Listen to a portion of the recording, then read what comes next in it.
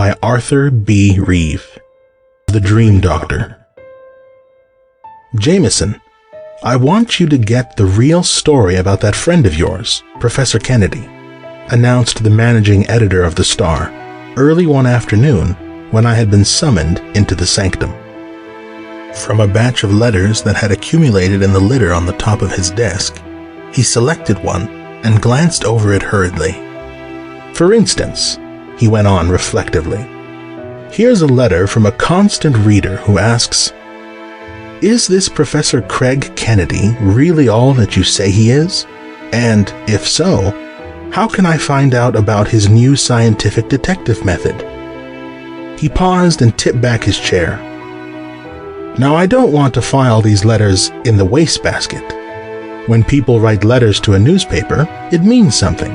I might reply, in this case, that he is as real as science, as real as the fight of society against the criminal.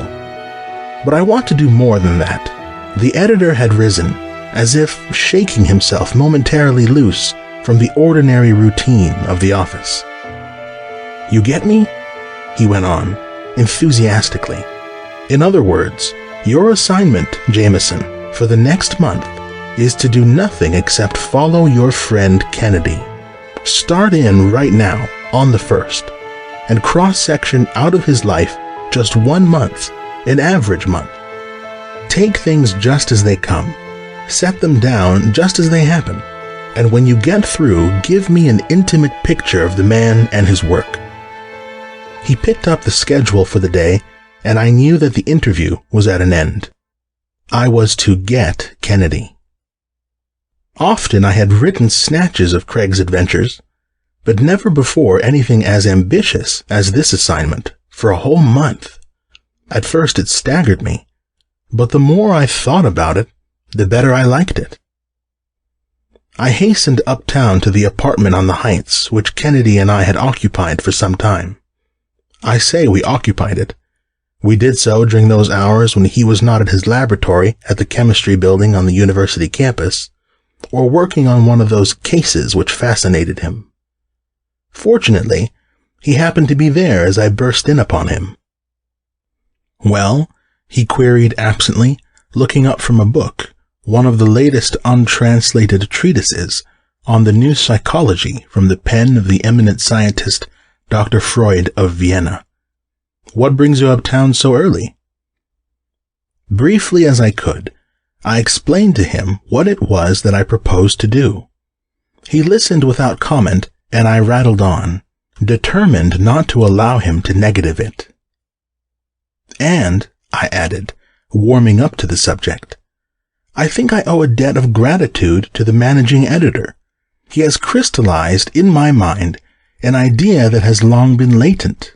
Why, Craig, I went on, that is exactly what you want, to show people how they can never hope to beat the modern scientific detective, to show that the crime hunters have gone ahead faster even than... The telephone tinkled insistently. Without a word, Kennedy motioned to me to listen in on the extension on my desk, which he had placed there as a precaution so that I could corroborate any conversation that took place over our wire. His action was quite enough to indicate to me that, at least, he had no objection to the plan. This is Dr. Leslie, the coroner. Can you come to the municipal hospital right away? Right away, doctor, answered Craig, hanging up the receiver. Walter, you'll come too? A quarter of an hour later, we were in the courtyard of the city's largest hospital. In the balmy sunshine, the convalescing patients were sitting on benches or slowly trying their strength, walking over the grass, clad in faded hospital bathrobes. We entered the office and quickly were conducted by an orderly to a little laboratory in a distant wing. What's the matter? Asked Craig as we hurried along. I don't know exactly, replied the man, except that it seems that Price Maitland, the broker, was picked up on the street and brought here dying. He died before the doctors could relieve him. Dr. Leslie was waiting impatiently for us. What do you make of that? Professor Kennedy. The coroner spread out on the table before us a folded half-sheet of typewriting and searched Craig's face eagerly to see what impression it made on him. "We found it stuffed in Maitland's outside coat pocket," he explained. It was dateless and brief.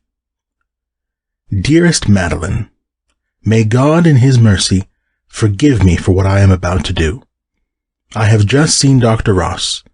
He has told me the nature of your illness. I cannot bear to think that I am the cause, so I am going simply to drop out of your life. I cannot live with you, and I cannot live without you. Do not blame me. Always think the best you can of me, even if you could not give me all. Goodbye. Your distracted husband, Price."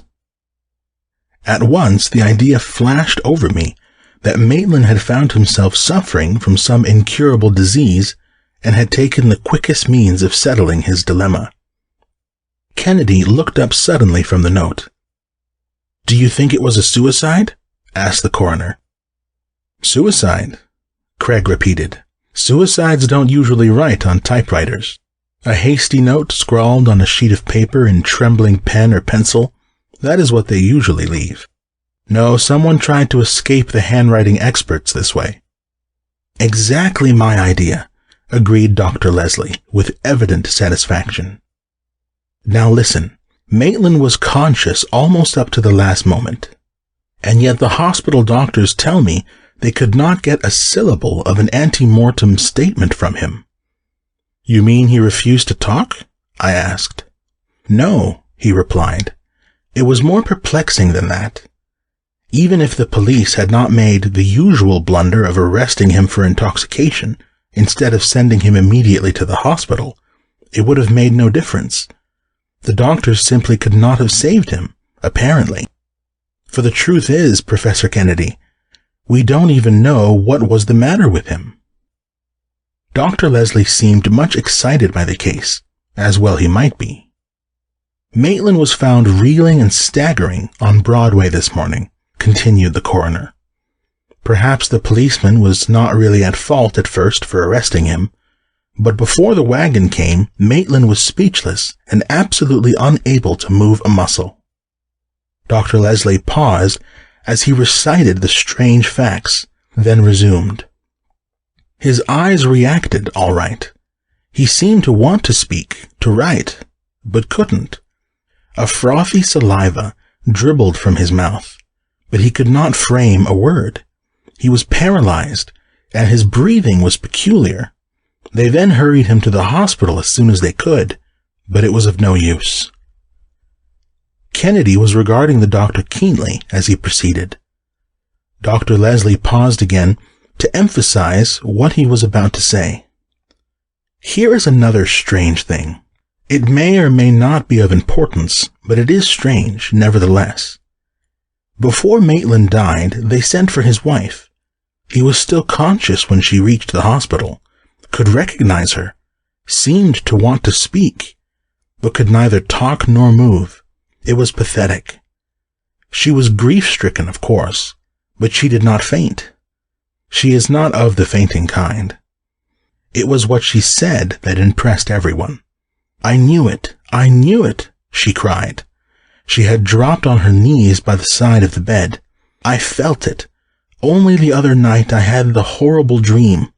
I saw him in a terrific struggle. I could not see what it was. It seemed to be an invisible thing. I ran to him. Then the scene shifted. I saw a funeral procession, and in the casket I could see through the wood his face. Oh, it was a warning. It has come true. I feared it, even though I knew it was only a dream. Often I have had the dream of that funeral procession, and always I saw the same face. His face. Oh, it is horrible. Terrible." It was evident that Dr. Leslie, at least, was impressed by the dream. "What have you done since?" asked Craig.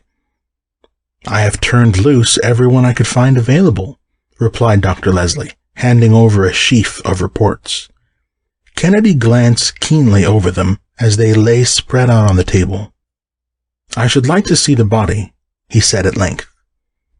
It was lying in the next room, awaiting Dr. Leslie's permission to be removed. At first, explained the doctor, leading the way, we thought it might be a case of knockout drops, chloral, you know, or perhaps chloral and whiskey, a combination which might unite to make chloroform in the blood. But no. We have tested for everything we can think of. In fact, there seems to be no trace of a drug present. It is inexplicable. If Maitland really committed suicide, he must have taken something. And as far as we can find out, there is no trace of anything. As far as we have gone, we have always been forced back to the original idea that it was a natural death, perhaps due to shock of some kind, or organic weakness. Kennedy had thoughtfully raised one of the lifeless hands and was examining it.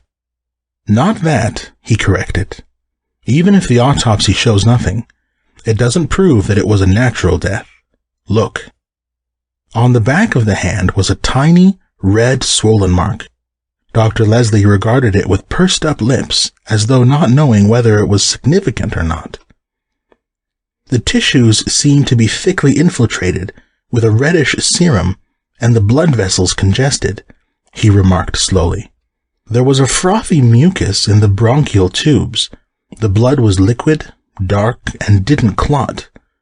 The fact of the matter is that the autopsical research revealed absolutely nothing but a general disorganization of the blood corpuscles. A most peculiar thing, but one the significance of which none of us here can fathom.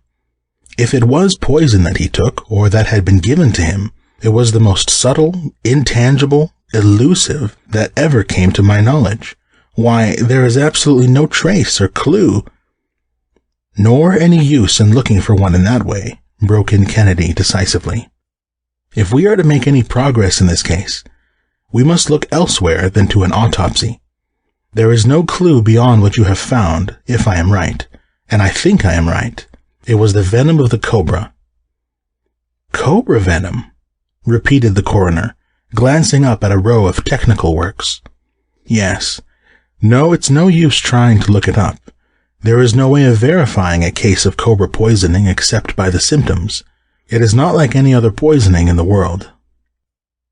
Dr. Leslie and I looked at each other, aghast at the thought of a poison so subtle that it defied detection.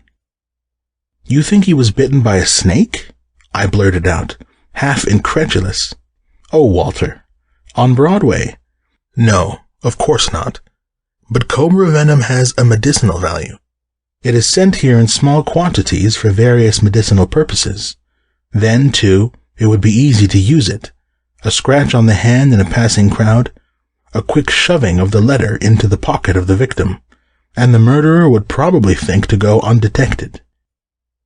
We stood dismayed at the horror of such a scientific murder, and the meagerness of the materials to work on in tracing it out. That dream was indeed peculiar, ruminated Craig, before we had really grasped the import of his quick revelation. You don't mean to say that you attach any importance to a dream? I asked hurriedly, trying to follow him. Kennedy merely shrugged his shoulders, but I could see plainly enough that he did. You haven't given this letter out to the press? He asked. Not yet, answered Dr. Leslie. Then don't, until I say to do so. I shall need to keep it. The cab in which we had come to the hospital was still waiting. We must see Mrs. Maitland first, said Kennedy, as we left the nonplussed coroner and his assistants. The Maitlands lived, as we soon found, in a large, old-fashioned brownstone house just off Fifth Avenue. Kennedy's card, with the message that it was very urgent, brought us in as far as the library, where we sat for a moment, looking around at the quiet refinement of a more than well-to-do home. On a desk at one end of the long room was a typewriter. Kennedy rose. There was not a sound of anyone in either the hallway or the adjoining rooms. A moment later he was bending quietly over the typewriter in the corner, running off a series of characters on a sheet of paper. A sound of a closing door upstairs, and he quickly jammed the paper into his pocket, retraced his steps, and was sitting quietly opposite me again. Mrs. Maitland was a tall, perfectly formed woman of baffling age, but with the impression of both youth and maturity which was very fascinating. She was calmer now, and although she seemed to be of anything but a hysterical nature, it was quite evident that her nervousness was due to much more than the shock of a recent tragic event, great as that must have been. It may have been that I recalled the words of the note. "Dr. Ross has told me the nature of your illness," but I fancied that she had been suffering from some nervous trouble. "There is no use prolonging our introduction, Mrs. Maitland," began Kennedy. "We have called because the authorities are not yet fully convinced that Mr. Maitland committed suicide." It was evident that she had seen the note, at least. "Not a suicide?" she repeated, looking from one to the other of us. "Mr. Masterson on the wire, ma'am," whispered a maid. "Do you wish to speak to him? He begged to say that he did not wish to intrude, but he felt that if there—" "Yes, I will talk to him, in my room," she interrupted. I thought that there was just a trace of well-concealed confusion as she excused herself. We rose. Kennedy did not resume his seat immediately. Without a word or look, he completed his work at the typewriter by abstracting several blank sheets of paper from the desk. A few moments later, Mrs. Maitland returned, calmer. "In his note," resumed Kennedy, "he spoke of Dr. Ross and—" "Oh," she cried, "can't you see Dr. Ross about it? Really, I oughtn't to be questioned in this way. Not now, so soon after what I've had to go through." It seemed that her nerves were getting unstrung again. Kennedy rose to go. "Later, come to see me," she pleaded. "But now, you must realize, it is too much. I cannot talk. I cannot—" "Mr. Maitland had no enemies that you know of?" asked Kennedy, determined to learn something now, at least. No, none that would do that." "You had had no quarrel?" he added. "No, we never quarreled. Oh, Price, why did you— how could you—" Her feelings were apparently rapidly getting the better of her. Kennedy bowed, and we withdrew silently. He had learned one thing. She believed or wanted others to believe in the note. At a public telephone, a few minutes later, Kennedy was running over the names in the telephone book. "Let me see. Here's an Arnold Masterson," he considered. Then, turning the pages, he went on. "Now we must find this Dr. Ross. There, Dr. Sheldon Ross, specialist in nerve diseases. That must be the one. He lives only a few blocks further uptown. Handsome, well-built, tall, dignified, in fact distinguished. Dr. Ross proved to be a man whose very face and manner were magnetic, as should be those of one who had chosen his branch of the profession." "You have heard, I suppose, of the strange death of Price Maitland?" began Kennedy when we were seated in the doctor's office. "Yes, about an hour ago. It was evident that he was studying us."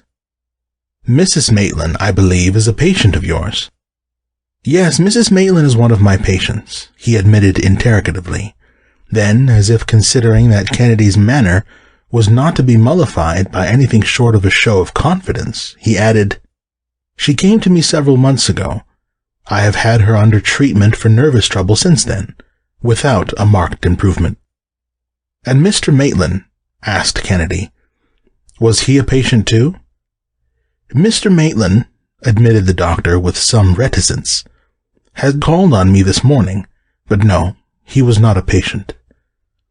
"Did you notice anything unusual?" "He seemed to be much worried," Dr. Ross replied guardedly. Kennedy took the suicide note from his pocket and handed it to him. "I suppose you have heard of this?" asked Craig. The doctor read it hastily, then looked up, as if measuring from Kennedy's manner just how much he knew. "As nearly as I could make out," he said slowly, his reticence to outward appearance gone, "Maitland seemed to have something on his mind. He came inquiring as to the real cause of his wife's nervousness. Before I had talked to him long, I gathered that he had a haunting fear that she did not love him anymore, if ever. I fancied that he even doubted her fidelity. I wondered why the doctor was talking so freely now, in contrast to his former secretiveness. "Do you think he was right?" shot out Kennedy quickly, eyeing Dr. Ross keenly. "No, emphatically no. He was not right," replied the doctor, meeting Craig's scrutiny without flinching. "Mrs. Maitland," he went on more slowly, as if carefully weighing every word, "belongs to a large and growing class of women in whom, to speak frankly, sex seems to be suppressed. She is a very handsome and attractive woman.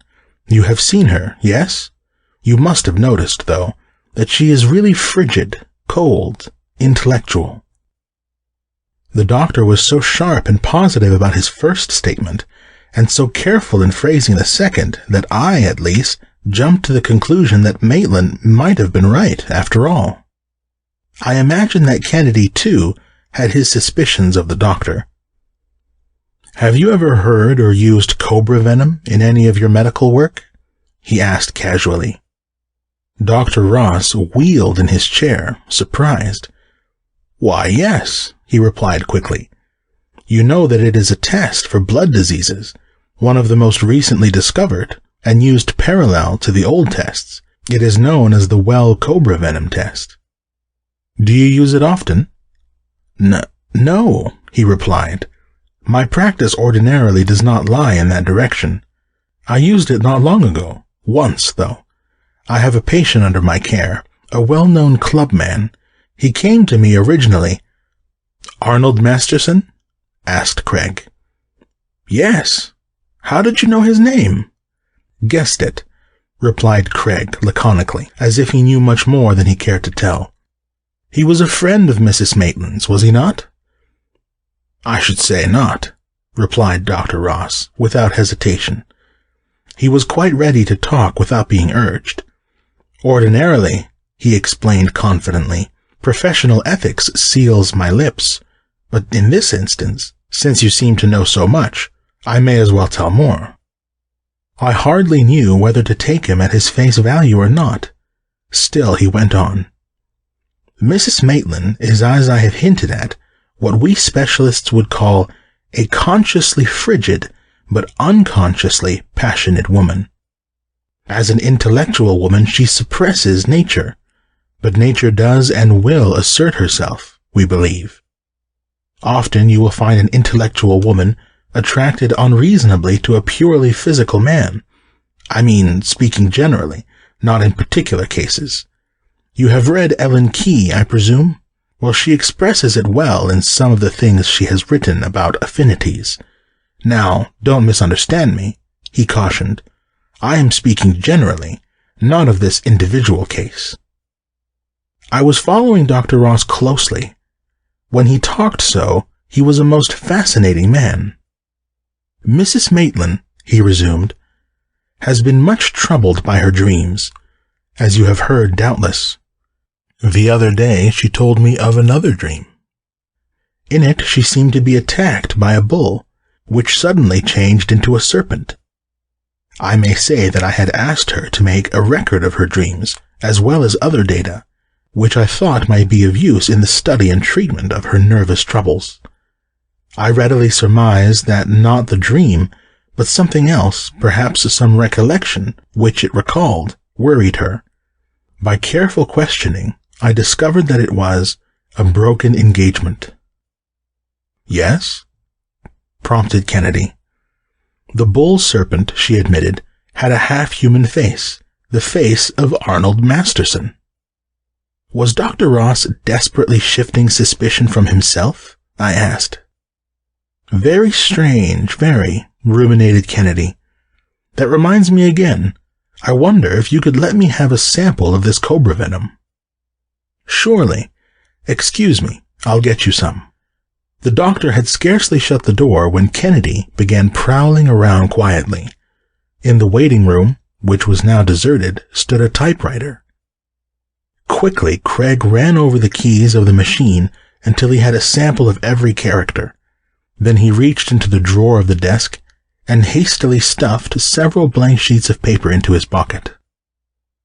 "Of course, I need hardly caution you in handling this," remarked Dr. Ross as he returned. "You are as well acquainted as I am with the danger of attending its careless and unscientific uses." "I am, and I thank you very much," said Kennedy. We were standing in the waiting room. "You will keep me advised of any progress you make in the case?" the doctor asked. "It complicates, as you can well imagine, my treatment of Mrs. Maitland." "I shall be glad to do so," replied Kennedy, as we departed. An hour later found us in a handsomely appointed bachelor apartment in a fashionable hotel overlooking the lower entrance to the park.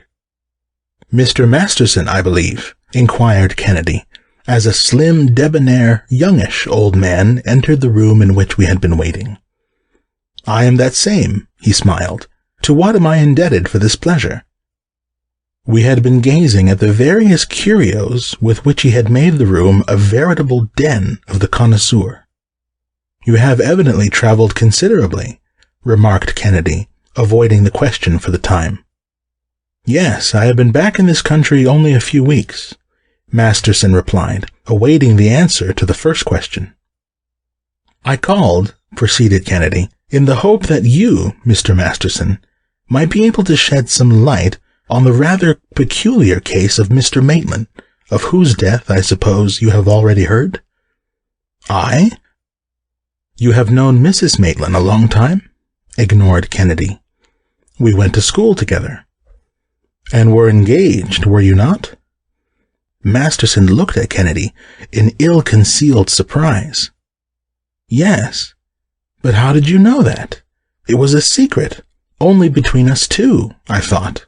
She broke it off, not I." "She broke off the engagement?" prompted Kennedy. "Yes, a story about an escapade of mine and all that sort of thing, you know. But, by Jove, I like your nerve, sir." Masterson frowned, then added, "I prefer not to talk of that. There are some incidents in a man's life, particularly where a woman is concerned, that are forbidden." "Oh, I beg pardon," hastened Kennedy. "But by the way, you would have no objection to making a statement regarding your trip abroad and your recent return to this country, subsequent to, the incident which we will not refer to." "None whatever. I left New York in 1908, disgusted with everything in general and life here in particular." "Would you object to jotting it down so that I can get it straight?" asked Kennedy. "Just a brief resume, you know." "No, have you a pen or a pencil? I think you might as well dictate it. It will take only a minute to run it off on the typewriter." Masterson rang the bell. A young man appeared noiselessly.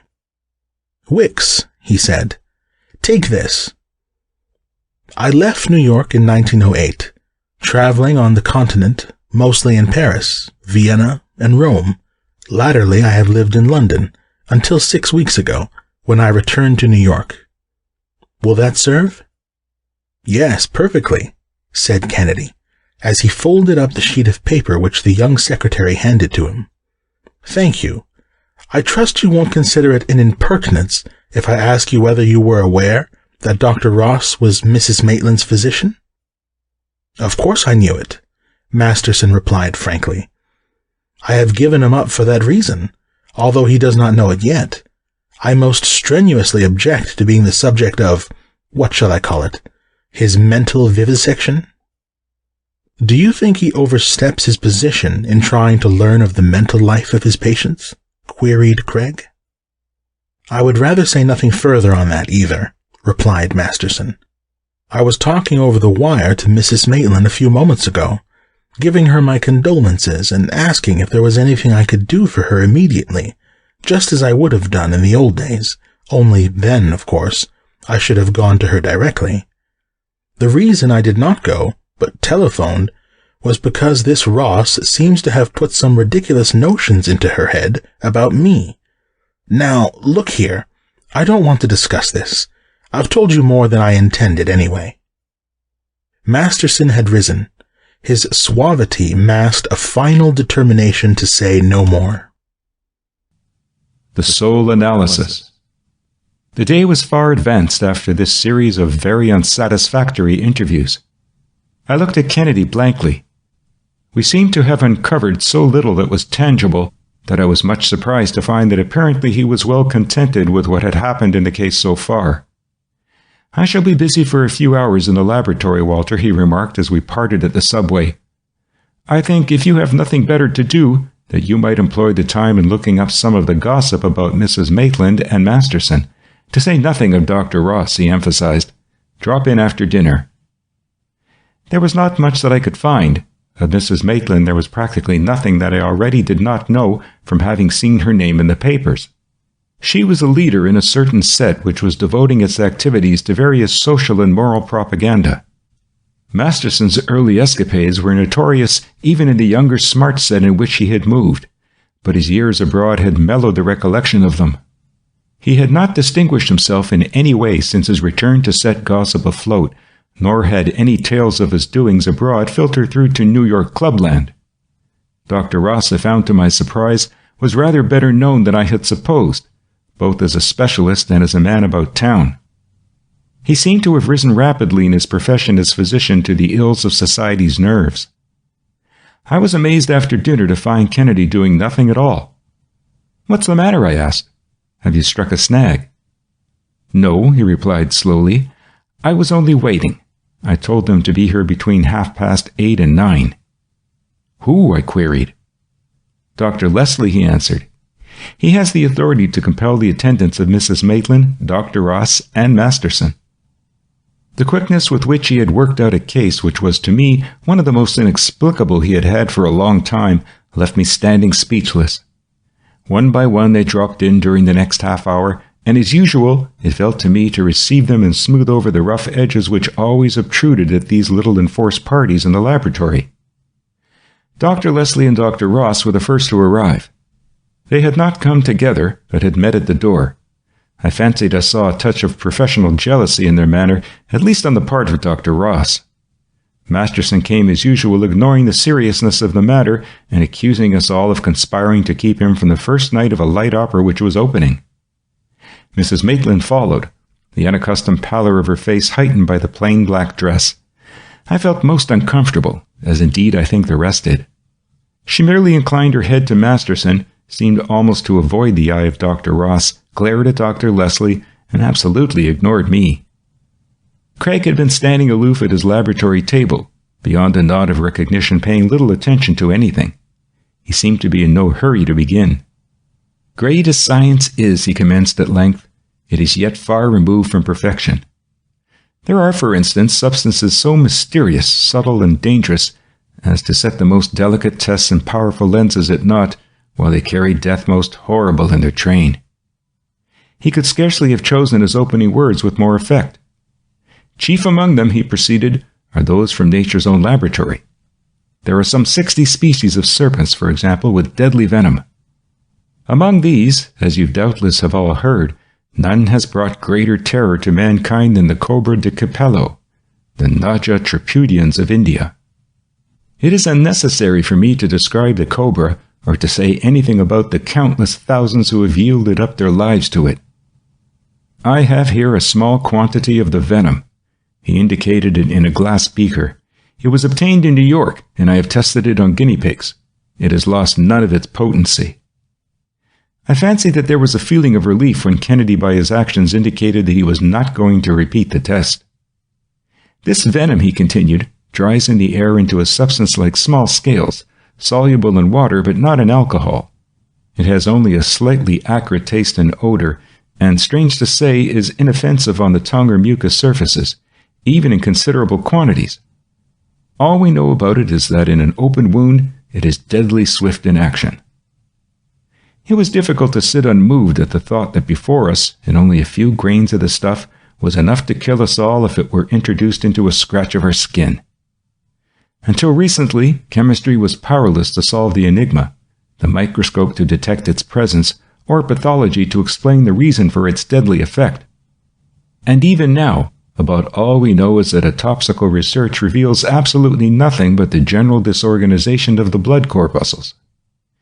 In fact, such poisoning is best known by the peculiar symptoms: the vertigo, weak legs, and falling jaw. The victim is unable to speak or swallow, but is fully sensible. He has nausea, paralysis, an accelerated pulse at first followed rapidly by a weakening, with breath slow and labored. The pupils are contracted, but react to the last, and he dies in convulsions like asphyxia. It is both a blood and a nerve poison. As Kennedy proceeded, Mrs. Maitland never took her large eyes from his face. Kennedy now drew from a large envelope in which she protected it the typewritten note which had been found on Maitland. He said nothing about the suicide as he quietly began a new line of accumulating evidence. There is an increasing use of the typewriting machine for the production of spurious papers, he began, rattling the note significantly. It is partly due to the great increase in the use of the typewriter generally, but more than all is it due to the erroneous idea that fraudulent typewriting cannot be detected. The fact is that the typewriter is perhaps a worse means of concealing identity than is disguised handwriting. It does not afford the effective protection to the criminal that is supposed. On the contrary, the typewriting of a fraudulent document may be the direct means by which it can be traced to its source. First, we have to determine what kind of machine a certain piece of writing was done with, then what particular machine. He paused and indicated a number of little instruments on the table.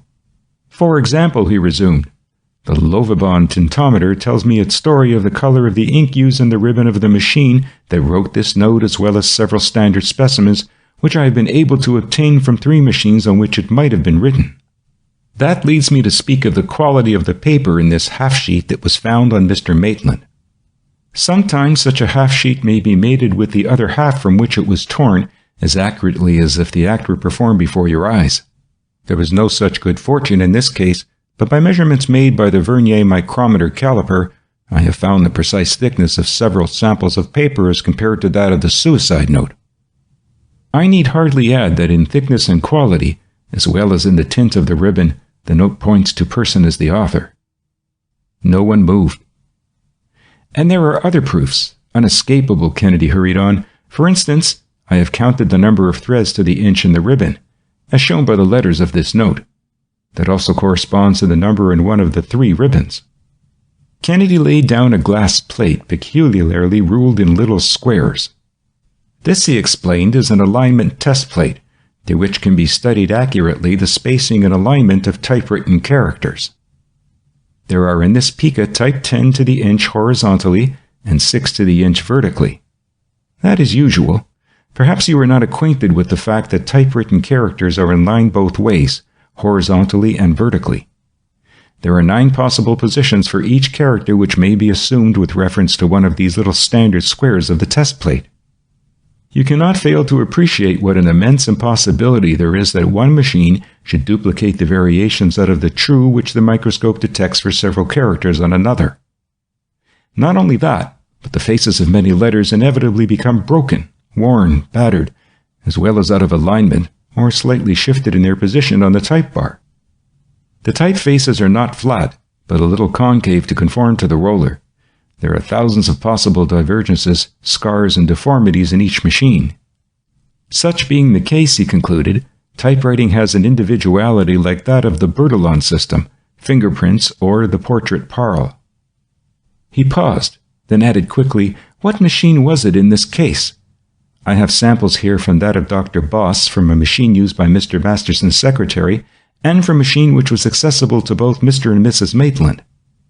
Kennedy stopped, but he was not yet prepared to relieve the suspense of 2 of those whom his investigation would absolve. "Just one other point," he resumed mercilessly. "A point which a few years ago would have been inexplicable, if not positively misleading and productive of actual mistake. I refer to the dreams of Mrs. Maitland. I had been expecting it, yet the word startled me. What must they have done to her? But she kept admirable control of herself. Dreams used to be treated very seriously by the ancients, but until recently modern scientists, rejecting the ideas of the Dark Ages, have scouted dreams. Today, however, we study them scientifically, for we believe that whatever is has a reason. Dr. Ross, I think, is acquainted with the new and remarkable theories of Dr. Sigmund Freud of Vienna? Dr. Ross nodded. I dissent vigorously from some of Freud's conclusions, he hastened. Let me state them first, resumed Craig. Dreams, say Freud, are very important. They give us the most reliable information concerning the individual. But that is only possible, Kennedy emphasized the point, if the patient is in entire rapport with the doctor. Now, the dream is not an absurd and senseless jumble, but a perfect mechanism and has definite meaning in penetrating the mind. It is as though we had two streams of thought, one of which we allow to flow freely, the other of which we are constantly repressing, pushing back into the subconscious or unconscious. This matter of the evolution of our individual mental life is too long a story to bore you with at such a critical moment. But the resistances, the psychic sensors of our ideas, are always active, except in sleep. Then the repressed material comes to the surface. But the resistances never entirely lose their power, and the dream shows the material distorted. Seldom does one recognize his own repressed thoughts or unattained wishes. The dream really is the guardian of sleep to satisfy the activity of the unconscious and repressed mental processes that would otherwise disturb sleep by keeping the sensor busy. In the case of a nightmare, the watchman or sensor is aroused, finds himself overpowered, so to speak, and calls on consciousness for help. There are three kinds of dreams: those which represent an unrepressed wish is fulfilled, those that represent the realization of a repressed wish in an entirely concealed form, and those that represent the realization of a repressed wish in a form insufficiently or only partially concealed. Dreams are not of the future, but of the past, except as they show striving for unfulfilled wishes. Whatever may be denied in reality, we nevertheless can realize in another way, in our dreams. And probably more of our daily life, conduct, moods, beliefs than we think could be traced to preceding dreams. Dr. Ross was listening attentively as Craig turned to him. This is perhaps the part of Freud's theory from which you dissent most strongly. Freud says that as soon as you enter the intimate life of a patient, you begin to find sex in some form. In fact, the best indication of abnormality would be its absence. Sex is one of the strongest of human impulses, yet the one subjected to the greatest repression. For that reason, it is the weakest point in our cultural development. In a normal life, he says, there are no neuroses. Let me proceed now with what the Freudists call the psychanalysis, the soul analysis of Mrs. Maitland. It was startling in the extreme to consider the possibilities to which this new science might lead, as he proceeded to illustrate it. Mrs. Maitland, he continued, your dream of fear was a dream of what we call the fulfillment of a suppressed wish. Moreover, fear always denotes a sexual idea underlying the dream. In fact, morbid anxiety means surely unsatisfied love. The old Greeks knew it. The gods of fear were born of the goddess of love. Consciously, you feared the death of your husband because unconsciously you wished it. It was startling, dramatic, cruel, perhaps merciless, this dissecting of the soul of the handsome woman before us, but it had come to a point where it was necessary to get at the truth. Mrs. Maitland, hitherto pale, was now flushed and indignant. Yet the very manner of her indignation showed the truth of the new psychology of dreams, for, as I learned afterward, people often become indignant when the Freudists strike what is called the main complex. There are other motives just as important, protested Dr. Boss. Here in America, the money motive, ambition. Let me finish, interposed Kennedy. I want to consider the other dream also. Fear is equivalent to a wish in this sort of dream. It also, as I have said, denotes sex. In dreams, animals are usually symbols. Now, in this second dream, we find both the bull and the serpent, from time immemorial, symbols of the continuing of the life force. Dreams are always based on experiences or thoughts of the day preceding the dreams. You, Mrs. Maitland, dreamed of a man's face on these beasts. There was every chance of having him suggested to you. You think you hate him. Consciously you reject him.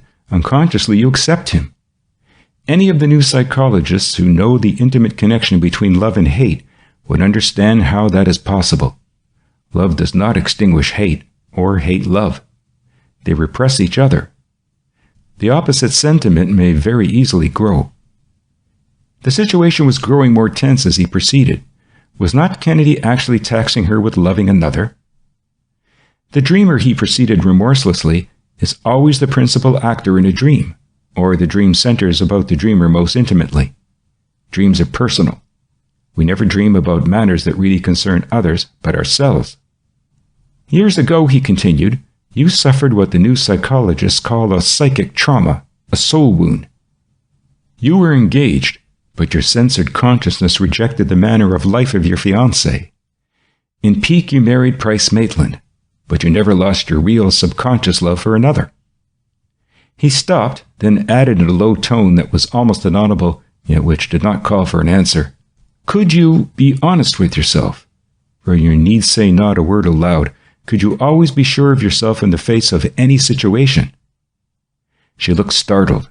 Her ordinarily inscrutable face betrayed everything, though it was averted from the rest of us and could only be seen by Kennedy. She knew the truth that she strove to repress. She was afraid of herself. It is dangerous, she murmured, to be with a person who pays attention to such little things. If everyone were like you, I would no longer breathe a syllable of my dreams. She was sobbing now. What was back of it all? I had heard of the so-called resolution dreams. I had heard of dreams that kill, of unconscious murder, of the terrible acts of the subconscious somnambulist, of which the actor has no recollection in the waking state until put under hypnotism. Was it that which Kennedy was driving at disclosing?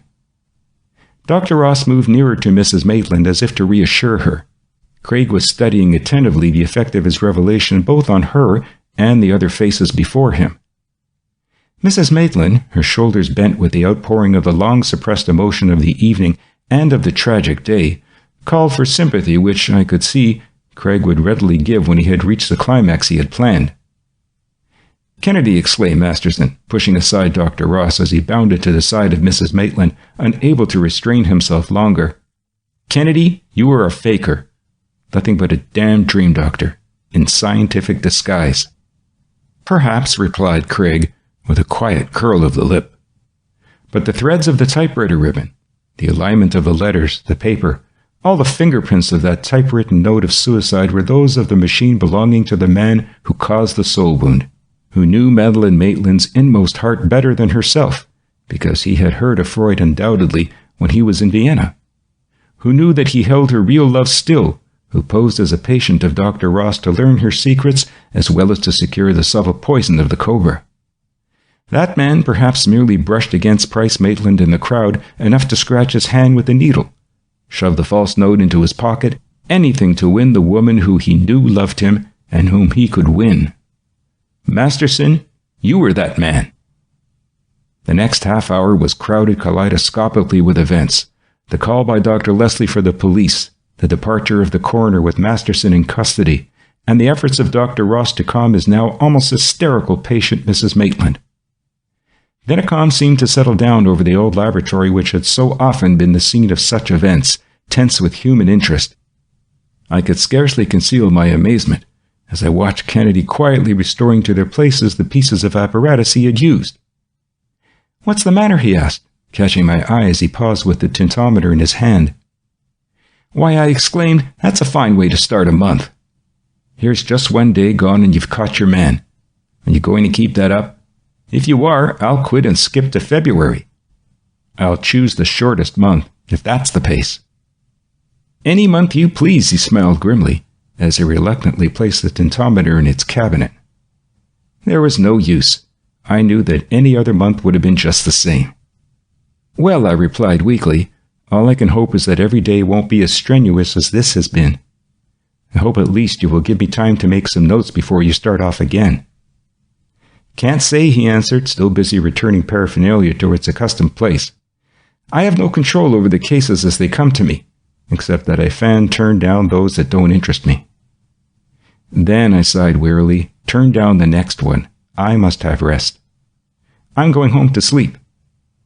"Very well," he said, making no move to follow me. I shook my head doubtfully. It was impossible to force a card on Kennedy. Instead of showing any disposition to switch off the laboratory lights, he appeared to be regarding a row of half-filled test tubes with the abstraction of a man who has been interrupted in the midst of an absorbing occupation. "Good night," I said at length. "Good night," he echoed mechanically. I know that he slept that night, at least his bed had been slept in when I awoke in the morning, but he was gone. But then it was not unusual for him, when the fever for work was on him, to consider even 5 or fewer hours a night's rest. They made no difference when I argued with him. The fact that he thrived on it himself and could justify it by pointing to other scientists was refutation enough. Slowly I dressed, breakfasted, and began transcribing what I could from the hastily jotted down notes of the day before. I knew that the work, whatever it was, in which he was now engaged must be in the nature of research, dear to his heart. Otherwise he would have left word for me. No word came from him, however, all day, and I had not only caught up in my notes, but my appetite whetted by our first case had become hungry for more. In fact, I had begun to get a little worried at the continued silence. A hand on the knob of the door or a ring of the telephone would have been a welcome relief. I was gradually becoming aware of the fact that I liked the excitement of the life as much as Kennedy did. I knew it when the sudden sharp tinkle of the telephone set my heart throbbing almost as quickly as the little bell hammer buzzed. "Jameson, for heaven's sake, find Kennedy immediately and bring him over here to the Novella Beauty Parlor. We've got the worst case I've been up against in a long time. Dr. Leslie, the coroner, is here and says we must not make a move until Kennedy arrives." I doubt whether in all our long acquaintance I had ever heard First Deputy O'Connor more wildly excited and apparently more helpless than he seemed over the telephone that night. "What is it?" I asked. Never mind. Find Kennedy," he called back almost brusquely. "It is Miss Blanche Blaisdell, the actress. She's been found dead here. The thing is an absolute mystery. Now get him. Get him!" It was still early in the evening, and Kennedy had not come in, nor had he sent any word to our apartment. O'Connor had already tried the laboratory. As for myself, I had not the slightest idea where Craig was. I knew the case must be urgent if both the deputy and the coroner were waiting for him. Still, after half an hour's vigorous telephoning, I was unable to find a trace of Kennedy in any of his usual haunts. In desperation, I left a message for him with the hall boy in case he called up, jumped into a cab, and rode over to the laboratory, hoping that some of the caretakers might still be about and might know something of his whereabouts. The janitor was able to enlighten me to the extent of telling me that a big limousine had called for Kennedy an hour or so before, and that he had left in great haste. I had given it up as hopeless and had driven back to the apartment to wait for him, when the hall boy made a rush at me just as I was paying my fare. "Mr. Kennedy on the wire, sir," he cried as he half-dragged me into the hall. "Walter," almost shouted Kennedy, "I'm over at the Washington Heights Hospital with Dr. Barron. You remember Barron, in our class at college? He has a very peculiar case of a poor girl whom he found wandering on the street and brought here. Most unusual thing. He came over to the laboratory after me in his car. Yes, I have the message that you left with the hall boy. Come up here and pick me up, and we'll ride down to the Novella. Goodbye." I had not stopped to ask questions and prolong the conversation, knowing as I did the fuming impatience of O'Connor. It was relief enough to know that Kennedy was located at last. He was in the psychopathic ward with Barron as I hurried in. The girl whom he had mentioned over the telephone was then quietly sleeping under the influence of an opiate, and they were discussing the case outside in the hall. "What do you think of it yourself?" Barron was asking, nodding to me to join them. Then he added for my enlightenment, "I found this girl wandering bareheaded in the street. To tell the truth, I thought at first she was intoxicated, but a good look showed me better than that. So I hustled the poor thing into my car and brought her here. All the way she kept crying over and over, 'Look, don't you see it? She's afire. Her lips shine. They shine, they shine.' I think the girl is demented and has had some hallucination." "Too vivid for a hallucination," remarked Kennedy decisively. "It was too real to her. Even the opiate couldn't remove the picture, whatever it was, from her mind until you had given her almost enough to kill her normally. No, that wasn't any hallucination. Now, Walter, I'm ready." The Sybarite. We found the Novella Beauty Parlor on the top floor of an office building just off 5th Avenue, on a side street not far from 42nd Street. A special elevator, elaborately fitted up, wafted us up with express speed. As the door opened, we saw a vista of dull green lattices, little gateways hung with roses, windows of diamond-paned glass set in white wood, rooms with little white enameled manicured tables and chairs, amber lights glowing with soft incandescence, and deep bowers of fireproof tissue flowers. There was a delightful warmth about the place, and the seductive scents and delicate odors betokened the haunt of the 20th century sybarite. Both O'Connor and Leslie, strangely out of place in the enervating luxury of the now deserted beauty parlor, were still waiting for Kennedy with a grim determination. "A most peculiar thing," whispered O'Connor, dashing forward the moment the elevator door opened. "We can't seem to find a single cause for her death. The people up here say it was a suicide, but I never accept the theory of suicide unless there are undoubted proofs. So far, there have been none in this case. There was no reason for it." Seated in one of the large easy chairs of the reception room, in a corner with two of O'Connor's men standing watchfully near, was a man who was the embodiment of all that was nervous. He was alternately wringing his hands and rumpling his hair.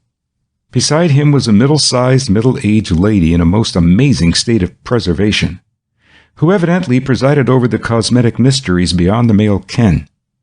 She was so perfectly groomed that she looked as though her clothes were a mold into which she had literally been poured. "Professor and Madame Millefleur, otherwise Miller," whispered O'Connor, noting Kennedy's questioning gaze and taking his arm to hurry him down a long, softly carpeted corridor, flanked on either side by little doors. "They run the shop. They say one of the girls just opened the door and found her dead." Near the end, one of the doors stood open, and before it Dr. Leslie, who had preceded us, paused.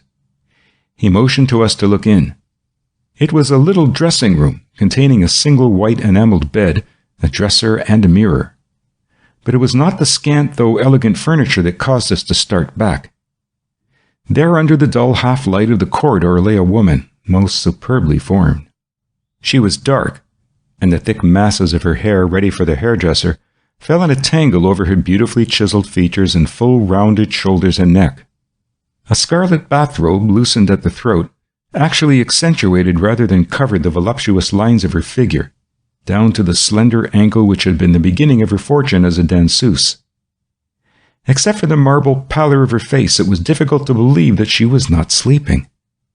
And yet there she was, the famous Blanche Blaisdell, dead. Dead in the little dressing room of the Novella beauty parlor, surrounded as in life by mystery and luxury. We stood for several moments speechless, stupefied. At last O'Connor silently drew a letter from his pocket. It was written on the latest and most delicate of scented stationery. "It was lying sealed on the dresser when we arrived," explained O'Connor, holding it so that we could not see the address. "I thought at first she had really committed suicide and that this was a note of explanation. But it is not. Listen. It is just a line or two. It reads, 'Am feeling better now, though that was a great party last night. Thanks for the newspaper puff which I have just read. It was very kind of you to get them to print it. Meet me at the same place and same time tonight. Your Blanche.'" The note was not stamped and was never sent. Perhaps she rang for a messenger. At any rate, she must have been dead before she could send it. But it was addressed to Burke Collins. "Burke Collins!" exclaimed Kennedy and I together in amazement. He was one of the leading corporation lawyers in the country, director in a score of the largest companies, officer in half a dozen charities and social organizations, patron of art and opera. It seemed impossible, and I at least did not hesitate to say so. For answer, O'Connor simply laid the letter and envelope down on the dresser. It seemed to take some time to convince Kennedy. There it was in black and white, however, in Blanche Blaisdell's own vertical hand. Try to figure it out as I could, there seemed to be only one conclusion, and that was to accept it. What it was that interested him I did not know, but finally he bent down and sniffed, not at the scented letter, but at the covering on the dresser. When he raised his head, I saw that he had not been looking at the letter at all, but at a spot on the cover near it. He sniffed, thoughtfully closing his eyes as if considering something. Yes, oil of turpentine. Suddenly he opened his eyes, and the blank look of abstraction that had masked his face was broken through by a gleam of comprehension that I knew flashed the truth to him intuitively. "Turn out that light in the corridor," he ordered quickly. Dr. Leslie found and turned the switch. There we were alone, in the now weird little dressing room, alone with that horribly lovely thing lying there cold and motionless on the little white bed. Kennedy moved forward in the darkness, gently, almost as if she were still the living, pulsing, sentient Blanche Blaisdell who would entrance thousands. He opened her mouth. A cry from O'Connor, who was standing in front of me, followed. "What's that? Those little spots on her tongue and throat. They glow. It is the corpse light." Surely enough, there were little luminous spots in her mouth. I had heard somewhere that there is a phosphorescence appearing during decay of organic substances, which once gave rise to the ancient superstition of corpse lights and the will-o'-the-wisp. It was really due, I knew, to living bacteria. But there surely had been no time for such microorganisms to develop, even in the almost tropic heat of the novella. Could she have been poisoned by these phosphorescent bacilli? What was it? A strange new mouth malady that had attacked this notorious adventuress and woman of luxury? Leslie had flashed up the light again before Craig spoke. We were all watching him keenly. "Phosphorus, phosphoric acid, and phosphoric salve," Craig said slowly, looking eagerly about the room as if in search of something that would explain it. He caught sight of the envelope still lying on the dresser. He picked it up, toyed with it, looked at the top where O'Connor had slit it, then deliberately tore the flap off the back where it had been glued in sealing the letter. "Put the light out again," he asked. Where the thin line of gum was on the back of the flap, in the darkness there glowed the same sort of brightness that we had seen in a speck here and there on Blanche Blaisdell's lips and in her mouth. The truth flashed over me. Someone had placed the stuff, whatever it was, on the flap of the envelope, knowing that she must touch her lips to it to seal it. She had done so, and the deadly poison had entered her mouth. As the light went up again, Kennedy added, "Oil of turpentine removes traces of phosphorus, phosphoric acid, or phosphoric salve, which are insoluble in anything else except ether and absolute alcohol." Someone who knew that tried to eradicate them, but did not wholly succeed. "O'Connor, see if you can find either phosphorus, the oil, or the salve anywhere in the shop." Then, as O'Connor and Leslie hurriedly disappeared, he added to me, "Another of those strange coincidences, Walter. You remember the girl at the hospital? Look, don't you see it? She's afire. Her lips shine. They shine, they shine." Kennedy was still looking carefully over the room. In a little wicker basket was a newspaper which was open at the page of theatrical news, and as I glanced quickly at it, I saw a most laudatory paragraph about her. Beneath the paper were some torn scraps. Kennedy picked them up and pieced them together. "Dearest Blanche," they read, "I hope you're feeling better after that dinner last night. Can you meet me tonight?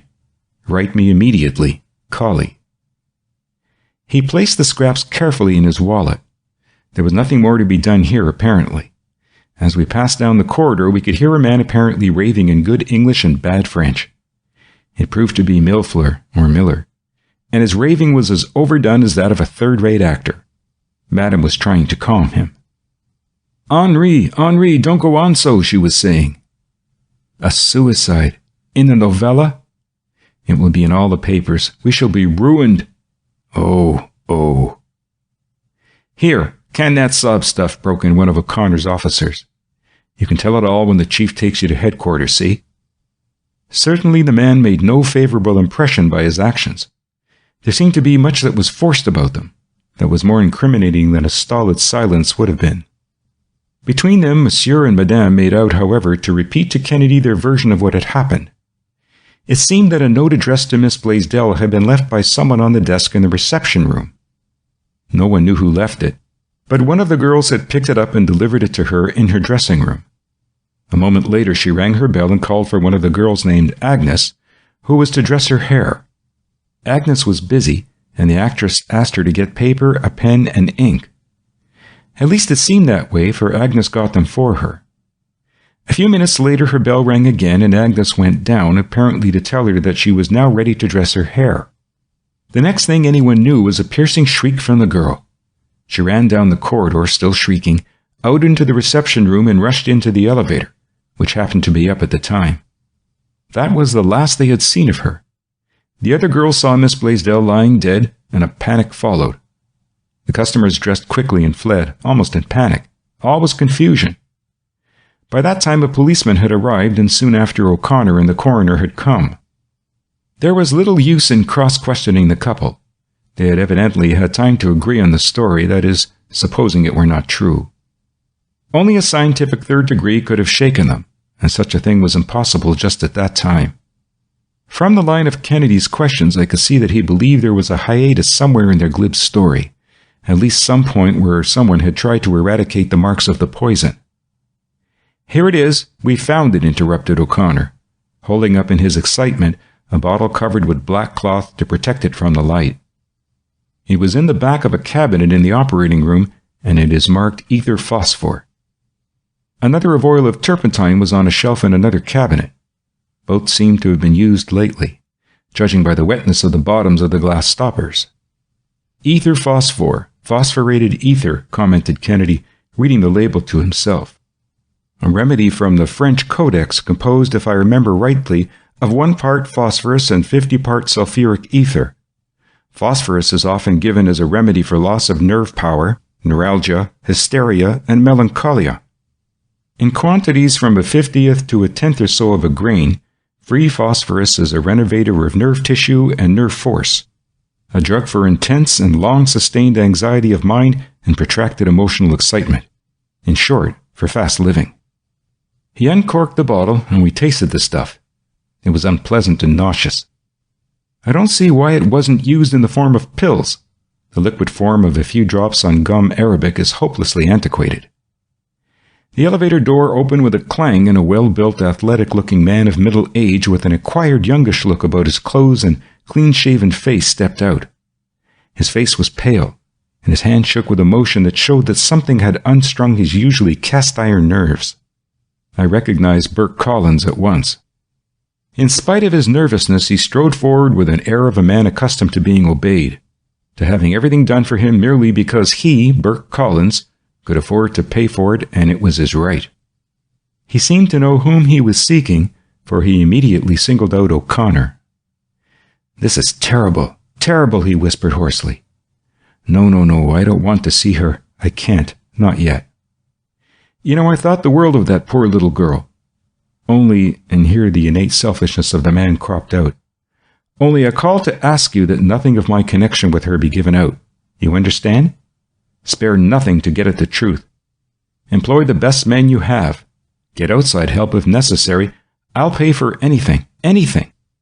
Perhaps I can use some influence for you someday, too. But you understand the scandal, you know. Not a word to the newspapers." At another time I feel sure that O'Connor would have succumbed. Collins was not without a great deal of political influence, and even a first deputy may be broke by a man with influence. But now here was Kennedy, and he wished to appear in the best light. He looked at Craig. "Let me introduce Professor Kennedy," he said. "I've already called him in." "Very happy to have the pleasure of meeting you," said Collins, grasping Kennedy's hand warmly. "I hope you will take me as your client in this case. I'll pay handsomely. I've always had a great admiration for your work, and I've heard a great deal about it." Kennedy is, if anything, as impervious to blandishment as a stone, as the Blarney Stone itself, for instance. "On one condition," he replied slowly, "and that is that I go ahead exactly as if I were employed by the city itself to get at the truth." Collins bit his lip. It was evident that he was not accustomed to being met in this independent spirit. "Very well," he answered at last. "O'Connor has called you in. Work for him, and, well, you know, if you need anything, just draw on me for it. Only if you can, keep me out of it. I'll tell everything I can to help you, but not to the newspapers." He beckoned us outside. "Those people in there," he nodded his head back in the direction of the Millefleurs. "Do you suspect them?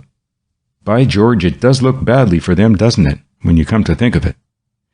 Well, now, you see, I'm frank and confidential about my relations with Miss Blaisdell. I was at a big dinner with her last night with a party of friends.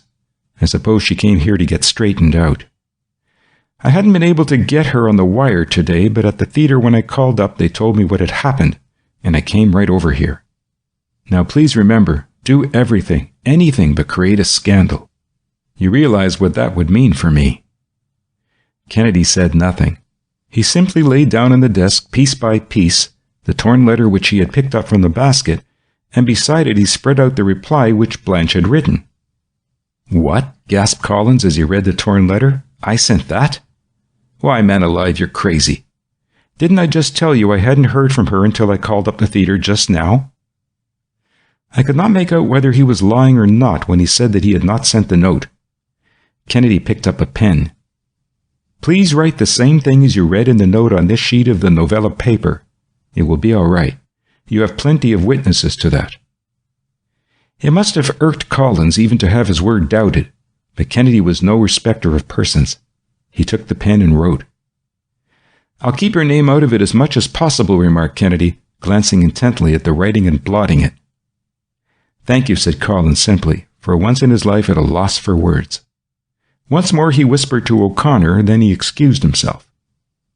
The man was so obviously sincere, I felt, as far as his selfish and sensual limitations would permit, that I would not have blamed Kennedy for giving him much more encouragement than he had given. Kennedy was not through yet, and now turned quickly against the cosmetic Arcadia which had been so rudely stirred by the tragedy. "Who is this girl Agnes who discovered Miss Blaisdell?" he shot out at the Millefleurs.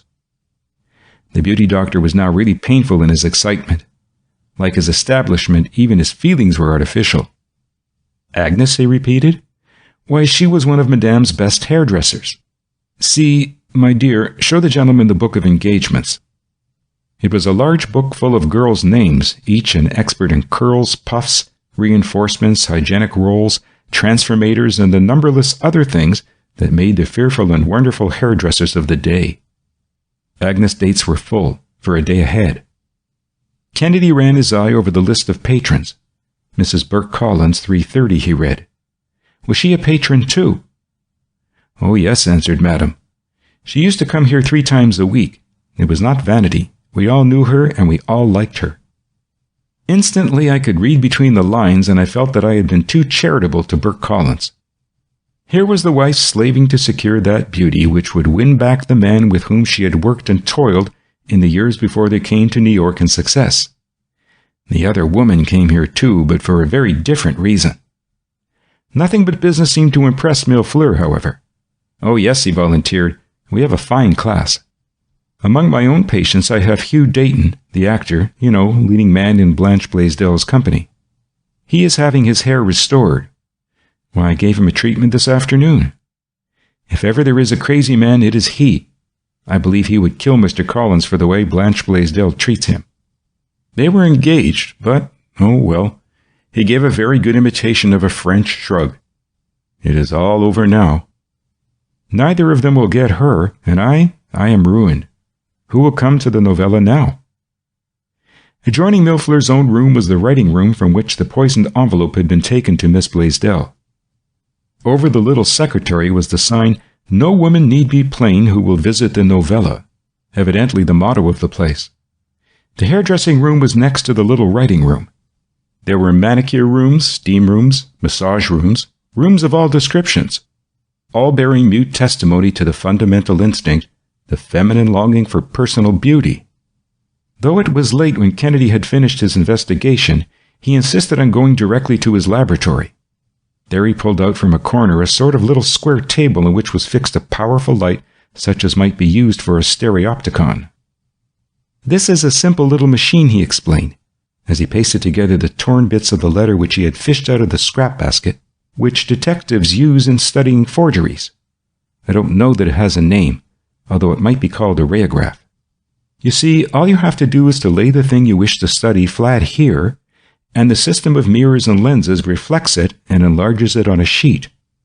He had lowered a rolled-up sheet of white at the opposite end of the room, and there in huge characters stood forth plainly the writing of the note. "This letter," he resumed, studying the enlargement carefully, "is likely to prove crucial. It's very queer. Collins says he didn't write it, and if he did, he surely is a wonder at disguising his hand. I doubt if anyone could disguise what the rheograph shows. Now, for instance, this is very important. Do you see how those strokes of the long letters are, well, wobbly? You'd never see that in the original. But when it is enlarged, you see how plainly visible the tremors of the hand become? Try as you may, you can't conceal them. The fact is that the writer of this note suffered from a form of heart disease. Now let us look at the copy that Collins made at the novella. He placed the copy on the table of the rheograph. It was quite evident that the two had been written by entirely different persons. I thought he was telling the truth, commented Craig, by the surprised look on his face the moment I mentioned a note to Miss Blaisdell. Now I know he was. There is no such evidence of heart trouble in his writing as in the other.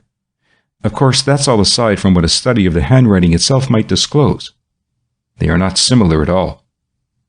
But there is an important clue there. Find the writer of that note who has heart trouble, and we will either have the murderer or someone close to the murderer. I remembered the tremulousness of the little beauty doctor, his third-rate artificial acting of fear for the reputation of the novella. And I must confess I agreed with O'Connor and Collins that it looked black for him.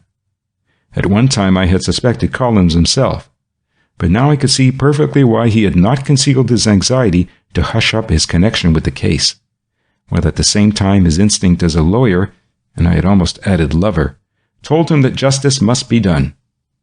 I saw at once how, accustomed as he was to weigh evidence, he had immediately seen the justification for O'Connor's arrest of the Millfleurs.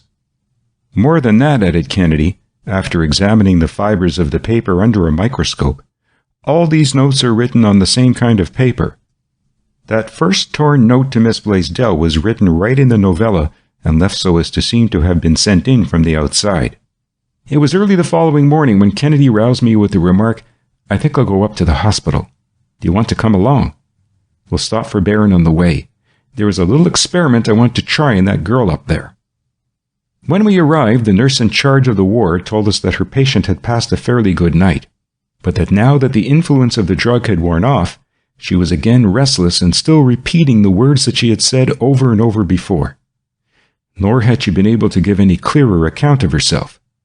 Apparently she had been alone in the city, for although there was a news item about her in the morning papers, so far no relative or friend had called to identify her. Kennedy had placed himself directly before her, listening intently to her ravings. Suddenly he managed to fix her eye, as if by a sort of hypnotic influence. "Agnes," he called in a sharp tone. The name seemed to arrest her fugitive attention. Before she could escape from his mental grasp again, he added, "Your date book is full. Aren't you going to the novella this morning?" The change in her was something wonderful to see. It was as though she had come out of a trance. She sat up in bed and gazed about blankly. "Yes, yes, I must go," she cried as if it were the most natural thing in the world. Then she realized the strange surroundings and faces. "Where is my hat? Where am I? What has happened?" "You are all right," soothed Kennedy gently. "Now rest. Try to forget everything for a little while, and you will be all right. You are among friends." As Kennedy let us out, she fell back, now physically exhausted, on the pillow. "I told you, Baron," he whispered, "that there was more to this case than you imagined. Unwittingly, you brought me a very important contribution to a case of which the papers are full this morning. The case of the murdered actress, Blanche Blaisdell." The Beauty Shop. It was only after a few hours that Kennedy thought it wise to try to question the poor girl at the hospital. Her story was simple enough in itself, but it certainly complicated matters considerably without throwing much light on the case. She had been busy because her day was full, and she had yet to dress the hair of Miss Blaisdell for her play that night. Several times she had been interrupted by impatient messages from the actress in her little dressing booth, and one of the girls had already demolished the previous hairdressing in order to save time. Once Agnes had run down for a few seconds to reassure her that she would be through in time. She had found the actress reading a newspaper, and when Kennedy questioned her, she remembered seeing a note lying on the dresser. "Agnes," Miss Blaisdell had said, "will you go into the writing room and bring me some paper, a pen, and ink? I don't want to go in there this way. There's a dear good girl." Agnes had gone, though it was decidedly no part of her duty as one of the highest-paid employees of the novella. But they all envied the popular actress and were ready to do anything for her. The next thing she remembered was finishing the coiffure she was working on and going to Miss Blaisdell. There lay the beautiful actress. The light in the corridor had not been lighted yet, and it was dark. Her lips and mouth seemed literally to shine. Agnes called her, but she did not move. She touched her, but she was cold. Then she screamed and fled. That was the last she remembered.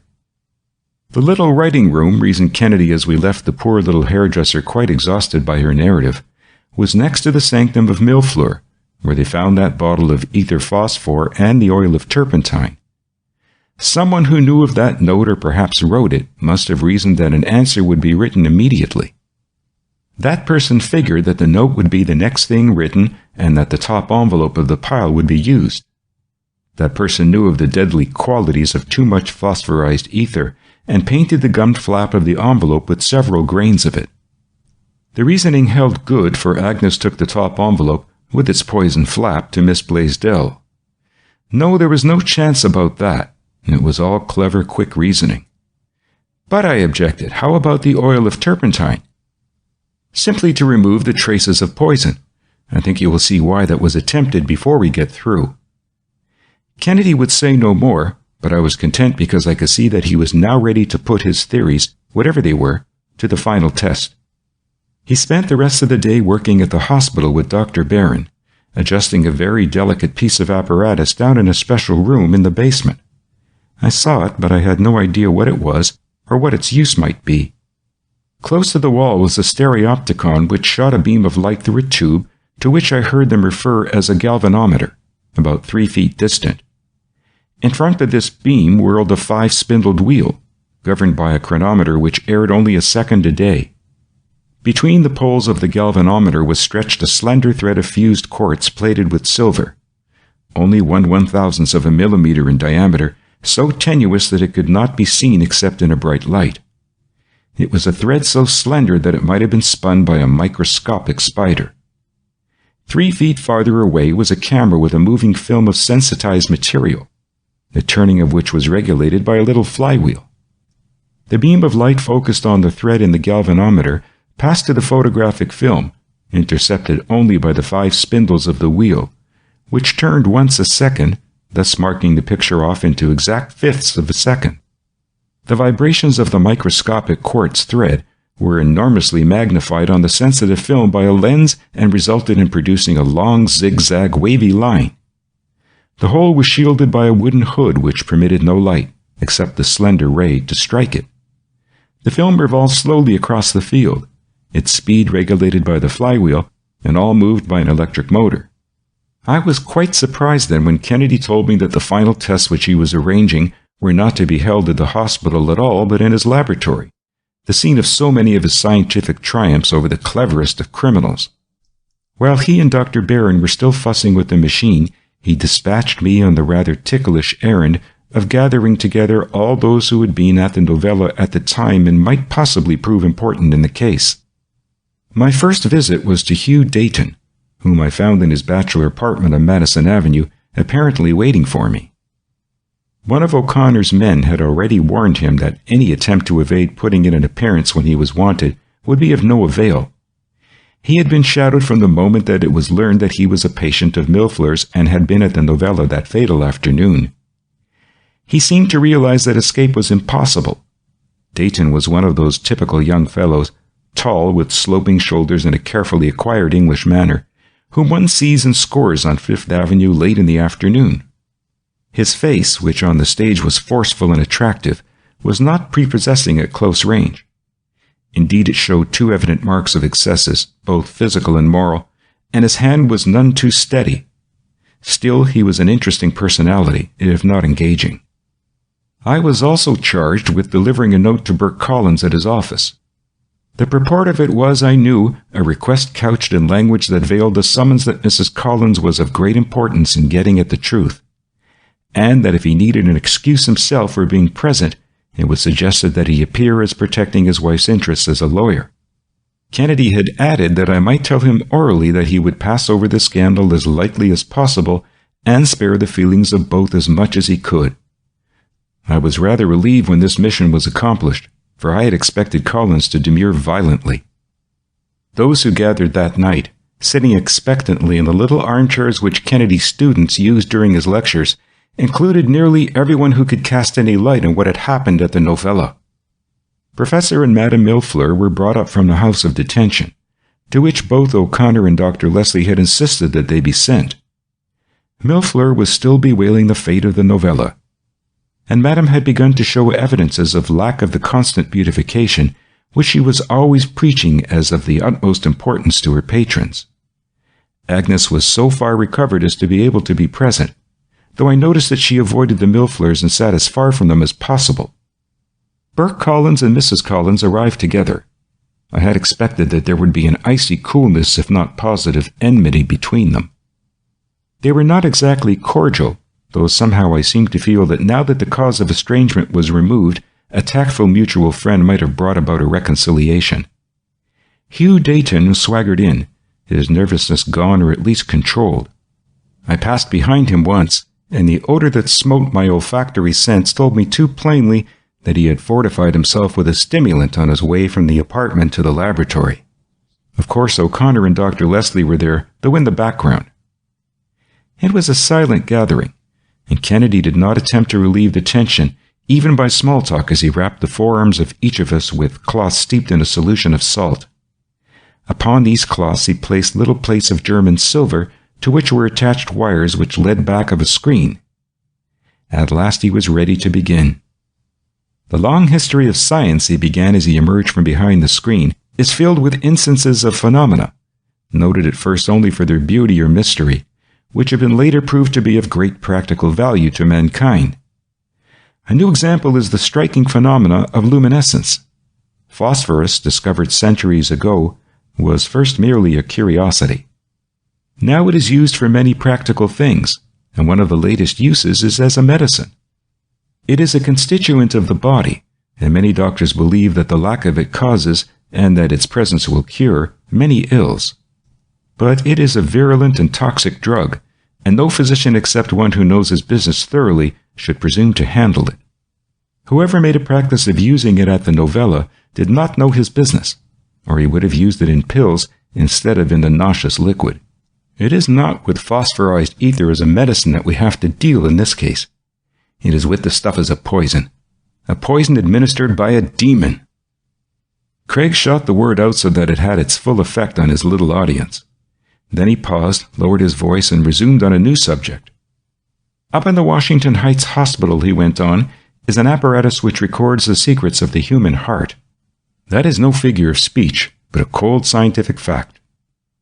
This machine records every variation of the pulsations of the heart with such exquisite accuracy that it gives Dr. Barron, who is up there now, not merely a diagram of the throbbing organ of each of you seated here in the laboratory a mile away, but a sort of moving picture of the emotions by which each heart here is swayed.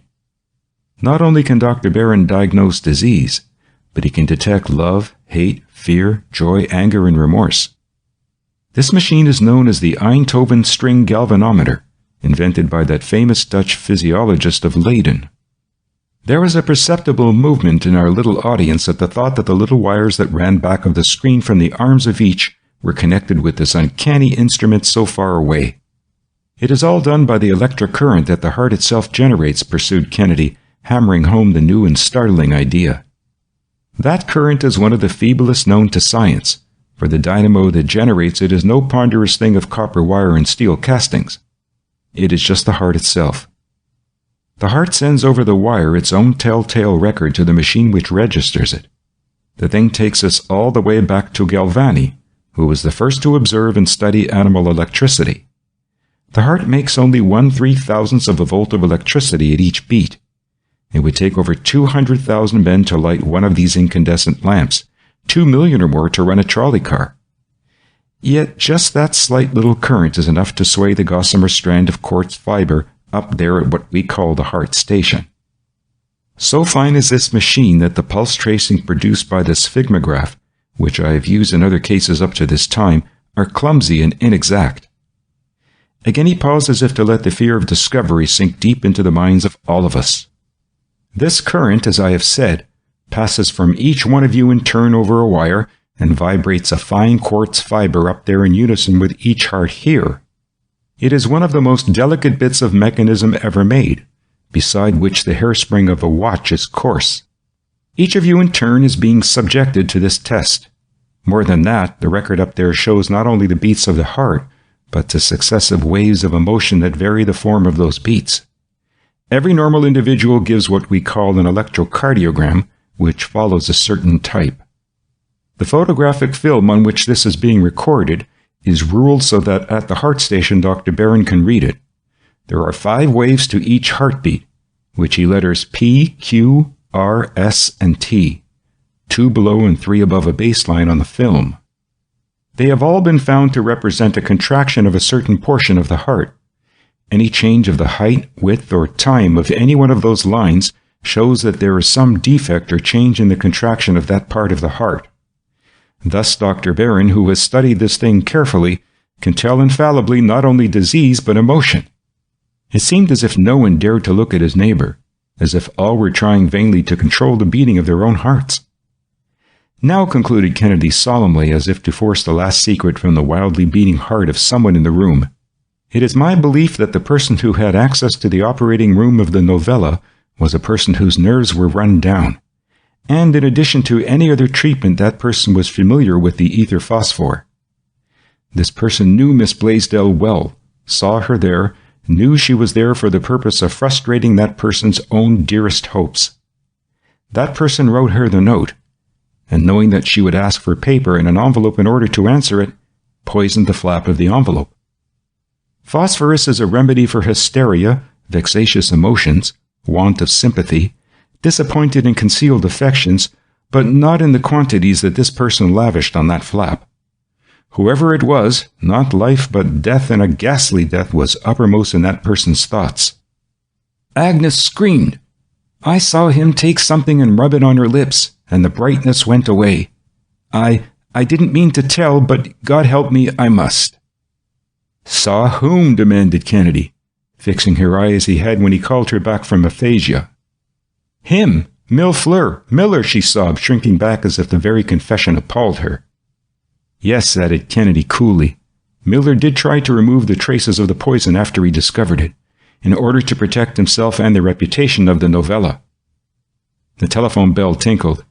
Craig seized the receiver. Yes, Baron, this is Kennedy. You received the impulses all right? Good. And have you had time to study the records? Yes? What's that? Number 7? All right.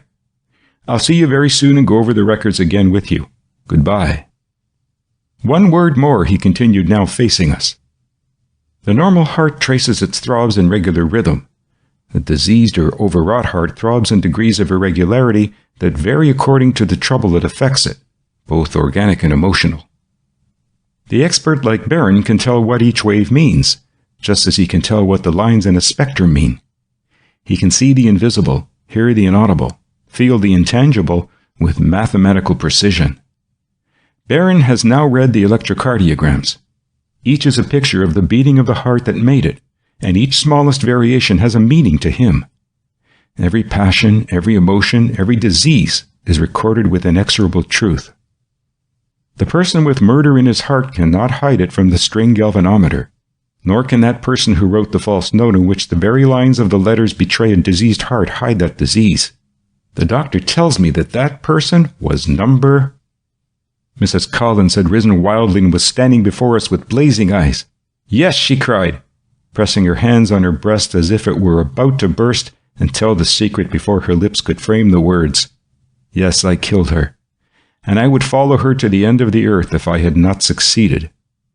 She was there, the woman who had stolen from me what was more than life itself. Yes, I wrote the note, I poisoned the envelope, I killed her. All the intense hatred that she had felt for that other woman in the days that she had vainly striven to equal her beauty and win back her husband's love broke forth. She was wonderful, magnificent in her fury. She was passion personified. She was fate, retribution. Collins looked at his wife, and even he felt the spell. It was not crime that she had done. It was elemental justice. For a moment she stood, silent, facing Kennedy. Then the color slowly faded from her cheeks. She reeled. Collins caught her and imprinted a kiss. the kiss that for years she had longed and striven for again. She looked rather than spoke forgiveness as he held her and showered them on her. Before heaven, I heard him whisper into her ear, with all my power as a lawyer, I will free you from this. Gently, Dr. Leslie pushed him aside and felt her pulse as she dropped limply into the only easy chair in the laboratory. O'Connor, he said at length, all the evidence that we really have hangs on an invisible thread of quartz a mile away. If Professor Kennedy agrees, let us forget what has happened here tonight. I will direct my jury to bring in a verdict of suicide. Collins, take good care of her. He leaned over and whispered so she could not hear. I wouldn't promise her 6 weeks otherwise. I could not help feeling deeply moved as the newly reunited Collinses left the laboratory together. Even the bluff deputy, O'Connor, was touched by it and under the circumstances did what seemed to him his higher duty with a tact of which I believed him scarcely capable. Whatever the ethics of the case, he left it entirely to Dr. Leslie's coroner's jury to determine. Burke Collins was already making hasty preparations for the care of his wife so that she might have the best medical attention to prolong her life for the few weeks or months before nature exacted the penalty which was denied the law. That's a marvelous piece of apparatus, I remarked, standing over the connections with the string galvanometer after all had gone. Just suppose the case had fallen into the hands of some of these old-fashioned detectives. I hate post-mortems. On my own cases, interrupted Kennedy brusquely. Tomorrow will be time enough to clear up this mess. Meanwhile, let us get this thing out of our minds. He clapped his hat on his head decisively and deliberately walked out of the laboratory, starting off at a brisk pace in the moonlight across the campus to the avenue where now the only sound was the noisy rattle of an occasional trolley car. How long we walked I do not know, but I do know that for genuine relaxation after a long period of keen mental stress, there is nothing like physical exercise. We turned into our apartment, roused the sleepy hall boy, and rode up.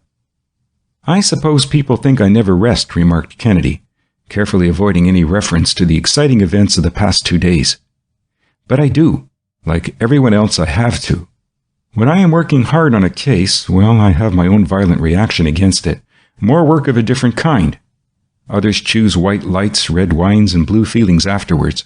But I find when I reach that state that the best antitoxin is something that will chase the last case from your brain by getting you in trim for the next unexpected event. He had sunk into an easy chair where he was writing over in his mind his own plans for the morrow. Just now I must recuperate by doing no work at all, he went on slowly undressing. That walk was just what I needed. When the fever of dissipation comes on again, I'll call you. You won't miss anything, Walter. Like the famous Finnegan, however, he was on again and gone again in the morning. This time I had no misgivings, although I should have liked to accompany him, for on the library table he had scrawled a little note. Studying East Side today. Will keep in touch with you. Craig. My daily task of transcribing my notes was completed, and I thought I would run down to the Star to let the editor know how I was getting along with my assignment. I had scarcely entered the door when the office boy thrust a message into my hand. It stopped me even before I had a chance to get as far as my own desk. It was from Kennedy at the laboratory and bore a timestamp that showed that it must have been received only a few minutes before I came in. Meet me at the Grand Central, it read, immediately. Without going further into the office, I turned and dropped down in the elevator to the subway. As quickly as an express could take me, I hurried up to the news station. Where away? I asked breathlessly, as Craig met me at the entrance through which he had reasoned I would come. The coast or down east? Woodrock, he replied quickly, taking my arm and dragging me down a ramp to the train that was just leaving for that fashionable suburb. Well, I queried eagerly as the train started, why all the secrecy? I had a caller this afternoon, he began, running his eye over the other passengers to see if we were observed. She is going back on this train. I am not to recognize her at the station, but you and I are to walk to the end of the platform and enter a limousine bearing that number. He produced a card on the back of which was written a number in 6 figures. Mechanically, I glanced at the name as he handed the card to me. Craig was watching intently the expression on my face as I read, Miss Yvonne Brixton. Since when were you admitted into society? I gasped, still staring at the name of the daughter of the millionaire banker, John Brixton. She came to tell me that her father is in a virtual state of siege, as it were, Up there in his own house, explained Kennedy in an undertone, so much so that apparently she is the only person he felt he dared trust with a message to summon me. Practically everything he says or does is spied on. He can't even telephone without what he says being known. Siege, I repeated incredulously. Impossible. Why, only this morning I was reading about his negotiations with a foreign syndicate of bankers from southeastern Europe for a $10 million loan to relieve the money stringency there. Surely there must be some mistake in all this. In fact, as I recall it, one of the foreign bankers who is trying to interest him is that Count Watchman, who everybody says is engaged to Miss Brixton and is staying at the house at Woodrock. Craig, are you sure nobody is hoaxing you? Read that, he replied laconically, handing me a piece of thin letter paper such as is often used for foreign correspondence. Such letters have been coming to Mr. Brixton, I understand, every day. The letter was in a cramped foreign scrawl. John Brixton, Woodrock, New York. American dollars must not endanger the peace of Europe. Be warned in time. In the name of liberty and progress, we have raised the standard of conflict without truce or quarter against reaction. If you and the American bankers associated with you take up these bonds, you will never live to receive the first payment of interest. The Red Brotherhood of the Balkans. I looked up inquiringly. What is the Red Brotherhood? I asked. As nearly as I can make out, replied Kennedy, it seems to be a sort of international secret society. I believe it preaches the gospel of terror and violence in the cause of liberty and union of some of the peoples of southeastern Europe. Anyhow, it keeps its secrets well. The identity of the members is a mystery, as well as the source of its funds, which it is said are immense. And they operate so secretly that Brixton can trust no one about him, I asked. I believe he is ill, explained Craig. At any rate, he evidently suspects almost everyone about him except his daughter. As nearly as I could gather, however, he does not suspect Watchman himself. Miss Brixton seemed to think that there were some enemies of the Count at work. Her father is a secretive man. Even to her, the only message he would entrust was that he wanted to see me immediately. At Woodrock, we took our time in getting off the train. Miss Brixton, a tall, dark-haired, athletic girl just out of college, had preceded us. And as her own car shot out from the station platform, we leisurely walked down and entered another bearing the number she had given Kennedy. We seemed to be expected at the house. Hardly had we been admitted through the door from the porte cochere than we were led through the hall to a library at the side of the house. From the library we entered another door, then down a flight of steps which must have brought us below an open courtyard on the outside, under a rim of the terrace in front of the house for a short distance to a point where we descended 3 more steps. At the head of these 3 steps was a great steel and iron door with heavy bolts and a combination lock of a character ordinarily found only on a safe in a banking institution. The door was open, and we descended the steps, going a little further in the same direction away from the side of the house. Then we turned at a right angle facing toward the back of the house, but well to one side of it. It must have been, I figured out later, underneath the open courtyard. A few steps farther brought us to a fair-sized vaulted room. The Phantom Circuit. Brixton had evidently been waiting impatiently for our arrival. "Mr. Kennedy?" he inquired, adding quickly without waiting for an answer, "I am glad to see you. I suppose you have noticed the precautions we are taking against intruders. Yet it seems to be all of no avail. I cannot be alone even here. If a telephone message comes to me over my private wire, if I talk with my own office in the city, it seems that it is known. I don't know what to make of it. It is terrible. I don't know what to expect next." Brixton had been standing beside a huge mahogany desk as we entered. I had seen him before at a distance as a somewhat pompous speaker at banquets and the cynosure of the financial district, but there was something different about his looks now. He seemed to have aged, to have grown yellower. Even the whites of his eyes were yellow. I thought at first that perhaps it might be the effect of the light in the center of the room, a huge affair set in the ceiling in a sort of inverted hemisphere of glass, concealing and softening the rays of a powerful incandescent bulb which it enclosed. It was not the light that gave him the altered appearance, as I concluded from catching a casual confirmatory glance of perplexity from Kennedy himself. "My personal physician says I'm suffering from jaundice," explained Brixton. Rather than seeming to be offended at our notice of his condition, he seemed to take it as a good evidence of Kennedy's keenness that he had at once hit on one of the things that were weighing on Brixton's own mind. "I feel pretty badly too, curse it," he added bitterly, coming at a time when it is absolutely necessary that I should have all my strength to carry through a negotiation that is only a beginning, important not so much for myself as for the whole world. It is one of the first times New York bankers have had a chance to engage in big dealings in that part of the world. I suppose Yvonne has shown you one of the letters I am receiving." He rustled a sheaf of them, which he drew from a drawer of his desk, and continued, not waiting for Kennedy even to nod. "Here are a dozen or more of them. I get one or two every day, either here or at my townhouse, or at the office." Kennedy had moved forward to see them. "One moment more," Brixton interrupted, still holding them. "I shall come back to the letters. That is not the worst. I've had threatening letters before. Have you noticed this room?" We had both seen and been impressed by it. "Let me tell you more about it," he went on. "It was designed especially to be, among other things, absolutely soundproof." We gazed curiously about the strong room. It was beautifully decorated and furnished. On the walls was a sort of heavy, velvety green wallpaper. Exquisite hangings were draped about, and on the floor were thick rugs. In all, I noticed the prevailing tint was green. "I had experiments carried out," he explained languidly, "with the object of discovering methods and means for rendering walls and ceilings capable of effective resistance to sound transmission. One of the methods devised involved the use under the ceiling or parallel to the wall, as the case might be, of a network of wires stretched tightly by means of pulleys in the adjacent walls and not touching at any point the surface to be protected against sound. Upon the wire network is plastered a composition formed of strong glue, plaster of Paris, and granulated cork, so as to make a flat slab, between which and the wall or ceiling is a cushion of confined air.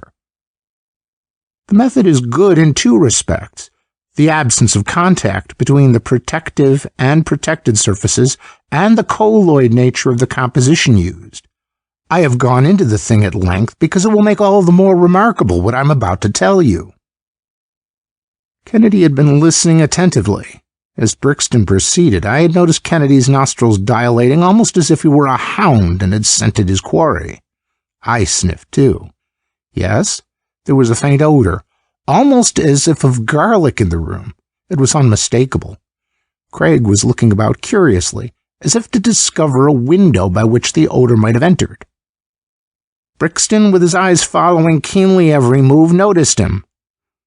"More than that," he added quickly, "I have had the most perfect system of modern ventilation installed in this room, absolutely independent from that in the house."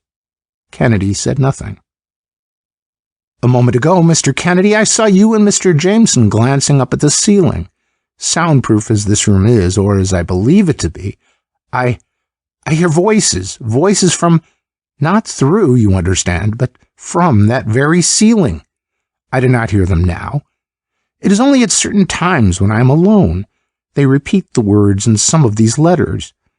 You must not take up those bonds. You must not endanger the peace of the world. You will never live to get the interest."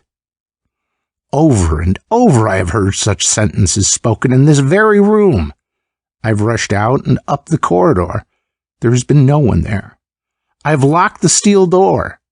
Still I have heard the voices, and it is absolutely impossible that a human being could get close enough to say them without my knowing and finding out where he is. Kennedy betrayed by not so much as the motion of a muscle, even a shade of it out of Brixton's incredible story, whether because he believed it or because he was diplomatic. Craig took the thing at its face value. He moved a blotter so that he could stand on the top of Brixton's desk in the center of the room. Then he unfastened and took down the glass hemisphere over the light. "It is an Osram lamp, of about 100 candle power, I should judge," he observed. Apparently, he had satisfied himself that there was nothing concealed in the light itself. Laboriously, with such assistance as the memory of Mr. Brixton could give, he began tracing out the course of both the electric light and telephone wires that led down into the den. Next came a close examination of the ceiling and side walls, the floor, the hangings, the pictures, the rugs, everything. Kennedy was tapping here and there all over the wall as if to discover whether there was any such hollow sound as a cavity might make. There was none. A low exclamation from him attracted my attention, though it escaped Brixton. His tapping had raised the dust from the velvety wallpaper, wherever he had tried it. Hastily, from a corner where it would not be noticed, he pulled off a piece of the paper and stuffed it into his pocket. Then followed a hasty examination of the intake of the ventilating apparatus. Apparently satisfied with his examination of things in the den, Craig now prepared to trace out the course of the telephone and light wires in the house. Brixton excused himself, asking us to join him in the library upstairs after Craig had completed his investigation. Nothing was discovered by tracing the lines back as best we could from the den.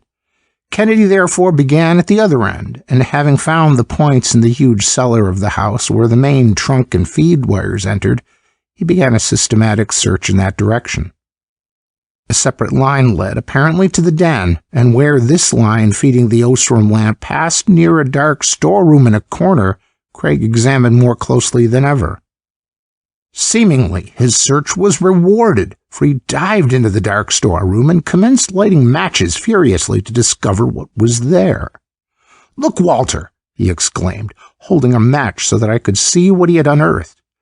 There, in a corner, concealed by an old chest of drawers, stood a battery of 5 storage cells connected with an instrument that looked very much like a telephone transmitter, a rheostat, and a small transformer coil. "I suppose this is a direct current lighting circuit," he remarked, thoughtfully regarding his find. "I think I know what this is, all right. Any amateur could do it with a little knowledge of electricity and a source of direct current. The thing is easily constructed. The materials are common, and a wonderfully complicated result can be obtained. What's this?" He had continued to poke about in the darkness as he was speaking. In another corner, he had discovered 2 ordinary telephone receivers. "Connected up with something too, by George," he ejaculated. Evidently, someone had tapped the regular telephone wires running into the house, had run extensions into the little storeroom, and was prepared to overhear everything that was said either to or by those in the house.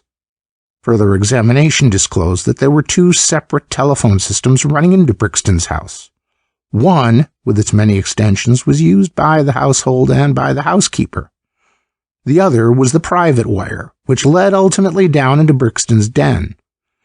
No sooner had he discovered it than Kennedy became intensely interested. For the moment he seemed entirely to forget the electric light wires and became absorbed in tracing out the course of the telephone trunk line and its extensions. Continued search rewarded him with the discovery that both the household line and the private line were connected by hastily improvised extensions with the 2 receivers he had discovered in the out-of-the-way corner of a little dark storeroom.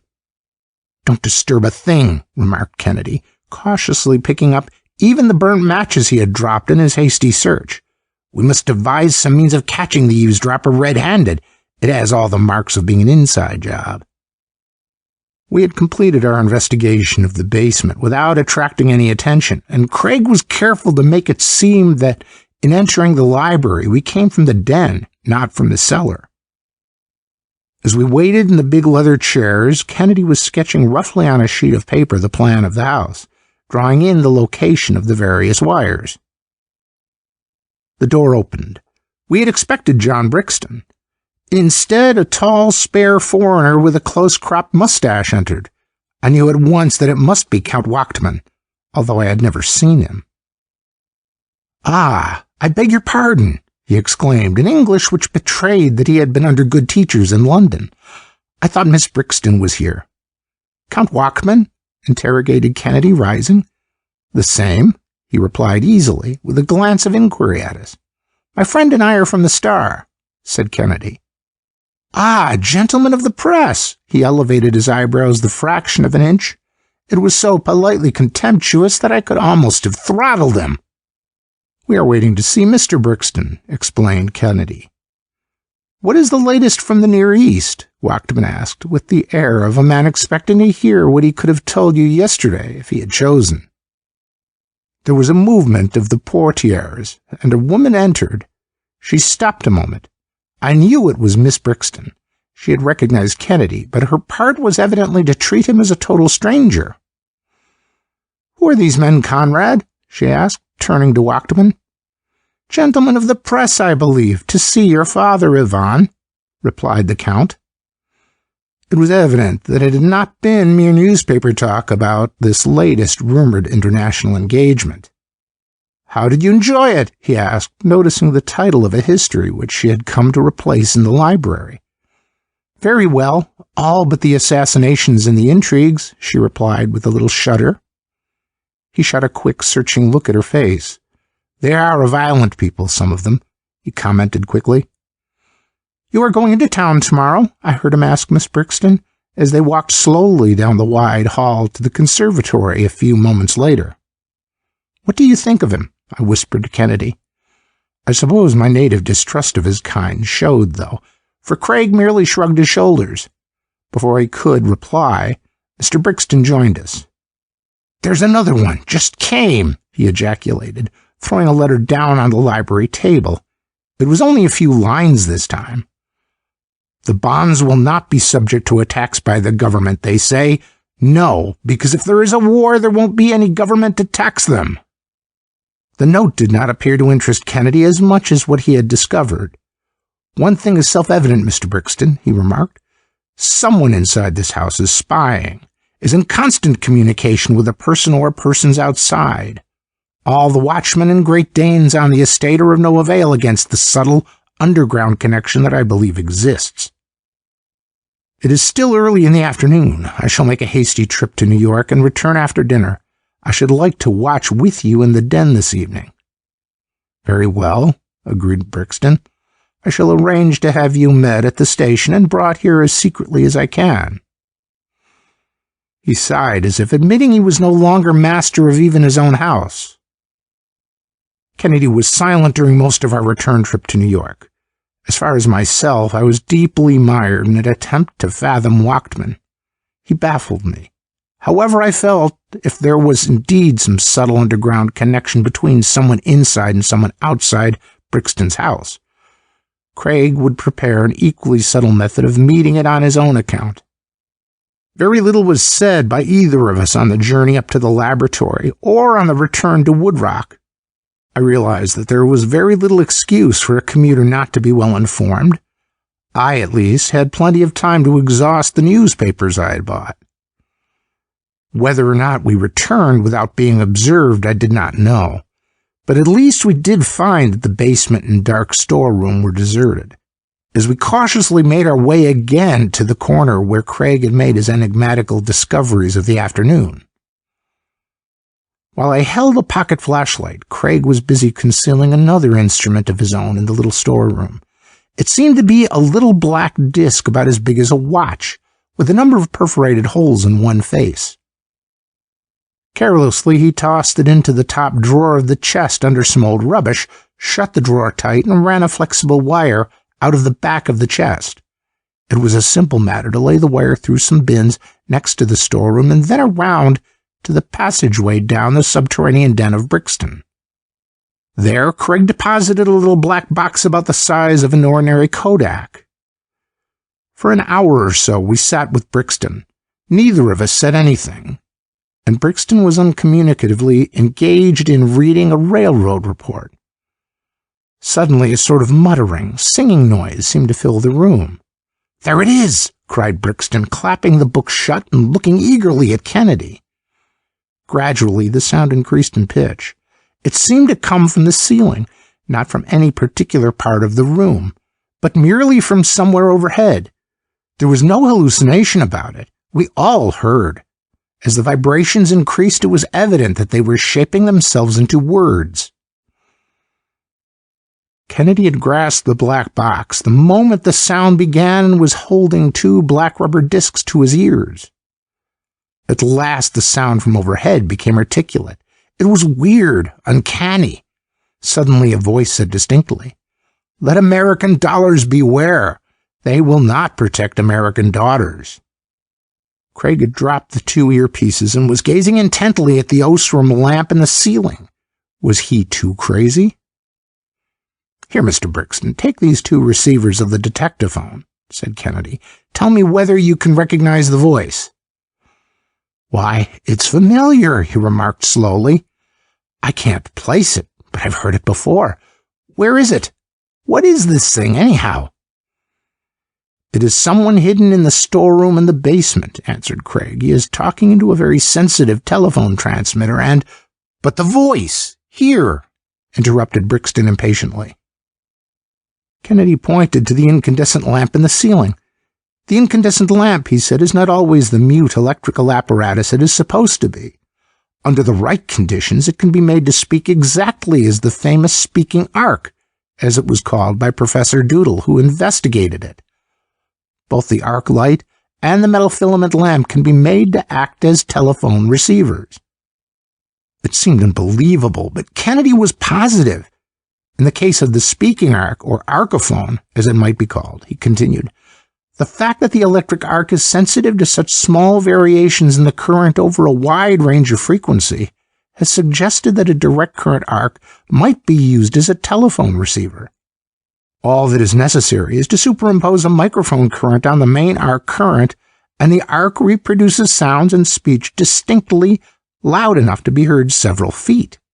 Indeed, the arc could be used as a transmitter, too, if a sensitive receiver replaced the transmitter at the other end. The things needed are an arc lamp, an impedance coil or small transformer coil, a rheostat, and a source of energy. The alternating current is not adapted to reproduce speech, but the ordinary direct current is. Of course, the theory isn't half as simple as the apparatus I have described." He had unscrewed the Osram lamp. The talking ceased immediately. "2 investigators named Ort and Ridger have used a lamp like this as a receiver," he continued. "They found that words spoken were reproduced in the lamp. The telephonic current variations superposed on the current passing through the lamp produce corresponding variations of heat in the filament, which are radiated to the glass of the bulb, causing it to expand and contract proportionately, and thus transmitting vibrations to the external air. Of course, in 16 and 32 candle power lamps, the glass is too thick, and the heat variations are too feeble." Who was it whose voice Brixton had recognized as familiar over Kennedy's hastily installed detectaphone? Certainly, he must have been a scientist of no mean attainment. That did not surprise me, for I realized that from that part of Europe where this mystical Red Brotherhood operated, some of the most famous scientists of the world had sprung. A hasty excursion into the basement netted us nothing. The place was deserted. We could only wait. With parting instructions to Brixton and the use of the detectaphone, we said good night. Were met by a watchman and escorted as far as the lodge safely. Only one remark did Kennedy make as we settled ourselves for the long ride in the accommodation train to the city. "That warning means that we have 2 people to protect, both Brixton and his daughter." Speculate as I might, I could find no answer to the mystery, nor to the question which was also unsolved, as to the queer malady of Brixton himself, which his physician diagnosed as jaundice. The detectaphone. Far after midnight, though it had been when we had at last turned in at our apartment, Kennedy was up even earlier than usual in the morning. I found him engrossed in work at the laboratory. "Just in time to see whether I'm right in my guess about the illness of Brixton," he remarked, scarcely looking up at me. He had taken a flask with a rubber stopper. Through one hole in it was fitted a long funnel. Through another ran a glass tube, connecting with a large U-shaped drying tube filled with calcium chloride, which in turn connected with a long open tube with an upturned end. Into the flask, Craig dropped some pure granulated zinc coated with platinum.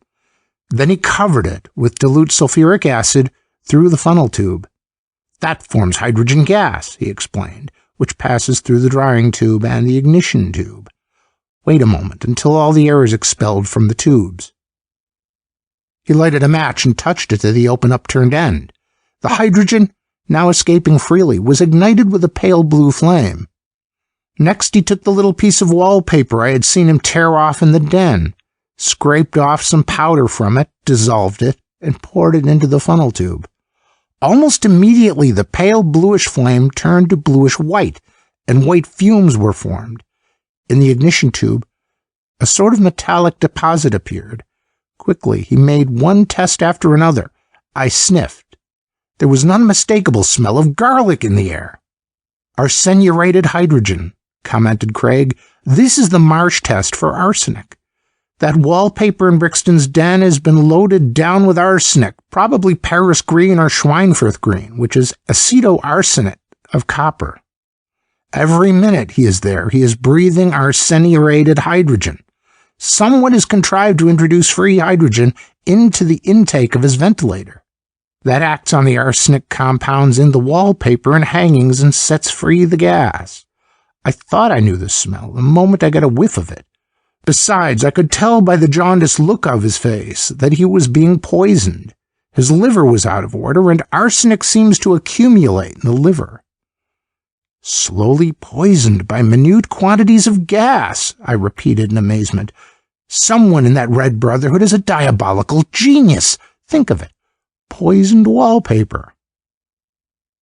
It was still early in the forenoon when Kennedy excused himself and, leaving me to my own devices, disappeared on one of his excursions into the underworld of the foreign settlements on the east side. About the middle of the afternoon he reappeared. As far as I could learn, all that he had found out was that the famous, or rather infamous, Professor Michael Kumanova, one of the leaders of the Red Brotherhood, was known to be somewhere in this country. We lost no time in returning again to Woodrock late that afternoon. Craig hastened to warn Brixton of his peril from the contaminated atmosphere of the den, and at once a servant was set to work with a vacuum cleaner. Carefully, Craig reconnoitered the basement where the eavesdropping storeroom was situated. Finding it deserted, he quickly set to work connecting the two wires of the general household telephone with what looked very much like a seamless iron tube, perhaps 6 inches long and 3 inches in diameter. Then he connected the tube also with the private wire of Brixton in a similar manner. "This is a special repeating coil of high efficiency," he explained in answer to my inquiry. "It is absolutely balanced as to resistance, number of turns, and everything. I shall run this third line from the coil into Brixton's den, and then, if you like, you can accompany me on a little excursion down to the village, where I'm going to install another similar coil between the two lines at the local telephone central station opposite the railroad." Brixton met us about 8 o'clock that night in his now renovated den. Apparently, even the little change from uncertainty to certainty so far had had a tonic effect on him. I had, however, almost given up the illusion that it was possible for us to be even in the den without being watched by an unseen eye. It seemed to me that to one who could conceive of talking through an incandescent lamp, seeing, even through steel and masonry, was not impossible. Kennedy had brought with him a rectangular box of oak, in one of the large faces of which were 2 square bowls. As he replaced the black camera-like box of the detectaphone with this oak box, he remarked, "This is an intercommunicating telephone arrangement of the detectaphone. You see, it is more sensitive than anything of the sort ever made before. The arrangement of these little square holes is such as to make them act as horns or magnifiers of a double receiver. We can all hear at once what is going on by using this machine." We had not been waiting long before a peculiar noise seemed to issue from the detectaphone. It was as though a door had been opened and shut hastily. Someone had evidently entered the storeroom. A voice called up the railroad station and asked for Michael Kronsky, Count Wachtman's chauffeur. "It is the voice I heard last night!" exclaimed Brixton. "By the Lord Harry, do you know? It is Janoff, the engineer, who is in charge of the steam heating, the electric bells, and everything of the sort around the place. My own engineer. I'll land the fellow in jail before I'll—" Kennedy raised his hand. "Let us hear what he has to say," remonstrated Craig calmly. "I suppose you have wondered why I didn't just go there last night and grab the fellow. Well, you see now, it is my invariable rule to get the man highest up. This fellow is only one tool. Arrest him, and as likely as not, we should allow the big criminal to escape. Hello, Kronsky, came over the detective phone. This is Jonoff. How are things going? Wachman's chauffeur must have answered that everything was all right. You knew that they had discovered the poisoned wallpaper? Asked Jonoff. A long parley followed. Finally, Jonoff repeated what apparently had been his instructions. Now let me see, he said. You want me to stay here until the last minute so that I can overhear whether any alarm is given for her? All right. You're sure it is the 9 o'clock train she is due on? Very well. I shall meet you at the ferry across the Hudson. I'll start from here as soon as I hear the train come in. We'll get the girl this time. That will bring Brixton to terms sure. You're right. Even if we fail this time, we'll succeed later. Don't fail me. I'll be at the ferry as soon as I can get past the guards and join you. There isn't a chance of an alarm from the house.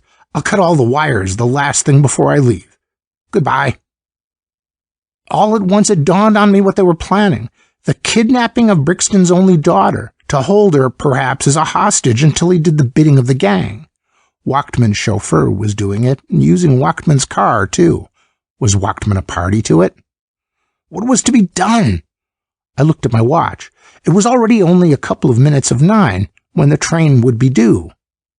If we could seize that fellow in the closet and start for the station immediately, we might save Yvonne, cried Brixton, starting for the door.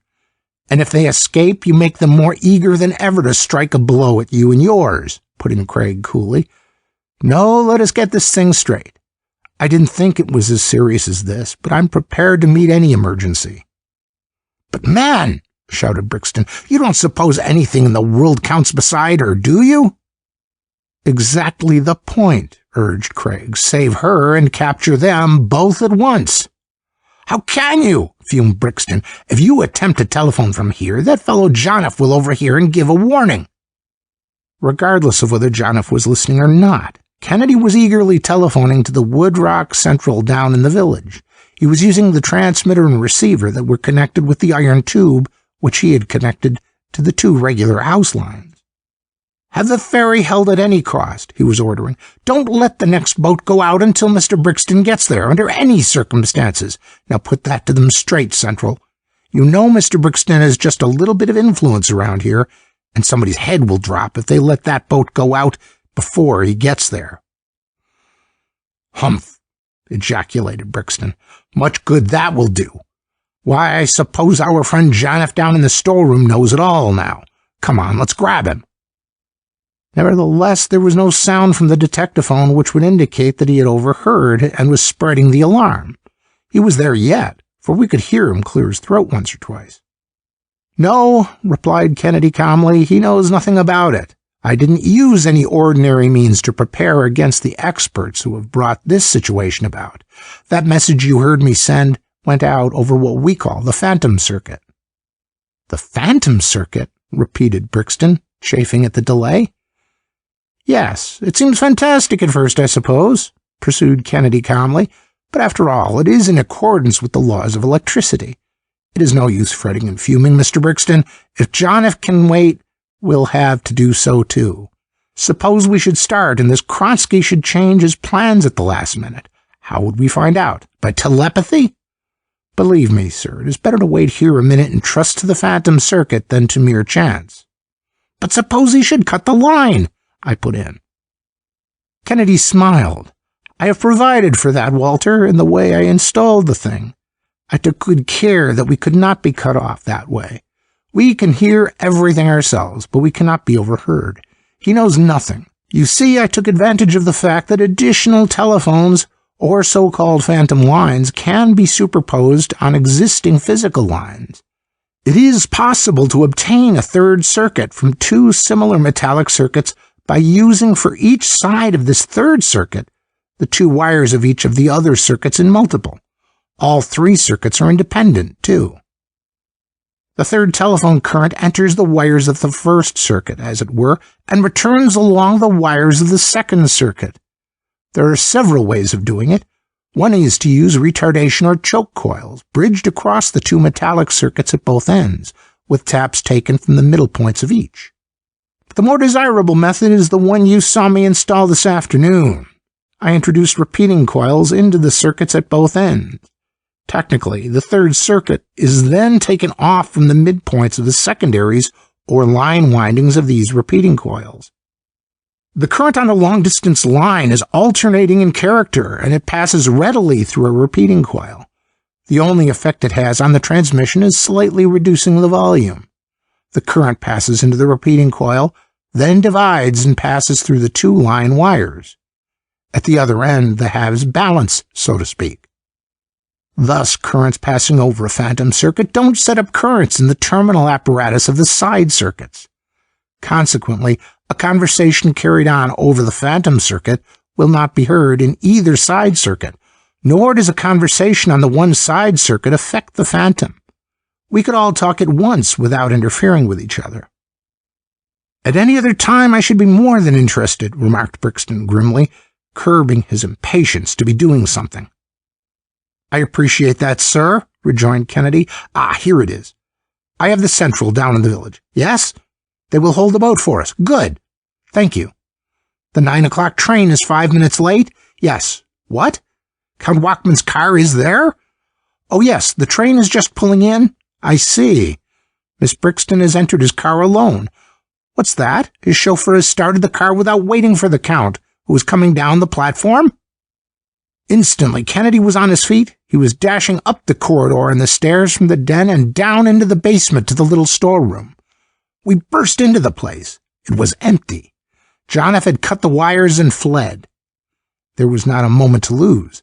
Craig hastily made sure that he had not discovered or injured the phantom circuit. Call the fastest car you have in your garage, Mr. Brixton, ordered Kennedy. Hello, Central. Get the lodge at the Brixton estate. Tell them if they see the engineer John F. going out to stop him. Alarm the watchman and have the dogs ready. Catch him at any cost, dead or alive. A moment later, Brixton's car raced around, and we piled in and were off like a whirlwind. Already we could see lights moving about and hear the baying of dogs. Personally, I wouldn't have given much for John F.'s chances of escape. As we turned the bend in the road just before we reached the ferry, we almost ran into two cars standing before the ferry house. It looked as if though one had run squarely in front of the other and blocked it off. In the slip, the ferry boat was still steaming and waiting. Beside the wrecked car, a man was lying on the ground groaning, while another man was quieting a girl whom he was leading to the waiting room of the ferry. Brixton, weak though he was from his illness, leapt out of our car almost before we stopped and caught the girl in his arms. "Father!" she exclaimed, clinging to him. "What's this?" he demanded sternly, eyeing the man. It was Wachman himself. "Conrad saved me from that chauffeur of his," explained Miss Brixton. "I met him on the train, and we were going to ride up to the house together, but before Conrad could get into the car, this fellow, who had the engine running, started it. Conrad jumped into another car that was waiting at the station. He overtook us and dodged in front so as to cut the chauffeur off from the ferry." "Curse that villain of a chauffeur," muttered Wachman, looking down at the wounded man. "Do you know who he is?" asked Craig with a searching glance at Wachman's face. "I ought to. His name is Kronsky, and a blacker devil an employment bureau never furnished." "Kronsky? No," corrected Kennedy. "It is Professor Kumanova, whom you perhaps have heard of as a leader of the Red Brotherhood, one of the cleverest scientific criminals who ever lived. I think you'll have no more trouble negotiating your loan or your love affair, Count," added Craig, turning on his heel.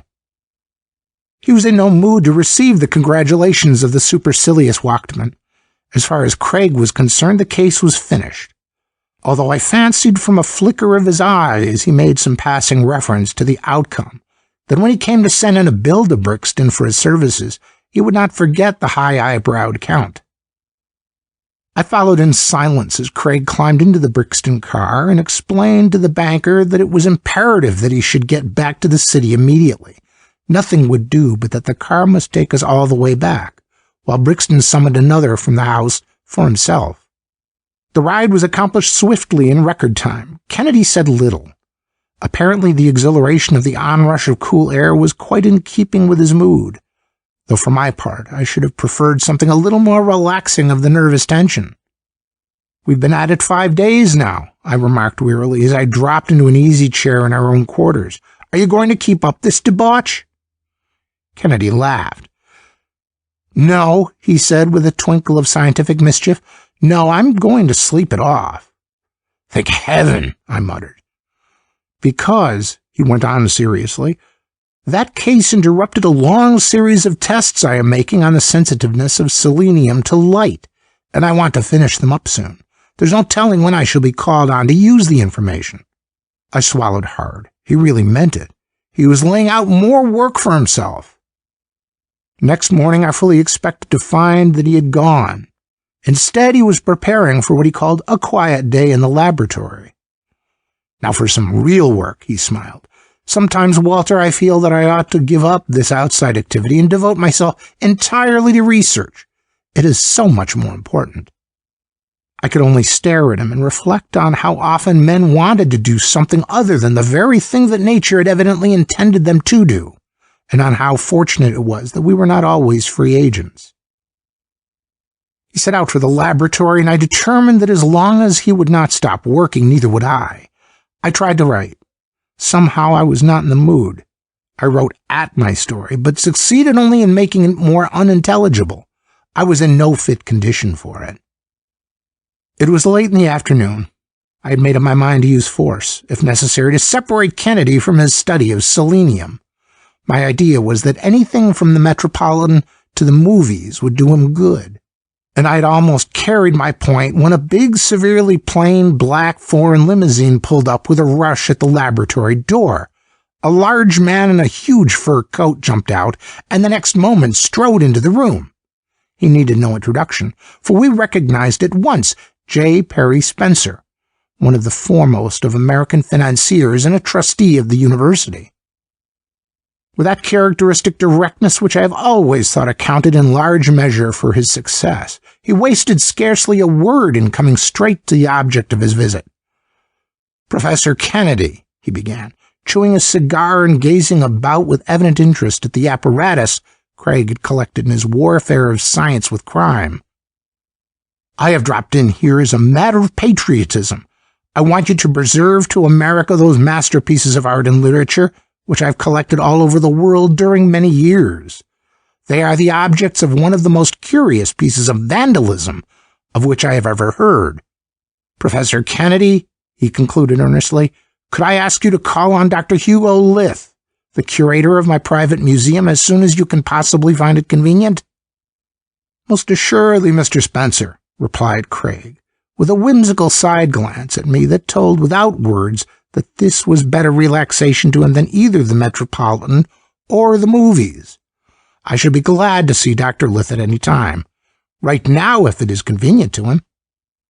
The millionaire connoisseur consulted his watch.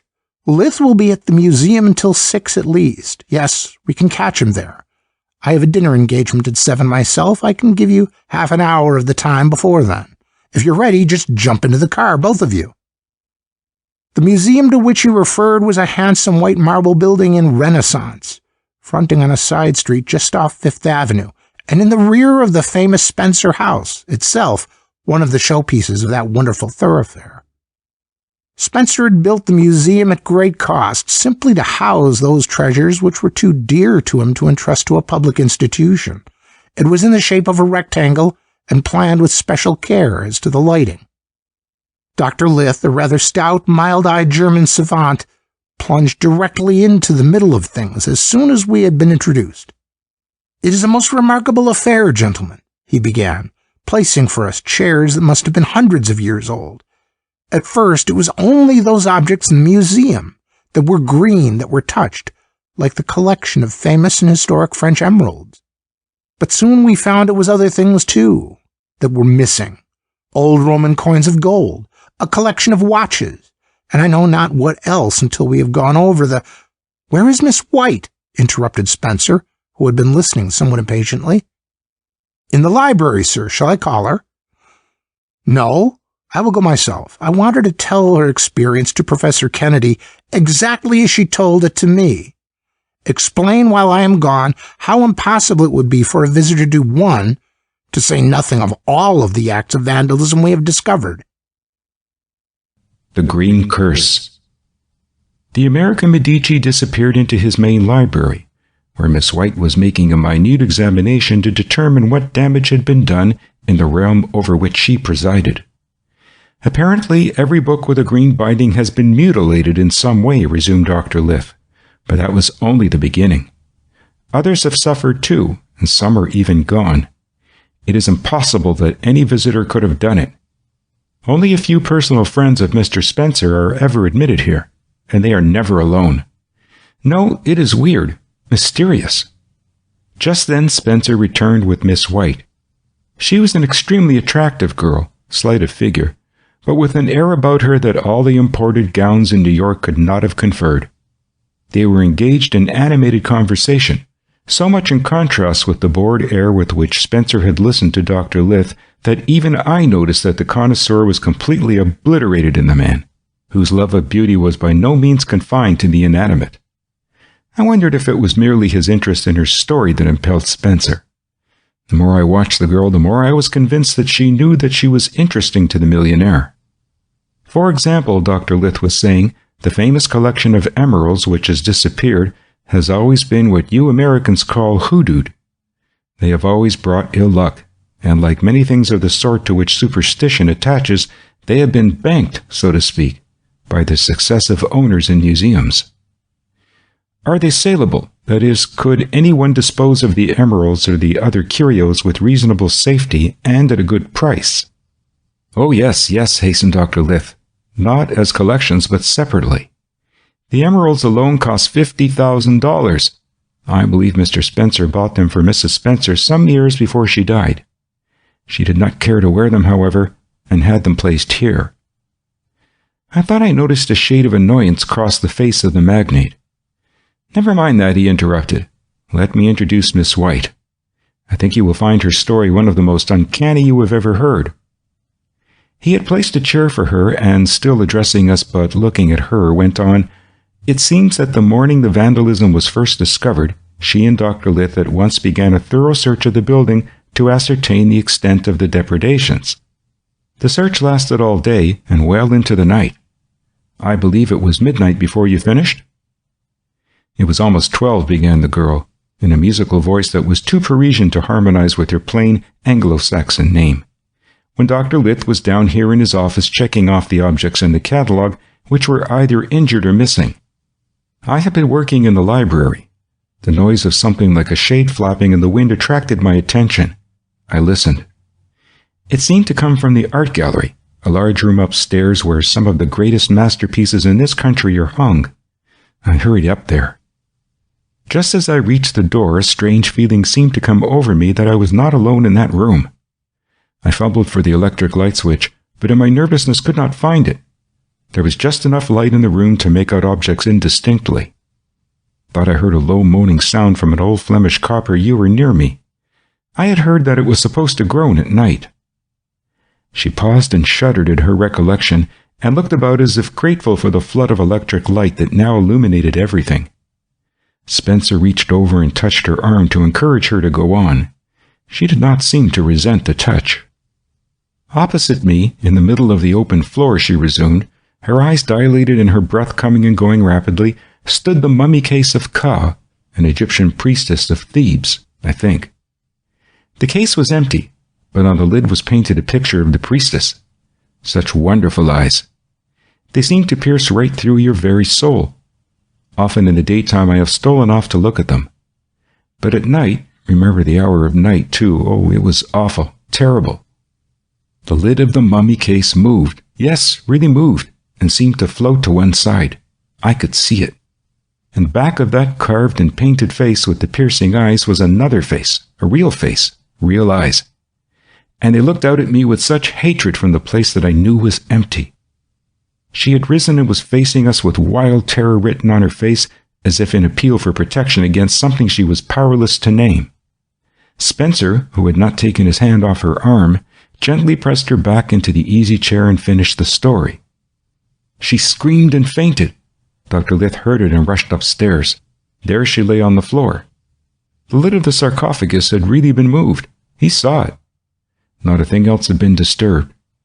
He carried her down here and revived her, told her to rest for a day or two, but... I cannot, she cried. It is the fascination of the thing. It brings me back here. I dream of it. I thought I saw those eyes the other night. They haunt me. I fear them, and yet I would not avoid them if it killed me to look. I must meet and defy the power. What is it? Is it a curse 4,000 years old that has fallen on me?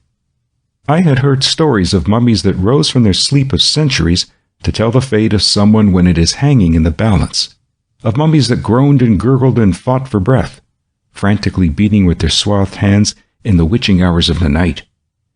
And I knew that the lure of these mummies was so strong for some people that they were drawn irresistibly to look upon and confer with them.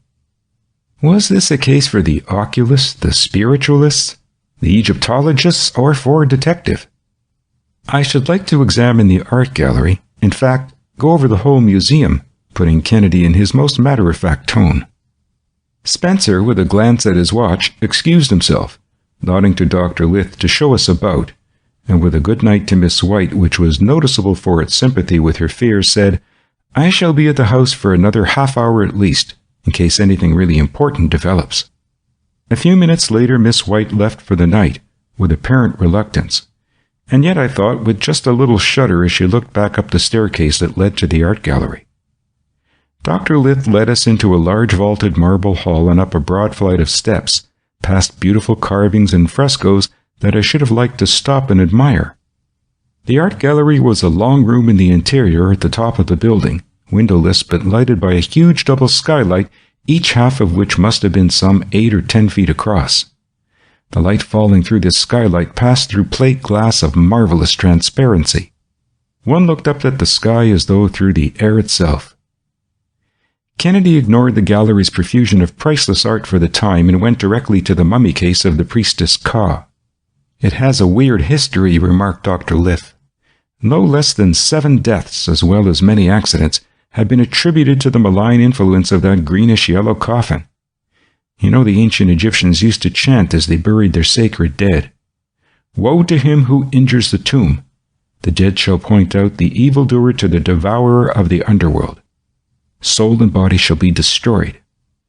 It was indeed an awesome thing.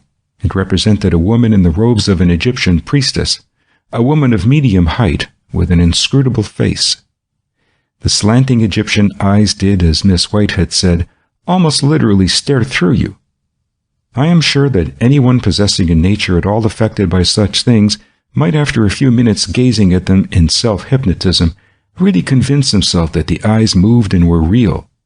Even as I turned and looked the other way, I felt that those penetrating eyes were still looking at me, never asleep, always keen and searching.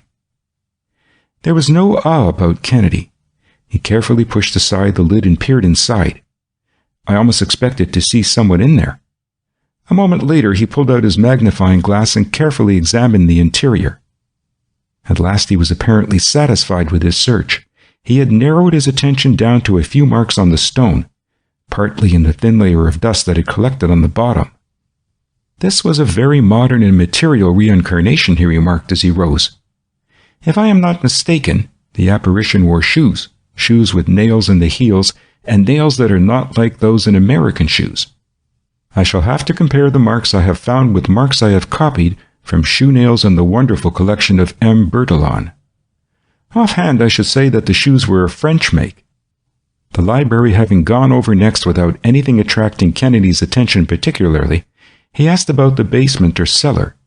Dr. Lith lighted the way, and we descended.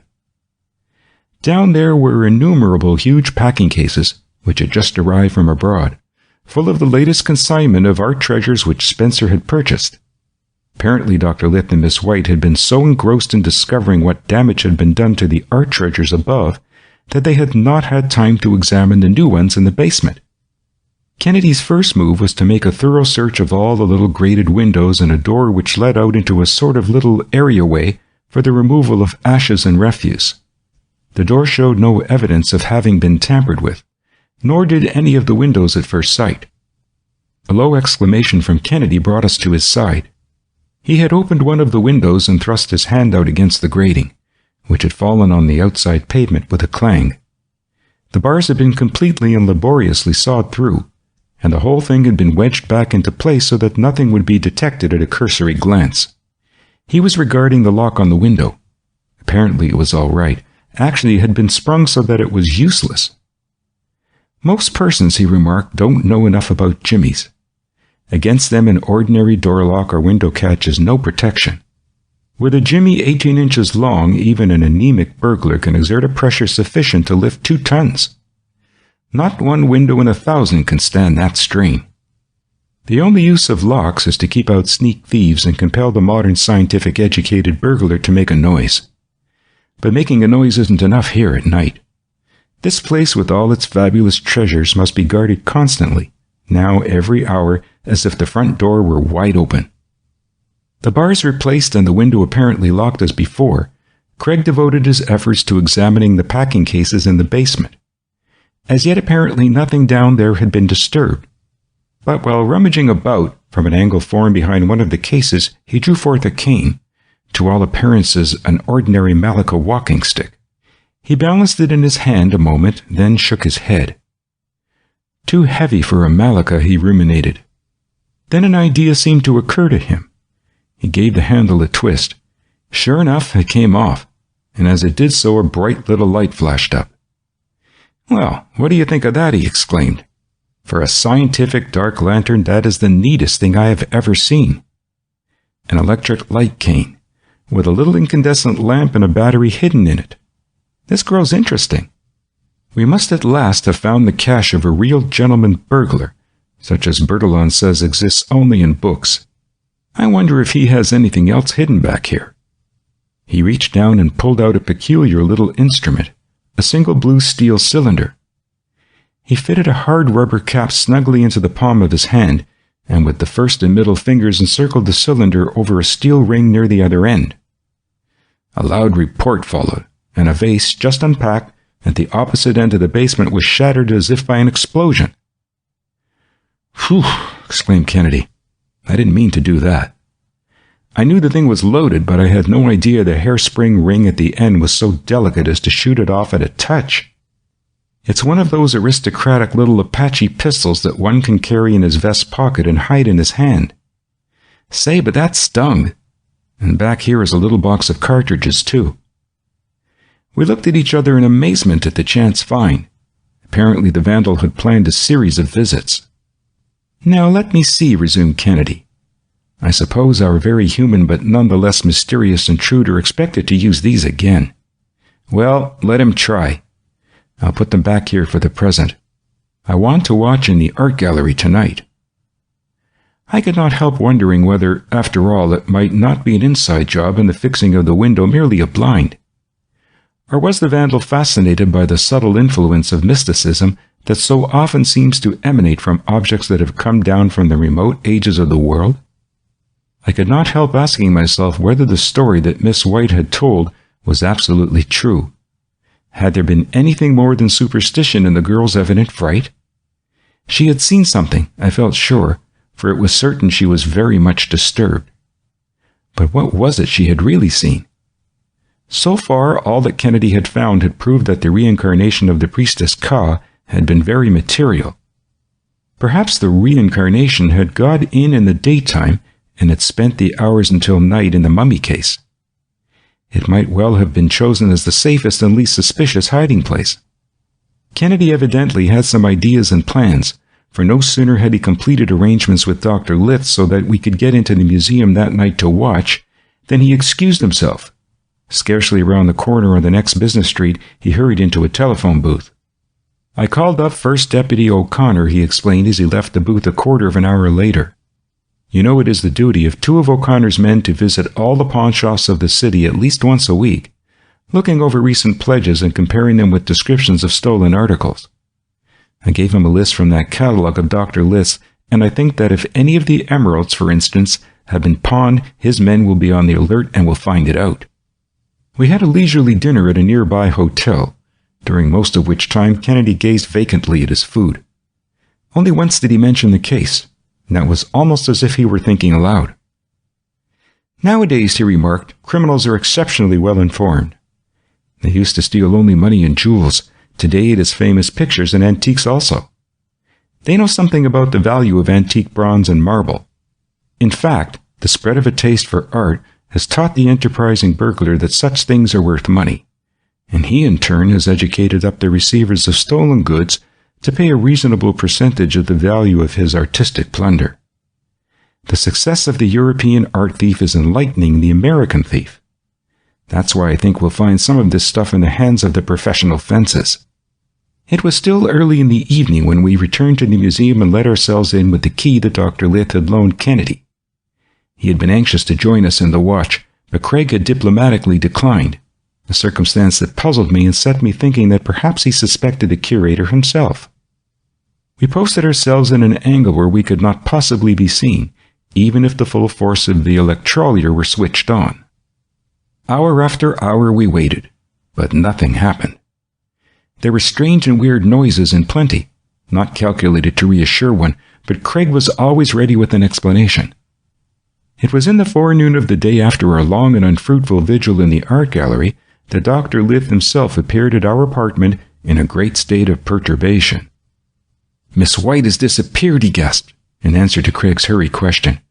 "When I opened the museum, she was not there as she is usually. Instead, I found this note." He laid the following hastily written message on the table. "Do not try to follow me.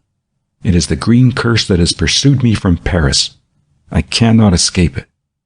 But I may prevent it from affecting others. Lucille White."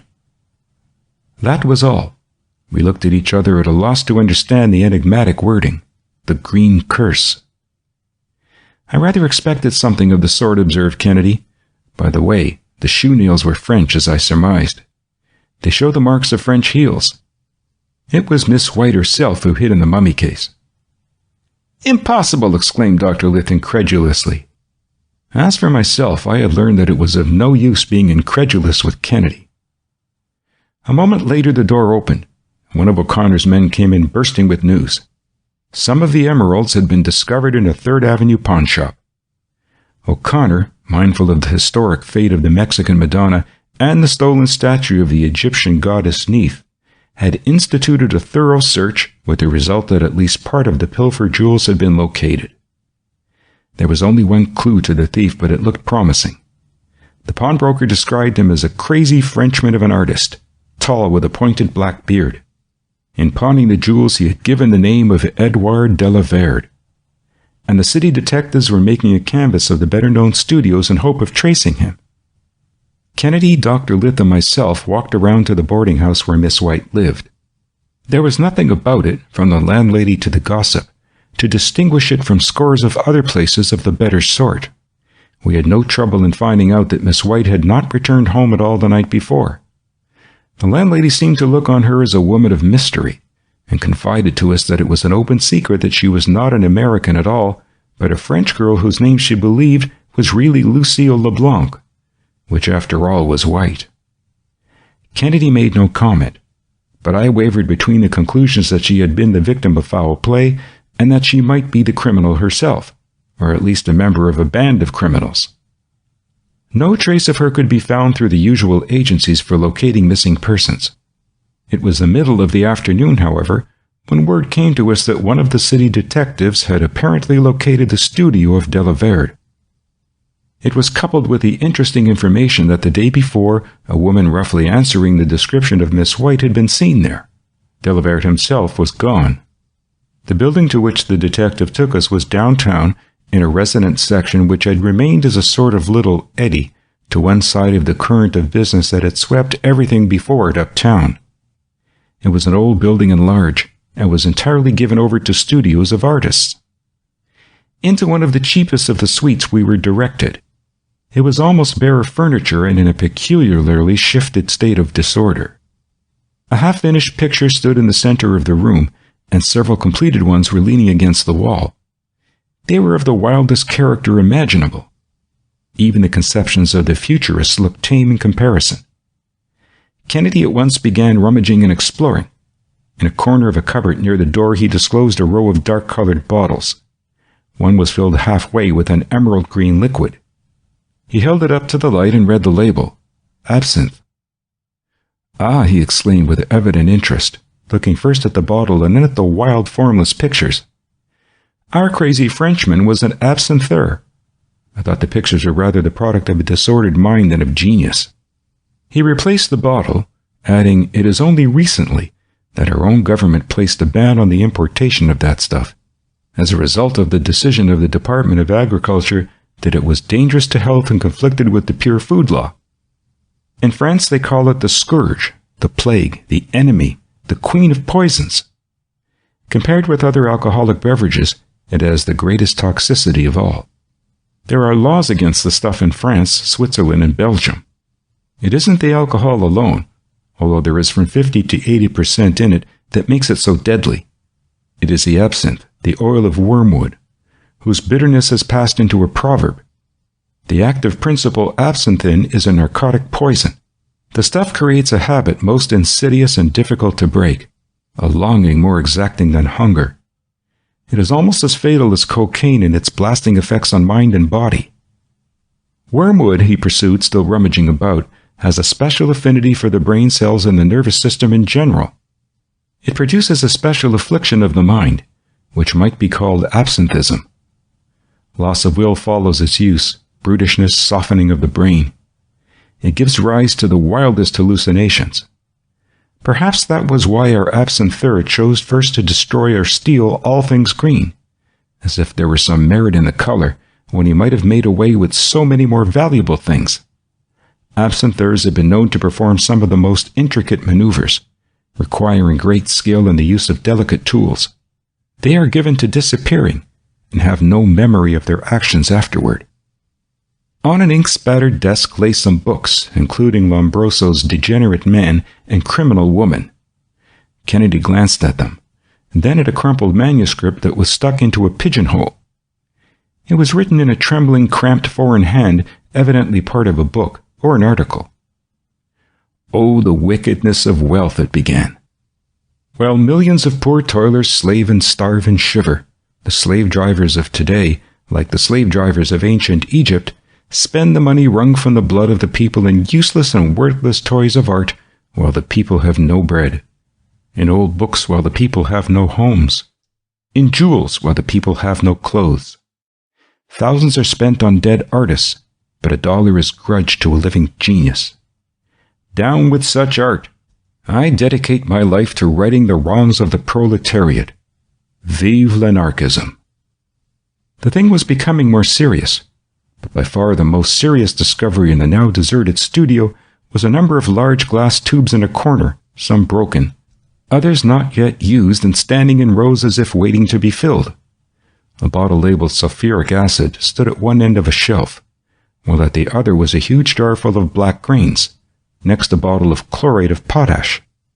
Kennedy took a few of the black grains and placed them on a metal ashtray. He lighted a match. There was a puff and a little cloud of smoke. "Ah," he exclaimed, "black gunpowder. Our absintheur was a bomb maker, an expert perhaps. Let me see. I imagine he was making an explosive bomb, ingeniously contrived of 5 glass tubes. The center one, I venture, contains sulfuric acid and chlorate of potash, separated by a close-packed wad of cotton wool. Then the 2 tubes on each side probably contained the powder, and perhaps the outside tubes were filled with spirits of turpentine. When it is placed in position, it is so arranged that the acid in the center tube is uppermost and will thus gradually soak through the cotton wool and cause great heat and an explosion by contact with the potash. That would ignite the powder in the next tubes, and that would scatter the blazing turpentine, causing a terrific explosion and a widespread fire. With an imperative idea of vengeance, such as that manuscript discloses, either for his own wrongs as an artist or for the fancied wrongs of the people, what may this absintheur not be planning now? He has disappeared, but perhaps he may be more dangerous if found than if lost." The Mummy Case.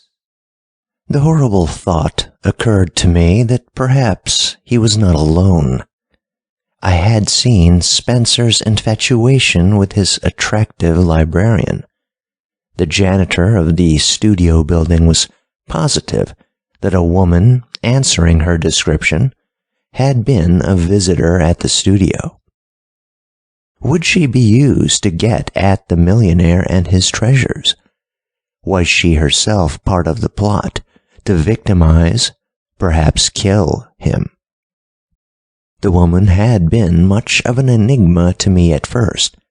She was more so now. It was barely possible that she, too, was an absinther who had shaken off the curse for a time, only to relapse into it again. If there were any thoughts like these passing through Kennedy's mind, he did not show it, at least not in the shape of hesitating in the course he had evidently mapped out to follow. He said little, but hurried off from the studio in a cab uptown again to the laboratory. A few minutes later, we were speeding down to the museum. There was not much time for Craig to work if he hoped to be ready for anything that might happen that night.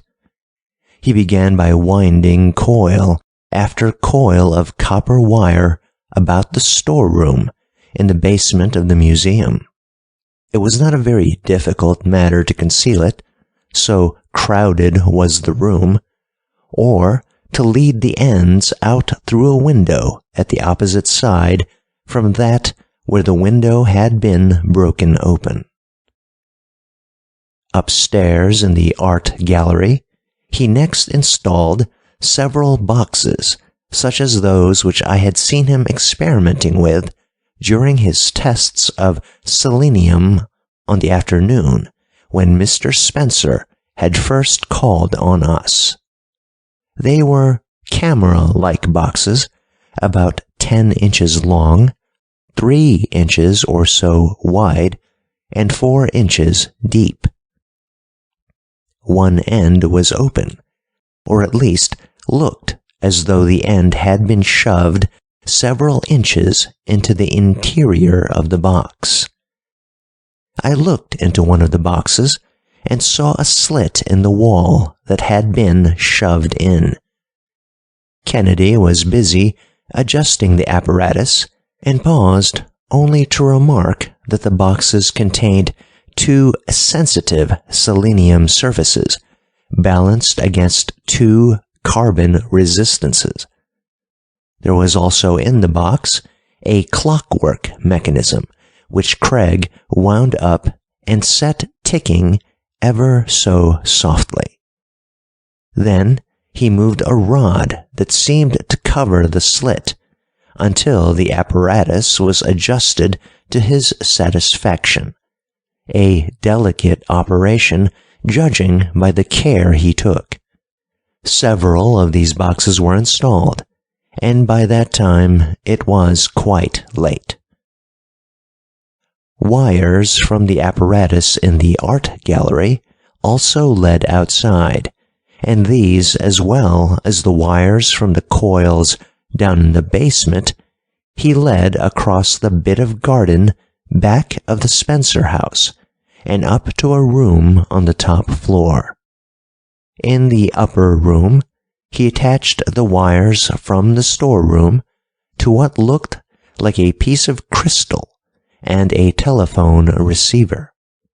Those from the art gallery terminated in something very much like the apparatus which a wireless operator wears over his head. Among other things which Craig had brought down from the laboratory was a package which he had not yet unwrapped. He placed it near the window, still wrapped.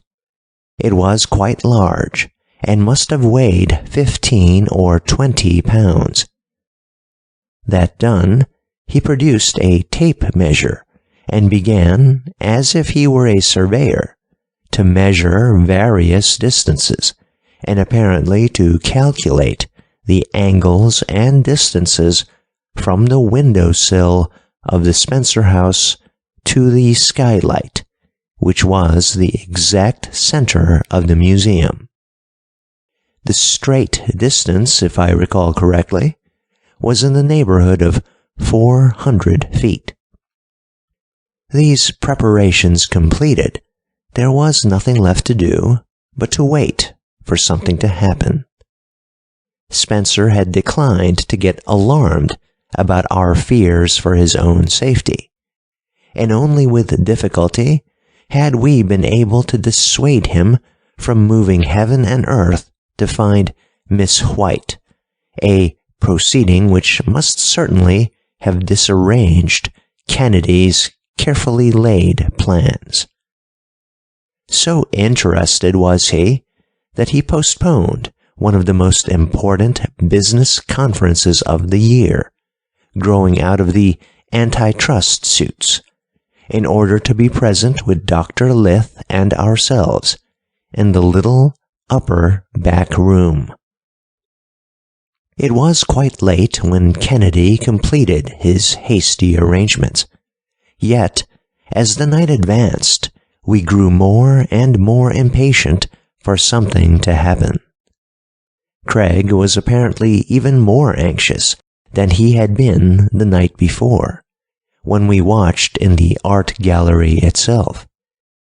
Spencer was nervously smoking, lighting one cigar furiously from another, until the air was almost blue. Scarcely a word was spoken as hour after hour Craig sat with the receiver to his ear, connected with the coils down in the storeroom. You might call this an electric detective, he had explained to Spencer. For example, if you suspected that anything out of the way was going on in a room anywhere, this would report much to you, even if you were miles away. It is the discovery of a student of Thorne Baker, the English electrical expert. He was experimenting with high-frequency electric currents, investigating the nature of the discharges used for electrifying certain things. Quite by accident, he found that when the room on which he was experimenting was occupied by some person, his measuring instruments indicated that fact.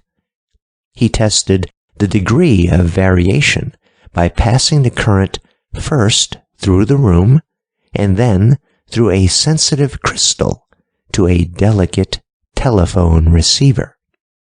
There was a distinct change in the buzzing sound heard through the telephone when the room was occupied or unoccupied. What I have done is to wind single loops of plain wire on each side of that room down there, as well as to wind around the room a few turns of concealed copper wire. These collectors are fitted to a crystal of carborundum and a telephone receiver. We had each tried the thing and could hear a distinct buzzing in the receiver. The presence of a man or woman in that room would be evident to a person listening miles away, he went on. A high-frequency current is constantly passing through that storeroom. That is what causes that normal buzzing. It was verging on midnight when Kennedy suddenly cried, "Here, Walter, take this receiver. You remember how the buzzing sounded. Listen. Tell me if you, too, can detect the change." I clapped the receiver quickly to my ear. Indeed, I could tell the difference. In place of the loud buzzing, there was only a mild sound. It was slower and lower. "That means," he said excitedly, "that someone has entered that pitch-dark storeroom by the broken window. Let me take the receiver back again. Ah, the buzzing is coming back, He is leaving the room. I suppose he has found the electric light cane and the pistol where he left them. Now, Walter, since you have become accustomed to this thing, take it and tell me what you hear." Craig had already seized the other apparatus connected with the art gallery and had the wireless receiver over his head. He was listening with rapt attention, talking while he waited. "This is an apparatus," he was saying, "that was devised by Dr. Fernier d'Albe, lecturer on physics at Birmingham University, to aid the blind. It is known as the optophone. What I am literally doing now is to hear light. The optophone translates light into sound by means of that wonderful little element selenium, which in darkness is a poor conductor of electricity, but in light is a good conductor.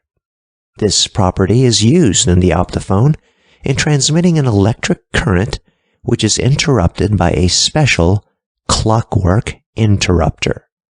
It makes light and darkness audible in the telephone. This thing over my head is like a wireless telephone receiver, capable of detecting a current of even a quarter of a microampere." We were all waiting expectantly for Craig to speak. Evidently, the intruder was now mounting the stairs to the art gallery. "Actually, I can hear the light of the stars shining in through that wonderful plate glass skylight of yours, Mr. Spencer," he went on. "A few moments ago, when the moon shone through, I could hear it, like the rumble of a passing cart. I knew it was the moon, both because I could see that it must be shining in, and because I recognized the sound. The sun would thunder like a passing express train if it were daytime now. I can distinguish a shadow passing between the optophone and the light. A hand moved across in front of it would give a purring sound, and a glimpse out of a window in daylight would sound like a cinematograph reeling off a film. Ah, there he is." Craig was listening with intense excitement now. "Our intruder has entered the art gallery. He is flashing his electric light cane about at various objects, reconnoitering. No doubt if I were expert enough and had had time to study it, I could tell you by the sound just what he is looking at." "Craig," I interrupted, this time very excited myself. "The buzzing from the high-frequency current is getting lower and lower." "By George, then, there is another of them," he replied. "I'm not surprised. Keep a sharp watch. Tell me the moment the buzzing increases again." Spencer could scarcely control his impatience.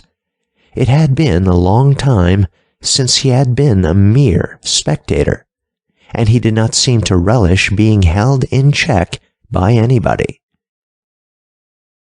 "Now that you are sure the vandal is there," he cut in, his cigar out in his excitement, "can't we make a dash over there and get him before he has a chance to do any more damage? He might be destroying thousands of dollars worth of stuff while we are waiting here. And he could destroy the whole collection, building and all, including ourselves into the bargain, if he heard so much as a whisper from us," added Kennedy firmly. "That second person has left the storeroom, Craig," I put in. "The buzzing has returned again, full force."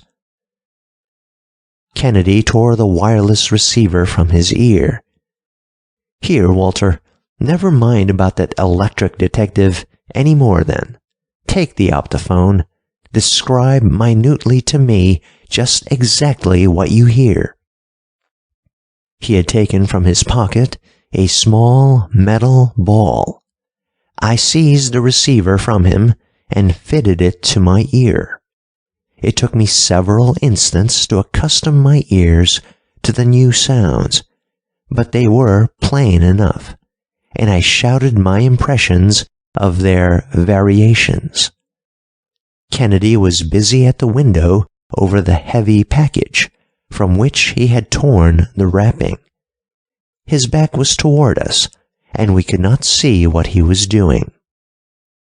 A terrific din sounded in my ears, almost splitting my eardrums. It was as though I had been suddenly hurled into a magnified cave of the winds, and a cataract mightier than Niagara was thundering at me. It was so painful that I cried out in surprise and involuntarily dropped the receiver to the floor.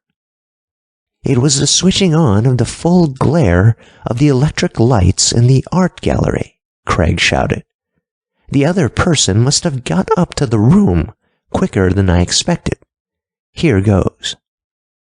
A loud explosion took place, apparently on the very windowsill of our room. Almost at the same instant, there was a crash of glass from the museum. We sprang to the window, I expecting to see Kennedy injured, Spencer expecting to see his costly museum a mass of smoking ruins. Instead, we saw nothing of the sort. On the window ledge was a peculiar little instrument that looked like a miniature field gun, with an elaborate system of springs and levers to break the recoil. Craig had turned from it so suddenly that he actually ran full tilt into us. "Come on," he cried breathlessly, bolting from the room and seizing Dr. Lith by the arm as he did so. "Dr. Lith, the keys to the museum, quick. We must get there before the fumes clear away." He was taking the stairs, 2 at a time, dragging the dignified curator with him. In fewer seconds than I can tell it, we were in the museum and mounting the broad staircase to the art gallery.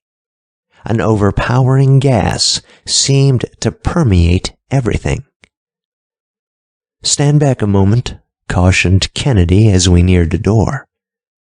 "I have just shot in here one of those asphyxiating bombs, which the Paris police invented to war against the Apaches and the motorcar bandits.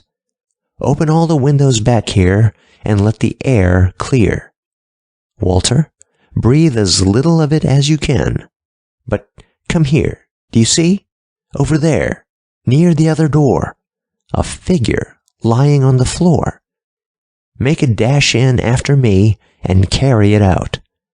There is just one thing more. If I am not back in a minute, come in and try to get me." He had already preceded me into the stifling fumes. With a last long breath of fresh air, I plunged in after him, scarcely knowing what would happen to me. I saw the figure on the floor, seized it, and backed out of the room as fast as I could. Dizzy and giddy from the fumes I had been forced to inhale, I managed to drag the form to the nearest window. It was Lucille White.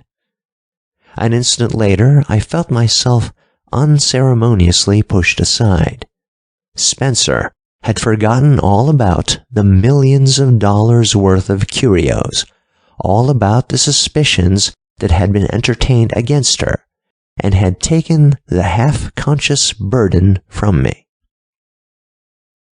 "This is the second time I have found you here, Edward," she was muttering in her half-delirium, still struggling. "The first time, that night, I hid in the mummy case. You fled when I called for help. I have followed you every moment since last night to prevent this. Edward, don't. Remember, I I am your wife. Listen to me. Oh, it is the absinthe that has spoiled your art and made it worthless, not the critics. It is not Mr. Spencer who has enticed me away, but you who drove me away, first from Paris and now from New York. He has been only... No, no. She was shrieking now, her eyes wide open, as she realized it was Spencer himself she saw leaning over her. With a great effort, she seemed to rouse herself. Don't stay. Run. Run. Leave me. He has a bomb that may go off at any moment. Oh, it is the curse of absinthe that pursues me. Will you not go? Vite, vite. She had almost fainted and was lapsing into French, laughing and crying alternately, telling him to go, yet clinging to him. Spencer paid no attention to what she had said of the bomb, but I did. The minute was up, and Kennedy was in there yet. I turned to rush in again to warn him at any peril. Just then, a half-conscious form staggered against me. It was Craig himself. He was holding the infernal machine of the 5 glass tubes that might at any instant blow us into eternity. Overcome himself, he stumbled. The sinking sensation in my heart I can never describe. It was just a second that I waited for the terrific explosion that was to end it all for us. One long, interminable second. But it did not come. Limp as I was with the shock, I dropped down beside him and bent over. "A glass of water, Walter," he murmured, "and fan me a bit. I didn't dare trust myself to carry the thing complete, so I emptied the acid into the sarcophagus. I guess I must have stayed in there too long. But we are safe. See if you can drag out Delaverde. He is in there by the mummy case." Spencer was still holding Lucille, although she was much better in the fresh air of the hall. "I understand," he was muttering. "You have been following this fiend of a husband of yours to protect the museum and myself from him. Lucille, Lucille, look at me. You are mine, not his. Whether he is dead or alive, I will free you from him, from the curse of the absinthe that has pursued you." The fumes had cleared a great deal by this time. In the center of the art gallery, we found a man, a tall, black-bearded Frenchman, crazy indeed from the curse of the green absinthe that had ruined him. He was scarcely breathing from a deadly wound in his chest. The hairspring ring of the Apache pistol had exploded the cartridge as he fell. Spencer did not even look at him, as he carried his own burden down to the little office of Dr. Lith. When a rich man marries a girl who has been earning her own living, the newspapers always distort it. He whispered aside to me a few minutes later. "Jameson, you're a newspaper man. I depend on you to get the facts straight this time." Outside, Kennedy grasped my arm. "You'll do that, Walter?" he asked persuasively. "Spencer is a client that one doesn't get every day. Just drop into the Star office and give them the straight story.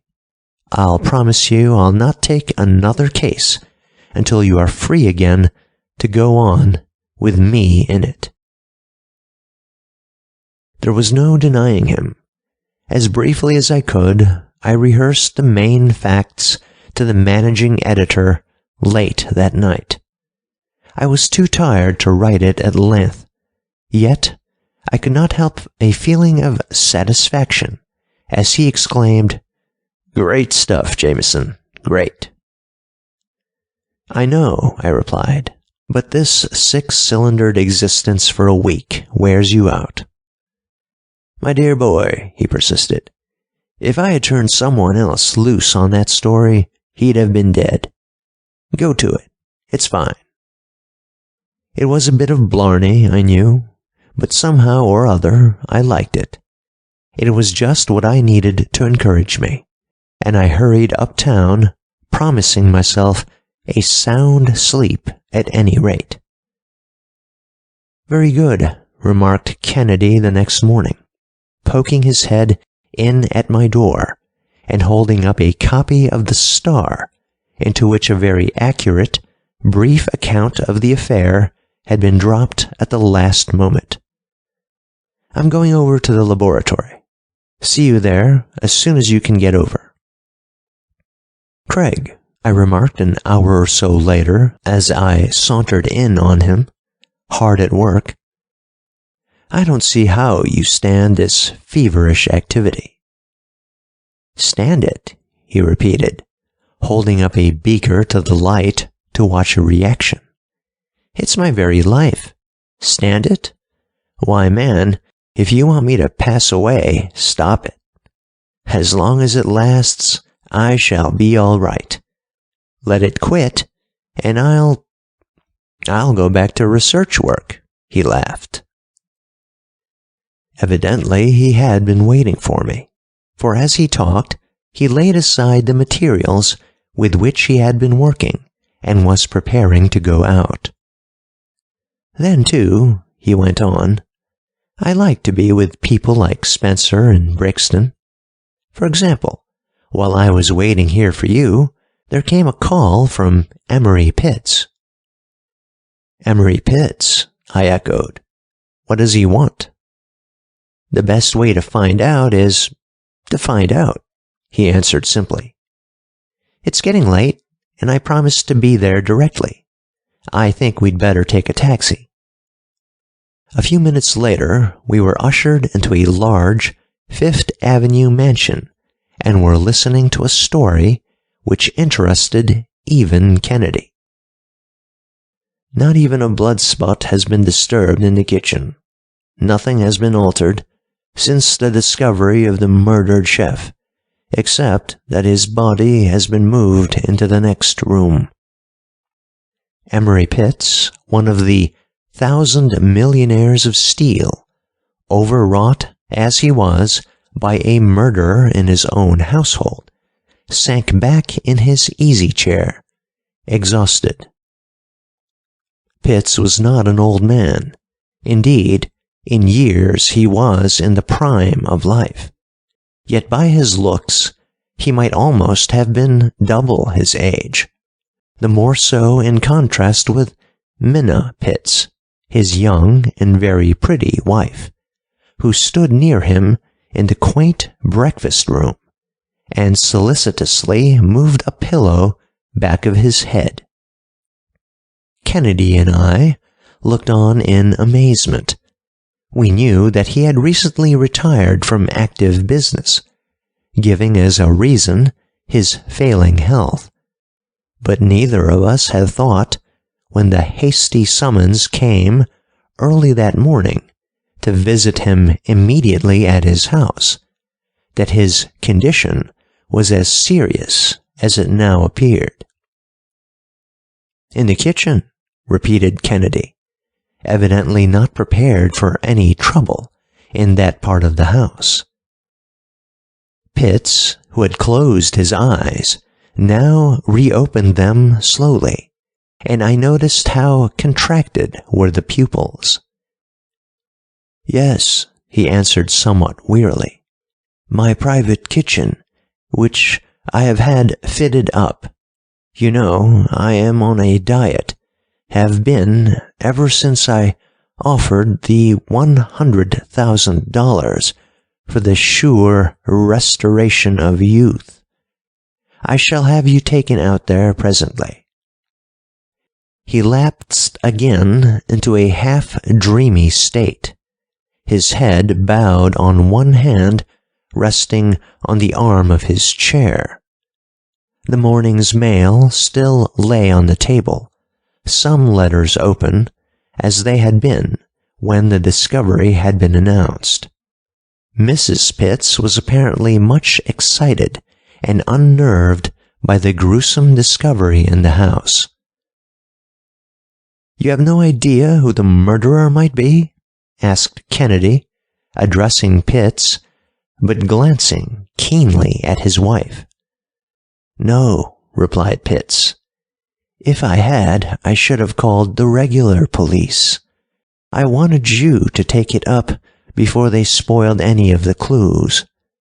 In the first place, we do not think it could have been done by any of the other servants. At least, Minna says that there was no quarrel." "How could anyone have got in from the outside?" asked Craig. "There is a back way, a servant's entrance, but it is usually locked. Of course, someone might have obtained a key to it." Mrs. Pitts had remained silent throughout the dialogue. I could not help thinking that she suspected something, perhaps was concealing something.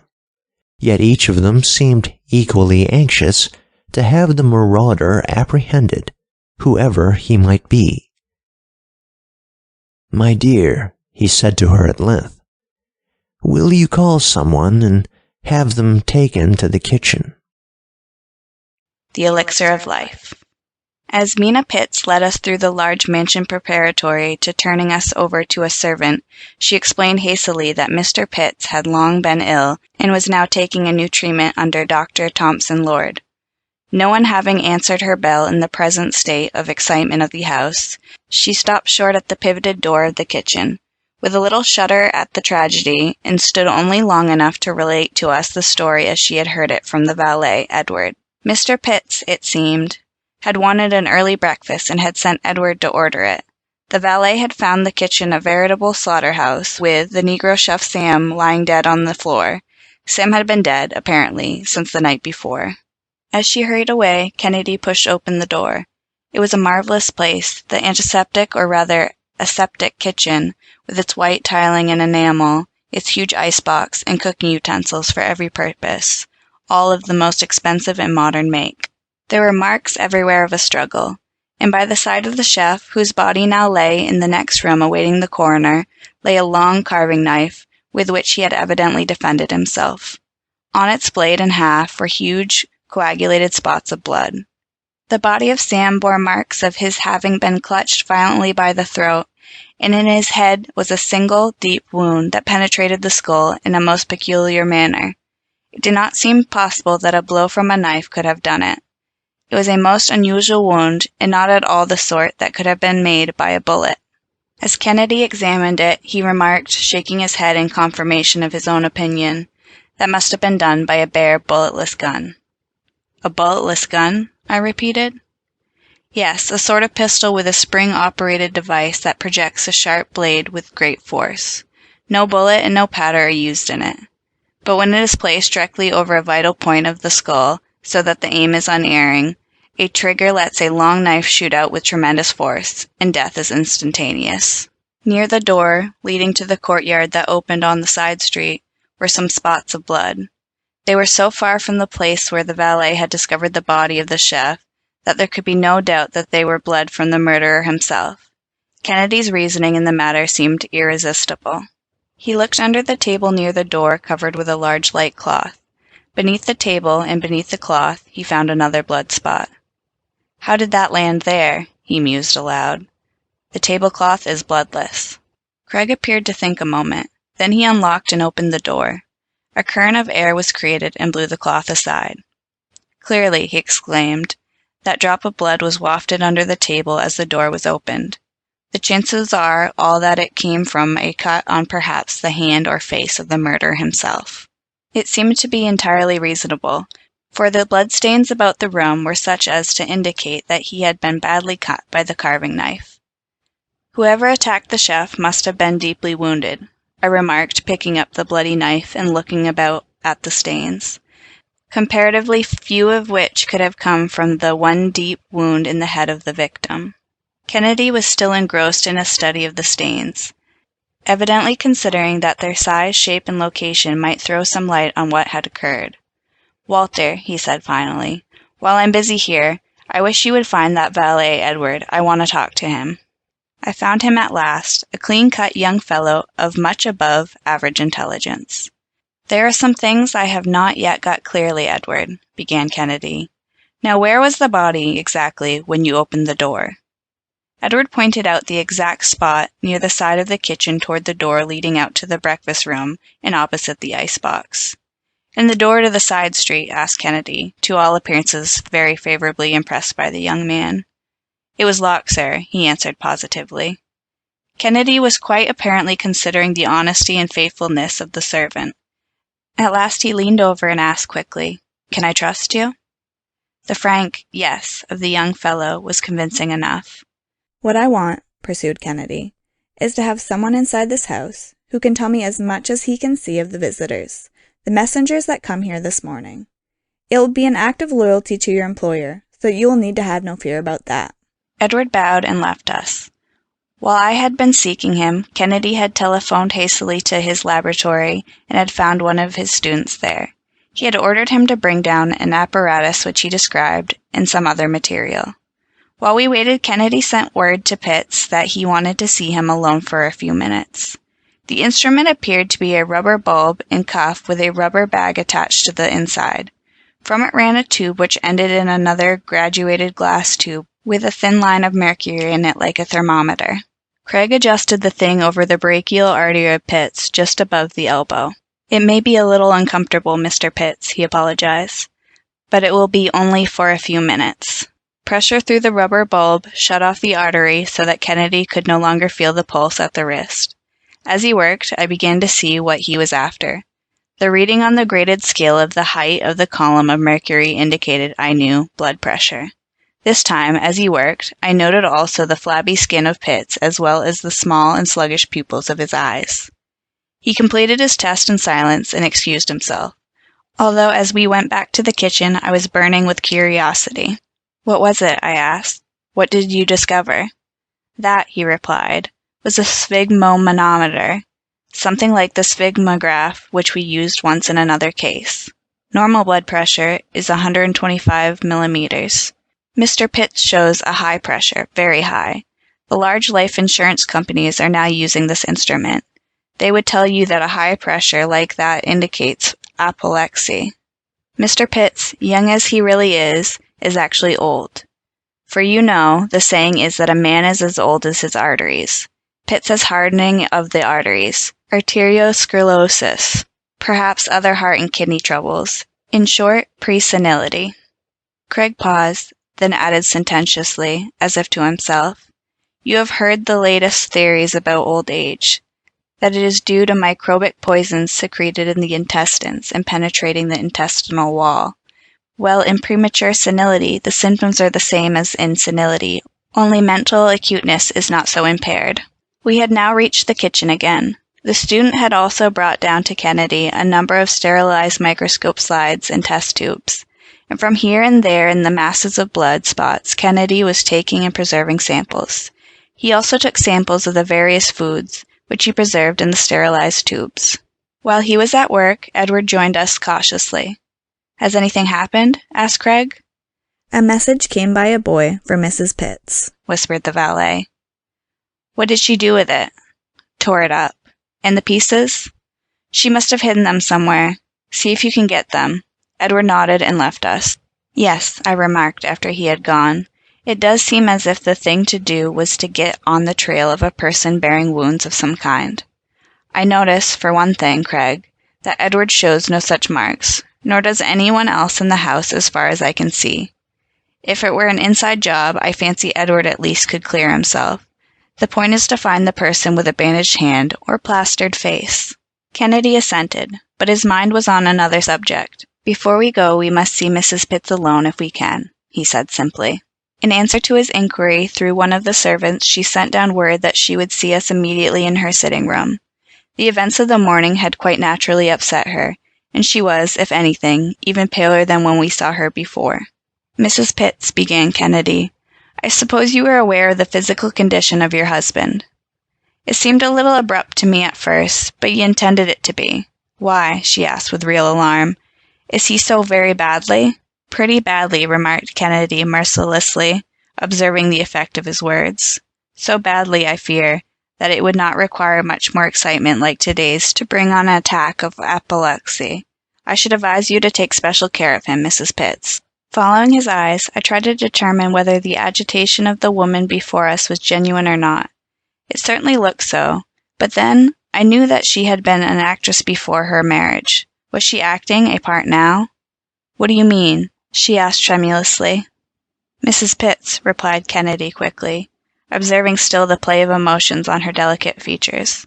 "Someone, I believe, either regularly or employed in this house, or who had a ready means of access to it, must have entered that kitchen last night.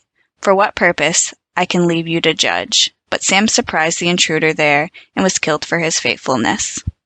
Her startled look told plainly that though she might have suspected something of the sort, she did not think that anyone else suspected, much less actually perhaps knew it. "I can't imagine who it could be, unless it might be one of the servants," she murmured hastily, adding, "and there is none of them that I have any right to suspect." She had in a measure regained her composure, and Kennedy felt that it was no use to pursue the conversation further, perhaps expose his hand before he was ready to play it. "That woman is concealing something," remarked Kennedy to me as we left the house a few minutes later. "She at least bears no marks of violence herself, of any kind," I commented. "No," agreed Craig. "No, you are right so far," he added. "I shall be very busy in the laboratory this afternoon, and probably longer. However, drop in at dinner time, and in the meantime, don't say a word to anyone. But just use your position on the star to keep in touch with anything the police authorities may be doing." It was not a difficult commission, since they did nothing but issue a statement, the net import of which was to let the public know that they were very active, although they had nothing to report. Kennedy was still busy when I rejoined him, a little late purposely, since I knew that he would be over his head in work. "What's this?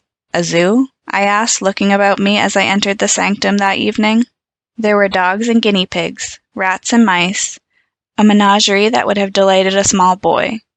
It did not look like the same old laboratory for the investigation of criminal science, though I saw on a second glance that it was the same, that there was the usual hurly-burly of microscopes, test tubes, and all the paraphernalia that were so mystifying at first, but in the end under his skillful hand made the most complicated cases seem stupidly simple. Craig smiled at my surprise. "I'm making a little study of intestinal poisons," he commented.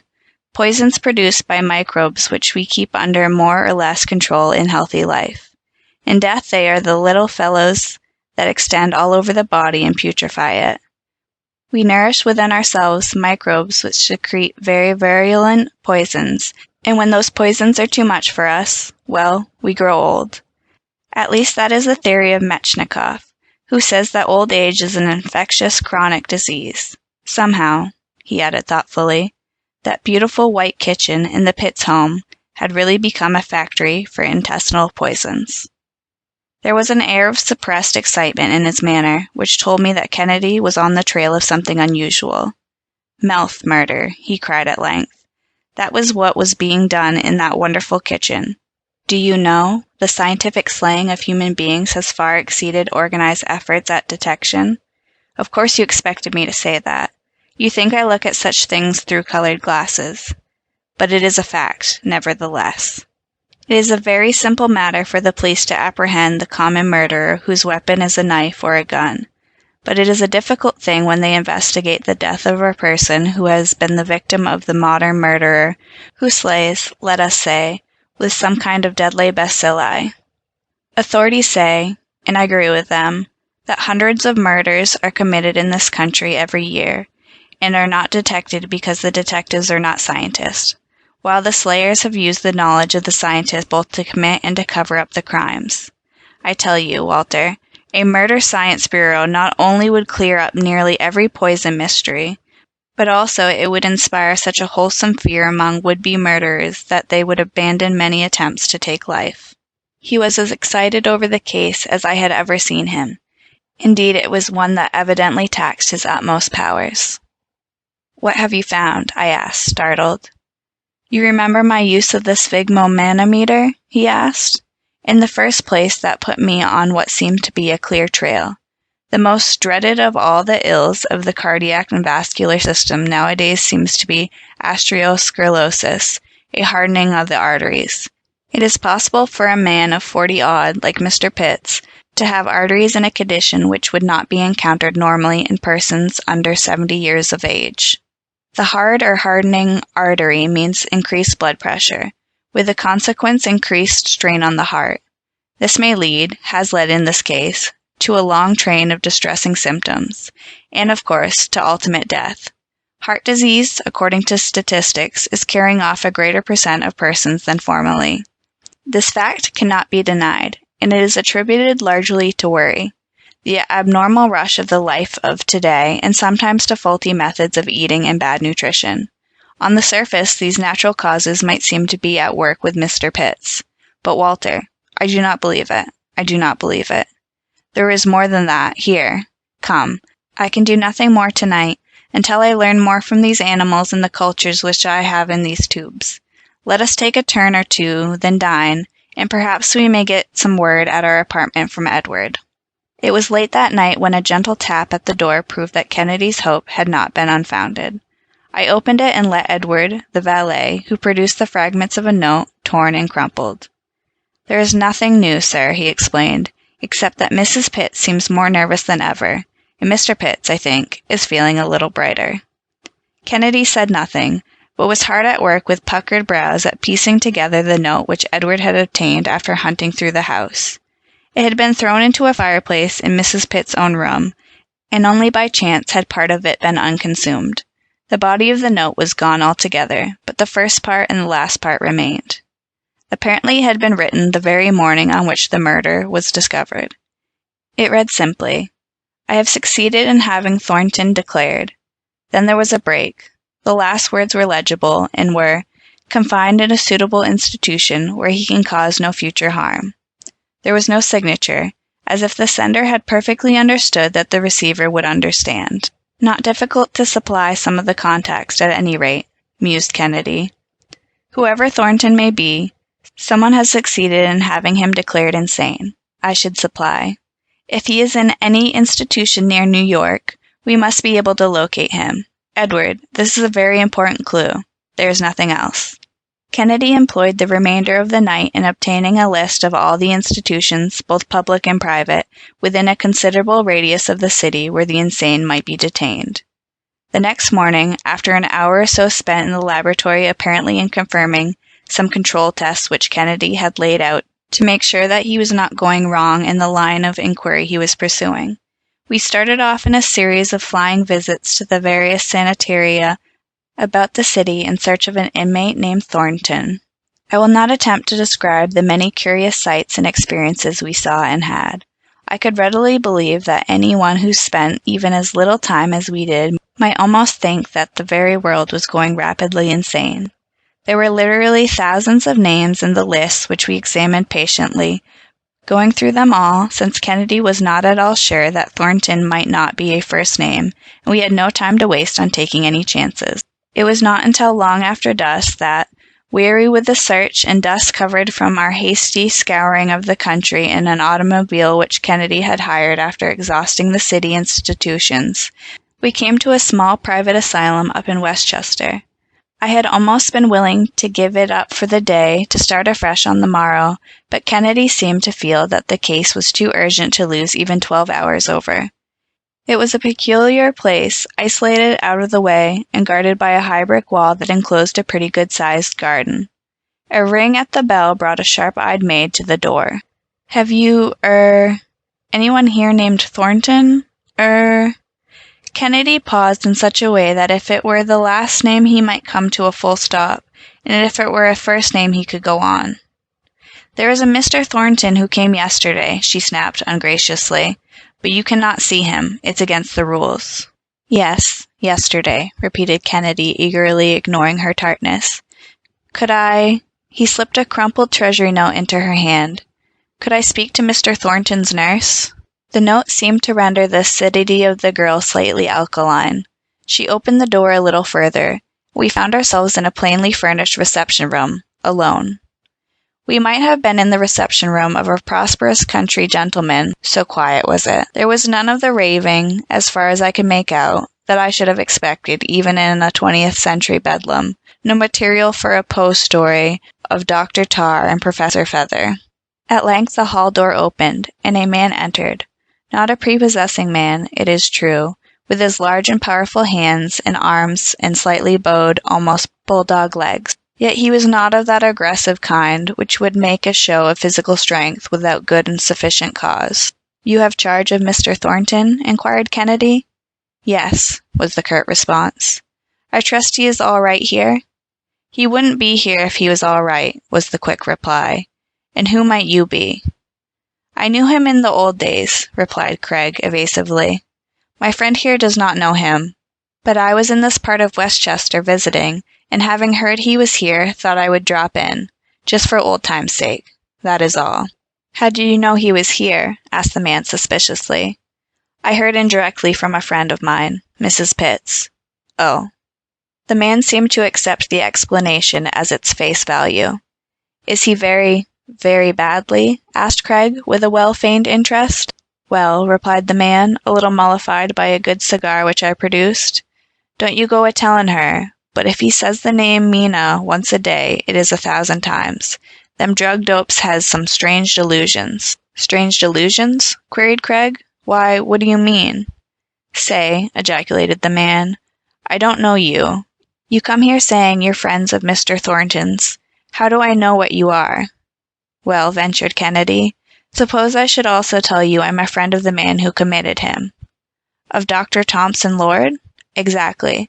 My friend here knows Dr. Lord very well. Don't you, Walter?" Thus appealed to, I hastened to add, "Indeed I do." Then, improving the opening, I hastened, "Is this Mr. Thornton violent? I think this is one of the most quiet institutions I ever saw for so small a place." The man shook his head. "Because," I added, "I thought some drug fiends were violent and had to be restrained by force often." "You won't find a mark or a scratch on him, sir," replied the man. "That ain't our system." "Not a mark or scratch on him," repeated Kennedy thoughtfully. "I wonder if he'd recognize me." "Can't say," concluded the man. "What's more, can't try. It's against the rules. Only your knowing so many he knows has got you this far. You'll have to call on a regular day or by appointment to see him, gentlemen." There was an air of finality about the last statement that made Kennedy rise and move toward the door with a hearty, "Thank you for your kindness," and a wish to be remembered to poor old Thornton. As we climbed into the car, he poked me in the ribs. "Just as good for the present as if we had seen him," he exclaimed. "Drug fiend. Friend of Mrs. Pitts. Committed by Dr. Lord. No wounds." Then he lapsed into silence as we sped back to the city. "The Pitts' house," ordered Kennedy as we bowled along, after noting by his watch that it was after 9. Then to me he added, "We must see Mrs. Pitts once more, and alone." We waited some time after Kennedy sent up word that he would like to see Mrs. Pitts. At last she appeared. I thought she avoided Kennedy's eyes, and I am sure that her intuition told her that he had some revelation to make, against which she was steeling herself. Craig greeted her as reassuringly as he could, but as she sat nervously before us, I could see that she was in reality pale, worn, and anxious. "We have had a rather hard day," began Kennedy, after the usual polite inquiries about her own and her husband's health had been, I thought, a little prolonged by him. "Indeed?" she asked. "Have you come any closer to the truth?" Kennedy met her eyes, and she turned away. "Yes. Mr. Jameson and I have put in the better part of the day in going from one institution for the insane to another." He paused. The startled look on her face told as plainly as words that his remark had struck home. Without giving her a chance to reply or to think of a verbal means of escape, Craig hurried on with an account of what we had done, saying nothing about the original letter which had started us on the search for Thornton, but leaving it to be inferred by her that he knew much more than he cared to tell. In short, Mrs. Pitts, he concluded firmly, I do not need to tell you that I already know much about the matter which you are concealing. The piling up of fact on fact, mystifying as it was to me who had as yet no inkling of what it was tending toward, proved too much for the woman who knew the truth, yet did not know how much Kennedy knew of it. Mina Pitts was pacing the floor wildly, all the assumed manner of the actress gone from her, yet with the native grace and feeling of the born actress playing unrestrained in her actions. You know only part of my story, she cried, fixing him with her now tearless eyes. It is only a question of time when you will worm it all out by your uncanny occult methods. Mr. Kennedy, I cast myself on you. The toxin of death. The note of appeal in her tone was powerful, but I could not so readily shake off my first suspicions of the woman. Whether or not she convinced Kennedy, he did not show. I was only a young girl when I met Mr. Thornton, she raced on. I was not yet 18 when we were married. Too late, I found out the curse of his life, and of mine. He was a drug fiend. From the very first life with him was insupportable. I stood it as long as I could, but when he beat me because he had no money to buy drugs, I left him. I gave myself up to my career on the stage. Later I heard that he was dead, a suicide. I worked, day and night, slaved, and rose in the profession until, at last, I met Mr. Pitts. She paused, and it was evident that it was with a struggle that she could talk so. 3 months after I was married to him, Thornton suddenly reappeared, from the dead it seemed to me. He did not want me back, no indeed. All he wanted was money. I gave him money, my own money, for I made a great deal in my stage days, but his demands increased. To silence him, I have paid him thousands. He squandered them faster than ever, and finally, when it became unbearable, I appealed to a friend. That friend has now succeeded in placing this man quietly in a sanitarium for the insane. In the murder of the chef, shot out Kennedy. She looked from one to the other of us in alarm. Before God, I know no more of that than does Mr. Pitts. Was she telling the truth? Would she stop at anything to avoid the scandal and disgrace of the charge of bigamy? Was there not something still that she was concealing? She took refuge in the last resort, tears. Encouraging as it was to have made such progress, it did not seem to me that we were much nearer, after all, to the solution of the mystery. Kennedy, as usual, had nothing to say until he was absolutely sure of his ground. He spent the greater part of the next day hard at work over the minute investigations of his laboratory, leaving me to arrange the details of a meeting he planned for that night. There were present Mr. and Mrs. Pitts, the former in charge of Dr. Lord. The valet, Edward, was also there, and in a neighboring room was Thornton in charge of 2 nurses from the sanitarium. Thornton was a sad wreck of a man now, whatever he might have been when his blackmail furnished him with an unlimited supply of his favorite drugs. Let us go back to the very start of the case, began Kennedy when we had all assembled, the murder of the chef, Sam. It seemed the mere sound of his voice electrified his little audience. I fancied a shudder passed over the slight form of Mrs. Pitts, as she must have realized that this was the point where Kennedy had left off in his questioning her the night before. There is, he went on slowly, a blood test so delicate that one might almost say that he could identify a criminal by his very blood crystals, the fingerprints, so to speak, of his blood. It was by means of these hemoglobin clues, if I may call them so, that I was able to get on the right trail. For the fact is that a man's blood is not like that of any other living creature. Blood of different men, of men and women differ. I believe that in time we shall be able to refine this test to tell the exact individual, too. What is this principle? It is that the hemoglobin or red coloring matter of the blood forms crystals. That has long been known, but working on this fact, Dr. Reichert and Professor Brown of the University of Pennsylvania have made some wonderful discoveries.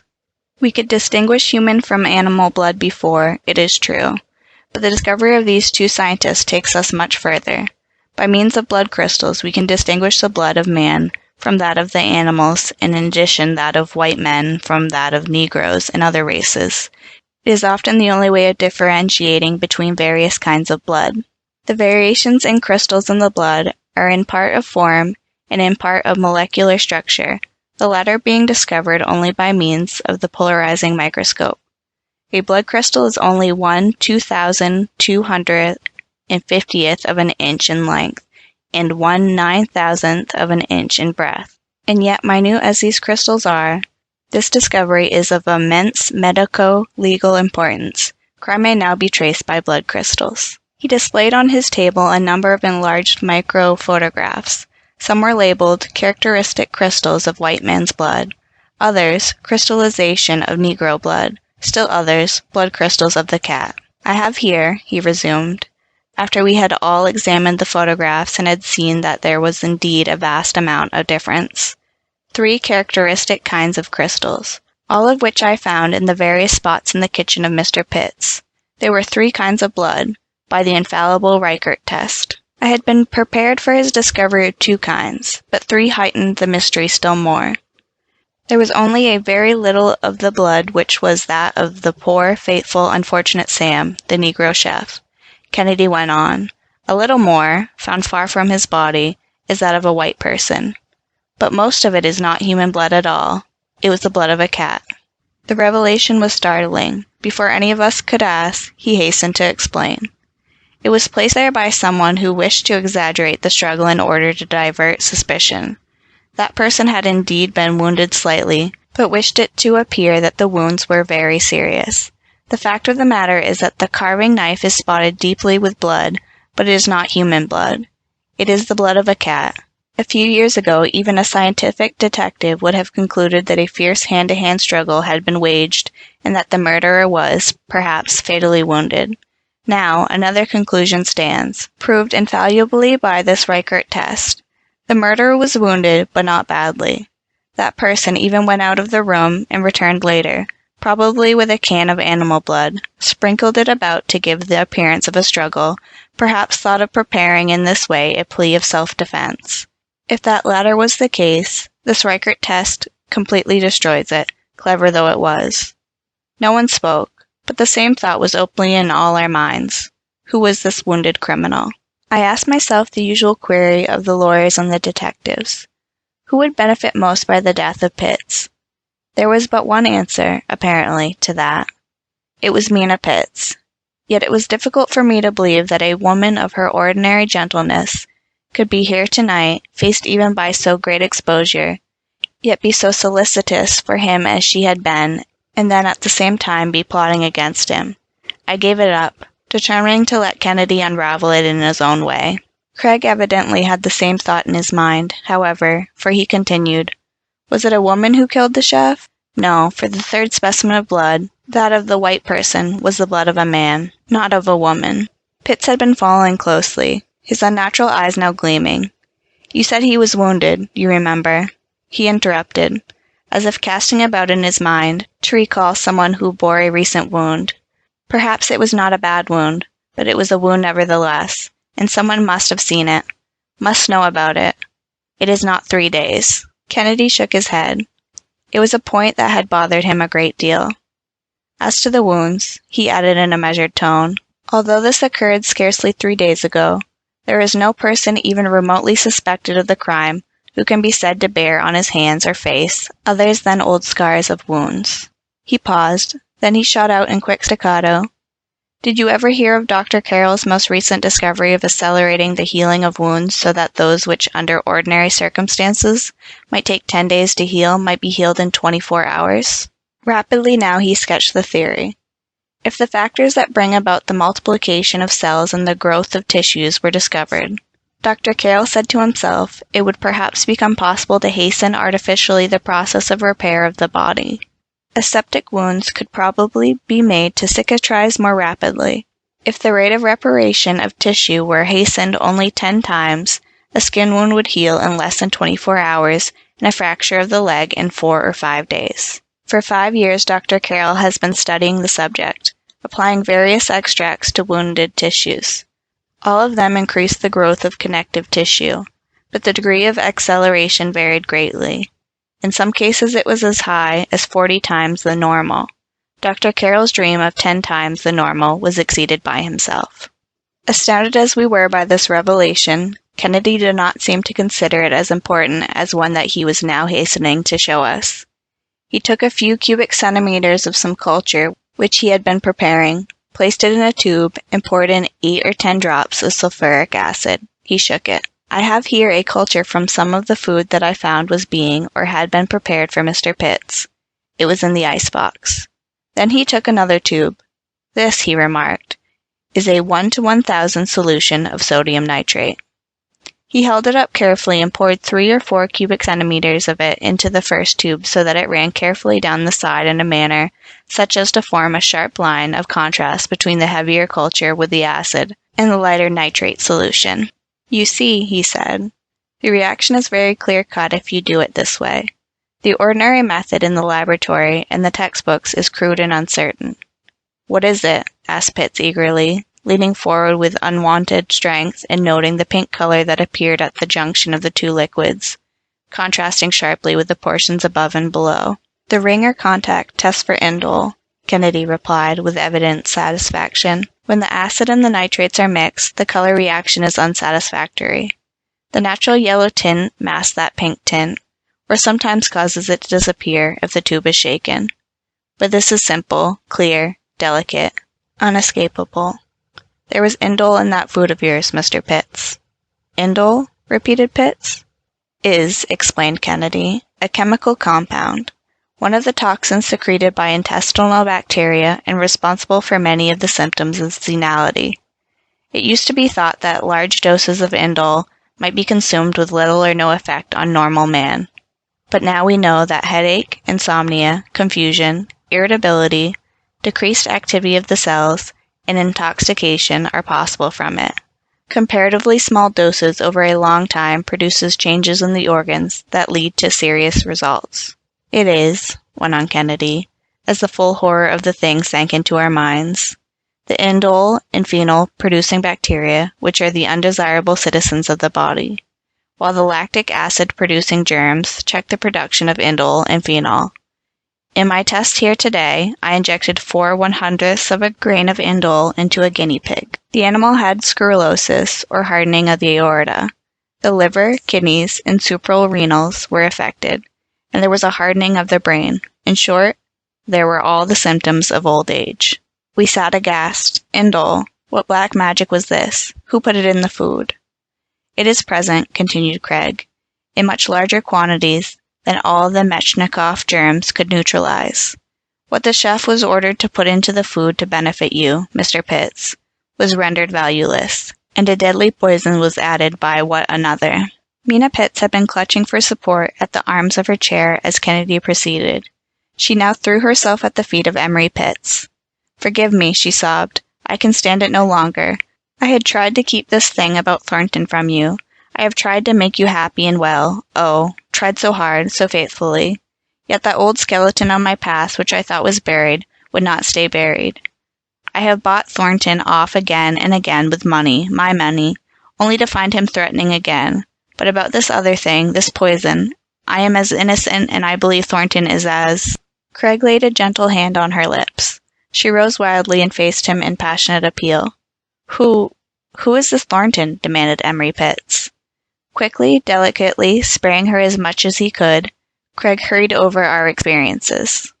"He is in the next room," Craig went on, then facing Pitts added, "With you alive, Emery Pitts, this blackmail of your wife might have gone on, although there was always the danger that you might hear of it, and do as I see you have already done. Forgive, and plan to right the unfortunate mistake.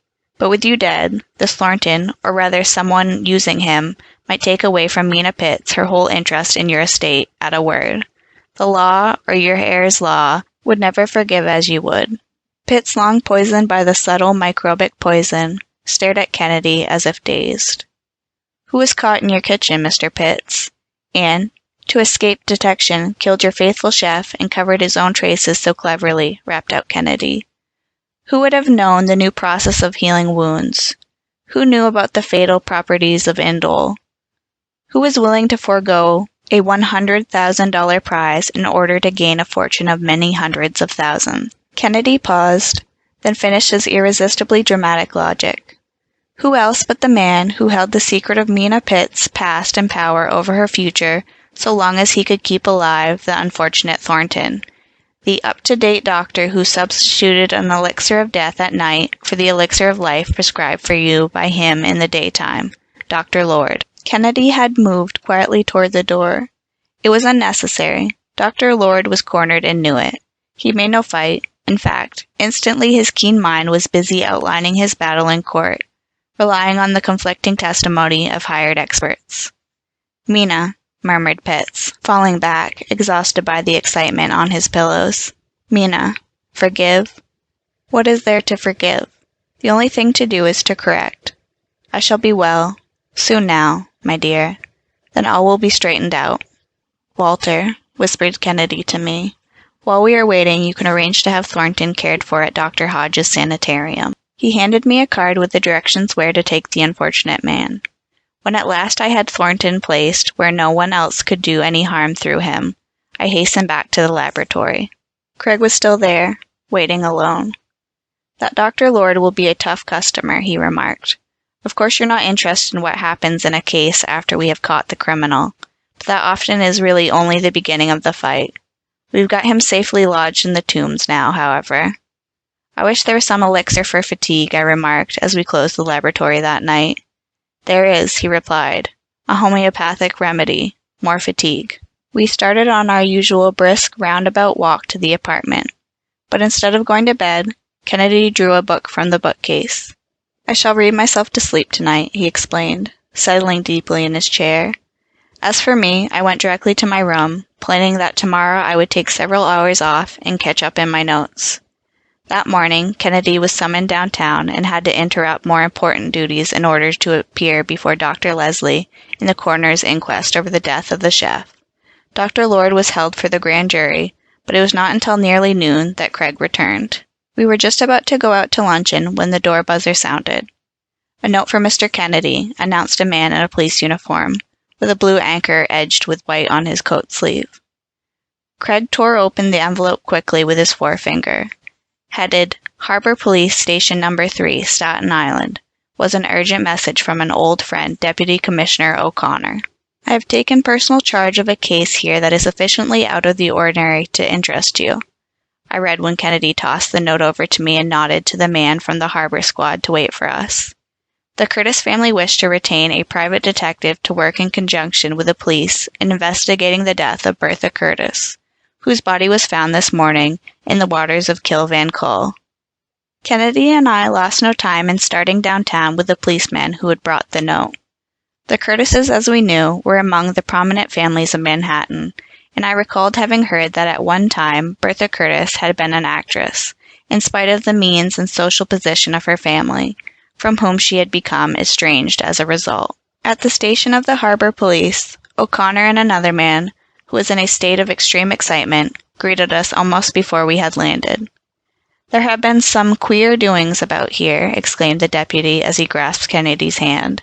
"But first of all, let me introduce Mr. Walker Curtis." In a lower tone as we walked up the dock, O'Connor continued, "He is the brother of the girl whose body the men in the launch at the station found in the Kill this morning.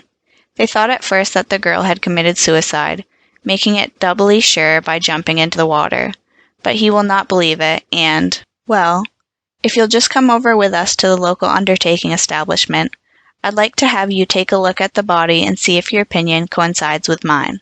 "Ordinarily," pursued O'Connor, "there isn't much romance in harbor police work nowadays, but in this case some other elements seem to be present which are not usually associated with violent deaths in the waters of the bay, and I have, as you will see, thought it necessary to take personal charge of the investigation. Now, to shorten the story as much as possible, Kennedy, you know of course that the legislator at the last session enacted laws prohibiting the sale of such drugs as opium, morphine, cocaine, chloral, and others under much heavier penalties than before. The health authorities not long ago reported to us that dope was being sold almost openly, without orders from physicians, at several scores of places, and we have begun a crusade for the enforcement of the law. Of course you know how prohibition works in many places and how the law is beaten. The dope fiends seem to be doing the same thing with this law. Of course, nowadays, everybody talks about a system controlling everything. So I suppose people would say that there is a dope trust. At any rate, we have run up against at least a number of places that seem to be banded together in some way.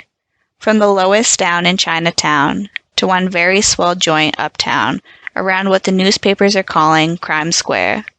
It is not that this place is pandering to criminals or the women of the Tenderloin that interest us so much as that its the patrons are men and women of fashionable society whose jangled nerves seem to demand a strong narcotic. This particular place seems to be a headquarters for obtaining them, especially opium and its derivatives. One of the frequenters of the place was this unfortunate girl, Bertha Curtis.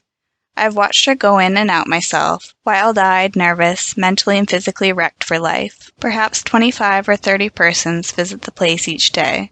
It is run by a man known as Big Jack Clendenin, who was once an actor and, I believe, met and fascinated Miss Curtis during her brief career on the stage. He has an attendant there, a Jap named Nichimoto, who is a perfect enigma. I can't understand him on any reasonable theory. A long time ago we raided the place and packed up a lot of opium, pipes, material, and other stuff. We found Clendenin there, this girl, several others, and the Jap. I never understood just how it was, but somehow Clendenin got off with a nominal fine, and a few days later opened up again. We were watching the place, getting ready to raid it again, and present such evidence that Clendenin couldn't possibly beat it, when all of a sudden, along came this tragedy. We had at last arrived at the private establishment which was doing duty as a morgue. The bedraggled form that had been bandied about by the tides all night lay covered up in the cold, damp basement. Bertha Curtis had been a girl of striking beauty once. For a long time I gazed at the swollen features before I realized what it was that fascinated and puzzled me about her. Kennedy, however, after a casual glance, had arrived at least a part of her story. That girl, he whispered to me so that her brother could not hear, has led a pretty fast life. Look at those nails, yellow and dark. It isn't a weak face either. I wouldn't be surprised if the whole thing, the oriental glamour and all that, fascinated her as much as the drug. So far the case, with its heart-rending tragedy, had all the earmarks of suicide. The opium joint.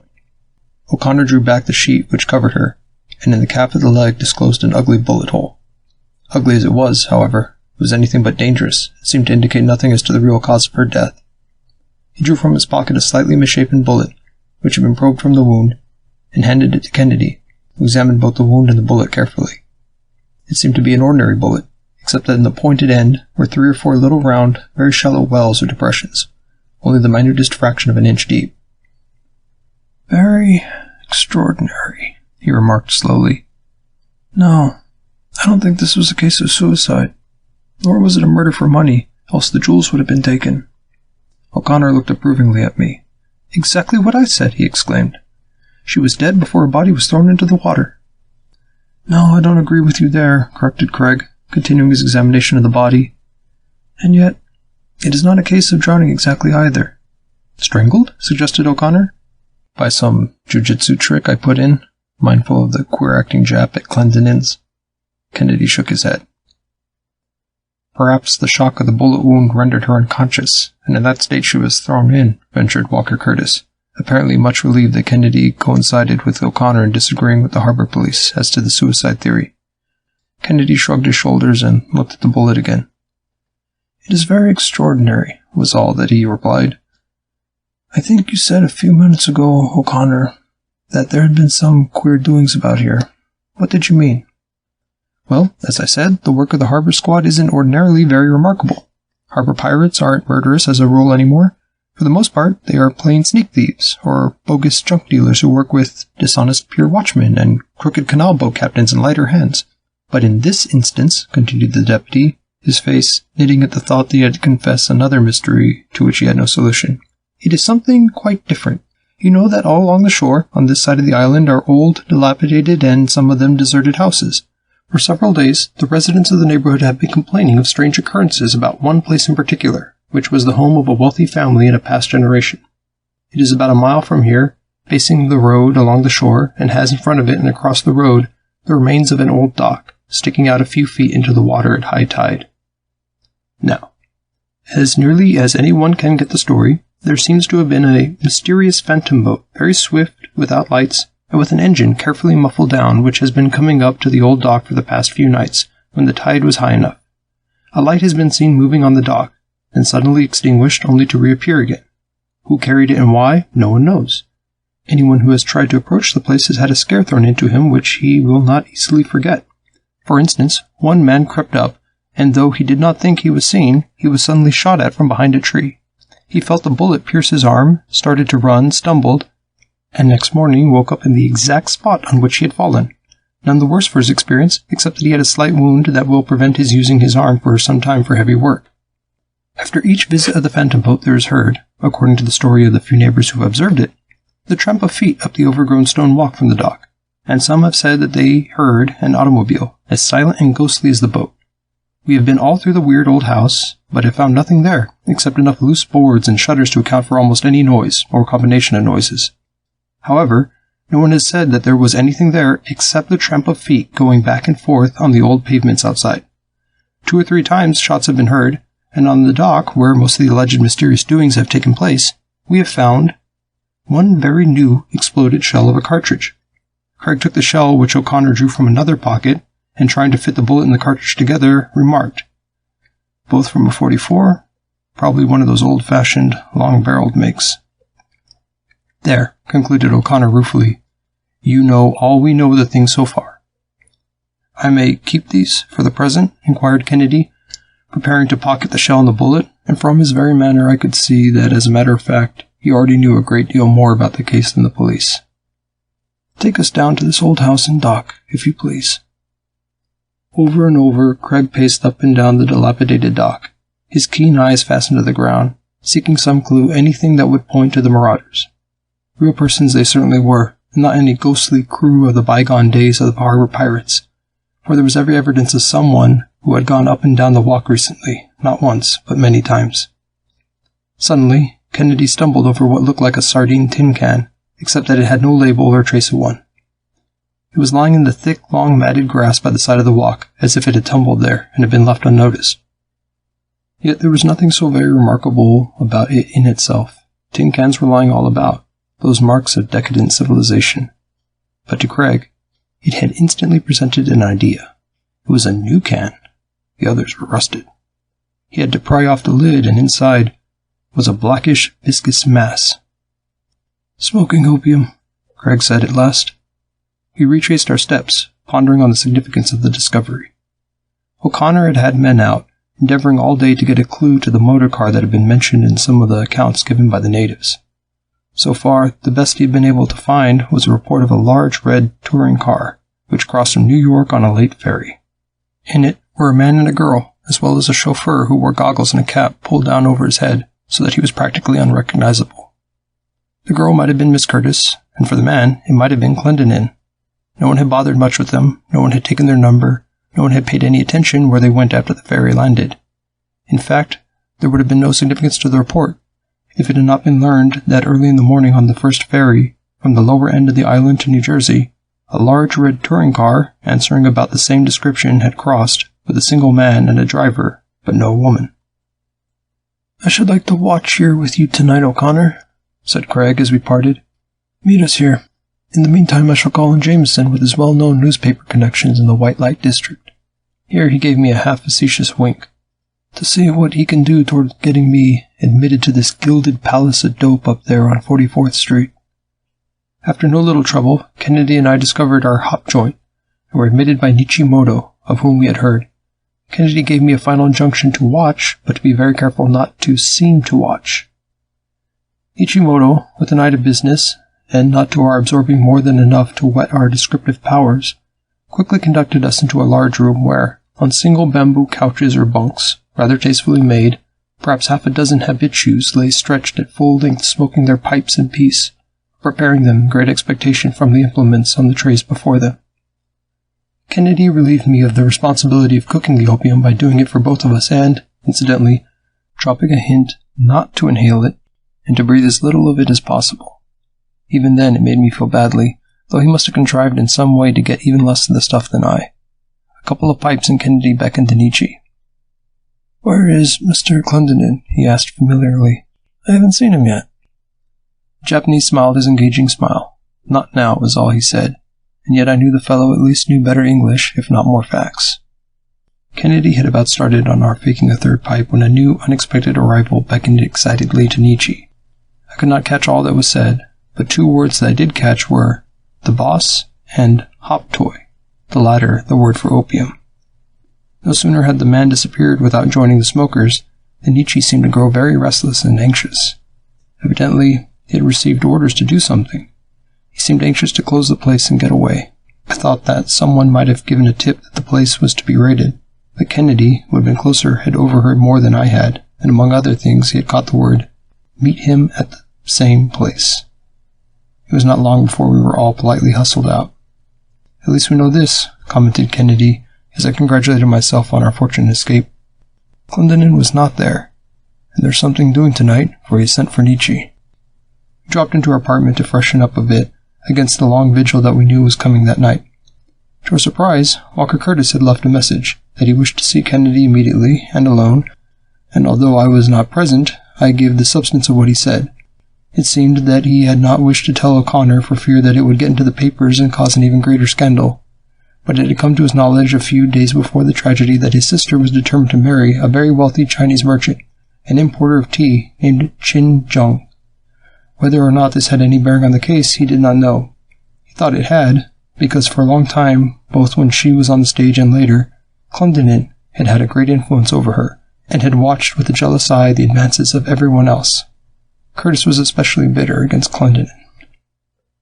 As Kennedy related the conversation to me on our way over to Staten Island, I tried to piece the thing together, but like one of the famous Chinese puzzles, it would not come out. I had to admit the possibility that it was Clendenin who might have quarreled over her attachment to Chin Jung, even though I have never yet been able to understand what the fascination is that some Orientals have over certain American girls. All that night we watched patiently from a vantage point of an old shed near both the house and the decayed pier. It was weird in the extreme, especially as we had no idea what might happen if we had success and saw something. But there was no reward for our patience. Absolutely nothing happened. It was as though they knew, whoever they were, that we were there. During the hours that passed, O'Connor whiled away the time in a subdued whisper now and then, in telling us of his experiences in Chinatown, which he was now engaged in trying to clean up. From Chinatown, its dens, its gamblers, and its tongs, we drifted to the legitimate business interests there, and I, at least, was surprised to find that there were some of the merchants for whom even O'Connor had a great deal of respect. Kennedy evidently did not wish to violate in any way the confidence of Walker Curtis, and mentioned the name of Chin Jung, but by a judicious question as to who the best men were in the Celestial Settlement, he did get a list of half a dozen or so from O'Connor. Chin Jung was well up in the list. However, the night wore away, and still nothing happened. It was in the middle of the morning when we were taking a snatch of sleep in our own rooms uptown that the telephone began to ring insistently. Kennedy, who was resting, I verily believe merely out of consideration for my own human frailties, was at the receiver in an instant. It proved to be O'Connor. He had just gone back to his office at headquarters, and there he had found a report of another murder. "Who is it?" asked Kennedy. "And why do you connect it with this case?" O'Connor's answer must have been a poser, judging from the look of surprise on Craig's face. "The Jap? Ichimoto?" he repeated. "And it is the same sort of non-fatal wound? The same evidence of asphyxia? The same circumstances, even down to the red car reported by residents in the neighborhood?" Nothing further happened that day, except this thickening of the plot by the murder of the peculiar acting Nietzsche. We saw his body, and it was as O'Connor said. "That fellow wasn't on the level toward Clendenin," Craig mused after we had viewed the second murder in the case. "The question is, who and what was he working for?" There was as yet no hint of answer, and our only plan was to watch again that night. This time O'Connor, not knowing where the lightning would strike next, took Craig's suggestion, and we determined to spend the time cruising about in the fastest of the police motorboats, while the force of the watchers along the entire shore front of the city was quietly augmented in order to be extra vigilant. O'Connor at the last moment had to withdraw and let us go alone, for the worst, and not the unexpected, happened in his effort to clean up Chinatown. The war between the old rivals, the Hep Sing Tong and the Ong Leong Tong, those ancient societies of troublemakers in the little district had broken out afresh during the day, and 3 Orientals had been killed already. It is not a particularly pleasant occupation, cruising aimlessly up and down the harbor in a 50-foot police boat, staunch and fast as she may be. Every hour we called at a police post to report and to keep in touch with anything that might interest us. It came at about 2 o'clock in the morning, and, of all places, near the battery itself. From the front of a ferry boat that ran far down on the Brooklyn side, what looked like 2 flashlights gleamed out over the water once, then twice. "Headlights of an automobile," remarked Craig, scarcely taking more notice of it, for they might have simply been turned up and down twice by a late returning traveler to test them. We were ourselves near the Brooklyn shore. Imagine our surprise to see an answering light from a small boat in the river which was otherwise lightless. We promptly put out our own lights, and with every cylinder working, made for the spot where the light had flashed up on the river. There was something there all right, and we went for it. On we raced after the strange craft, the phantom that had scared Staten Island. For a mile or so, we seemed to be gaining, but one of our cylinders began to miss. The boat turned sharply around a bend in the shore. We had to give it up, as well as trying to overtake the ferry boat going in the opposite direction. Kennedy's equanimity in our apparent defeat surprised me. "Ah, it's nothing, Walter," he said. "They slipped away tonight, but I found the clue. Tomorrow, as soon as the customs house is open, you will understand. It all centers about opium." At least a large part of the secret was cleared, too, as a result of Kennedy's visit to the customs house. After years of fighting with the opium ring on the Pacific coast, the ring had tried to put one over on the revenue officers and smuggle the drug in through New York. It did not take long to find the right man among the revenue officers to talk with. Nor was Kennedy surprised to learn that Nishimoto had been, in fact, a Japanese detective, a sort of stool pigeon in Clendenin's establishment, working to keep the government in touch with the latest scheme. The finding of the can of opium on the scene of the murder of Bertha Curtis and the chase after the lightless motorboat had at last placed Kennedy on the right track.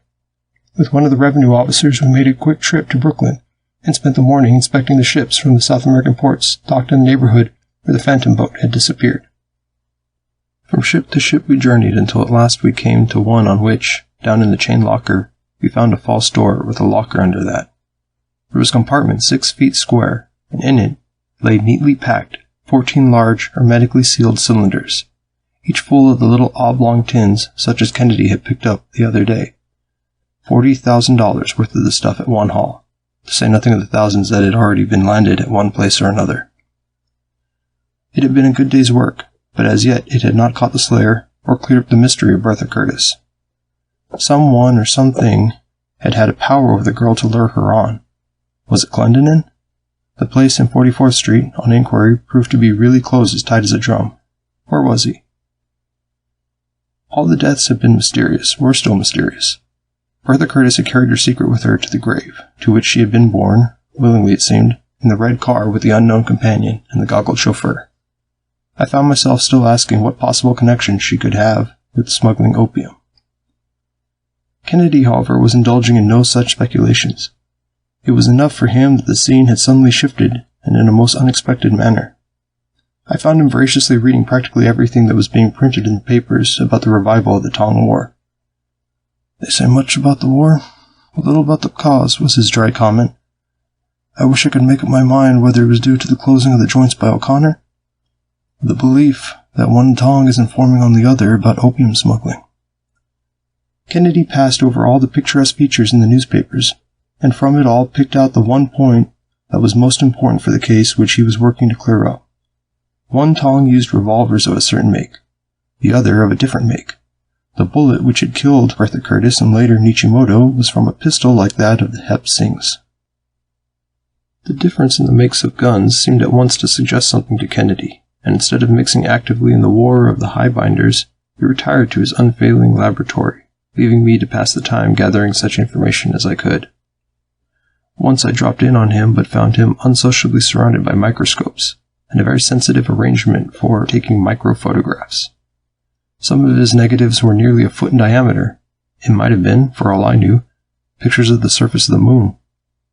While I was there, O'Connor came in. Craig questioned him about the War of the Tongs. "Why," O'Connor cried, almost bubbling over with satisfaction, "this afternoon I was waited on by Chin Jung, you remember? one of the leading merchants down there. Of course, you know that Chinatown doesn't believe in hurting business, and it seems that he and some of the others like him are afraid that if the Tang War is not hushed up pretty soon, it will cost a lot in money. They're going to have an anniversary of the founding of the Chinese Republic soon, and of the Chinese New Year, and they're afraid that if the war doesn't stop, they'll be ruined. Which Tong does it belong to? Asked Kennedy, still scrutinizing a photograph through his lens. Neither, replied O'Connor. With his aid and that of a judge of one of our courts who knows the Chinaman like a book, we have had a conference this afternoon between the two Tongs, and the truce is restored again for 2 weeks. Very good, answered Kennedy, but it doesn't catch the murder of Bertha Curtis and the Jap. Where's Clendon, do you suppose? I don't know, but it at least leaves me free to carry on that case. What are all these pictures? Well, began Kennedy, taking his glass from his eye and wiping it carefully, Paris crime specialist has formulated a system for identifying revolver bullets, which is very like that of Dr. Bertillon for identifying human beings. He picked up a handful of the greatly enlarged photographs. These are photographs of bullets which he has sent me. The barrel of every gun leaves marks on the bullet that are always the same for the same barrel, but never identical for two different barrels. In these big negatives, every detail appears very distinctly, and it can be decided with absolute certainty whether a given bullet was fired from a given revolver. Now, using the same method, I have made similar greatly enlarged photographs of the two bullets that figured so far in this case. The bullet that killed Miss Curtis shows the same marks as that which killed Nietzsche. He picked up another bunch of prints. Now, he continued, taking up the firing pin of a rifle or the hammer of a revolver, you may not know it, but they are different in every case. Even among the same makes, they are different and can be detected. The cartridge in either a gun or revolver is struck at a point which is never in the exact center or edge, as the case may be, but is always the same for the same weapon. Now, the end of the hammer, when examined with the microscope, bears certain irregularities of markings different from those of every other gun, and the shell fired in it is impressed with the particular markings of that hammer, just as paper is by type. I'm making microphotographs of firing pins or hammers with special reference to the rounded ends, and also photographs of the corresponding rounded depressions in the primers fired by them. It is forced on anyone that cartridges fired by each individual rifle or pistol can positively be identified. You will see on the edge of the photographs I have made a rough sketch calling attention to the L-shaped mark which is the chief characteristic of this hammer, while there are other detailed markings which show well under the microscope, but not well in a photograph. You will notice that the characters on the firing hammer are reversed on the cartridge in the same way that a metal type and the character printed by it are reversed as regards one another. Again, depressions on the end of the hammer become raised characters on the cartridge, and raised characters on the hammer become depressions on the cartridge. Look at some of these old photographs and you will see that they differ from this. They lack the L mark. Some have circles, others have a very different series of pits and elevations, a set of characters when examined and measured under the microscope utterly different from those in every other case. Each is unique in its pits, lines, circles, and irregularities. The laws of chance are as much against two of them having the same markings as they are against the thumbprint of two human subjects being identical. The firing pin theory, which was used in a famous case in Maine, is just as infallible as the fingerprint theory. In this case, when we find the owner of the gun making an L mark, we shall have the murderer. Something I could see was working on O'Connor's mind. That's all right, he interjected, but you know in neither case was the victim shot to death. They were asphyxiated. I was coming to that, rejoined Craig. You recall the peculiar markings on the nose of those bullets? They were what is known as narcotic bullets, an invention of a Pittsburgh scientist. They have the property of lulling their victims to almost instant slumber. A slight scratch from these sleep-producing bullets is all that is necessary, as it was in the case of the man who spied on the queer doings in Staten Island. The drug, usually morphia, is carried in tiny wells on the cap of the bullet, is absorbed by the system, and acts almost instantly. The door burst open, and Walker Curtis strode in excitedly.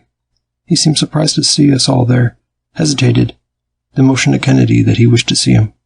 For a few moments they talked, and finally I caught the remark from Kennedy, "But, Mr. Curtis, I must do it. It is the only way." Curtis gave a resigned nod, and Kennedy turned to us. "Gentlemen," he said, "Mr. Curtis, in going over the effects of his sister, has found a note from Clendenin, which mentions another opium joint down in Chinatown. He wished me to investigate privately, but I've told him it would be impossible." At the mention of a den in the district he was cleaning up, O'Connor had pricked up his ears. "Where is it?" he demanded. Curtis mentioned a number on Dover Street. "The Amoy restaurant," ejaculated O'Connor, seizing the telephone. A moment later, he was arranging with the captain at the Elizabeth Street station for the warrants for an instant raid. As we hurried into Chinatown from Chatham Square, we could see that the district was celebrating its holidays with long ropes of firecrackers, and was feasting to reed discords from the pipes of its most famous musicians, and was gay with the hanging out of many sun flags, red with an 18-rayed white sun in the Blue Union. Both the new Tang truce and the anniversary were more than cause for rejoicing. Hurried though it was, the raid on the Hep Sing joint had been carefully prepared by O'Connor. The house we were after was one of the oldest of the rookeries, with a gaudy restaurant on the second floor, a curio shop on the street level, while in the basement all that was visible was a view of a huge and orderly pile of tea chests. A moment before, the windows of the dwellings above the restaurant had been full of people. All had faded away, even before the axes began to swing on the basement door, which had the appearance of a storeroom for the shop above. The flimsy outside door went down quickly, but it was only a blind. Another door greeted the raiders. The axes swung noisily, and the crowbars tore at the fortified, ironclad icebox door inside. After breaking it down, they had to claw their way through another just like it. The thick doors and tea chests piled up showed why no sounds of gambling and other practices ever were heard outside. Pushing aside a curtain, we were in the main room. The scene was one of confusion, showing that hasty departure of the occupants. Kennedy did not stop here. Within was still another room for smokers, anything but the fashionable place we had seen uptown. It was low, common, disgusting. The odor everywhere was offensive. Everywhere was filth that should naturally breed disease. It was an inferno reeking with unwholesome sweat and still obscured with dense fumes of smoke. 3 tiers of bunks of hardwood were built along the walls. There was no glamour here. All was sordid. Several Chinamen in various stages of dazed indolence were jabbering in incoherent oblivion, a state, I suppose, of oriental calm. There, in a bunk, lay Clendenin. His slow and uncertain breathing told of his being under the influence of the drug, and he lay on his back beside a layout with a half-cooked pill still in the bowl of his pipe. The question was to wake him up. Craig began slapping him with a wet towel, directing us how to keep him roused. We walked him about, up and down, dazed, less than half sensible, dreaming, muttering, raving. A hasty exclamation from O'Connor followed as he drew from the scant cushions of the bunk a long-barreled pistol, a .44, such as the Tong leaders used, the same make as had shot Bertha, Curtis, and Nietzsche. Craig seized it and stuck it into his pocket. All the gamblers had fled, all except those 2 drugged to escape. Where they had gone was indicated by a door leading up to the kitchen of the restaurant. Craig did not stop, but leaped upstairs, and then down again into a little black court by means of a fire escape. Through a sort of short alley, we groped our way, or rather, through an intricate maze of alleys and a labyrinth of blind recesses. We were apparently back of a store on Pell Street. It was the work of only a moment to go through another door and into another room filled with smoky, dirty, unpleasant, fetid air. This room, too, seemed to be piled with tea chests. Craig opened one. There lay piles and piles of opium tins, a veritable fortune in the drug. Mysterious pots and pans, strainers, wooden vessels, and testing instruments were about. The odor of opium in the manufacture was unmistakable, for smoking opium is different from the medicinal drug. There it appeared the supplies of thousands of smokers all over the country were stored and prepared. In a corner, a mass of the finished product lay weltering in a basin-like treacle. In another corner was the apparatus for remaking yenshi, or once smoked opium. This, I felt, was at last the home of the Dope Trust, as O'Connor had once called it, the secret realm of a real opium king, the American end of the rich Shanghai syndicate. A door opened, and there stood a Chinaman, stoical, secretive, indifferent, with all the Oriental cunning and cruelty hallmarked on his face.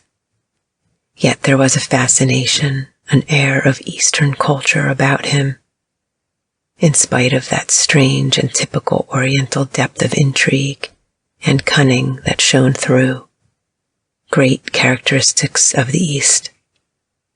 No one said a word as Kennedy continued to ransack the place.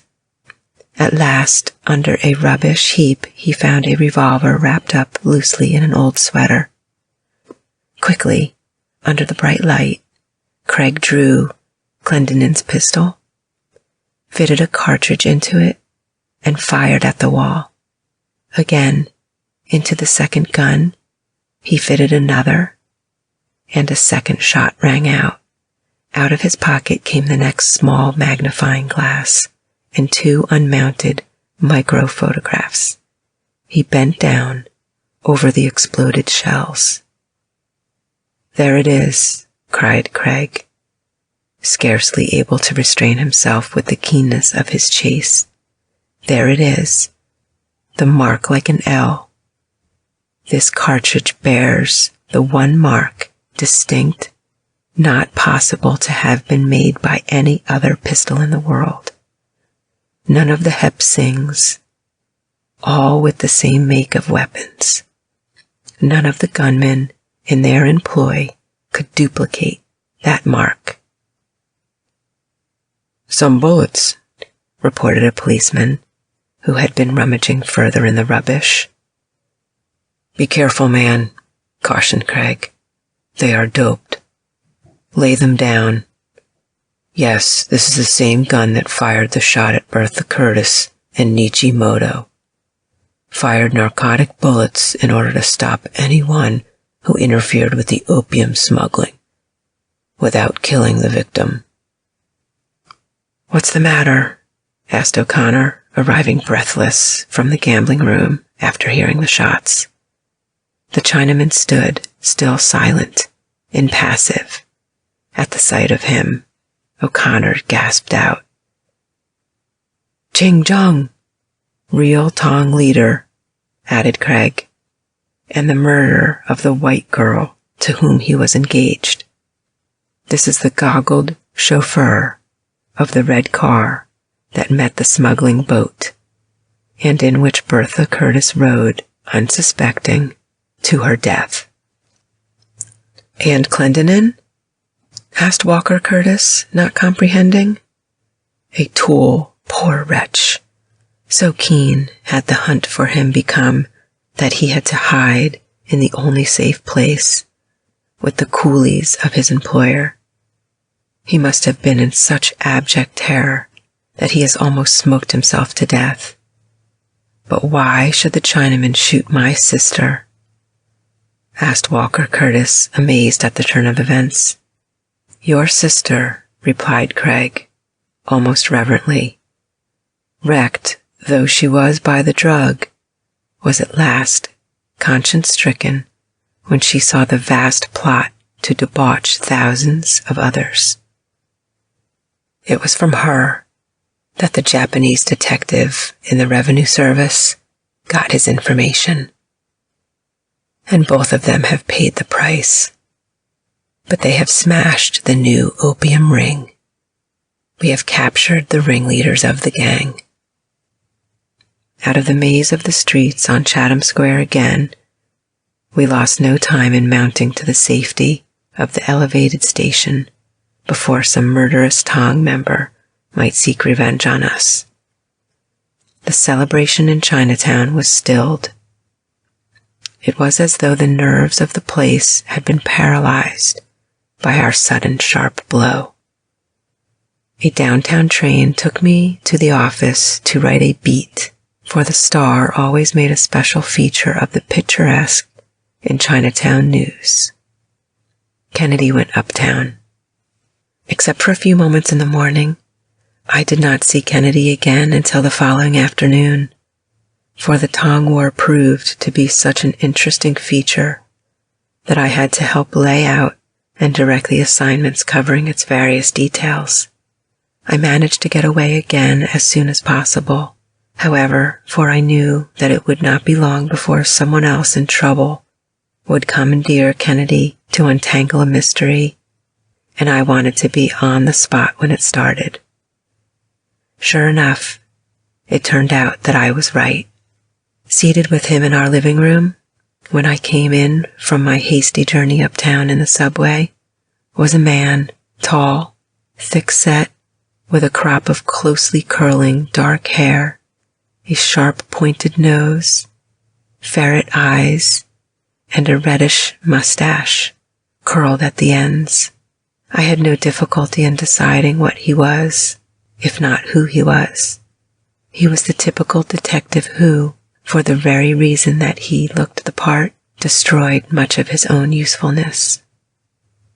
"We have lost so much lately at Trimble's," he was saying, "that it is long past the stage of being merely interesting.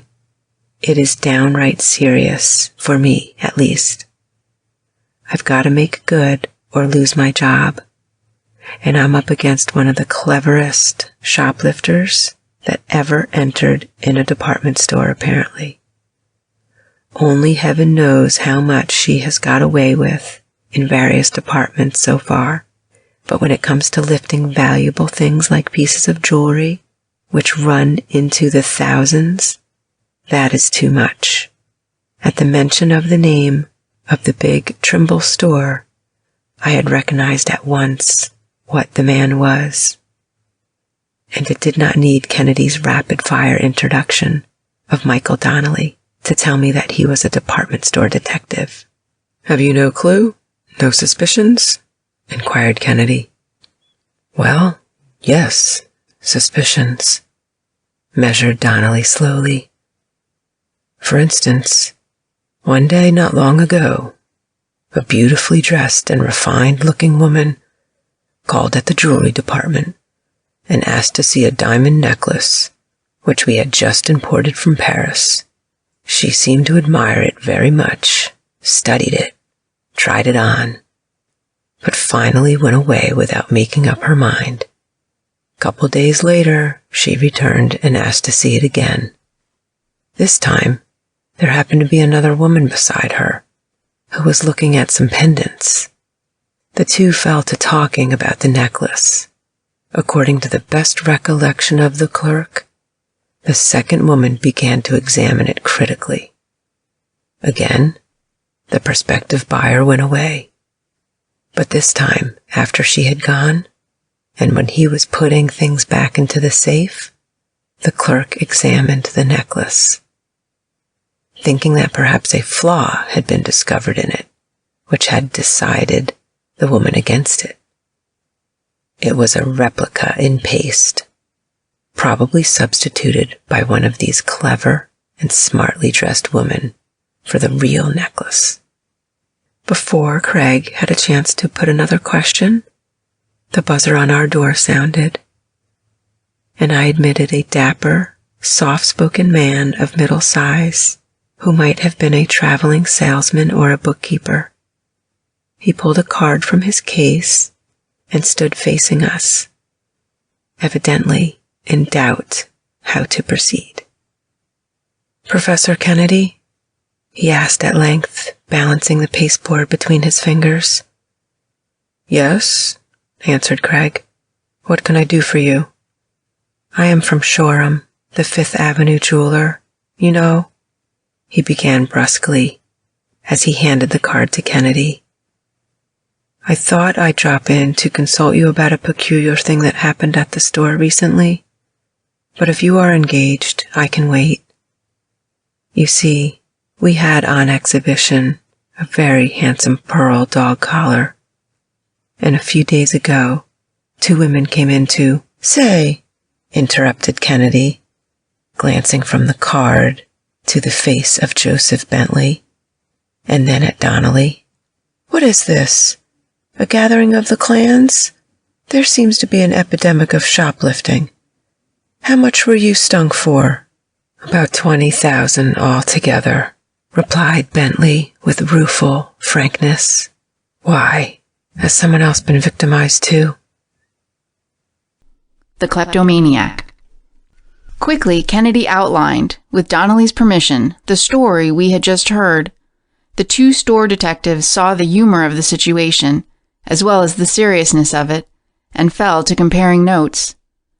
"The professional, as well as the amateur shoplifter, has always presented to me an interesting phase of criminality," remarked Kennedy tentatively, during a lull in their mutual commiseration. "With thousands of dollars worth of goods lying unprotected on the counters, it is really no wonder that some are tempted to reach out and take what they want."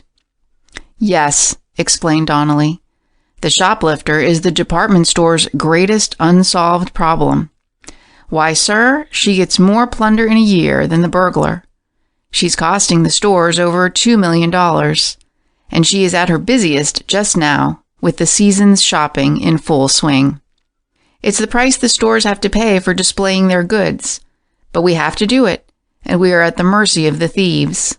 I don't mean by that the occasional shoplifter, who, when she gets caught, confesses, cries, pleads, and begs to return the stolen article.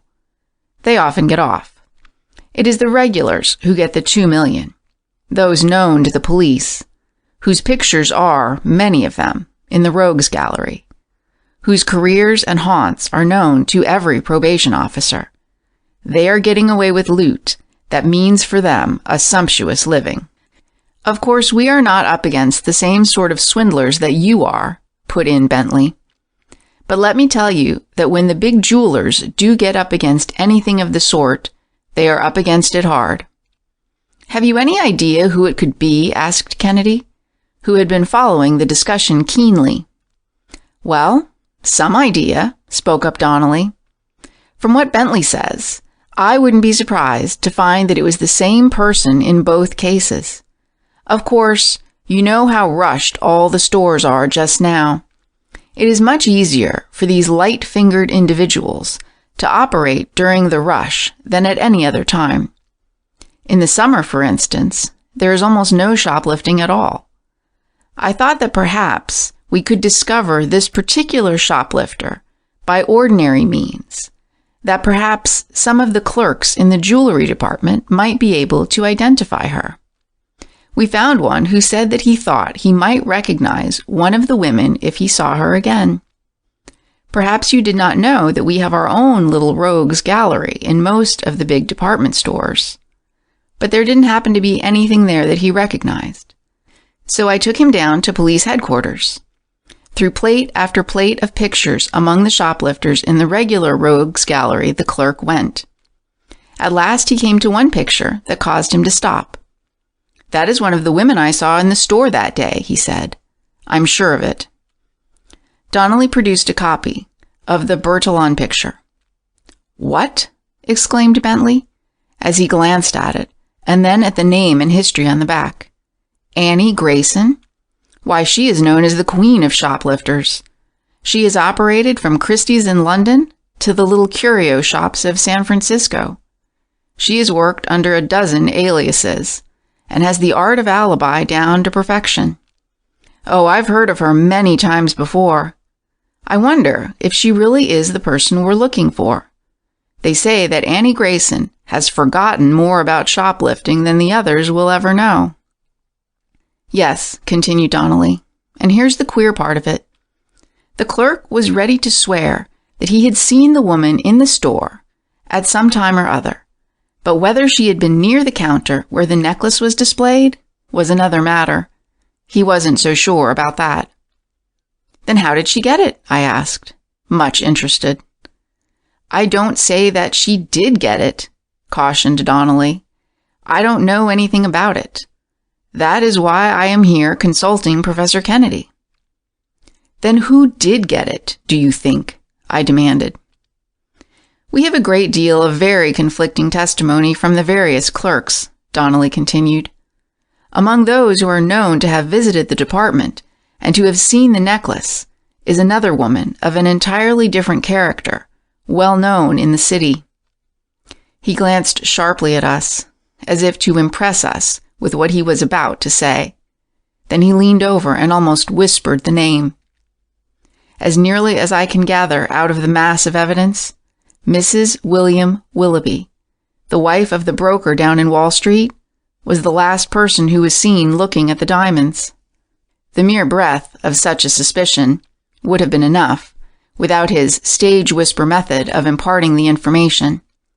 I felt that it was no wonder that, having even a suspicion of this sort, he should be in doubt about how to go ahead and should wish Kennedy's advice.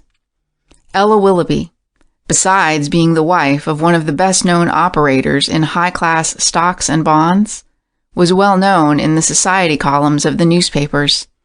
She lived in Glenclair, where she was a leader of the smarter set at both the church and the country club, the group who preserved this neat balance between higher things and the world, the flesh and the devil.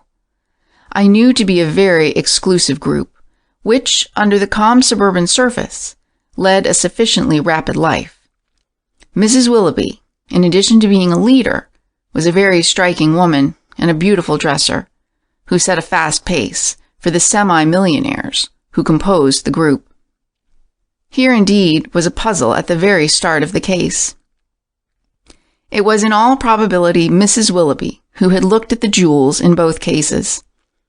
On the other hand, it was Annie Grayson, who'd been seen on at least one occasion, yet apparently had had nothing whatever to do with the missing jewels, at least not so far as any tangible evidence yet showed. More than that, Donnelly vouchsafed the information that he had gone further, and that some of the men working under him had endeavored to follow the movements of the two women, and had found what looked to be a curious crossing of trails.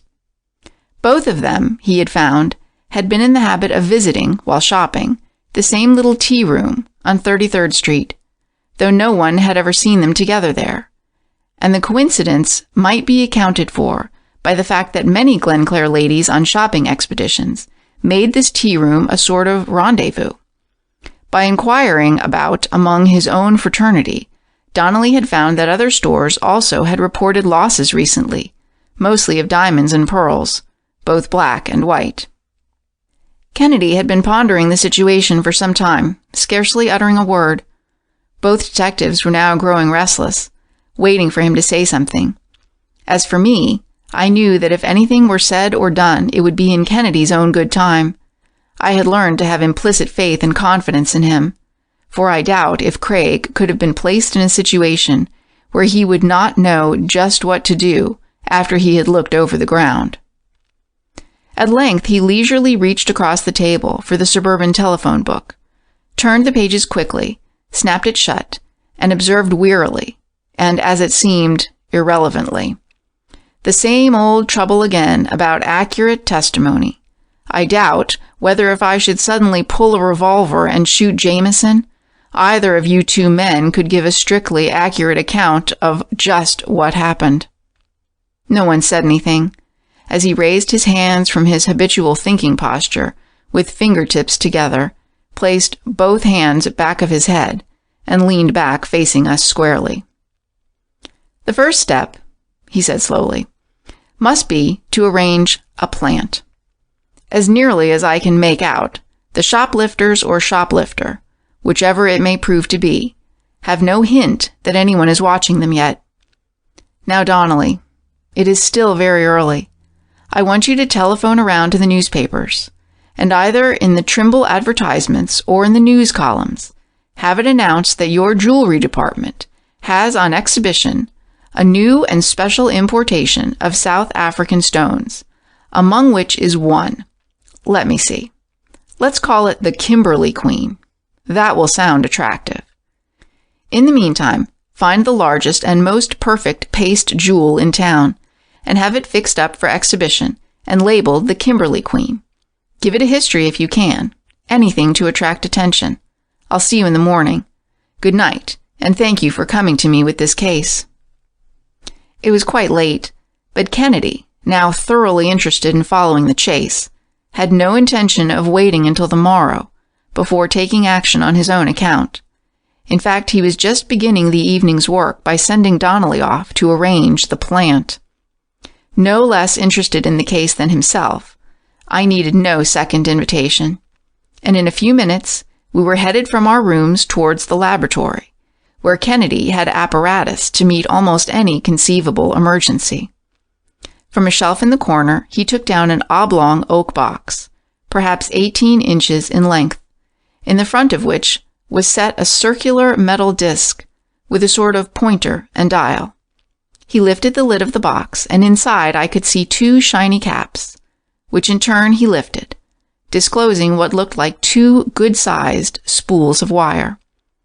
Apparently satisfied with his scrutiny, he snapped the lid shut and wrapped up the box carefully, consigning it to my care, while he hunted some copper wire. From long experience with Kennedy, I knew better than to ask what he had in mind to do. It was enough to know that he had already, in those few minutes of apparent dreaming, while Donnelly and Bentley were fidgeting for words, mapped out a complete course of action. We bent our steps toward the under-river tube, which carried a few late travelers to the railroad terminal, where Kennedy purchased tickets for Glenclair. I noticed that the conductor on the suburban train eyed us rather suspiciously, as though the mere fact that we were not traveling with commutation tickets at such an hour constituted an offense. Although I did not yet know the precise nature of our adventure, I remembered with some misgivings that I had read of police dogs in Glenclair, which were uncomfortably familiar with strangers carrying bundles. However, we got along all right, perhaps because the dogs knew that in a town of commuters, everyone was privileged to carry a bundle. If the Willoughbys had been on a party line, remarked Craig, as we strode up Woodridge Avenue, trying to look as if it was familiar to us, we might have arranged this thing by stratagem. As it is, we shall have to resort to another method, and perhaps better, since we shall have to take no one into our confidence. The avenue was indeed a fine thoroughfare, lined on both sides, with large and often imposing mansions, surrounded with trees and shrubbery, which served somewhat to screen them. We came at last to the Willoughby house, a sizable colonial residence set up on a hill. It was dark, except for one dim light in an upper story. In the shadow of the hedge, Craig silently vaulted the low fence and slipped up the terraces as noiselessly as an Indian, scarcely crackling a twig or rustling a dead leaf on the ground. He paused as he came to a wing on the right of the house. I had followed more laboriously, carrying the box, and noting that he was not looking so much at the house as at the sky, apparently. It did not take long to fathom what he was after. It was not a stargazing expedition. He was following the telephone wire that ran in from the street to the corner of the house near which we were now standing. A moment's inspection showed him where the wire was led down on the outside and entered through the top of a window. Quickly he worked, though in a rather awkward position, attaching 2 wires carefully to the telephone wires. Next, he relieved me of the oak box with its strange contents, and placed it under the porch, where it was completely hidden by some lattice work, which extended down to the ground on this side. Then he attached the new wires from the telephone to it and hid the connecting wires as best he could behind the swaying runners of a vine. At last, when he had finished to his satisfaction, we retraced our steps, to find that our only chance of getting out of town that night was by trolley that landed us, after many changes, in our apartment in New York, thoroughly convinced of the disadvantages of suburban detective work. Nevertheless, the next day found us out sleuthing about Glenclair, this time in a more pleasant role. We had a newspaper friend or two out there who was willing to introduce us about without asking too many questions. Kennedy, of course, insisted on beginning at the very headquarters of gossip, the country club. We spent several enjoyable hours about the town, picking up a good deal of miscellaneous and useless information. It was, however, as Kennedy had suspected. Annie Grayson had taken up her residence in an artistic little house on one of the best side streets of the town. But her name was no longer Annie Grayson. She was Mrs. Maud Emery, a dashing young widow of some means, living in a very quiet but altogether comfortable style, cutting quite a figure in the exclusive suburban community, a leading member of the church circle, an officer of the Civic League, prominent in the Women's Club, and popular with those to whom the established order of things was so perfect that the only new bulwark of their rights was an anti-suffrage society. In fact, everyone was talking of the valuable social acquisition in the person of this attractive young woman who entertained lavishly and was bracing up an otherwise drooping season. No one knew much about her, but then that was not necessary. It was enough to accept one whose opinions and actions were not subversive of the social order in any way. The Willoughbys, of course, were among the most prominent people in the town. William Willoughby was head of the firm of Willoughby and Walton, and it was the general opinion that Mrs. Willoughby was the head of the firm of Ella and William Willoughby. The Willoughbys were good mixers, and were spoken well of, even by the set who occupied the social stratum just 1 degree below that in which they themselves moved. In fact, when Mrs. Willoughby had been severely injured in an automobile accident during the previous summer, Glenclair had shown real solicitude for her, and had forgotten a good deal of its artificiality in genuine human interest. Kennedy was impatiently waiting for an opportunity to recover the box, which he had left under the Willoughby porch. Several times we walked past the house, but it was not until nightfall that he considered it wise to make the recovery. Again we slipped silently up the terraces. It was the work of only a moment to cut the wires, and in triumph Craig bore off the precious oak box and its batteries. He said little on our journey back to the city, but the moment we had reached the laboratory, he set the box on a table with an attachment which seemed to be controlled by pedals operated by the feet. "Walter," he explained, holding what looked like an earpiece in his hand, "this is another of those new little instruments that scientific detectives today are using. A poet might write a clever little verse entitled, 'The Telegraphone'll Get You If You Don't Watch Out.' This is the latest improved telegraphone, a little electromagnetic wizard in a box, which we detectives are now using to take down and can telephone conversations and other records. It is based on an entirely new principle, in every way different from the phonograph. It was discovered by an inventor several years ago, while experimenting in telephony. There are no discs or cylinders of wax, as in the phonograph, but 2 large spools of extremely fine steel wire. The record is not made mechanically on a cylinder, but electromagnetically on this wire. Small portions of magnetism are imparted to fractions of the steel wire as it passes between 2 carbon electric magnets. Each impression represents a sound wave. There is no apparent difference in the wire, no surface abrasion or other change, yet each particle of steel undergoes an electromagnetic transformation by which the sound is indelibly imprinted on it, until it is wiped out by the erasing magnet. There are no cylinders to be shaved. All that is needed to use the wire again is to pass a magnet over it, automatically erasing any previous record that you do not wish to preserve. You can dictate into it, Or, with this plug-in, you can record a telephone conversation on it. Even rust or other deterioration of the steel wire by time will not affect this electromagnetic registry of sound. It can be read as long as steel will last. It is as effective for long distances as for short, and there is wire enough on one of these spools for 30 minutes of uninterrupted record. Craig continued to tinker tantalizingly with the machine.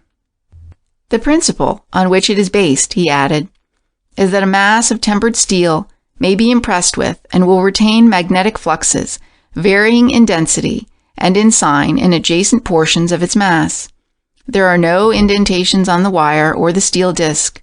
Instead, there is a deposit of magnetic impulse on the wire, which is made by connecting up an ordinary telephone transmitter with the electromagnets and talking through the coil.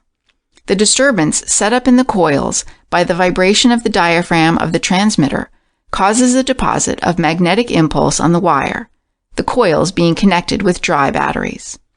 When the wire is again run past these coils, with a receiver, such as I have here in circuit with the coils, a light vibration is set up in the receiver diaphragm, which produces the sound of speech.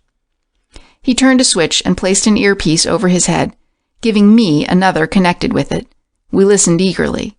There were no foreign noises in the machine, no grating or thumping sounds, as he controlled the running off of the steel wire by means of a foot pedal.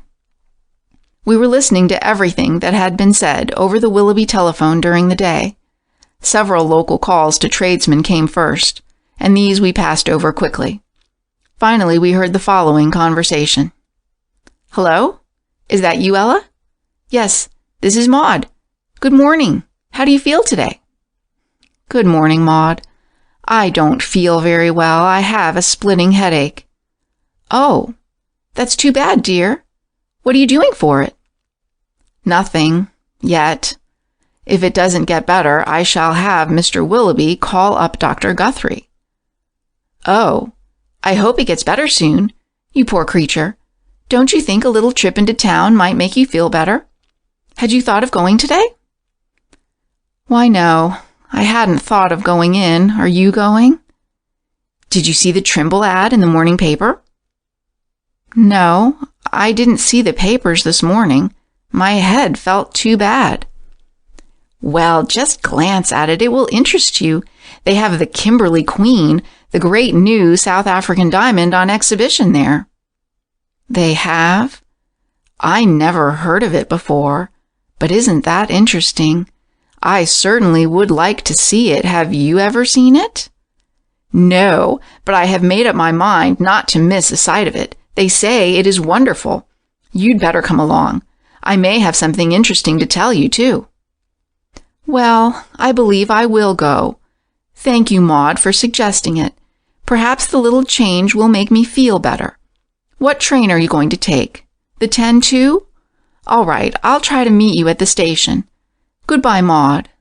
Goodbye, Ella." Craig stopped the machine, ran it back again, and repeated the record.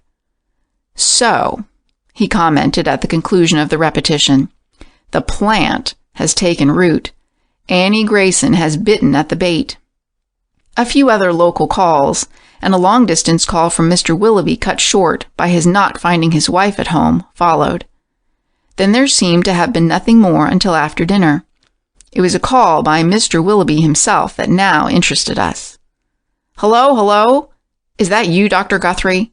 Well, doctor, this is Mr. Willoughby talking. I'd like to make an appointment for my wife tomorrow." "Why, what's the trouble, Mr. Willoughby?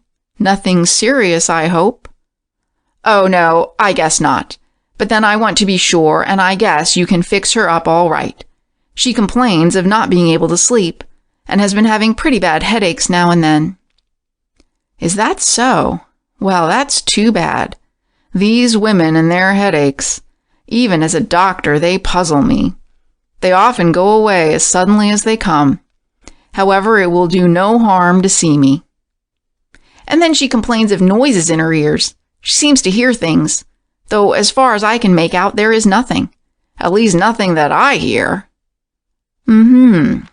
Hallucinations in hearing, I suppose. Any dizziness?" Why, yes, a little once in a while. How is she now? Well, she's been into town this afternoon and is pretty tired, but she says she feels a little better for the excitement of the trip. Well, let me see. I've got to come down Woodridge Avenue to see a patient in a few minutes anyhow. Suppose I just drop off at your place. That will be fine. You don't think it is anything serious, do you, Doctor? Oh, no. Probably it's her nerves. Perhaps a little rest would do her good. We'll see. The telegraphone stopped, and that seemed to be the last conversation recorded. So far, we had learned nothing very startling, I thought, and was just a little disappointed. Kennedy seemed well satisfied, however. Our own telephone rang, and it proved to be Donnelly on the wire. He had been trying to get Kennedy all day in order to report that at various times his men at Trimble's had observed Mrs. Willoughby and later Annie Grayson looking with much interest at the Kimberly Queen and other jewels in the exhibit. There was nothing more to report. Keep it on view another day or two, ordered Kennedy. Advertise it, but in a quiet way. We don't want too many people interested. I'll see you in the morning at the store, early. I think I'll just run back to Glenclair again tonight, remarked Kennedy, as he hung up the receiver. You needn't bother about coming, Walter. I want to see Dr. Guthrie a moment. You remember him? We met him today at the country club. A kindly-looking, middle-aged fellow? I would willingly have gone back with him, but I felt that I could be of no particular use. While he was gone, I pondered a good deal over the situation. Twice, at least, previously someone had pilfered jewelry from stores, leaving in its place worthless imitations. Twice the evidence had been so conflicting that no one could judge of its value. What reason, I asked myself, was there to suppose that it would be different now? No shoplifter in her senses was likely to lift the great Kimberly Queen gem with the eagle eyes of clerks and detectives on her, even if she did not discover that it was only a paste jewel. And if Craig gave the woman, whoever she was, a good opportunity to get away with it, it would be a case of the same conflicting evidence, or worse, no evidence. Yet the more I thought of it, the more apparent to me was it that Kennedy must have thought the whole thing out before. So far, all that had been evident was that he was merely preparing a plant. Still, I meant to caution him when he returned that one could not believe his eyes, certainly not his ears, as to what might happen, unless he was unusually skillful or lucky. It would not do to rely on anything so fallible as the human eye or ear, and I meant to impress it on him. What, after all, had been the net result of our activities so far? We had found next to nothing. Indeed, it was all a greater mystery than ever. It was very late when Craig returned, but I gathered from the still fresh look on his face that he had been successful in whatever it was he had had in mind when he made the trip. I saw Dr. Guthrie, he reported laconically as we prepared to turn in. He says that he isn't quite sure, but that Mrs. Willoughby may have a touch of vertigo. At any rate, he has consented to let me come out tomorrow with him and visit her as a specialist in nervous diseases from New York. I had to tell him just enough about the case to get him interested, but that will do no harm. I think I'll set this alarm an hour ahead. I want to get up early tomorrow, and if I shouldn't be here when you wake, you'll find me at Trimble's. The Crimometer. The alarm wakened me all right, but to my surprise, Kennedy had already gone ahead of it. I dressed hurriedly, bolted an early breakfast, and made my way to Trimble's. He was not there, and I had about concluded to try the laboratory when I saw him pulling up in a cab from which he took several packages. Donnelly had joined us by this time, and together we rode up in the elevator to the jewelry department. I had never seen a department store when it was empty, but I think I should like to shop in one under those conditions. It seemed incredible to get into the elevator and go directly to the floor you wanted. The jewelry department was in the front of the building, on one of the upper floors, with wide windows, through which the bright morning light streamed attractively on the glittering wares that the clerks were taking out of the safes and disposing to their best advantage. The store had not opened yet, and we could work unhampered. From his packages, Kennedy took 3 black boxes.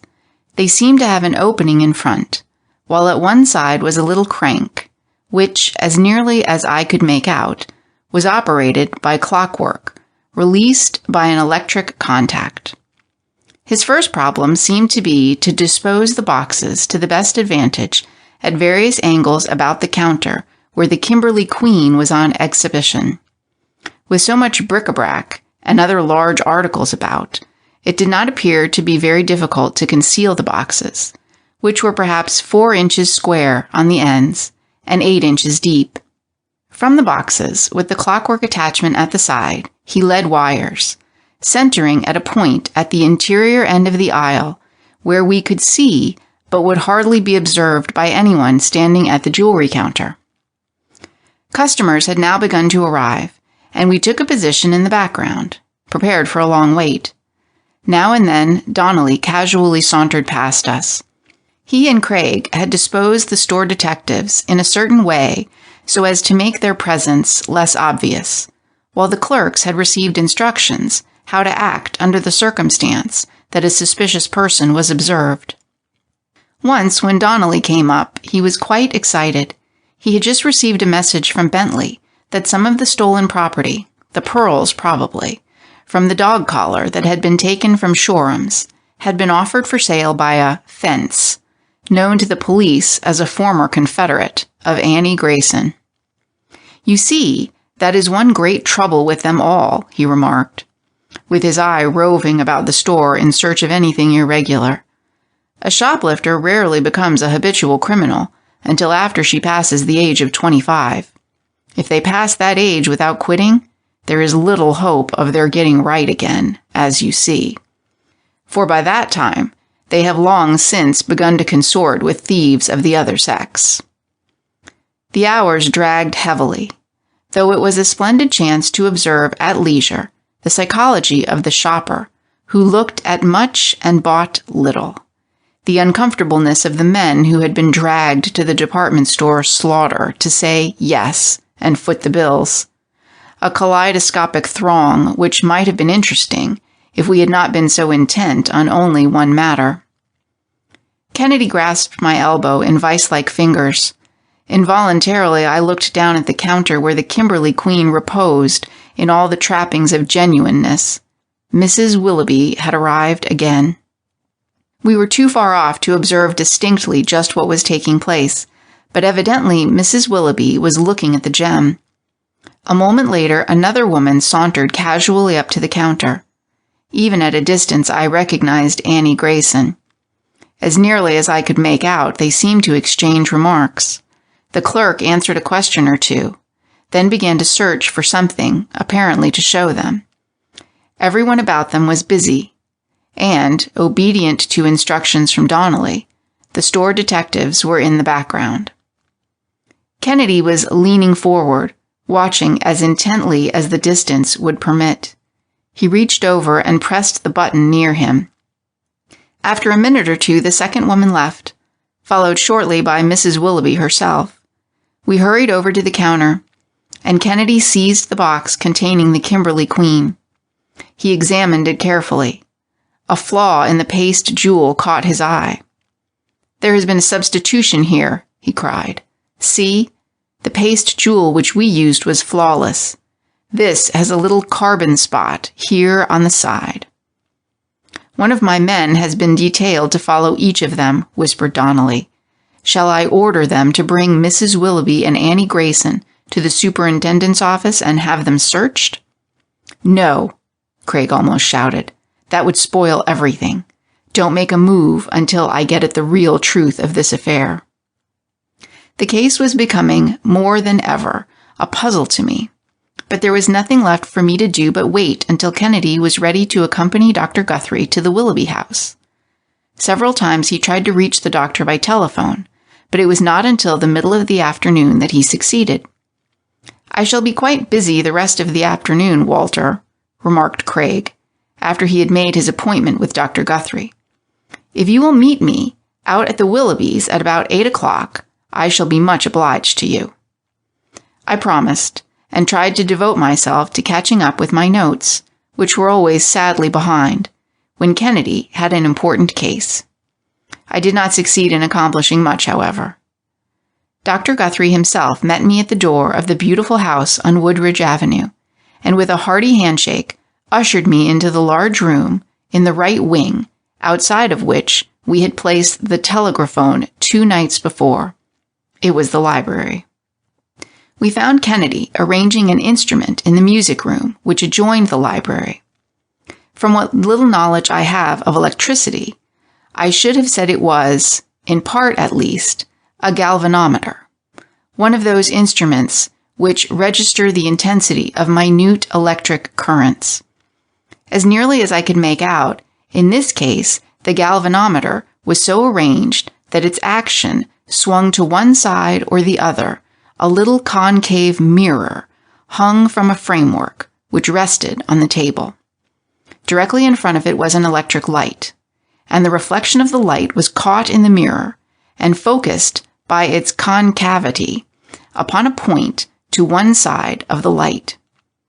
Back of it was a long strip of ground glass and an arrow point, attached to which was a pen which touched a roll of paper.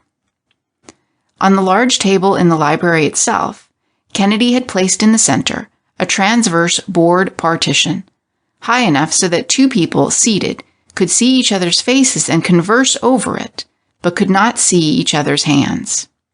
On one side of the partition were 2 metal domes, which were fixed to a board set on the table. On the other side, in addition to space on which he could write, Kennedy had arranged what looked like one of these new miniature moving picture apparatuses, operated by electricity. Indeed, I felt that it must be that, for directly in front of it, hanging on the wall, in plain view of anyone seated on the side of the table containing the metal domes, was a large white sheet. The time for the experiment, whatever its nature might be, had at last arrived, and Dr. Guthrie introduced Mr. and Mrs. Willoughby to us as specialists whom he had persuaded with great difficulty to come down from New York. Mr. Willoughby he requested to remain outside until after the tests. She seemed perfectly calm as she greeted us, and looked with curiosity at the paraphernalia which Kennedy had installed in her library. Kennedy, who was putting some finishing touches on it, was talking in a low voice to reassure her. "If you will sit here, please, Mrs. Willoughby, and place your hands on these 2 brass domes. There, that's it. This is just a little arrangement to test your nervous condition. Dr. Guthrie, who understands it, will take his position outside in the music room at that other table. Walter, just switch off that light, please.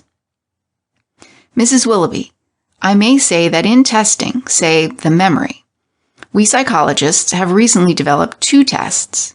The event test, where something is made to happen before a person's eyes, and later he is asked to describe it, and the picture test, where a picture is shown for a certain length of time, after which the patient is also asked to describe what was in the picture.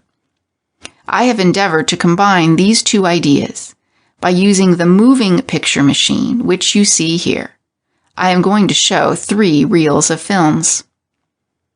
As nearly as I could make out, Kennedy had turned on the light in the lantern on his side of the table. As he worked over the machine, which for the present served to distract Mrs. Willoughby's attention from herself, he was asking her a series of questions.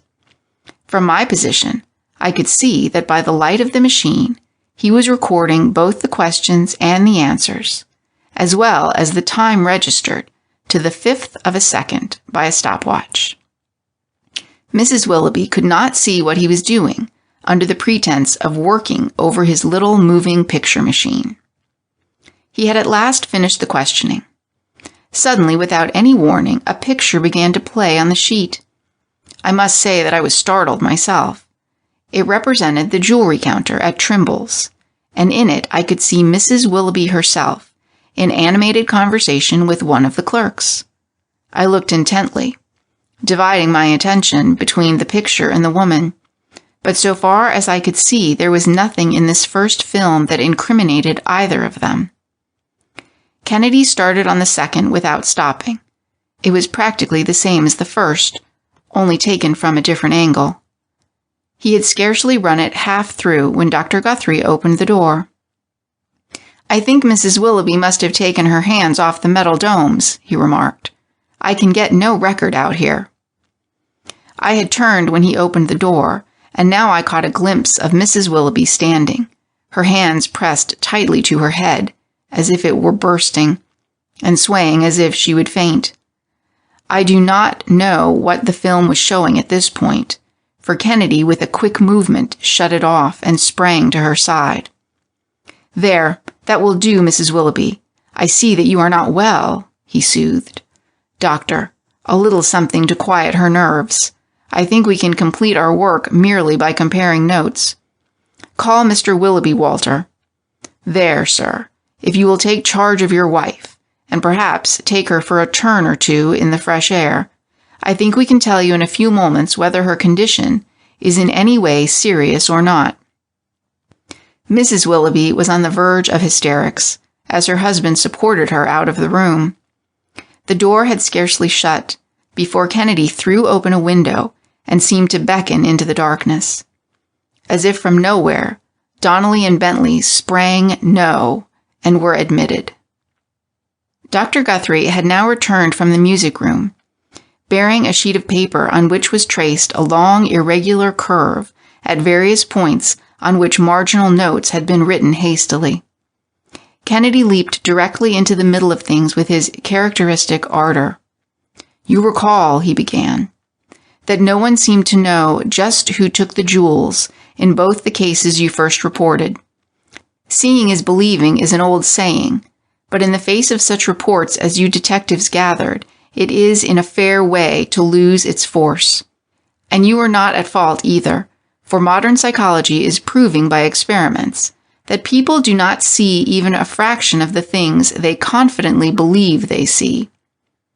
For example, a friend of mine, a professor in a Western university, has carried on experiments with scores of people and has not found one who could give a completely accurate description of what he had seen, even in the direct testimony, while under the influence of questions, particularly if they were at all leading. Witnesses all showed extensive inaccuracies in one or more particulars, and that even though they are in a more advantageous position for giving reports than were your clerks, who were not prepared. Indeed, it is often a wonder to me that witnesses of ordinary events, who are called upon in court cases to relate what they saw after a considerable lapse of time, are as accurate as they are, considering the questioning they often go through from interested parties, neighbors, and friends, and the constant and often biased rehearsing of the event. The court asks the witness to tell the truth, the whole truth, and nothing but the truth. How can he? In fact, I am often surprised that there is such a resemblance between the testimony and the actual facts of the case. But I have here a little witness that never lies, and mindful of the fallibility of ordinary witnesses, I called it in. It is a new, compact, little motion camera, which has just been perfected to do automatically what the big moving picture making cameras do. He touched one of the little black boxes, such as we had seen him install in the jewelry department at Trimble's. "Each of these holds 160 feet of film," he resumed, "enough to last 3 minutes, taking, say, 16 pictures to the foot and running about 1 foot a second. You know that less than 10 or 11 pictures a second affect the retina as separate broken pictures. The use of this compact little motion camera was suggested to me by an ingenious but cumbersome invention recently offered to the police in Paris, the installation on the clock towers in various streets of cinematograph apparatus directed by wireless. The motion camera as a detective has now proved its value. I have here 3 films taken at Trimble's from different angles, and they clearly show exactly what actually occurred while Mrs. Willoughby and Annie Grayson were looking at the Kimberly Queen. He paused, as if analyzing the steps in his own mind. The telegraphone gave me the first hint of the truth, he said.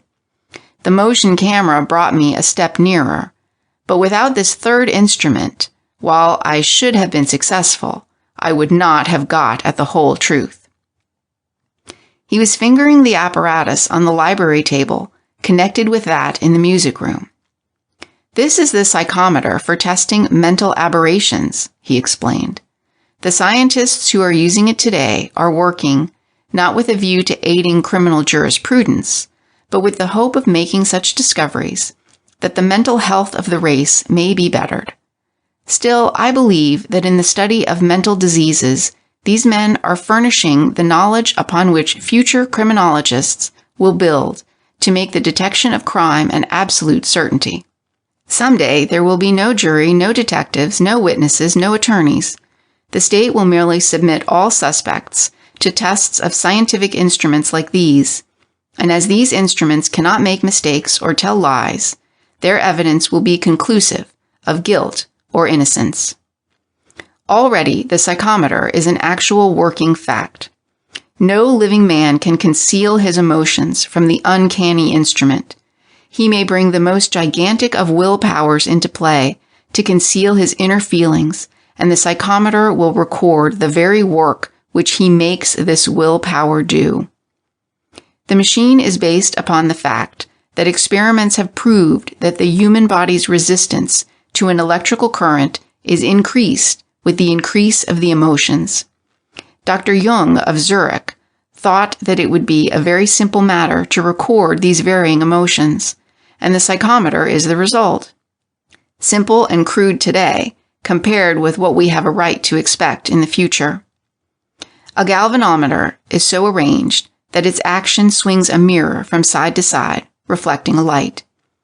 This light falls on a ground glass scale marked off into centimeters, and the arrow is made to follow the beam of light. A pen pressing down on a metal drum, carrying a long roll of paper, revolved by machinery, records the variations. Dr. Guthrie, who had charge of the recording, simply sat in front of the ground glass, and with the arrow point followed the reflection of the light as it moved along the scale, in this way making a record on the paper on the drum, which I see he is now holding in his hand. Mrs. Willoughby, the subject, and myself, the examiner, sat here, facing each other over this table. Through these metal domes on which she was to keep her hands, she received an electric current, so weak that it could not be felt even by the most sensitive nerves. Now, with every increase in her emotion, either while I was putting questions to her or showing her the pictures, whether she showed it outwardly or not, she increased her body's resistance to the current that was being passed in through her hands. The increase was felt by the galvanometer, connected by wires in the music room. The mirror swung, the light traveled on the scale, the arrow was moved by Dr. Guthrie, and her varying emotions were recorded indelibly upon the revolving sheet of paper, recorded in such a way as to show their intensity, and reveal to the trained scientist much of the mental condition of the subject. Kennedy and Dr. Guthrie now conversed in low tones. Once in a while I could catch a scrap of the conversation.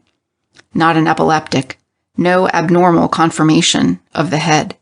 Certain mental defects, often the result of sickness or accident. Every time that woman appeared, there was a most peculiar disturbance, remarked Dr. Guthrie, as Kennedy took the roll of paper from him and studied it carefully. At length, the light seemed to break through his face. Among the various kinds of insanity, he said, slowly measuring his words, there is one that manifests itself as an irresistible impulse to steal.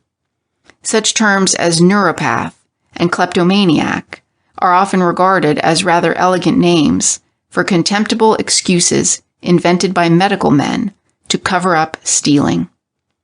People are prone to say cynically, poor man's sins, rich man's diseases. Yet kleptomania does exist, and it is easy to make it seem like crime when it is really persistent, incorrigible, and irrational stealing. Often it is so great as to be incurable. Cases have been recorded of clergymen who were kleptomaniacs, and in one instance, a dying victim stole the snuff box of his confessor. It is the pleasure and excitement of stealing, not the desire for the object stolen, which distinguishes the kleptomaniac from the ordinary thief. Usually the kleptomaniac is a woman with an insane desire to steal for the mere sake of stealing, the morbid craving for excitement which is at the bottom of so many motiveless and useless crimes, again and again has driven apparently sensible men and women to ruin and even to suicide. It is a form of emotional insanity, not loss of control of the will, but perversion of the will. Some are models in their lucid intervals, but when the mania is on them, they cannot resist. The very act of taking constitutes the pleasure, not possession. One must take into consideration many things, for such diseases as kleptomania belong exclusively to civilization. They are the product of an age of sensationalism. Naturally enough, woman, with her delicately balanced nervous organization, is the first and chief offender. Kennedy had seated himself at the table and was writing hastily. When he had finished, he held the papers in his hand to dry. He handed one sheet each to Bentley and Donnelly. We crowded about. Kennedy had simply written out 2 bills for the necklace and the collar of pearls. "Send them in to Mr. Willoughby," he added. "I think he will be glad to pay them to hush up the scandal." We looked at each other in amazement at the revelation. "But what about Annie Grayson?" persisted Donnelly. "I have taken care of her," responded Kennedy laconically. "She is already under arrest. Would you like to see why?" A moment later, we had all piled into Dr. Guthrie's car, standing at the door. At the cozy little Grayson villa, we found 2 large-eyed detectives and a very angry woman waiting impatiently. Heaped up on a table in the living room was a store of loot that readily accounted for the ocular peculiarity of the detectives. The jumble on the table contained a most magnificent collection of diamonds, sapphires, ropes of pearls, emeralds, statuettes, and bronze and ivory antiques, books in rare bindings, and other baubles, which wealth alone can command. It dazzled our eyes as we made a mental inventory of the heap. Yet it was a most miscellaneous collection. Beside a pearl collar was a diamond clasp, were a pair of plain leather slippers, and a pair of silk stockings. Things of value and things of no value were mixed as if by a lunatic. A beautiful neck ornament of carved coral lay near a half-dozen common linen handkerchiefs. A strip of silk hid a valuable collection of antique jewelry. Besides diamonds and precious stones, by the score were gold and silver ornaments, silks, satins, laces, draperies, articles of virtu, plumes, even cutlery and bric-a-brac. All this must have been the result of countless excursions to the stores of New York and innumerable clever thefts. We could only look at each other in amazement and wonder at the defiance written on the face of Annie Grayson. "In all this strange tangle of events," remarked Kennedy, surveying the pile with obvious satisfaction, "I find that the precise instruments of science have told me one more thing. Someone else discovered Mrs. Willoughby's weakness, led her on, suggested opportunities to her, used her again and again, profited by her malady, probably to the extent of thousands of dollars. My telegraphone record hinted at that. In some way, Annie Grayson secured the confidence of Mrs. Willoughby. The one took for the sake of taking, the other received for the sake of money. Mrs. Willoughby was easily persuaded by her new friend to leave here what she had stolen.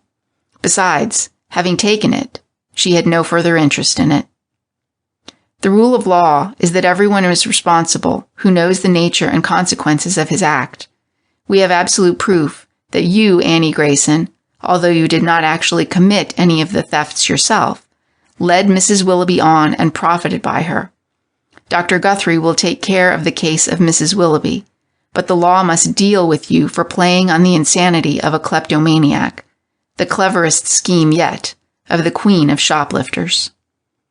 As Kennedy turned nonchalantly from the detectives who had seized Annie Grayson, he drew a little red folder from his pocket. "You see, Walter," he smiled, "how soon one gets into a habit? I'm almost a regular commuter now. You know, they are always bringing out these little red folders just when things grow interesting." I glanced over his shoulder. He was studying the local timetable. "We can get the last train from Glen Clare if we hurry," he announced, stuffing the folder back into his pocket. "They will take her to Newark by trolley, I suppose. Come on." We made our hasty adieu and escaped as best we could the shower of congratulations. "Now for a rest," he said, settling back into the plush-covered seat for the long ride into town, his hat down over his eyes and his legs hunched up against the back of the next seat. Across in the tube and uptown in a Nighthawk cab we went, and at last we were home for a good sleep. "This promises to be an off day," Craig remarked the next morning over the breakfast table. "Meet me in the afternoon, and we'll take a long, swinging walk. I feel the need of physical exercise." "A mark of returning sanity," I exclaimed. I had become so used to being called out on the unexpected now that I almost felt that someone might stop us on our tramp. Nothing of the sort happened, however, until our return. Then a middle-aged man and a young girl, heavily veiled, were waiting for Kennedy as we turned in from the brisk finish in the cutting river wind along the drive. "Winslow is my name, sir," the man began, rising nervously as we entered the room. "And this is my only daughter, Ruth." Kennedy bowed, and we waited for the man to proceed. He drew his hand over his forehead, which was moist with perspiration, in spite of the season. Ruth Winslow was an attractive young woman. I could see at a glance, although her face was almost completely hidden by the thick veil. "Perhaps, Ruth, I had better, see these gentlemen alone?" suggested her father gently. "No, father," she answered in a tone of forced bravery. "I think not. I can stand it. I must stand it. Perhaps I can help you in telling about the case." Mr. Winslow cleared his throat. "We are from Goodyear, a little mill town," he proceeded slowly, "and as you doubtless can see, we have just arrived after traveling all day." "Goodyear," repeated Kennedy, slowly as the man paused. "The chief industry, of course, is rubber, I suppose." "Yes," assented Mr. Winslow. "The town centers about rubber. Our factories are not the largest, but are very large nevertheless, and are all that keep the town going. It is on rubber also, I fear, that the tragedy which I am about to relate hangs. I suppose the New York papers have had nothing to say of the strange death of Bradley Cushing, a young chemist in Goodyear, who was formerly employed by the mills, but had lately set up a little laboratory of his own?" Kennedy turned to me. "Nothing, unless the late editions of the evening papers have it," I replied. "Perhaps it is just as well," continued Mr. Winslow. "They wouldn't have it straight. In fact, no one has it straight yet. That is why we have come to you. You see, to my way of thinking, Bradley Cushing was on the road to changing the name of the town from Goodyear to Cushing. He was not the inventor of synthetic rubber about which you hear nowadays, but he had improved the process so much that there is no doubt that synthetic rubber would soon have been on the market cheaper and better than the best natural rubber from Para. Goodyear is not a large place, but it is famous for its rubber and uses a great deal of raw material. We have sent out some of the best men in the business, seeking new sources in South America, in Mexico, in Ceylon, Malaysia, and the Congo. What our people do not know about rubber is hardly worth knowing, from the crude gum to the thousands of forms of finished products. Goodyear is a wealthy little town, too, for its size. Naturally, all its investments are in rubber, not only in our own mills, but in companies all over the world. Last year, several of our leading citizens, became interested in a new concession in the Congo, granted to a group of American capitalists, among whom was Louis Borland, who is easily the local magnate of our town. When this group organized an expedition to explore the region preparatory to taking up the concession, several of the best-known people in Goodyear accompanied the party and later subscribed for large blocks of stock. I say all this so that you will understand at the start just what part rubber plays in the life of our little community. You can readily see that such being the case, whatever advantage the world at large might gain from cheap synthetic rubber would scarcely benefit those whose money and labor had been expended on the assumption that rubber would be scarce and dear.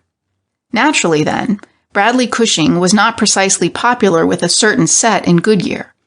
As for myself, I am frank to admit that I might have shared the opinion of many others regarding him, for I have a small investment in this Congo enterprise myself.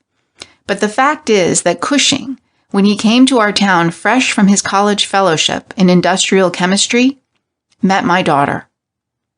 Without taking his eyes off Kennedy, he reached over and patted the gloved hand that clutched the arm of the chair alongside his own. They were engaged, and often they used to talk over what they would do when Bradley's invention of a new way to polymerize isoprene, as the process is called, had solved the rubber question and had made them rich. I firmly believe that their dreams were not daydreams either. The thing was done. I have seen his products, and I know something about rubber. There were no impurities in his rubber. Mr. Winslow paused. Ruth was sobbing quietly. This morning, he resumed hastily, Bradley Cushing was found dead in his laboratory under the most peculiar circumstances. I do not know whether his secret died with him or whether someone has stolen it. From the indications, I concluded that he had been murdered. Such was the case as Kennedy and I heard it then. Ruth looked up at him with tearful eyes, wistful with pain. Would Mr. Kennedy work on it? There was only one answer. The vampire. As we sped out to the little mill town on the last train, after Kennedy had insisted on taking us all to a quiet little restaurant, he placed us so that Miss Winslow was furthest from him and her father nearest. I could hear now and then scraps of their conversation as he resumed his questioning, and knew that Mr. Winslow was proving to be a good observer. Cushing used to hire a fellow of some scientific experience named Strong, said Mr. Winslow as he endeavored to piece the facts together as logically as it was possible to do.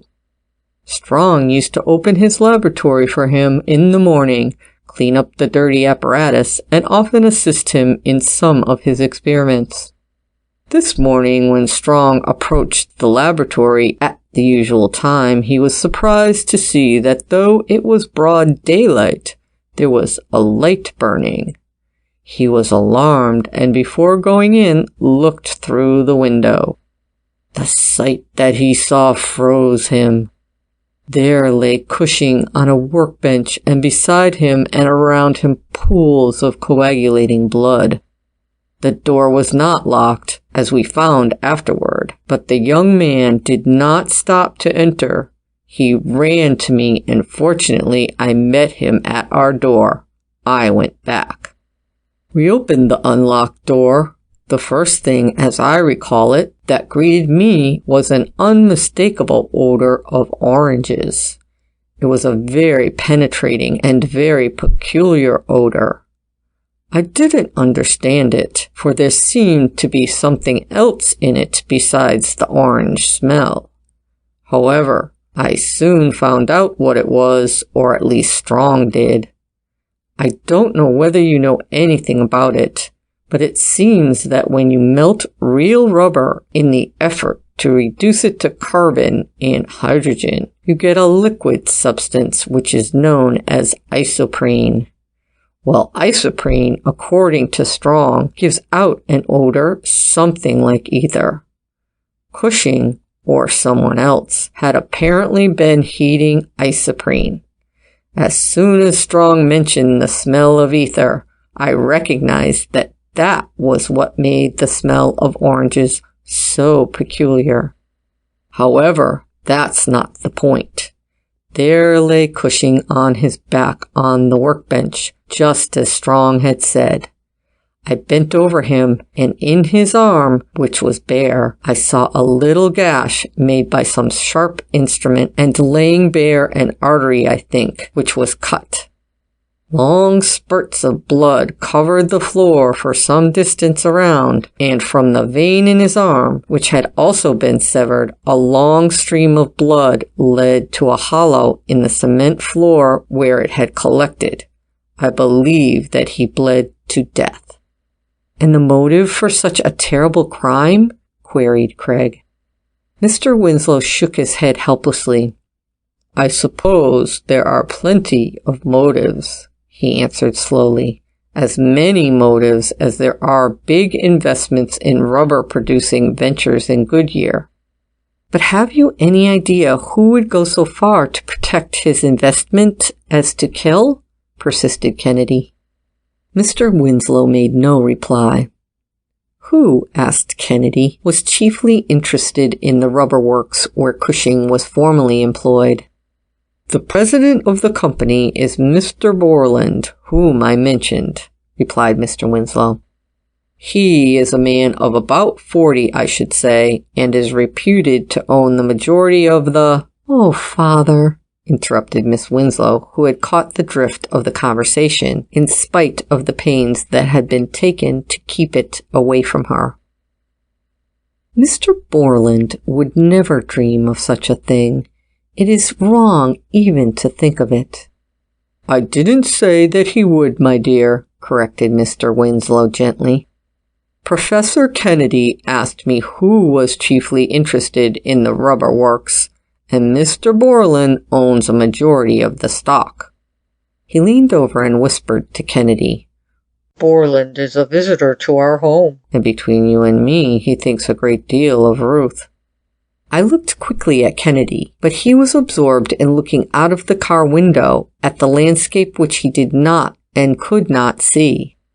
You said there were others who had an interest in outside companies, cross-questioned Kennedy.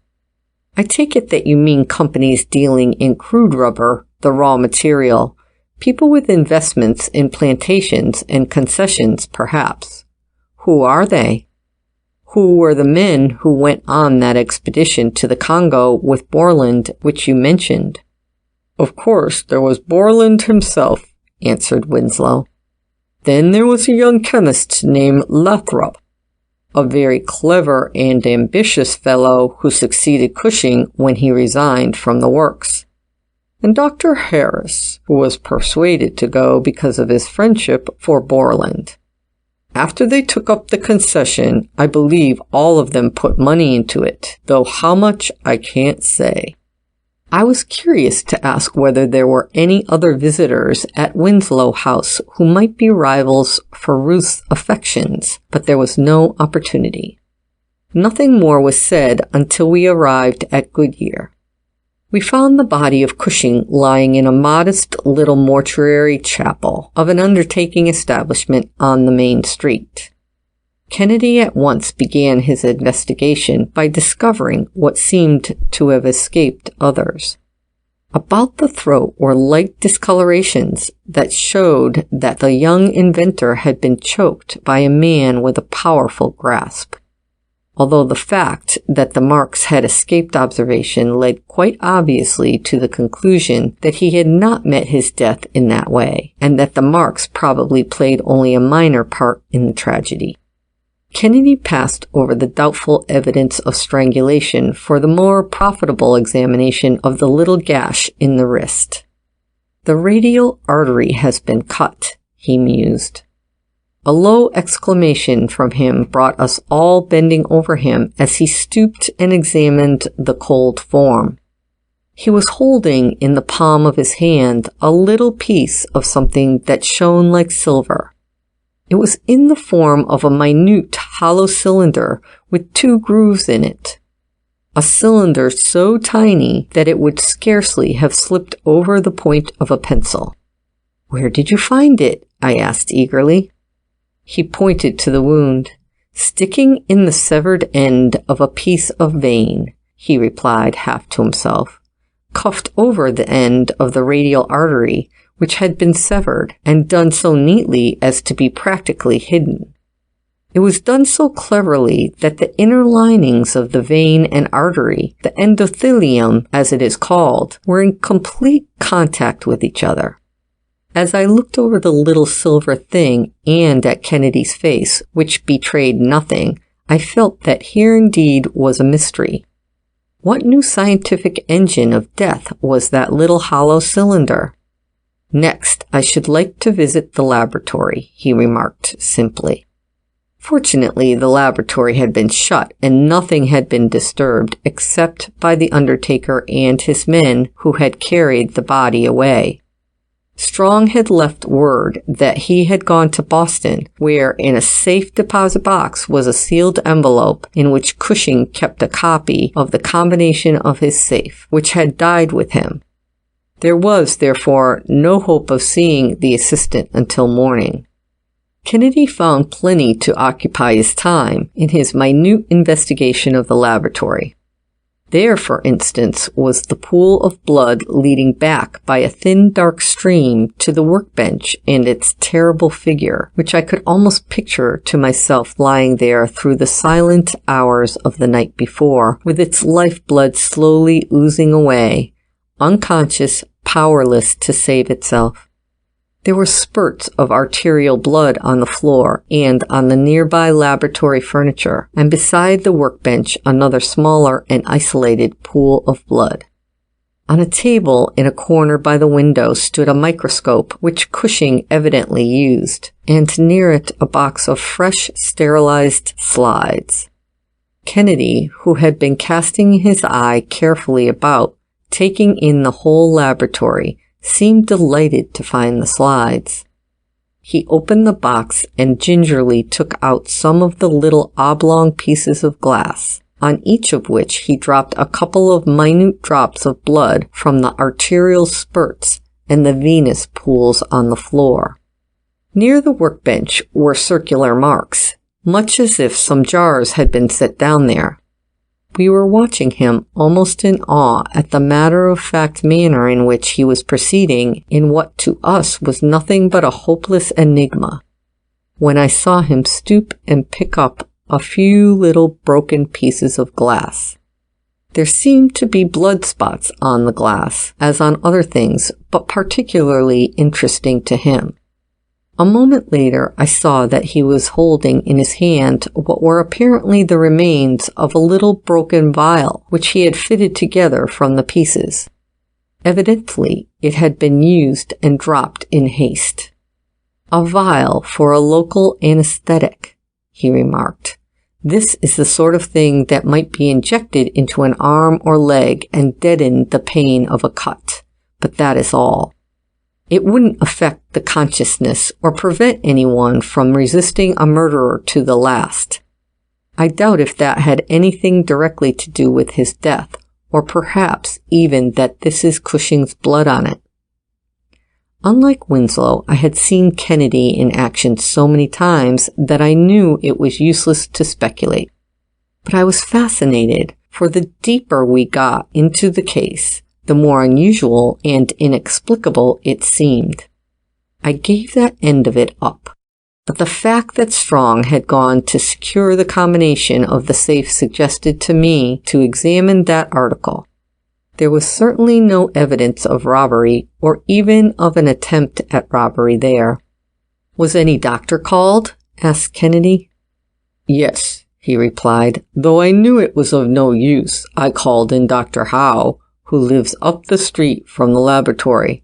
I should have called Dr. Harris, who used to be my own physician, but since his return from Africa with the Borland expedition, he has not been in very good health, and he has practically given up his practice.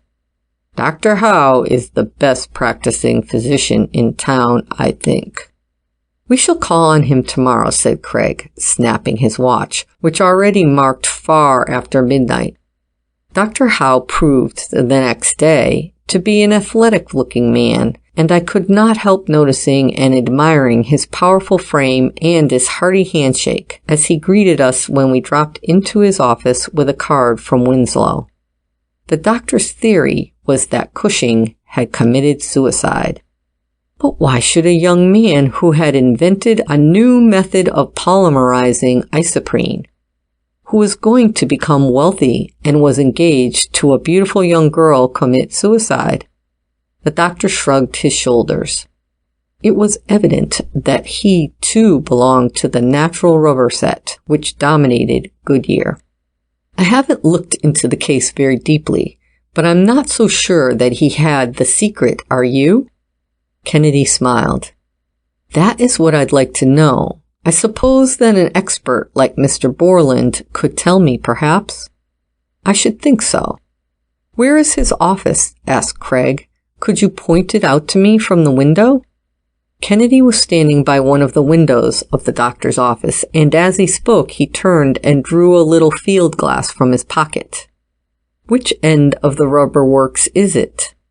Dr. Howe tried to direct him, but Kennedy appeared unwarrantably obtuse, requiring the doctor to raise the window, and it was some moments before he had got his glasses on the right spot.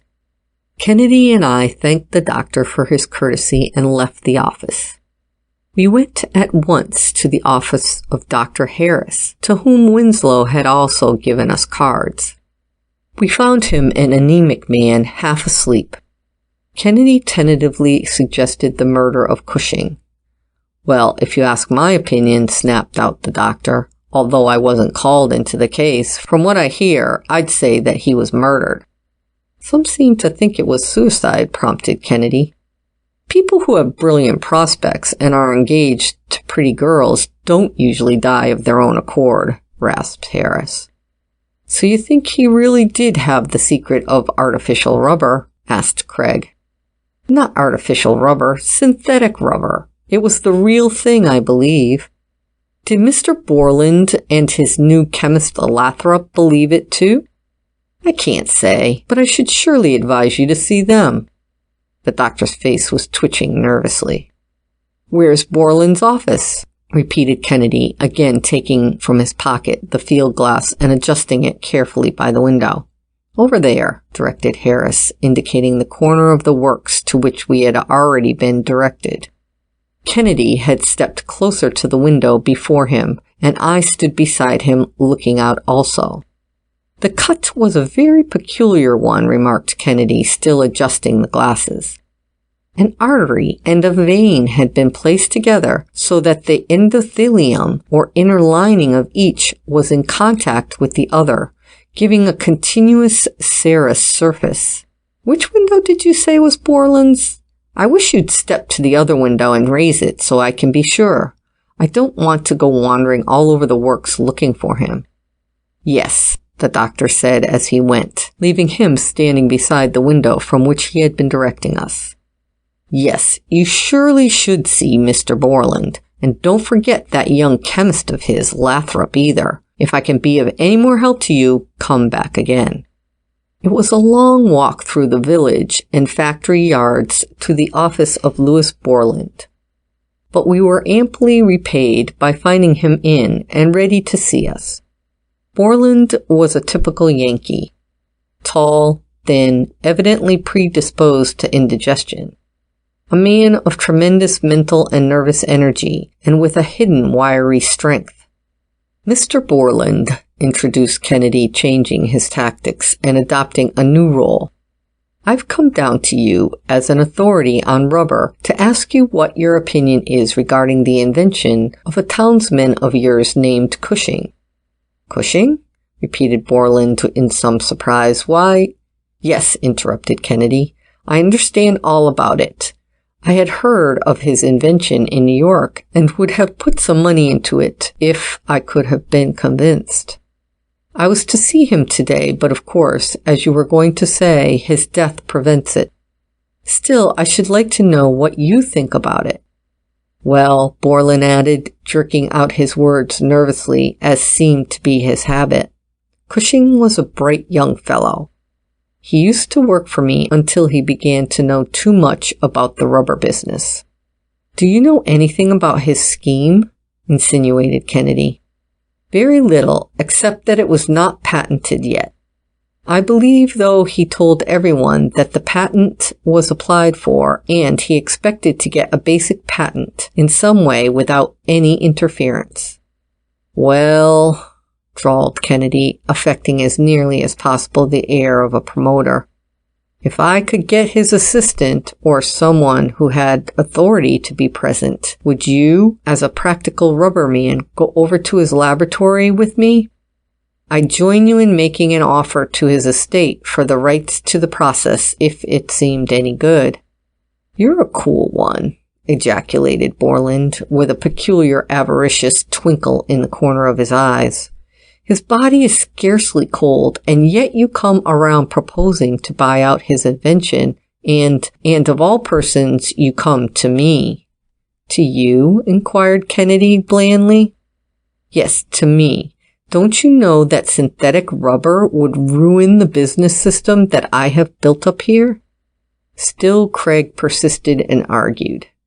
Young man, said Borland, rising at length as if an idea had struck him, I like your nerve. Yes, I will go. I'll show you that I don't fear any competition from rubber made out of fossil fuel or any other old kind of oil. He rang a bell and a boy answered. Call Lathrop, he ordered. The young chemist Lathrop proved to be a bright and active man of the new school, though a good deal of a rubber stamp.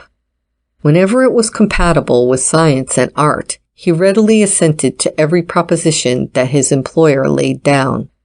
Kennedy had already telephoned to the Winslows, and Miss Winslow had answered that Strong had returned from Boston. After a little parleying, the second visit to the laboratory was arranged, and Miss Winslow was allowed to be present with her father, after Kennedy had been assured by Strong that the gruesome relics of the tragedy would be cleared away. It was in the forenoon that we arrived with Borland and Lathrop. I could not help noticing the cordial manner with which Borland greeted Miss Winslow. There was something obtrusive even in his sympathy. Strong, whom we met now for the first time, seemed rather suspicious of the presence of Borland and his chemist, but made an effort to talk freely without telling too much. Of course you know, commenced Strong after proper urging, that it has been long the desire of chemists to synthesize rubber by a method that will make possible its cheap production on a large scale. In a general way, I know what Mr. Cushing had done, but there are parts of the process which are covered in the patents applied for, of which I am not at liberty to speak yet. Where are the papers in the case, the documents showing the application for the patent, for instance? Asked Kennedy. In the safe, sir, replied Strong. Strong set to work on the combination, which he had obtained from the safe deposit vault. I could see that Borland and Miss Winslow were talking in a low tone. Are you sure that is a fact? I overheard him ask, though I had no idea what they were talking about. As sure as I am that the Borland Rubber Works are a fact, she replied. Craig also seemed to have overheard, for he turned quickly. Borland had taken out his penknife and was moistening the blade carefully, preparing to cut into a piece of the synthetic rubber. In spite of his expressed skepticism, I could see that he was eager to learn what the product was really like. Strong, meanwhile, had opened the safe and was going over the papers. A low exclamation from him brought us around the little pile of documents. He was holding a will in which nearly everything belonging to Cushing was left to Miss Winslow. Not a word was said, although I noticed that Kennedy moved quickly to her side, fearing that the shock of the discovery might have a bad effect on her. But she took it with remarkable calmness. It was apparent that Cushing had taken the step of his own accord and had said nothing to her about it. "What does anything amount to?" she said tremulously at last. "The dream is dead without him in it." "Come," urged Kennedy gently. "This is enough for today." An hour later, we were speeding back to New York. Kennedy had no apparatus to work with out at Goodyear and could not improvise it. Winslow agreed to keep us in touch with any new developments during the few hours that Craig felt it was necessary to leave the scene of action. Back again in New York, Craig took a cab directly for his laboratory, leaving me marooned with instructions not to bother him for several hours. I employed the time in a little sleuthing on my own account, endeavoring to look up the records of those involved in the case. I did not discover much except an interview that had been given at the time of the return of his expedition by Borland to the Star, in which he gave a graphic description of the dangers from disease that they had encountered. I mention it because, though it did not impress me much when I read it, it at once leapt into my mind when the interminable hours were over and I rejoined Kennedy. He was bending over a new microscope. "This is a rubber age, Walter," he began, "and the stories of men who have been interested in rubber often sound like fiction." He slipped a slide under the microscope, looked at it, and then motioned to me to do the same. "Here's a very peculiar culture which I have found in some of that blood," he commented. "The germs are much larger than bacteria, and they can be seen with a comparatively low-power microscope, swiftly darting between the blood cells, brushing them aside, but not penetrating them as some parasites, like that of malaria, do. Besides, spectroscope tests show the presence of a rather well-known chemical in that blood." "A poisoning, then?" I ventured. "Perhaps he suffered from the disease that many rubber workers get from the bisulfide of carbon. He must have done a good deal of vulcanizing of his own rubber, you know." "No," smiled Craig enigmatically. "It wasn't that. It was an arsenic derivative. Here's another thing. You remember the field glass I used?" He had picked it up from the table and was pointing at a little hole in the side that had escaped my notice before. "This is what you might call a right-angled camera. I point the glass out of the window, and while you think I am looking through it, I am really focusing it on you and taking your picture standing there beside me and out of my apparent line of vision. It would deceive the most wary." Just then, a long-distance call from Winslow told us that Borland had been to call on Miss Ruth and, in as kindly a way as could be, had offered her $500,000 for her rights in the new patent. At once it flashed over me that he was trying to get control of and suppress the invention in the interests of his own company, a thing that has been done hundreds of times. Or could it all have been part of a conspiracy, and if it was his conspiracy, would he succeed in tempting his friend, Miss Winslow, to fall in with this glittering offer? Kennedy evidently thought also that the time for action had come, for without a word he set to work packing his apparatus, and we were again headed for Goodyear. The blood test. We arrived late at night, or rather in the morning, but in spite of the late hour, Kennedy was up early, urging me to help him carry the stuff over to Cushing's laboratory. By the middle of the morning he was ready and had me scouring about town, collecting his audience, which consisted of the Winslows, Borland and Lathrop, Dr. Howe, Dr. Harris, Strong, and myself. The laboratory was darkened, and Kennedy took his place beside an electric moving picture apparatus. The first picture was different from anything any of us had ever seen on a screen before. It seemed to be a mass of little dancing globules. "This," explained Kennedy, "is what you would call an educational moving picture, I suppose. It shows normal blood corpuscles as they are in motion in the blood of a healthy man. Those little round cells are the red corpuscles, and the larger irregular cells are the white corpuscles. He stopped the film. The next picture was a sort of enlarged and elongated housefly, apparently, of sombre gray color with a narrow body, thick proboscis, and wings that overlapped like the blades of a pair of shears. "This," he went on, "is a picture of the now well-known tsetse fly, found over a large area of Africa. It has a bite something like a horsefly, and is a perfect bloodsucker. Vast territories of thickly populated, fertile country near the shores of lakes and rivers are now depopulated as a result of the death-dealing bite of these flies, more deadly than the blood-sucking vampirish ghosts with which in the Middle Ages people supposed night air to be inhabited. For this fly carries with it germs, which it leaves in the blood of its victims, which I shall show next." A new film started. "Here is a picture of some blood so infected. Notice that worm-like sheath of undulating membrane terminating in a slender whip-like process by which it moves about. That thing wriggling about like a minute electric eel, always in motion, is known as the trypanosome. Isn't this a marvelous picture?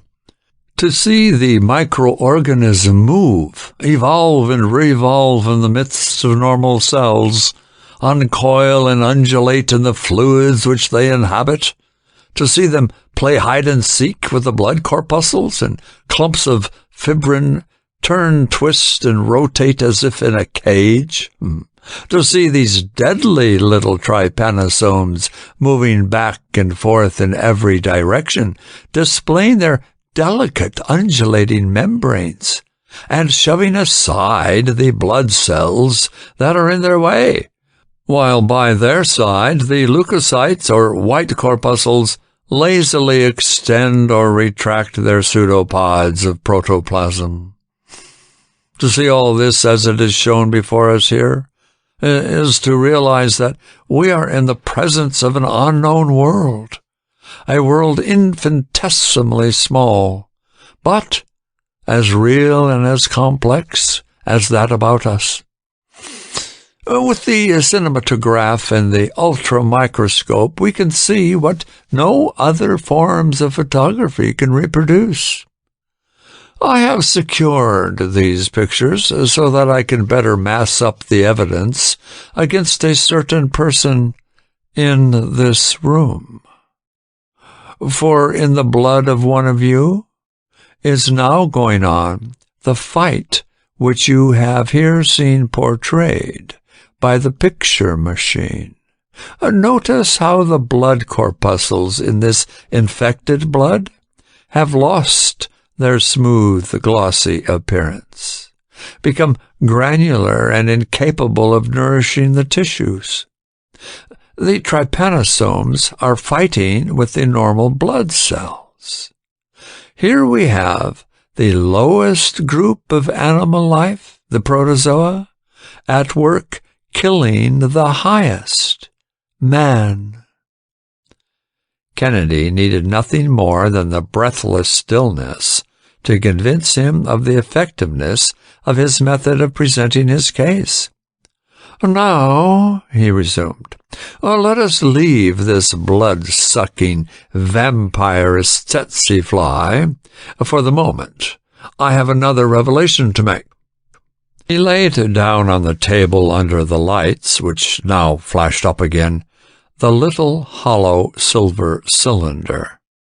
"This little instrument," Kennedy explained, "which I have here, is known as a canola, a little canal, for leading off blood from the veins of one person to another.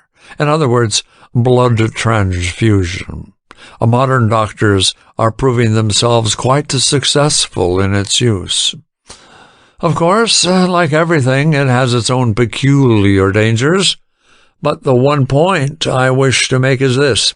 In the selection of a donor for transfusion, people fall into definite groups.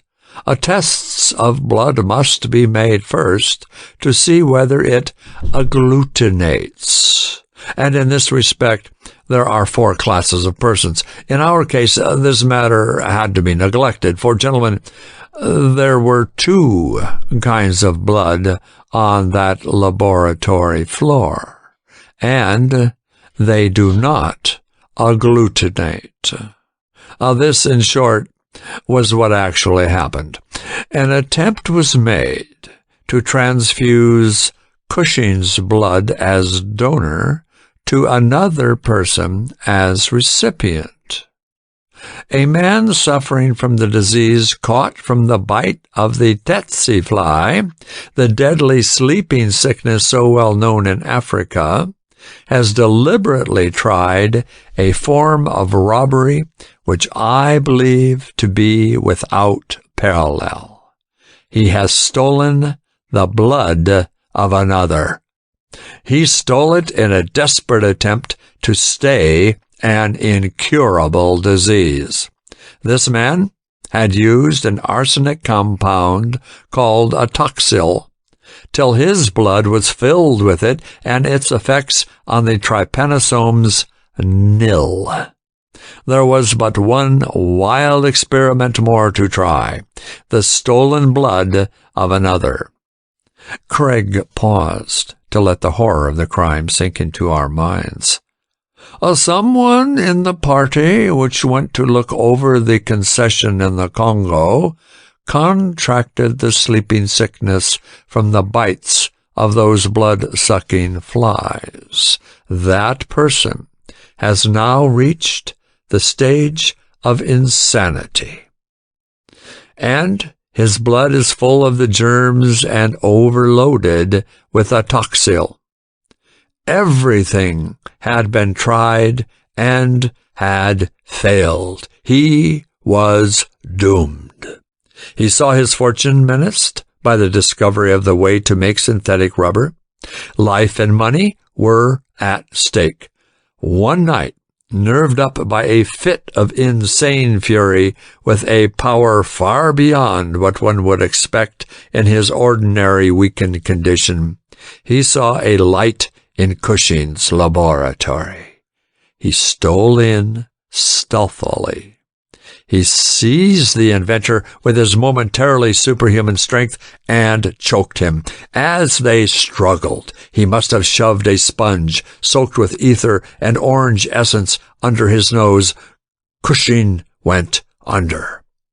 Resistance overcome by the anesthetic, he dragged the now insensible form to the workbench. Frantically he must have worked. He made an incision and exposed the radial artery, the pulse. Then he must have administered a local anesthetic to himself in his arm or leg. He secured a vein and pushed the cut end over this little canola. Then he fitted the artery of Cushing over that, and the blood that was, perhaps, to save his life began flowing into his depleted veins. Who was this madman? I have watched the actions of those whom I suspected when they did not know they were being watched. I did it by using this neat little device, which looks like a field glass, but is really a camera that takes pictures of things at right angles to the direction in which the glass seems to be pointed. One person, I found, had a wound on his leg, the wrapping of which he adjusted nervously when he thought no one was looking. He had difficulty in limping even a short distance to open a window. Kennedy uncorked a bottle, and the subtle odor of oranges mingled with the ether stole through the room. Someone here will recognize that odor immediately. It is the new orange essence vapor anesthetic, a mixture of essence of orange with ether and chloroform. The odor hidden by the orange which lingered in the laboratory Mr. Winslow and Mr. Strong was not isoprene, but really ether. I am letting some of the odor escape here, because in this very laboratory it was that the thing took place, and it is one of the well-known principles of psychology that odors are powerfully suggestive. In this case, the odor now must suggest the terrible scene of the other night to someone before me. More than that, I have to tell that person that the blood transfusion did not and could not save him. His illness is due to a condition that is incurable and cannot be altered by transfusion of new blood. That person is just as doomed today as he was before he committed.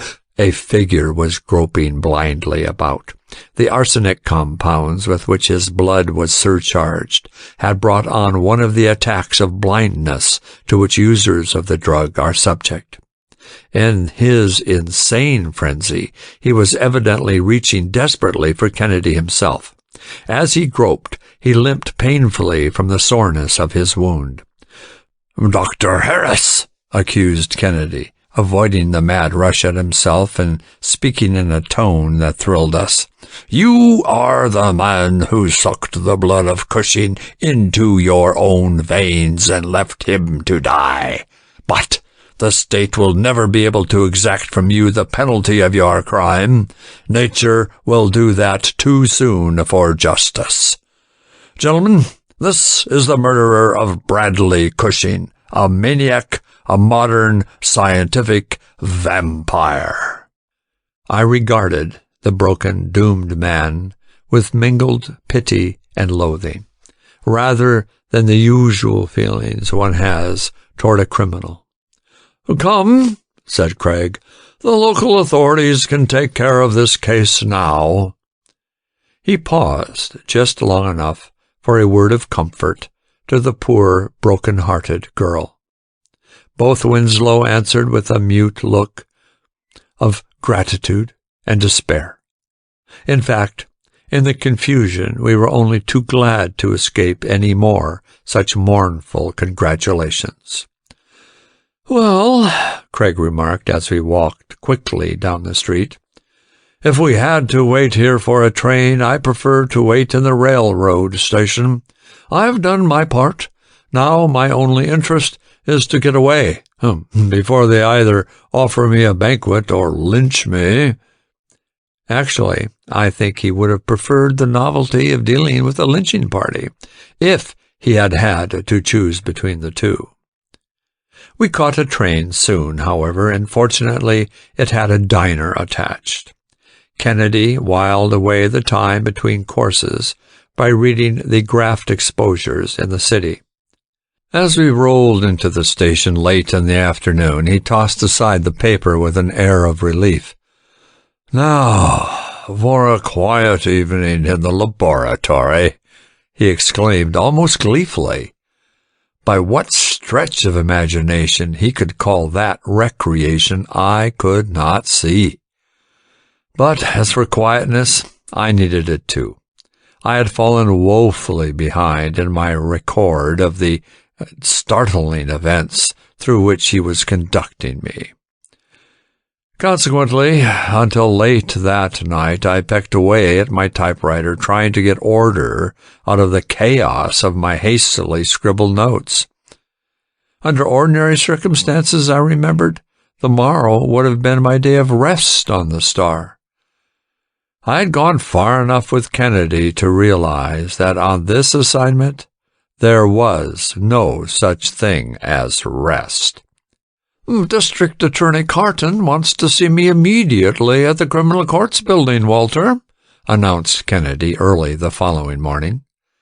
Clothed in as much in my right mind as possible after the arduous literary labors of the night before, I needed no urging, for Carton was an old friend of all the newspaper men. I joined Craig quickly in a hasty ride downtown in the rush hour. On the table before the square-jawed, close-cropped, fighting prosecutor, whom I knew already after many a long and hard-fought campaign, both before and after election, lay a little package, which had evidently come to him in the morning's mail by parcel post. "What do you suppose is in that, Kennedy?" he asked, tapping it gingerly. "I haven't opened it yet, but I think it's a bomb. Oh, wait, I'll have a pail of water sent in here so that you can open it, if you will. You understand such things." "Oh, no," hastened Kennedy. "Oh, that's exactly the wrong thing to do. Some of these modern chemical bombs are set off in precisely that way. No, let me dissect the thing carefully. I think you may be right. It does look as if it might be an infernal machine. You see the evident disguise of the roughly written address?" Carton nodded, for it was that had excited his suspicion in the first place.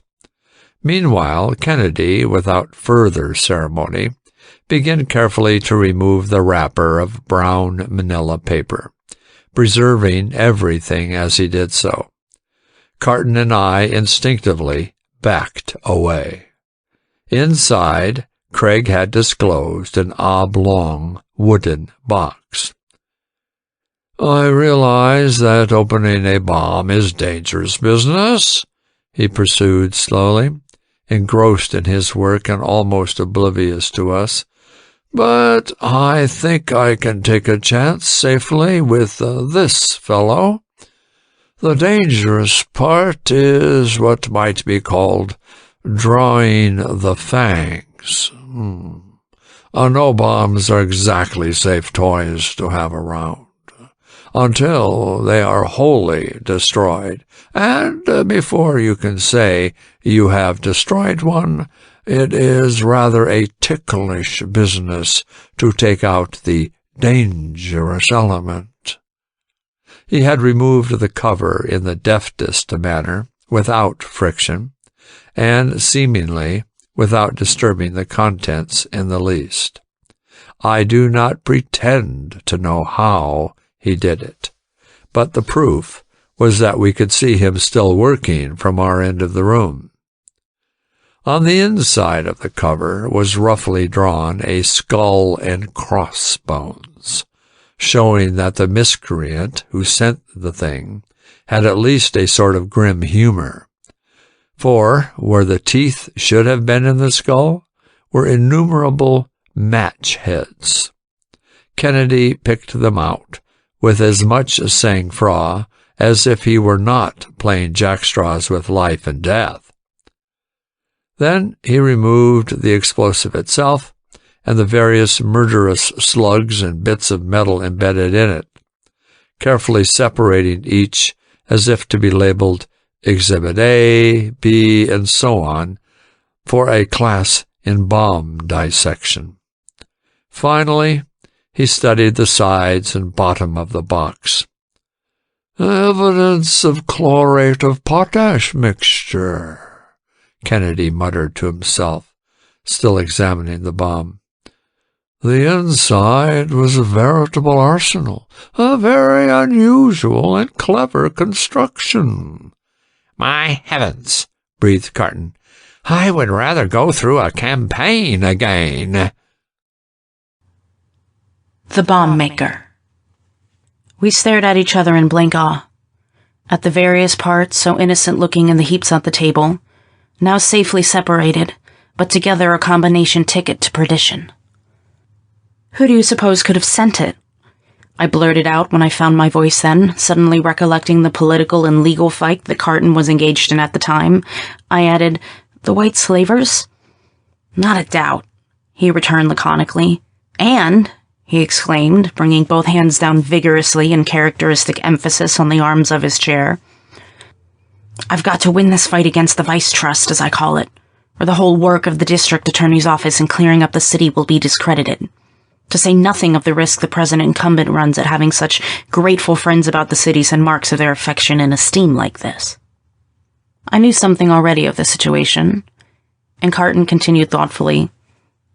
All the powers of vice are fighting a last-ditch battle against me now.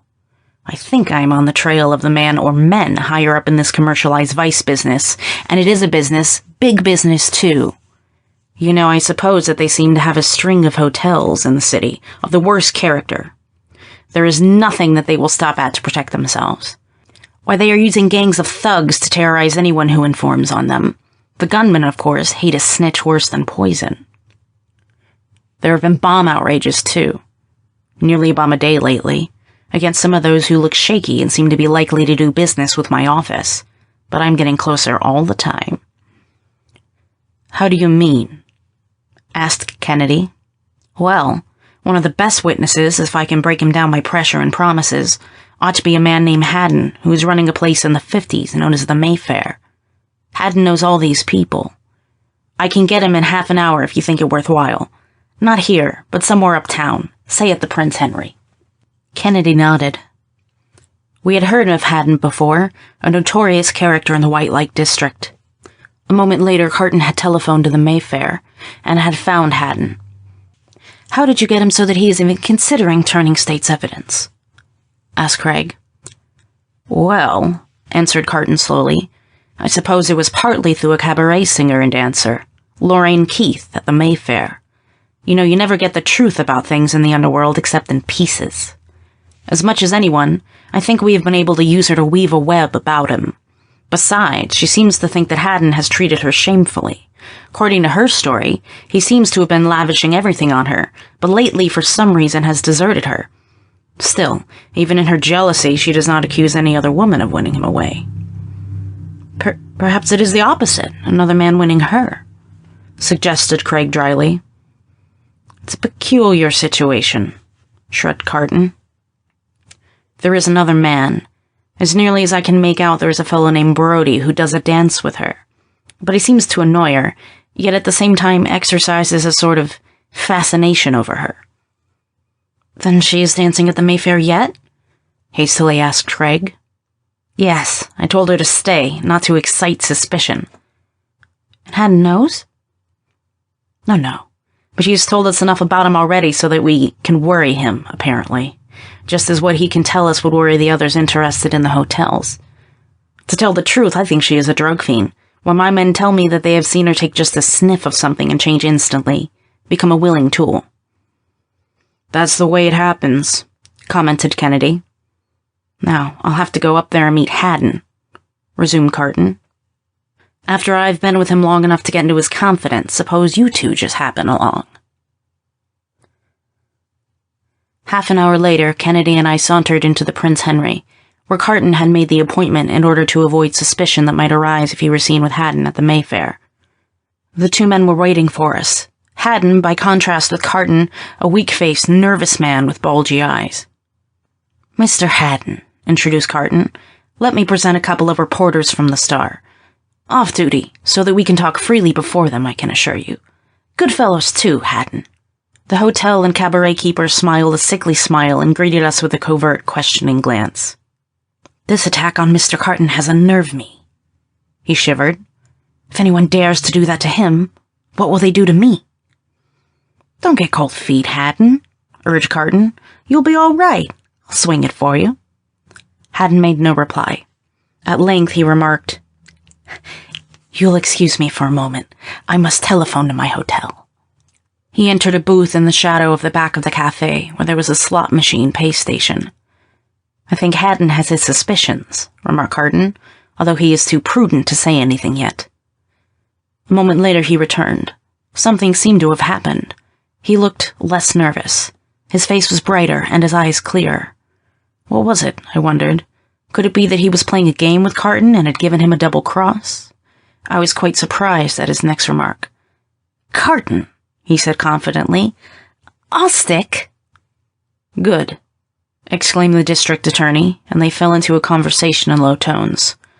By the way, drawled Kennedy, I must telephone to the office in case they need me. He had risen and entered the same booth. Haddon and Carton were still talking earnestly. It was evident that, for some reason, Haddon had lost his former halting manner.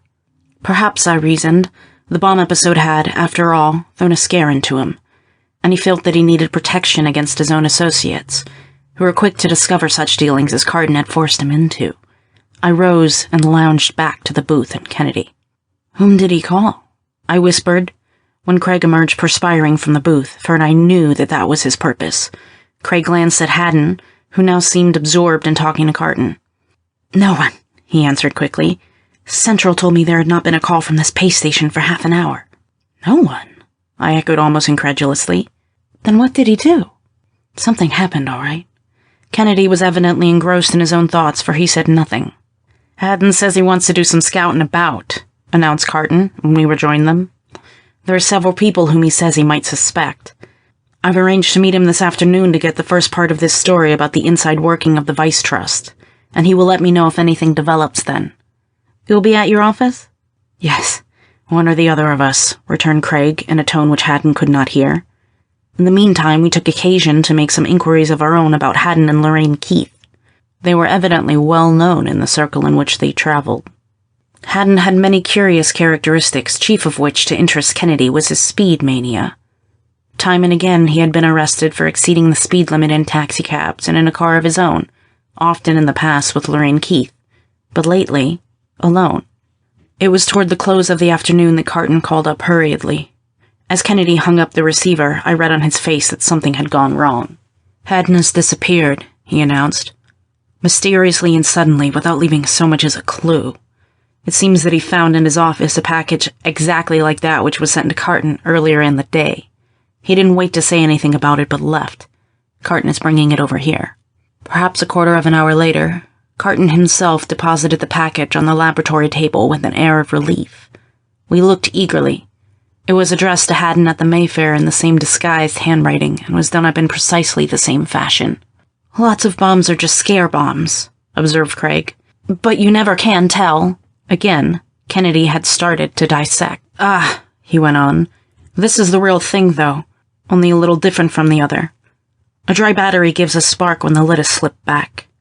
See, the explosive is in a steel pipe. Sliding the lid off is supposed to explode it.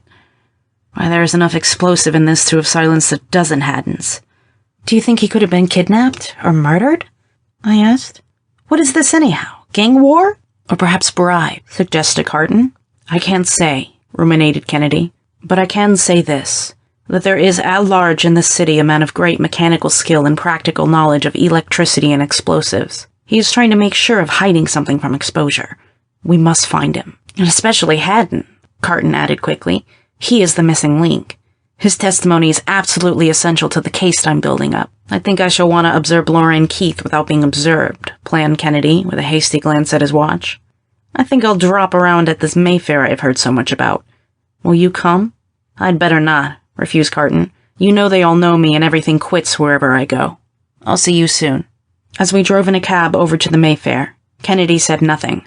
I wondered how and where Haddon had disappeared. Had the powers of evil in the city learned that he was weakening and hurried him out of the way at the last moment? Just what had Lorraine Keith to do with it? Was she in any way responsible? I felt that there were indeed no bounds to what a jealous woman might dare.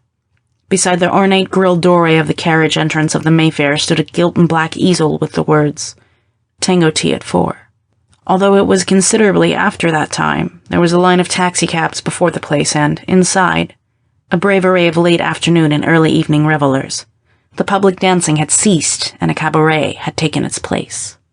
We entered and sat down at one of the more inconspicuous of the little round tables. On a stage at one side, a girl was singing one of the latest syncopated airs. We'll just stick around a while, Walter, whispered Craig. Perhaps this Lorraine Keith will come in.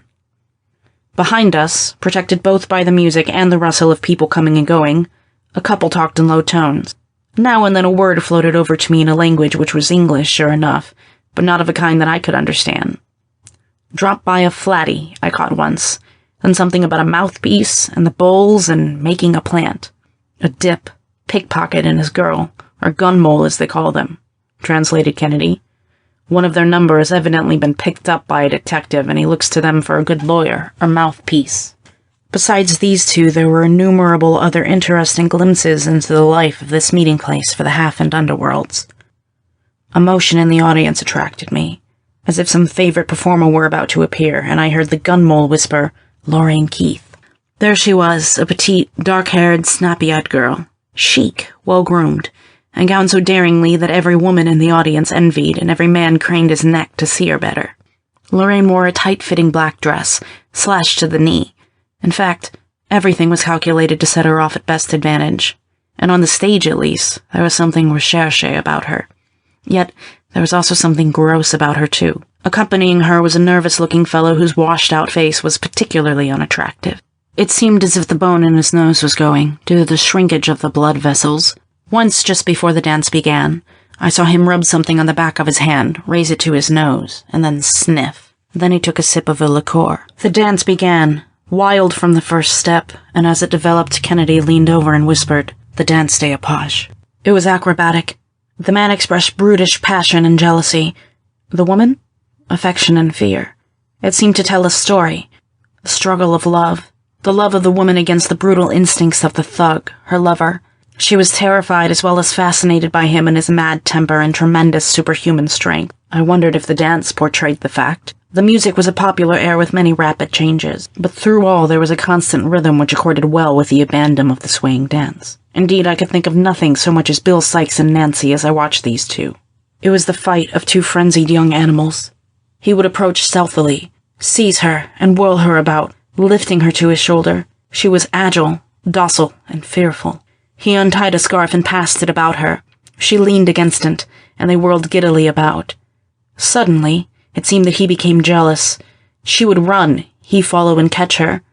She would try to pacify him. He would become more enraged. The dance became faster and more furious.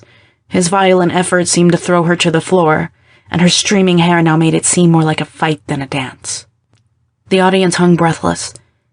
It ended with her dropping exhausted, a proper finale to this lowest and most brutal dance. Panting, flushed, with an unnatural light in their eyes, they descended to the audience and, scorning the roar of applause to repeat the performance, sat at a little table. I saw a couple of girls come over toward the man. "Give us a deck, Coke," said one in a harsh voice. He nodded.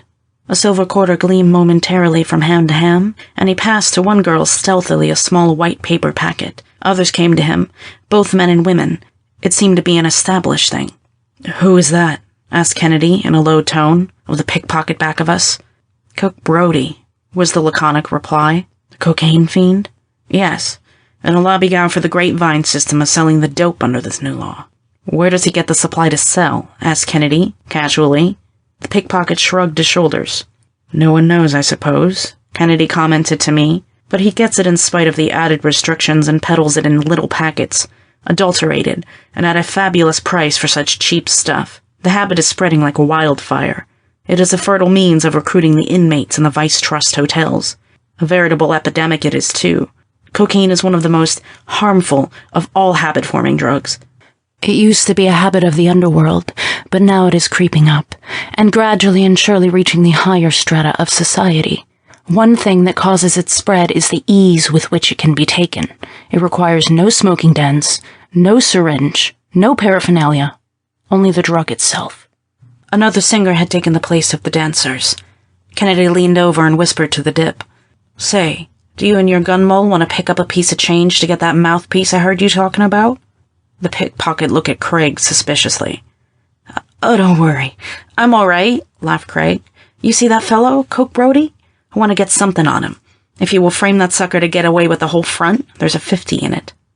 The dip looked, rather than spoke, his amazement. Apparently Kennedy satisfied his suspicions. "I'm on," he said quickly. "When he goes, I'll follow him. You keep behind us and we'll deliver the goods." "What's it all about?" I whispered. "Why," he answered, "I want to get Brody. Only I don't want to figure in the thing so that he will know me or suspect anything but a plain hold-up. They will get him. Take everything he has. There must be something on that man that will help us." Several performers had done their turns, and the supply of the drugs seemed to have been exhausted. Brody rose and, with a nod to Lorraine, went out unsteadily, now that the effect of the cocaine had worn off. One wondered how this shuffling person could ever have carried through the wild dance. It was not Brody who danced, it was the drug. The dip slipped out after him, followed by the woman. We rose and followed also. Across the city, Brody slouched his way with an evident purpose, it seemed, of replenishing his supply and continuing his round of peddling the stuff. He stopped under the brow of a thickly populated tenement row on the Upper East Side, as though this was his destination. There he stood at the gate that led down to his cellar, looking up and down as if wondering whether he was observed. We had slunk into a doorway. A woman coming down the street, swinging a chatelaine, walked close to him, spoke, and for a moment they talked. "It's the gun mole," remarked Kennedy. "She's getting Brody off his guard. This must be the root of that grapevine system, as they call it." Suddenly, from the shadow of the next house, a stealthy figure sprang out on Brody. It was our dip, a dip no longer but a regular stick-up man, with a gun jammed into the face of his victim and a broad hand over his mouth. Skillfully, the woman went through Brody's pockets, her nimble fingers missing not a thing. "Now beat it," we heard the dip whisper hoarsely, "and if you raise a holler, we'll get you right next time." Brody fled as fast as his weakened nerves would permit his shaky limbs to move. As he disappeared, the dip sent something dark hurtling over the roof of the house across the street and hurried towards us. "What was that?" I asked. "I think it was the pistol on the end of a stout cord. That is a favorite trick of the gunman after a job. It destroys at least a part of the evidence. You can't throw a gun very far alone, you know, but with it at the end of the string, you can lift it up over the roof of a tenement. If Brody squeals to a copper and these people are caught, they can't hold them under the pistol law anyhow." The dip had caught sight of us, with his ferret eyes in the doorway. Quickly Kennedy passed over the money in return for the motley array of objects taken from Brody. The dip and his gun mold disappeared into the darkness as quickly as they had emerged. There was a curious assortment. The paraphernalia of a drug fiend, old letters, a key, and several other useless articles. The pickpocket had retained the money from the sale of the dope as his own particular honorarium. "Brody has led us up to the source of his supply," remarked Kennedy, thoughtfully regarding the stuff, "and the dip has given us the key to it. Are you game to go in?" A glance up and down the street showed it still deserted. We wormed our way in the shadow to the cellar before which Brody had stood. The outside door was open. We entered, and Craig stealthily struck a match, shading it in his hands. At one end we were confronted by a little door of mystery, barred with iron and held by an innocent enough-looking padlock. It was this lock, evidently, to which the key fitted, opening the way into the subterranean vault of brick and stone. Kennedy opened it and pushed back the door. There was a little square compartment, dark as pitch and delightfully cool and damp.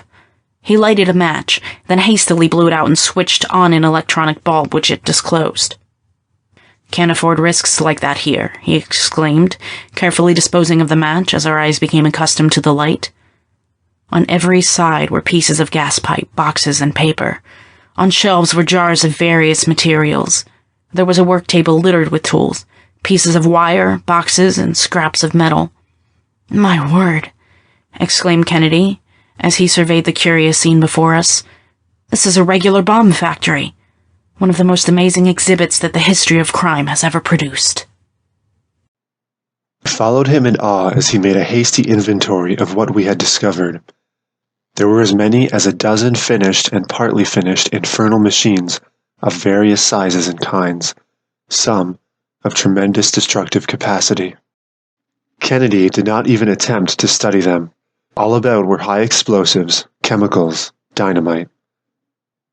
There was gunpowder of all varieties, antimony, blasting powder, mercury cyanide, chloral hydrate, chlorate of potash, samples of various kinds of shot, some of the outlawed soft-nose dum-dum bullets, cartridges, shells, pieces of metal purposely left with jagged edges, platinum, aluminum, iron, steel, a conglomerate mass of stuff that would have gladdened an anarchist.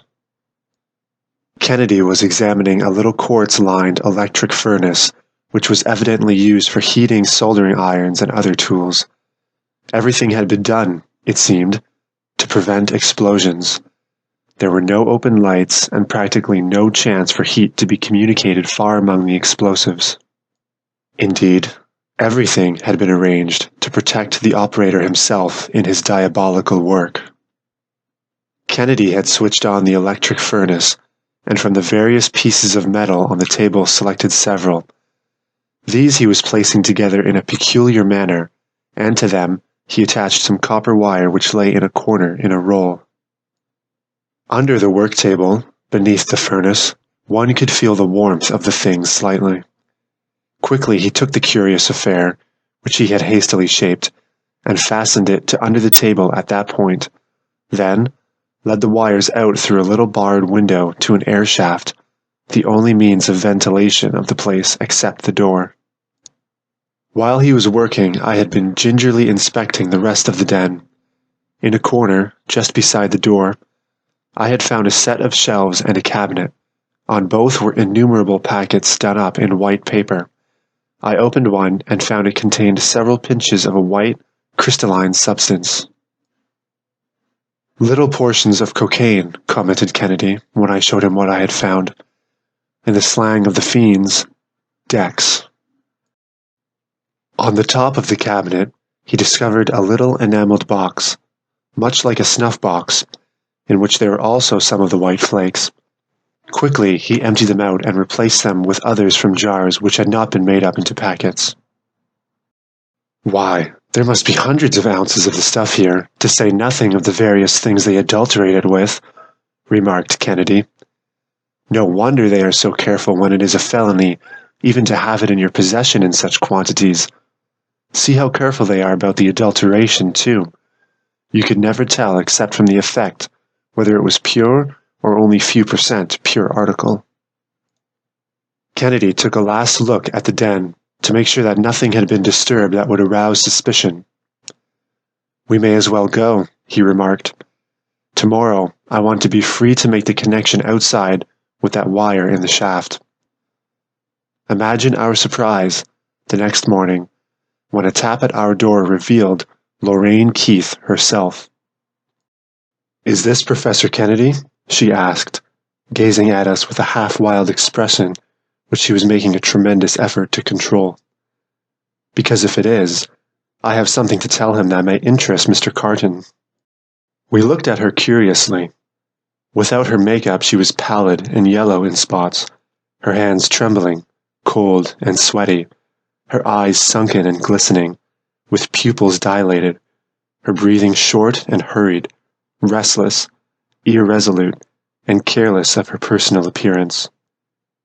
"Perhaps you wonder how I heard of you and why I have come to you," she went on. "It is because I have a confession to make. I saw Mr. Haddon just before he was kidnapped." She seemed to hesitate over the word. "How did you know I was interested?"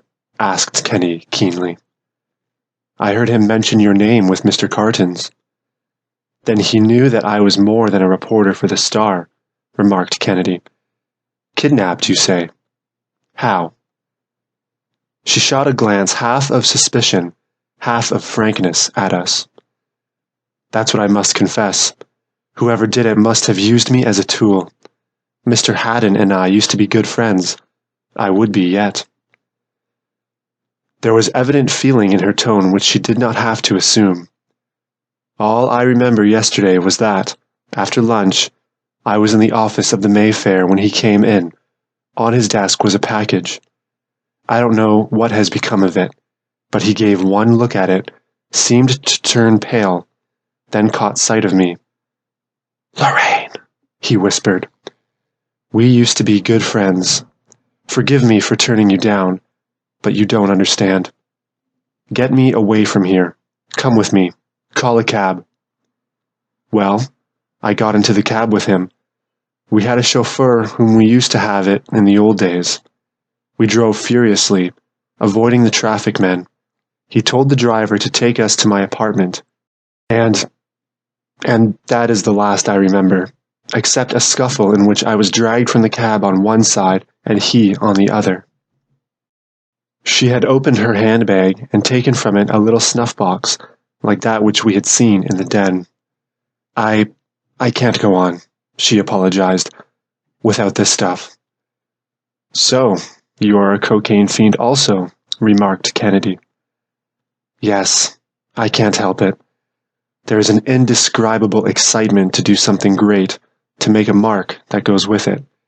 It's soon gone, but while it lasts, I can sing and dance, do anything until every part of my body begins crying for it again. I was full of the stuff when this happened yesterday. Had taken too much, I guess. The change in her after she had snuffed some of the crystals was magical.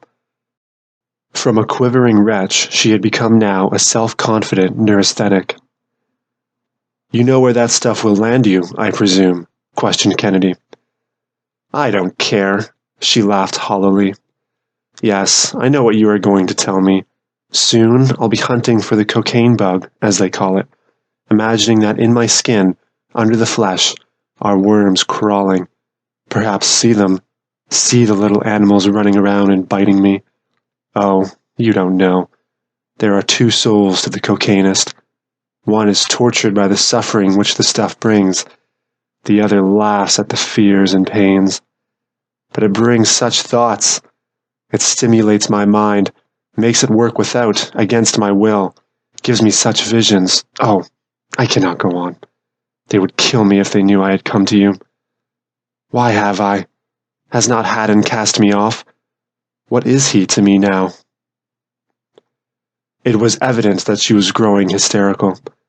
I wondered whether, after all, the story of the kidnapping of Haddon might not be a figment of her brain, simply an hallucination due to the drug. "They?" inquired Kennedy, observing her narrowly. "Who?"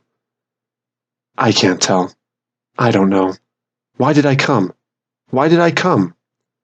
She was reaching again for the snuff box, but Kennedy restrained her. "Miss Keith," he remarked, "you are concealing something from me. There is someone," he paused a moment, "whom you are shielding." "No, no," she cried. "He was taken. Brody had nothing to do with it. Nothing. That is what you mean.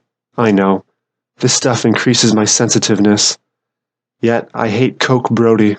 Oh, let me go. I am all unstrung. Let me see a doctor.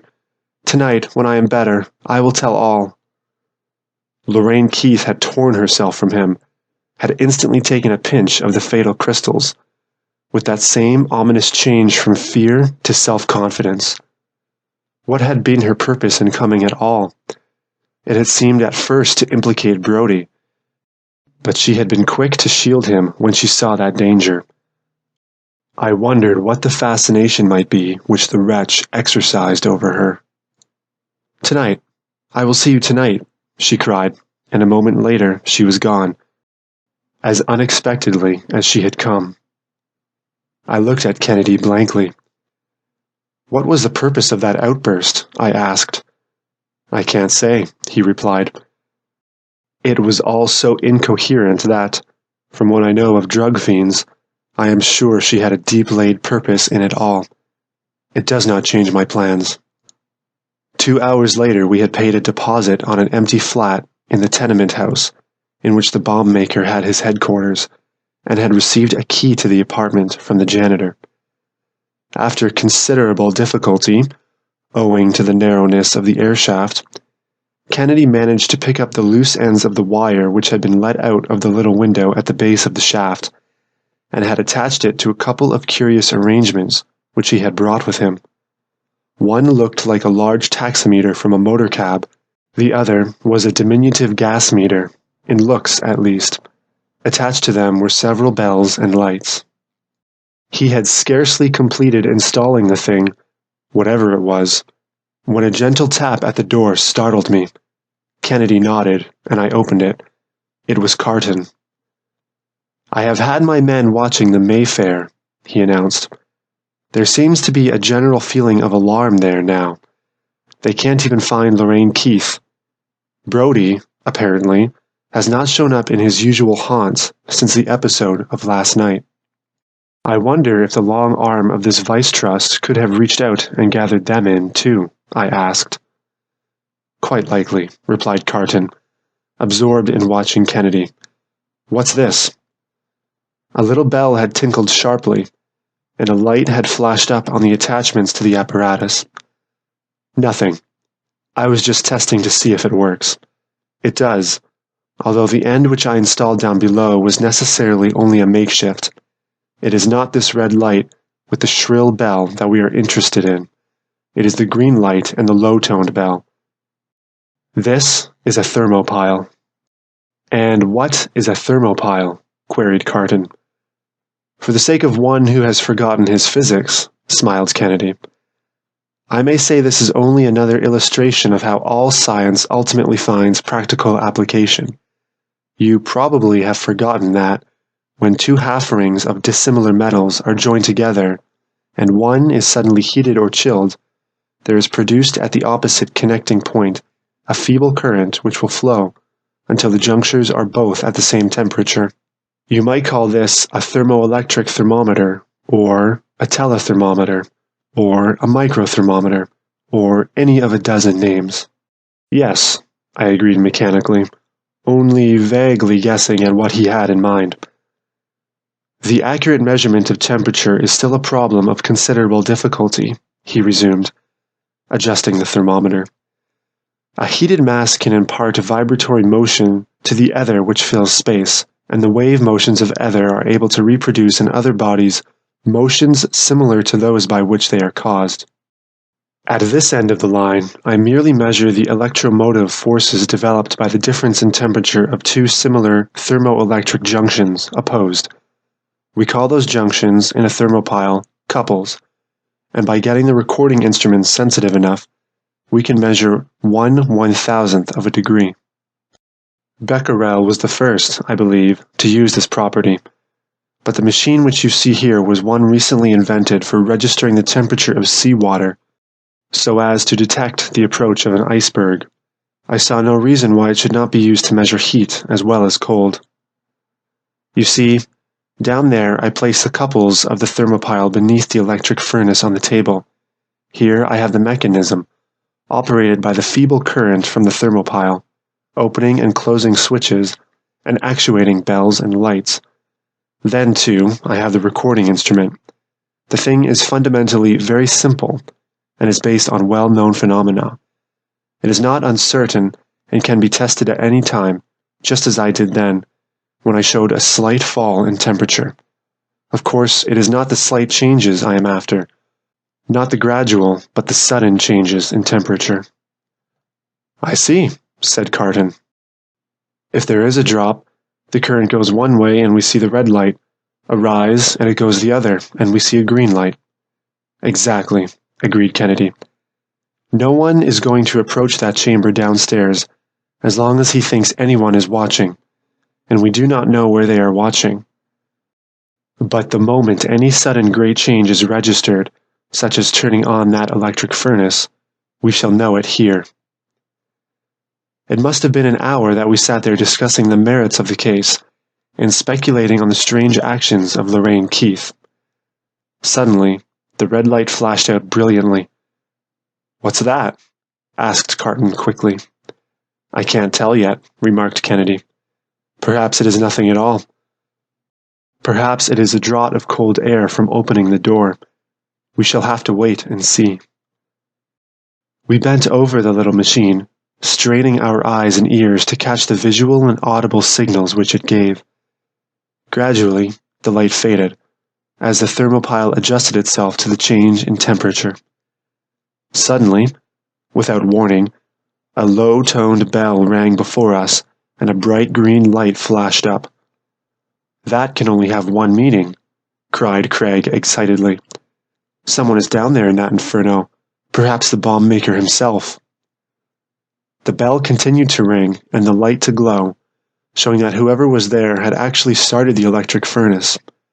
What was he preparing to do? I felt that, even though we knew there was someone there, it did us little good. I, for one, had no relish for the job of bearding such a lion in his den. We looked at Kennedy, wondering what he would do next.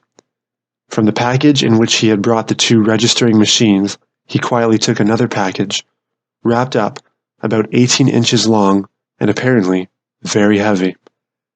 As he did so, he kept his attention fixed on the telethermometer. Was he going to wait until the bomb maker had finished what he had come to accomplish? It was perhaps 15 minutes after our first alarm that the signals began to weaken. "Does that mean that he is gone? Escaped?" inquired Carton anxiously. "No. It means that his furnace is going at full power and that he has forgotten it. It is what I am waiting for. Come on."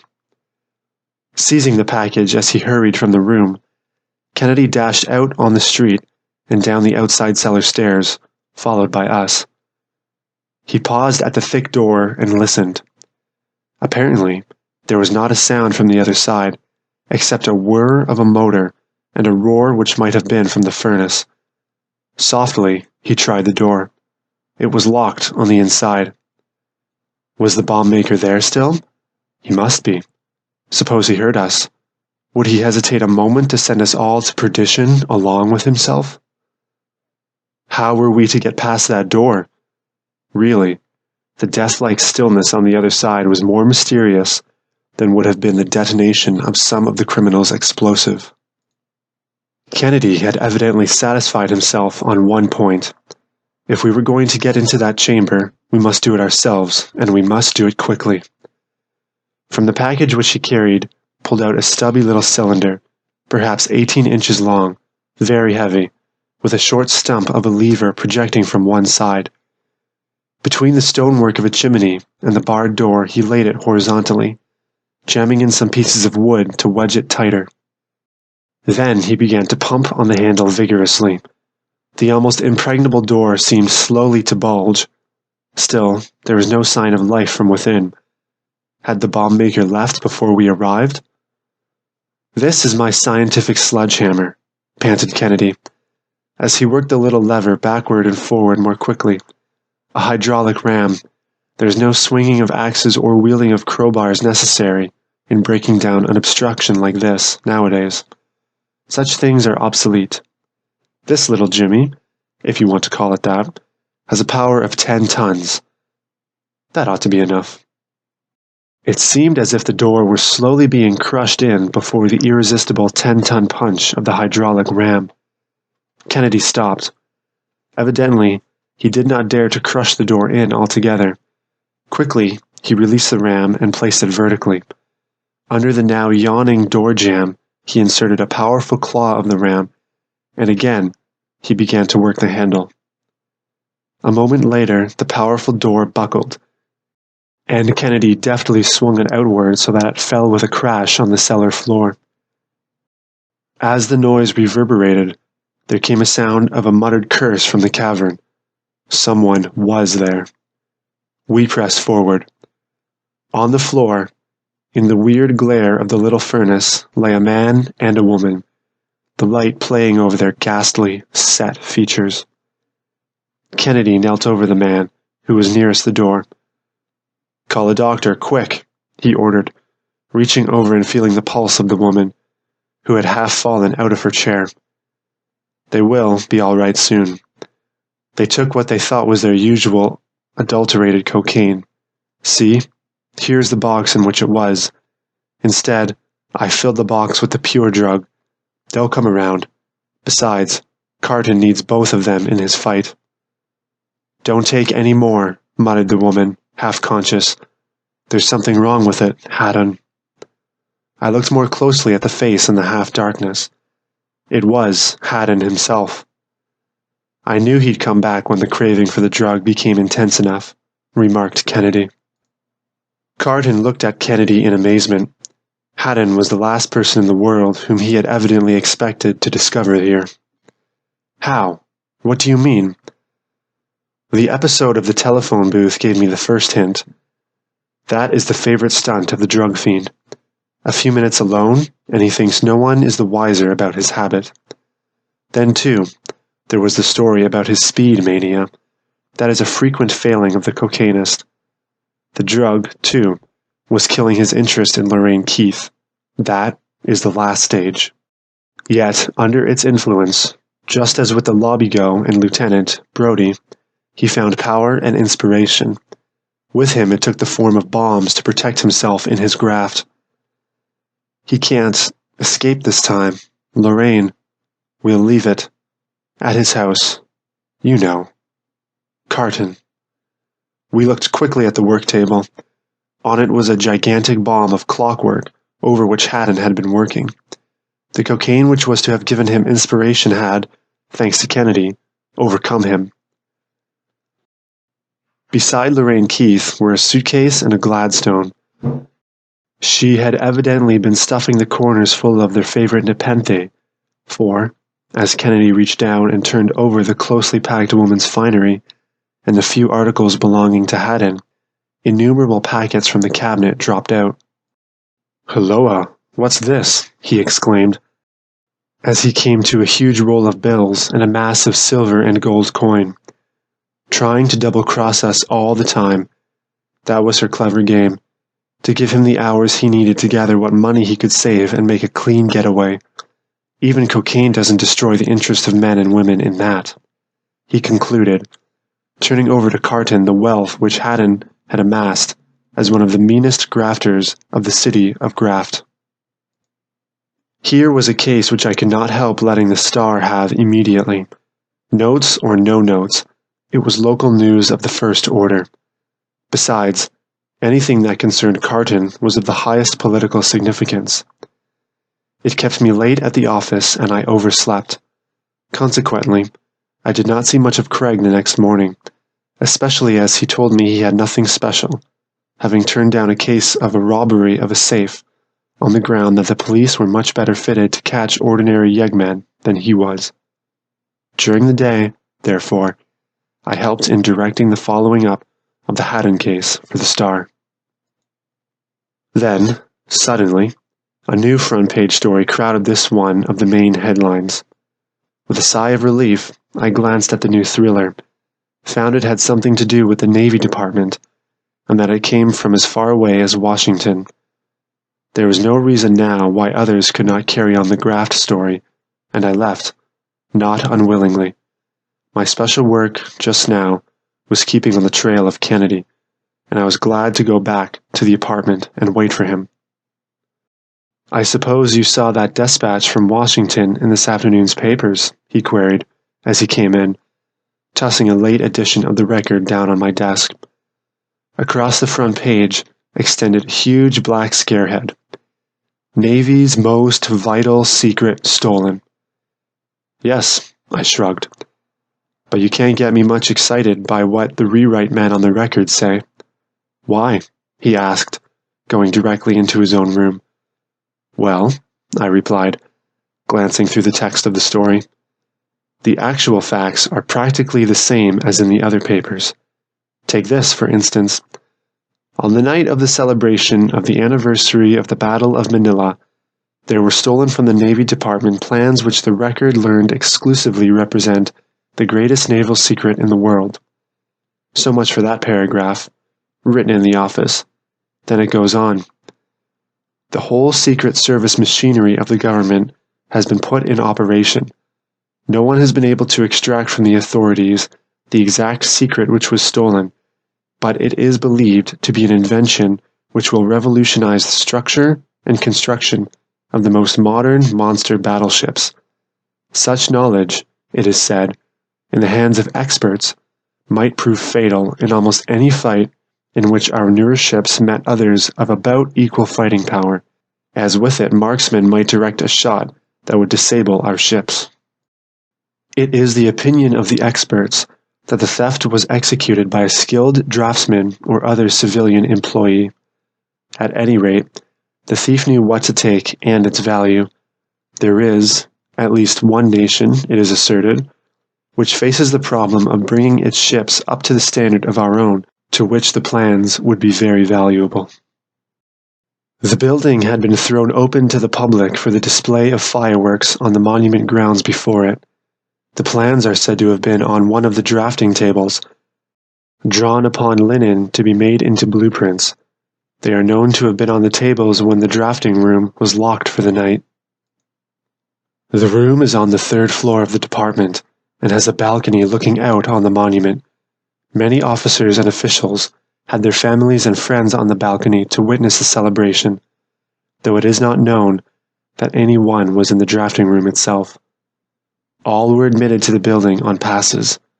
The plans were tacked to a drafting board in the room, but when it was opened in the morning the linen sheet was gone, and so were the thumbtacks. The plans could readily have been rolled into a small bundle and carried under a coat or a wrap. While the authorities are trying to minimize the actual loss, it is believed that this position is only an attempt to allay the great public concern. I paused. Now then, I added, picking up one of the other papers I had brought uptown myself. Take the Express. It says that the plans were important, but would have been made public in a few months anyhow. Here.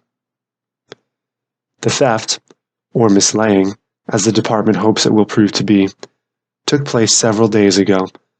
Official confirmation of the report is lacking, but from trustworthy unofficial sources, it is learned that only unimportant parts of plans are missing, presumably minor structural details of battleship construction, and other things of a really trivial character, such as copies of naval regulations, etc. The attempt to make a sensational connection between the loss and a controversy, which is now going on with a foreign government, is greatly to be deplored and is emphatically asserted to be utterly baseless. It bears traces to the jingoism of those interests which are urging naval increases. There is usually very little about a battleship that is not known before her keel is laid, or even before the signing of the contracts. At any rate, when it is asserted that the plans represent dernier cri in some form of war preparation, it is well to remember that a last cry is last only until there is a later. Naval secrets are few, anyway, and as it takes some years to apply them, this loss cannot be superlative value to anyone.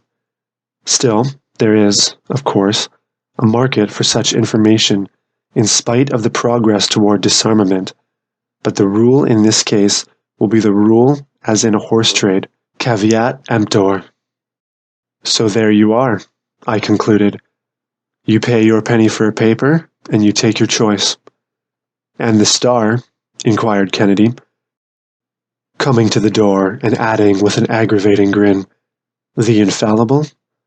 The Star, I replied, unruffled, hits the point squarely when it says that, whether the plans were of immediate importance or not, the real point is that if they could be stolen, really important things could be taken also. For instance, the thought of what the thief might have stolen has caused much more alarm than the knowledge of what he has succeeded in taking.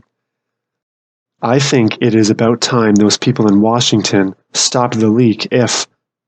The telephone rang insistently. I think that's for me, exclaimed Craig, bounding out of his room and forgetting his quiz of me. Hello, yes, is that you?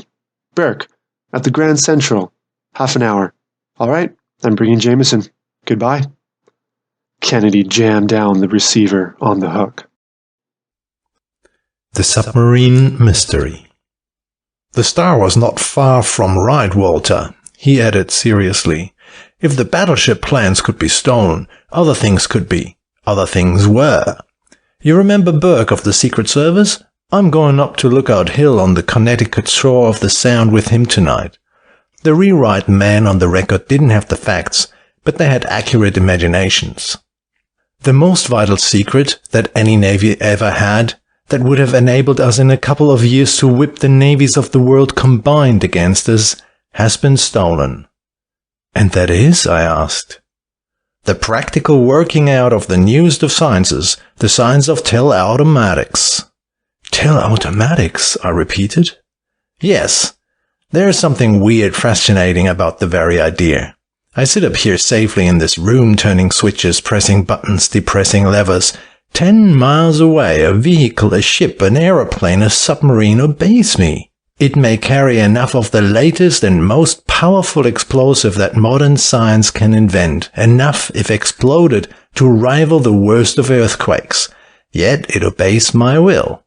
It goes where I direct it, it explodes where I want it, and it wipes off the face of the earth anything which I want annihilated. That's tele-automatics, and that is what has been stolen from our Navy and dimly sensed by you clever newspaper men, from whom even the Secret Service can't quite hide everything. The publication of the rumor alone that the government knows it has lost something has put the Secret Service in a hole. What might have been done quietly and in a few days has got to be done in the glare of the limelight and with the blare of a brass band, and it has got to be done right away, too. Come on, Walter, I've thrown together all we shall need for one night, and it doesn't include any pajamas either. A few minutes later, we met our friend Burke of the Secret Service at the new terminal. He had wired Kennedy earlier in the day saying that he would be in New York and would call him up. "The plans that I told you in my message," began Burke, when we had seated ourselves in a compartment of the Pullman, "were those of Captain Shirley, covering the wireless-controlled submarine.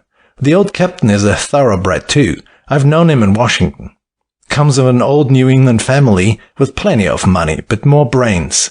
For years he has been working on the science of radio teleautomatics, has all kinds of patents which he has dedicated to the United States too. Of course the basic pioneer patents are not his. His work has been in the practical application of them. And Kennedy, there are some secrets about this latest work that he has not patented. He has given them outright to the Navy Department because they are too valuable even to patent." Burke, who liked a good detective tale himself, seemed pleased at holding Kennedy spellbound. "For instance," he went on, "he has on the bay up here a submarine which can be made into a crewless dirigible. He calls it the Turtle, I believe, because that was the name of the first American submarine built by Dr. Bushnell during the Revolution, even before Fulton."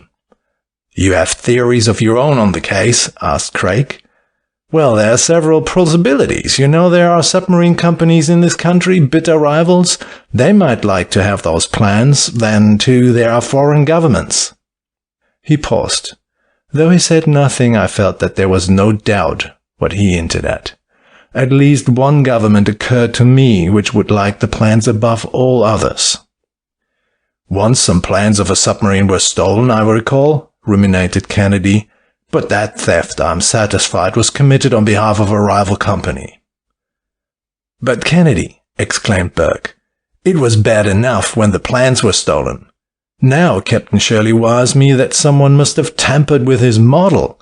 It doesn't work right. He even believes that his own life may be threatened. And there's scarcely a real clue," he added dejectedly. "Of course, we are watching all the employees who had access to the drafting room and tracing everybody who was in the building that night. I have a complete list of them. There are 3 or 4 who we'll be watching. For instance, there's a young attaché of one of the embassies named Nordheim." "Nordheim?" I echoed involuntarily. I had expected an Oriental name. "Yes, a German. I've been looking up his record, and I find that once he was connected in some way with the famous Titan Iron Works at Kiel, Germany. We began watching him day before yesterday, but suddenly he disappeared. Then there's a society woman in Washington, a Mrs. Bayard Brainard, who was at the department that night. We have been trying to find her. Today I got word that she was summering in the cottage colony across the bay from Lookout Hill.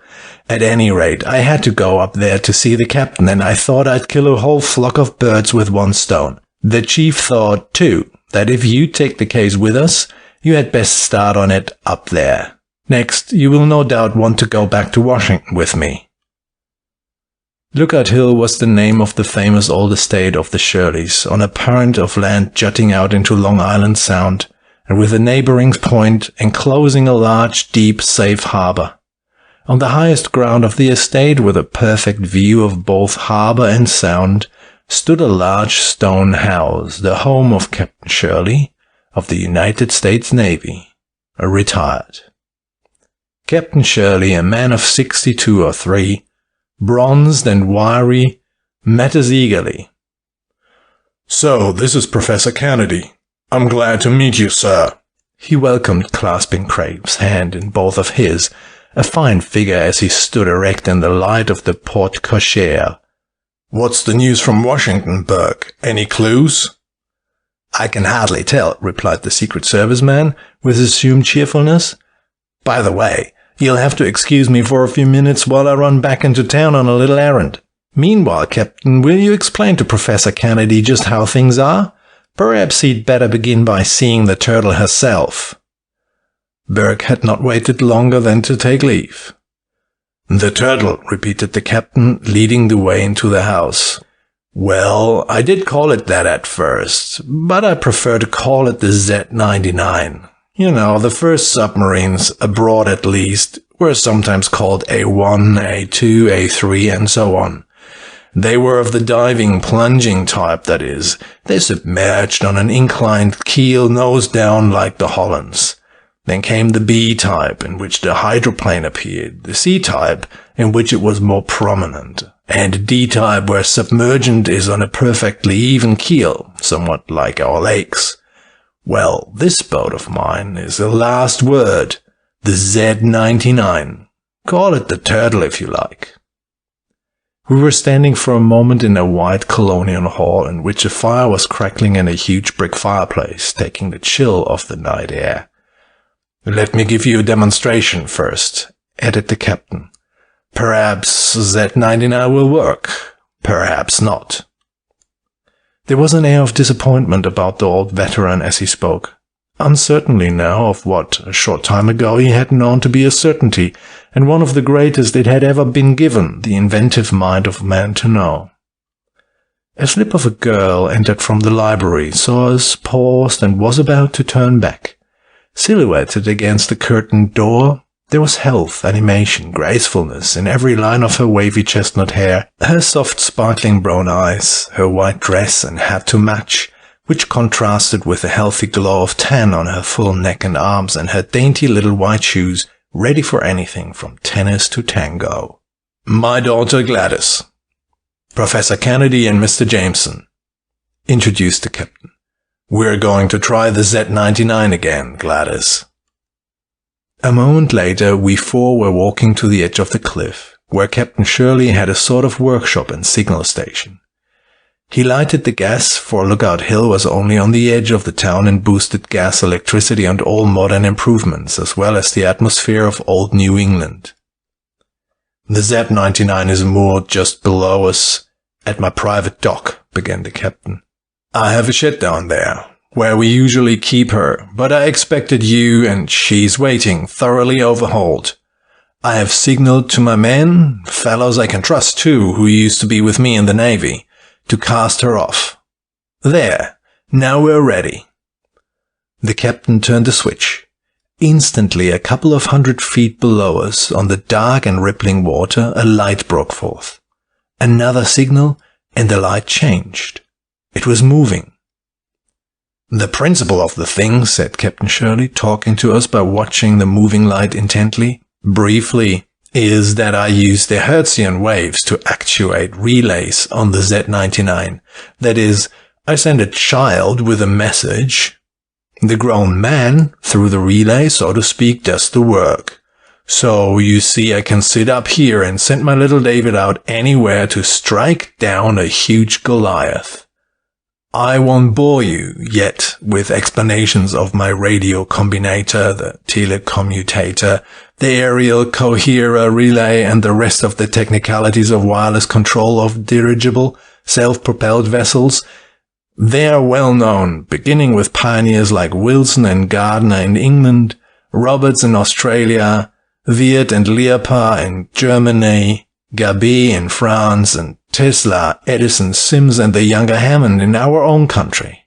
The one thing you may not know, that has kept us back while wireless telegraphy has gone ahead so fast, is that in wireless we have been able to discard coherers and relays and use detectors and microphones in their places.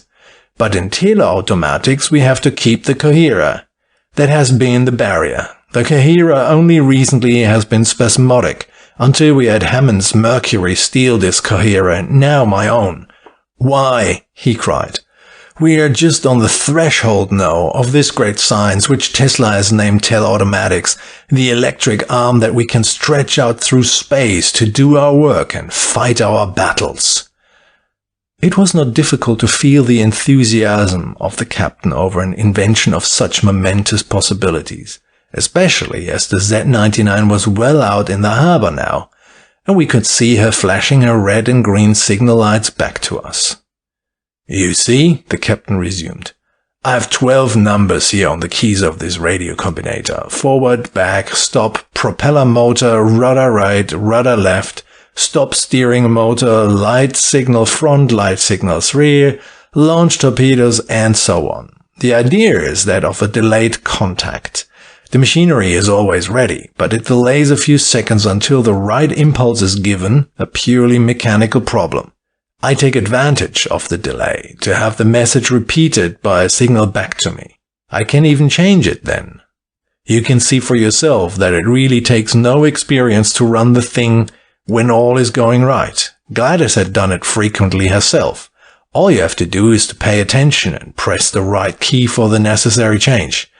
It is when things go wrong that even an expert like myself, confound it, there's something wrong. The Z-99 had suddenly swerved. Captain Shirley's brow knitted. We gathered around closer, Gladys next to her father and leaning anxiously over the transmitting apparatus.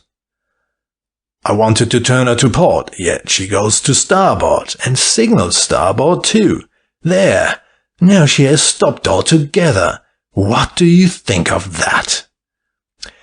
Gladys stroked the old seafarer's hand gently, as he sat silently at the table, peering with contracted brows out into the now brilliantly moonlit night. Shirley looked up at his daughter, and the lines on his face relaxed as though he would hide his disappointment from her eager eyes. Confound that light! What's the matter with it?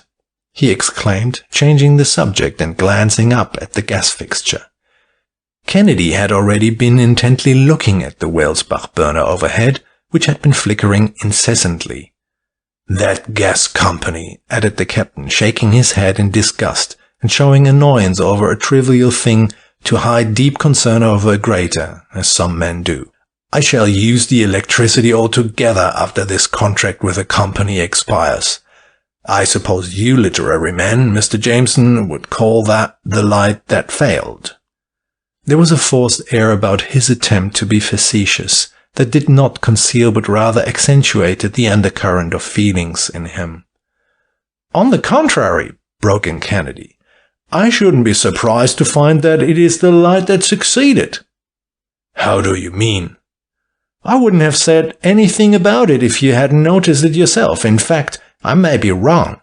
It suggests something to me, but it will need a good deal of work to verify it, and then it may not be of any significance. Is that the way the Z-99 has behaved always lately? Yes, but I know that she hasn't broken down of herself, Captain Shirley asserted. It never did before, not since I perfected that new coherer, and now it always does, perhaps 15 or 20 minutes after I start her out. Shirley was watching the lights as they serpentined their way to us across the nearly calm water of the bay, idly toying with the now useless combinator. Wait here, he said, rising hurriedly. I must send my motorboat out there to pick her up and tow her in. He was gone down the flight of rustic steps on the face of the cliff before we could reply. I wish father wouldn't take it to heart so, murmured Gladys. Sometimes I fear that success or failure of this boat means life or death to him. That is exactly why we are here, reassured Kennedy, turning earnestly to her. To help him to settle this thing at once. This is a beautiful spot, he added, as we stood at the edge of the cliff and looked far out over the tossing waves of the Sound. What is on that other point? Asked Kennedy, turning again toward the harbour itself. There is a large cottage colony there, she replied. Of course, many of the houses are still closed so early in the season, but it is a beautiful place in the summer. The hotel over there is open now, though. You must have a lively time when the season is at its height, ventured Kennedy. Do you know a cottager there, a Mrs. Brainerd? Oh, yes, indeed. I have known her in Washington for some time. No doubt the cottagers envy you your isolation here, remarked Kennedy, turning and surveying the beautifully kept grounds. I should think it would be pleasant, too, to have an old Washington friend here. It is. We often invite our friends over for lawn parties and other little entertainments. Mrs. Brainerd has just arrived and has only had time to return my first visit to her, but I expect we shall have some good times this summer. It was evident, at least, that Gladys was not concealing anything about her friend, whether there was any suspicions or not of her. We had gone into the house to await the return of Captain Shirley. Burke had just returned, his face betraying that he was bursting with news. "She's here, all right," he remarked in an undertone to Kennedy. "In the Stamford cottage, quite an outfit. French chauffeur, 2 Japanese servants, maids, and all." "The Stamford cottage?" repeated Gladys. "Why, that is where Mrs. Brainard lives." She gave a startled glance at Kennedy as she suddenly seemed to realize that both he and the Secret Service man had spoken about her friend. "Yes," said Burke, noting on the instant the perfect innocence of her concern. "What do you know about Mrs. Brainard? Where is Mr. Brainard?" "Dead, I believe," Gladys hesitated. "Mrs. Brainard has been well known in Washington circles for years. Indeed, I invited her with us the night of the Manila display." "And Mr. Nordheim?" broke in Burke. "No," she hesitated. "He was there, but I don't know as whose guest." "Did he seem very friendly with Mrs. Brainard?" pursued the detective. I thought I saw a shade of relief pass over her face as she answered, "Yes." I could only interpret it that perhaps Nordheim had been attentive to Gladys herself, and that she had not welcomed his attentions. "I may as well tell you," she said at length. "It is no secret in our set, and I suppose you would find it out soon anyhow. It is said that he is engaged to Mrs. Brainard. That is all." "Engaged?" repeated Burke. "Then that would account for his being at the hotel here. At least it would offer an excuse." Gladys was not slow to note the stress that Burke laid on the last word. "Oh, impossible," she began hurriedly. "Impossible that he could have known anything about this other matter. Why, she told me he was to sail suddenly for Germany and came up here for a last visit before he went, and to arrange to come back on his return. Oh, he could know nothing. Impossible." "Why impossible?" persisted Burke. "They have submarines in Germany, don't they? And rival companies too." "Who have rival companies?" inquired a familiar voice. It was Captain Shirley, who had returned out of breath from his long climb up the stairs from the shore. "The Germans. I was speaking of an attaché named Nordheim." "Who is Nordheim?" inquired the captain. "You met him at the Naval Building that night, don't you remember?" replied Gladys.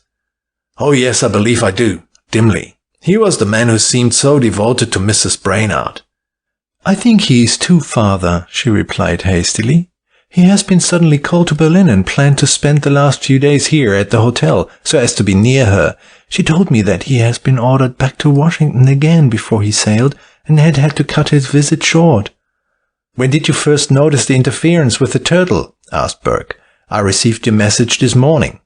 "Yesterday morning was the first," replied the captain. "He arrived the night before and did not leave until yesterday afternoon," remarked Burke. "And we arrived tonight," put in Craig quietly. "The interference is going on yet." "Then the Japs," I cut in, at last giving voice to the suspicion I had of the clever little Orientals. "They could not have stolen the plans," asserted Burke, shaking his head.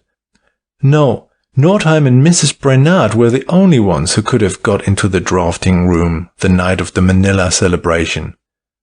"Burke," said Kennedy, rising, "I wish you would take me into town. There are a few messages I would like to send.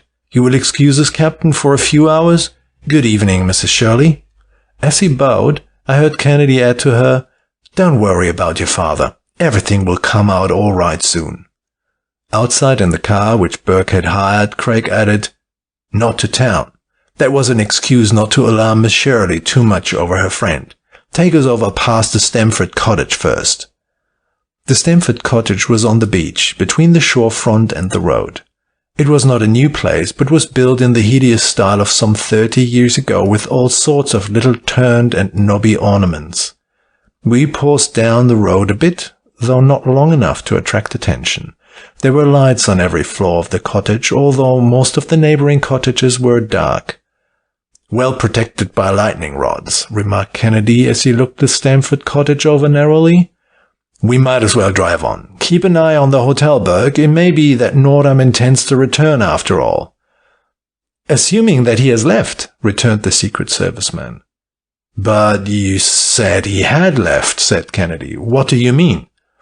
I hardly know myself, wearily remarked Burke, on whom the strain of the case to which we were still fresh had begun to tell. I only know that I called up Washington after I heard he had been at the hotel, and no one at our headquarters knew that he had returned.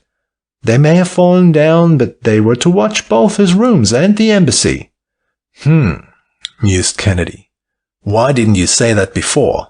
Why, I assumed that he had gone back until you told me there was interference tonight too. Now, until I can locate him definitely, I'm all at sea. That's all. It was now getting late in the evening, but Kennedy had evidently no intention of returning yet to Lookout Hill. We paused at the hotel, which was in the center of the cottage colony, and flanked by a hill that ran back of the colony diagonally, and from which a view of both the hotel and the cottages could be obtained. Burke's inquiries developed the fact that Nordham had left very hurriedly and in some agitation. To tell you the truth, confided the clerk, with whom Burke had ingratiated himself, I thought he acted like a man who was watched.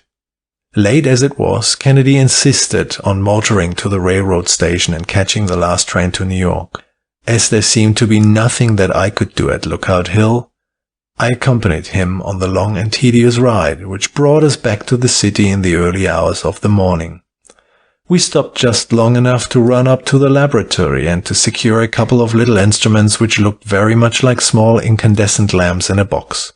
Then, by the earliest train from New York, we returned to Lookout Hill, with only such sleep as Kennedy had predicted, snatched in the day coaches of the trains and during a brief wait in the station.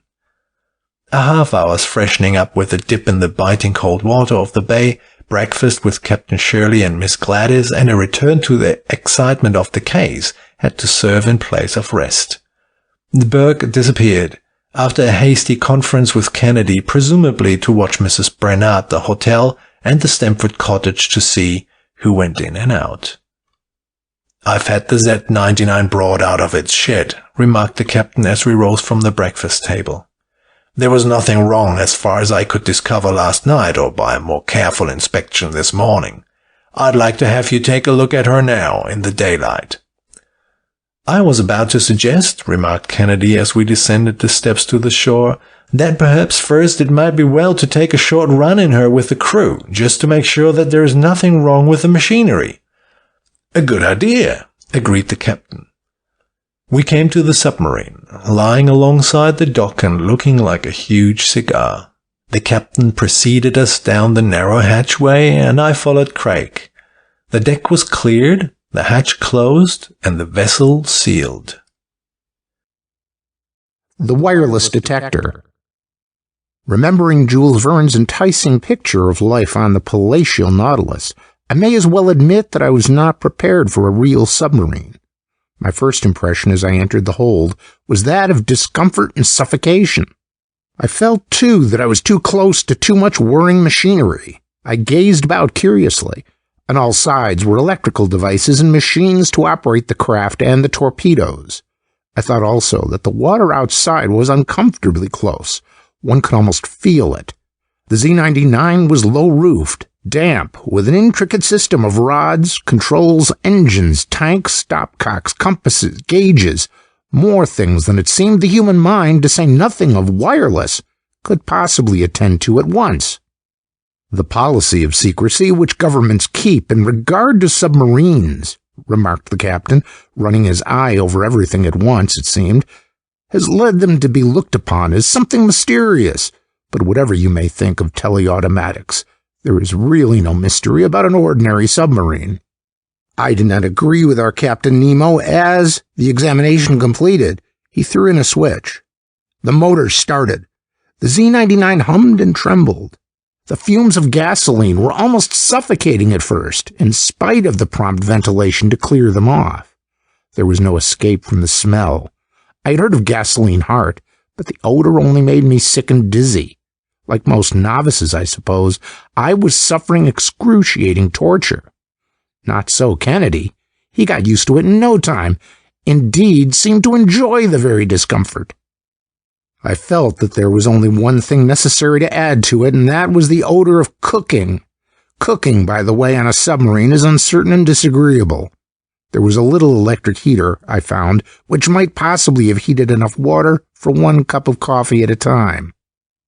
In fact, space was economized to the utmost. Only the necessaries of life were there. Every inch that could be spared was given over to machinery. It was everywhere, compact, efficient, everything for running the boat underwater, guiding it above and below, controlling its submersion, compressing air, firing torpedoes, and 1,000 other things. It was wonderful as it was, but when one reflected that all could be done automatically, or rather, telautomatically, it was simply astounding. You see, observed Captain Shirley, when she is working automatically, neither the periscope nor the wireless mast shows. The wireless impulses are carried down to her from an inconspicuous float which trails along the surface and carries a short aerial with a wire running down like a mast, forming practically invisible antenna. As he was talking, the boat was being trimmed by admitting water as ballast into the proper tanks. The Z-99, he went on, is a submersible, not a diving submarine. That is to say, the rudder guides it and changes the angle of the boat, but the hydroplanes pull it up and down, 2 pairs of them set fore and aft of the center of gravity. They lift or lower the boat bodily on an even keel, not by plunging and diving. I will now set the hydroplanes at 10 degrees down and the horizontal rudder 2 degrees up, and the boat will submerge to a depth of 30 feet and run constant at that depth. He had shut off the gasoline motor and started the storage battery electric motor, which was used when running submerged. The great motors gave out a strange humming sound. The crew conversed in low, constrained tones. There was a slight perceptible jar, and the boat seemed to quiver just a bit from stem to stern. In front of Shirley was a gauge, which showed the depth of submergence and a spirit level which showed any inclination. Submerged, he remarked, is like running on the surface under dense fog conditions. I did not agree with those who have said there is no difference running submerged or on the surface. Underway on the surface was one thing, but when we dived it was most unpleasant. I had been reassured at the start when I heard that there were 10 compressed air tanks under a pressure of 2,000 pounds to the square inch. But only once before had I breathed compressed air, and that was when one of our cases once took us down into the tunnels below the rivers of New York. It was not a new sensation, but at 50 feet depth, I felt a little tingling all over my body, a pounding of the eardrums, and just a trace of nausea. Kennedy smiled as I moved about. "Never mind, Walter," he said. "I know how you feel on a first trip. 1 minute you are choking from lack of oxygen, then in another part of the boat you are exhilarated by too much of it. Still," he winked, "don't forget that it is regulated." "Well," I returned, "all I can say is that if war is hell, a submarine is war." I had, however, been much interested in the things about me. Forward, the torpedo discharge tubes and other apparatus about the little doors in the vessel's nose made it look somewhat like a shield, used in boring a tunnel under compressed air. "Ordinary torpedo boats use the regular automobile torpedo," remarked Captain Shirley, coming ubiquitously up behind me. "I improve on that. I can discharge the teleautomobile torpedo and guide it either from the boat, as we are now, or from the land station where we were last night at will." There was something more than pride in his manner. He was deadly in earnest about his invention. We had come over to the periscope, the eye of the submarine when she is running just under the surface, but of no use that we were below. "Yes," he remarked, in answer to my half-spoken question, "that is the periscope. Usually there is one fixed to look ahead and another that is movable, in order to take in what is on the sides and in the rear. I have both of those. But in addition I have the universal periscope, the eye that sees all around, 360 degrees. A very clever application of an angular prism with objectives, condenser, and 2 eyepieces of low and high power. A call from one of the crew took him into the stern to watch the operation of something, leaving me to myself, for Kennedy was roaming about on a still hunt for anything that might suggest itself. The safety devices, probably more than any other single thing, interested me, for I had read with peculiar fascination of the great disasters to the Lutin, the Pluvios, the Farfadet, the A8, the Foka, the Kambala, the Japanese No. 6, the German U-3, and others. Below us, I knew there was a keel that could be dropped, lightening the boat considerably. Also, there was the submarine bell, immersed in a tank of water with telephone receivers attached by which one could listen in, for example, before rising, say, from 60 feet to 20 feet, and thus hear the hulls of other ships. The bell was struck by means of air pressure and was the same as that used for submarine signaling on ships. Water, being dense, is an excellent conductor of sound. Even in the submarine itself, I could hear the muffled clang of the gong. Then there were buoys, which could be released and would fly to the surface, carrying with them a telephone, a light, and a whistle. I knew also something of the explosion dangers on a submarine, both from the fuel oil used when running on the surface, and from the storage batteries used when running submerged. Once in a while, a sailor would take from a jar a piece of litmus paper and expose it, showing only a slight discoloration due to carbon dioxide. That was the least of my troubles. For a few moments, also, the white mice in a cage interested me. White mice were carried because they dislike the odor of gasoline and give warning of any leakage by loud squeals. The fact was that there was so much of interest that, the first discomfort over, I was, like Kennedy, beginning really to enjoy the trip. I was startled suddenly to hear the motors stop. There was no more of that interminable buzzing. The Z-99 responded promptly to the air pressure that was forcing the water out of the tanks. The gauge showed that we were gradually rising on an even keel. A man sprang up the narrow hatchway and opened the cover through which we could see a little patch of blue sky again. The gasoline motor was started, and we ran leisurely back to the dock. The trip was over, safely. As we landed, I felt a sense of gladness to get away from that feeling of being cut off from the world. It was not fear of death or of the water, as nearly as I could analyze it, but merely that terrible sense of isolation from man and nature as we know it. A message from Burke was waiting for Kennedy at the wharf. He read it quickly, then handed it to Captain Shirley and myself. Had just received a telegram from Washington. Great excitement at the embassy. Cipher telegram has been dispatched to the Titan Iron Works. One of my men in Washington reports a queer experience. He had been following one of the members of the embassy staff who saw he was being shadowed, turned suddenly on the man and exclaimed, "Why are you hounding us still?" What do you make of it?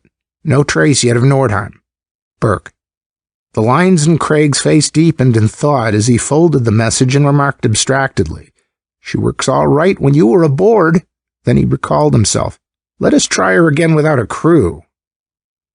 5 minutes later, we had ascended to the aerial conning tower, and all was in readiness to repeat the trial of the night before.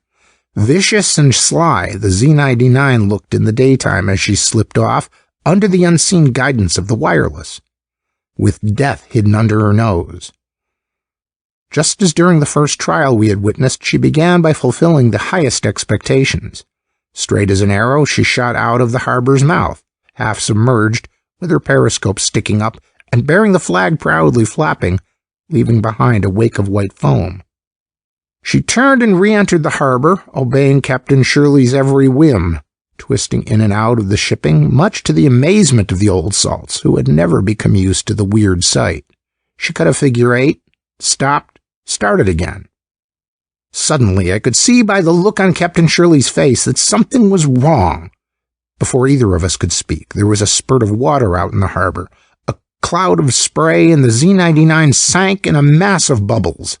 She had heeled over and was resting on the mud and ooze of the harbor bottom. The water had closed over her, and she was gone. Instantly, all the terrible details of the sinking of the Lutin and other submarines flashed over me. I fancied I could see on the Z-99 the overturned accumulators. I imagined the stifling fumes, the struggle for breath in the suddenly darkened hull. Almost as if it had happened half an hour ago, I saw it. "Thank God for teleautomatics," I murmured as the thought swept over me of what we had escaped. No one was aboard her, at least. Chlorine was escaping rapidly from the overturned storage batteries, for a grave danger lurks in the presence of seawater in a submarine in combination with any of the sulfuric acid. Salt water and sulfuric acid produce chlorine gas, and a pint of it inside a good-sized submarine would be sufficient to render unconscious the crew of a boat. I began to realize the risks we had run, which my confidence in Captain Shirley had minimized. I wondered whether hydrogen in dangerous quantities might not be given off, and with the short-circuiting of the batteries perhaps explode. Nothing more happened, however. All kinds of theories suggested themselves. Perhaps in some way the gasoline motor had been started while the boat was depressed. The gas had escaped, combined with air, and a spark had caused an explosion. There were so many possibilities that it staggered me. Captain Shirley sat stunned. Yet here was the one great question. Whence had come the impulse that had sent the famous Z-99 to her fate? Could it have been through something internal? I asked. Could a current from one of the batteries have influenced the receiving apparatus? No, replied the captain mechanically. I have a secret method of protecting my receiving instruments from such impulses within the hull. Kennedy was sitting silently in the corner, oblivious to us up to this point. But not to impulses from outside the hull, he broke in. Unobserved, he had been bending over one of the little instruments which had kept us up all night and had cost a tedious trip to New York and back. What's that? I asked. This is a little instrument known as the Audion, a wireless electric wave detector. Outside the hull? Repeated Shirley, still dazed. Yes, cried Kennedy excitedly. I got my first clue from that flickering Welsbach mantle last night. Of course, it flickered from the wireless we were using, but it kept on. You know, in the gas mantle, there is matter in a most mobile and tenuous state, very sensitive to heat and sound vibrations. Now, the Audion, as you see, consists of two platinum wings, parallel to the plane of a bode filament of an incandescent light in a vacuum. It was invented by Dr. Lee de Forest to detect wireless. When the light is turned on and the little tantalum filament glows, it is ready for business. It can be used for all systems of wireless, singing spark, quenched spark, arc sets, telephone sets. In fact, it will detect a wireless wave from whatever source it is sent. It is so susceptible that a man with one attached to an ordinary steel rod umbrella on a rainy night can pick up wireless messages that are being transmitted within some hundreds of miles radius. The Audion buzzed. There? See? Our wireless is not working, but with the Audion you can see that some wireless is, and a fairly near and powerful source it is too. Kennedy was absorbed in watching the Audion. Suddenly, he turned and faced us. He had evidently reached a conclusion. Captain, he cried, can you send a wireless message? Yes? Well, this is to Burke. He is over there, back of the hotel on the hill with some of his men. He has one there who understands wireless, and to whom I have given another Audion. Quick, before this other wireless cuts in on us again. I want others to get the message as well as Burke. Send this. Have your men watch the railroad station and every road to it. Surround the Stamford cottage. There is some wireless interference from that direction. As Shirley, with a half-insane light in his eyes, flashed the message mechanically through space, Craig rose and signaled to the house. Under the porticochery, I saw a waiting automobile, which an instant later tore up the broken stone path and whirled around almost on two wheels near the edge of the cliff. Glowing with health and excitement, Gladys Shirley was at the wheel herself. In spite of the tenseness of the situation, I could not help stopping to admire the change in the graceful, girlish figure of the night before, which was now all lithe energy and alertness in her eager devotion to carrying out the minutest detail of Kennedy's plan to aid her father. Excellent, Miss Shirley, exclaimed Kennedy, but when I asked Burke to have you keep a car in readiness, I had no idea you would drive it yourself. I like it, she remonstrated, as he offered to take the wheel. Please, let me drive. I shall go crazy if I'm not doing something. I saw the Z-99 go down. What was it? Who? Captain, called Craig. Quick, into the car. We must hurry. To the Stamford house, Miss Shirley. No one can get away from it before we arrive. It is surrounded. Everything was quiet, apparently, about the house as our wild ride around the edge of the harbor ended under the deft guidance of Gladys Shirley. Here and there, behind a hedge or tree, I could see a lurking Secret Service man. Burke joined us from behind a barn next door. "Not a soul has gone in or out," he whispered. "There does not seem to be a sign of life there." Craig and Burke had by this time reached the broad veranda. They did not wait to ring the bell, but carried the door down literally off its hinges. We followed closely. A scream from the drawing room brought us to a halt. It was Mrs. Brainerd, tall, almost imperial in her loose morning gown, her dark eyes snapping fire at the sudden intrusion.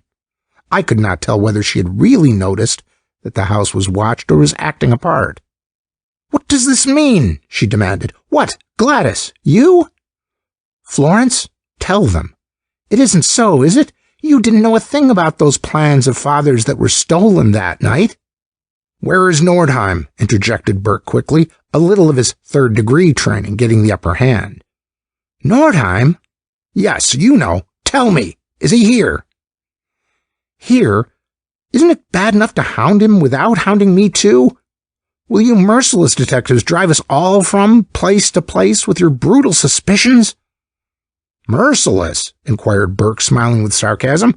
"Who has been hounding him?" "You know very well what I mean," she repeated, drawing herself up to her full height and patting Gladys's hand to reassure her. "Read that message on the table."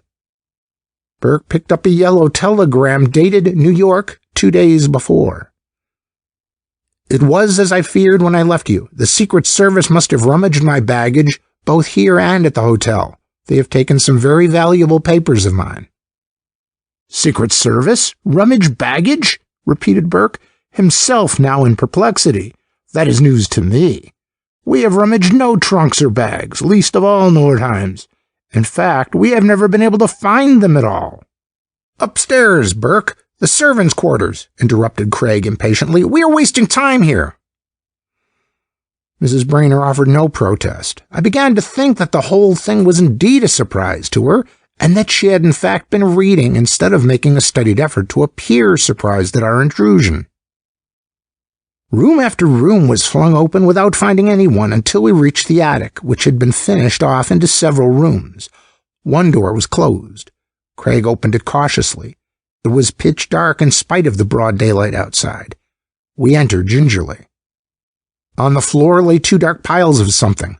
My foot touched one of them. I drew back in horror at the feeling. It was the body of a man. Kennedy struck a light, and as he bent over in its little circle of radiance, he disclosed a ghastly scene. "Harakiri!" he ejaculated. "They must have got my message to Burke and have seen that the house was surrounded." The 2 Japanese servants had committed suicide. What does it all mean?" gasped Mrs. Brainerd, who had followed us upstairs with Gladys. Burke's lip curled slightly, and he was about to speak. "It means," hastened Kennedy, "that you have been double-crossed, Mrs. Brainerd. Nordheim stole those plans of Captain Shirley's submarine for his Titan Iron Works. Then the Jap stole them from his baggage at the hotel. He thought the Secret Service had them. The Japs waited here just long enough to try the plans against the Z-99 herself, to destroy Captain Shirley's work by his own method of destruction. It was clever. It would make his labors seem like a failure and would discourage others from keeping up the experiments. They had planned to steal a march on the world. Every time the Z-99 was out, they worked up here with their improvised wireless until they found the wavelength Shirley was using. It took 15 or 20 minutes, but they managed. Finally, to interfere so that they sent the submarine to the bottom of the harbor. Instead of being the criminal, Burke, Mrs. Brainerd is the victim both of Nordheim and of her servants. Craig had thrown open a window and had dropped down on his knees before a little stove by which the room was heated. He was poking eagerly in a pile of charred paper and linen. "Shirley," he cried, "your secret is safe even though the duplicate plans were stolen. There will be no more interference." The captain seized Craig by both hands and wrung them like the handle of a pump. "Oh, thank you, thank you, thank you," cried Gladys, running up and almost dancing with joy at the change in her father. "I could almost kiss you." "I could let you," twinkled Craig promptly as she blushed deeply. "Thank you too, Mrs. Brainerd," he added, turning to acknowledge her congratulations also. "I'm glad I've been able to be of service to you." "Won't you come back to the house for dinner?" urged the captain. Kennedy looked at me and smiled. "Walter," he said, "this is no place for two old bachelors like us."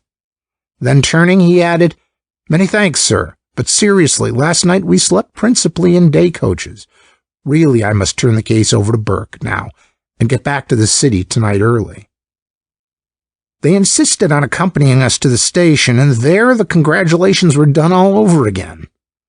"Why," exclaimed Kennedy as we settled ourselves in the Pullman after waving a final goodbye, "I shall be afraid to go back to that town again. I almost did kiss her." Then his face settled into its usual stern lines, although softened, I thought. I am sure that it was not the New England landscape, with its quaint stone fences, that he looked at out of the window, but the recollection of the bright dashing figure of Gladys Shirley. It was seldom that a girl made so forcible an impression on Kennedy, I know, for on our return he fairly dived into work, like the Z-99 herself, and I did not see him all the next day until just before dinner time. Then he came in and spent half an hour restoring his acid-stained fingers to something like human semblance. He said nothing about his research work of the day, and I was just about to remark that a day had passed without its usual fresh alarum and excursion, when a tap on the door buzzer was followed by the entrance of our old friend Andrews, head of the Great Eastern Life Insurance Company's own detective service. "Kennedy," he began, "I have a startling case for you. Can you help me out with it?" As he sat down heavily, he pulled from his immense black wallet some scraps of paper and newspaper cuttings. "You recall, I suppose," he went on, unfolding the papers without waiting for an answer, "the recent death of young Montague Phelps at Woodbine just outside the city?" Kennedy nodded. The death of Phelps about 10 days before had attracted nationwide attention because of the heroic fight for life he had made against what the doctors admitted had puzzled them, a new and baffling manifestation of coma. They had labored hard to keep him awake, but had not succeeded, and after several days of lying in a comatose state, he had finally succumbed. It was one of those strange but rather frequent cases of long sleeps reported in the newspapers, although it was by no means one which might be classed as record-breaking. The interest in Phelps lay a great deal in the fact that the young man had married the popular dancer Anjanette Petrovska a few months previously. His honeymoon trip around the world had suddenly been interrupted while the couple were crossing Siberia by the news of the failure of the Phelps banking house in Wall Street and the practical wiping out of his fortune. He had returned only to fall a victim to a greater misfortune. "A few days before his death," continued Andrews, measuring his words carefully, "I, or rather the Great Eastern, which had been secretly investigating the case, received this letter. What do you think of it?" He spread out on the table a crumpled note in a palpably disguised handwriting. "To whom it may concern, you would do well to look into the death of Montague Phelps, Jr. I accuse no one, assert nothing. But when a young man apparently in the best of health drops off so mysteriously, and even the physician in the case can give no very convincing information, that case warrants attention. I know what I know. An outsider. The ghouls." Mused Kennedy, weighing the contents of the note carefully. "One of the family, I'll be bound, unless the whole thing is a hoax. By the way, who else is there in the immediate family?" "Only a brother, Dana Phelps, younger and somewhat inclined to wildness, I believe. At least his father did not trust him with a large inheritance, but left most of his money in trust. But before we go any further, read that." Andrews pulled from the papers a newspaper cutting on which he had drawn a circle about the following item. As we read, he eyed us sharply. "Phelps' tomb desecrated. Last night, John Shaughnessy, a night watchman employed by the town of Woodbine while on his rounds, was attracted by noises as of a violent struggle near the back road in the Woodbine Cemetery on the outskirts of the town. He had varied his regular rounds because of the recent depredations of motor car yeggmen who had timed him in pulling off several jobs lately. As he hurried toward the large mausoleum of the Phelps family, he saw two figures slink away in opposite directions in the darkness. One of them, he asserts positively, seemed to be a woman in black. The other, a man whom he could not see clearly. They readily eluded pursuit in the shadows, and a moment later he heard the whir of a high-powered car, apparently bearing them away.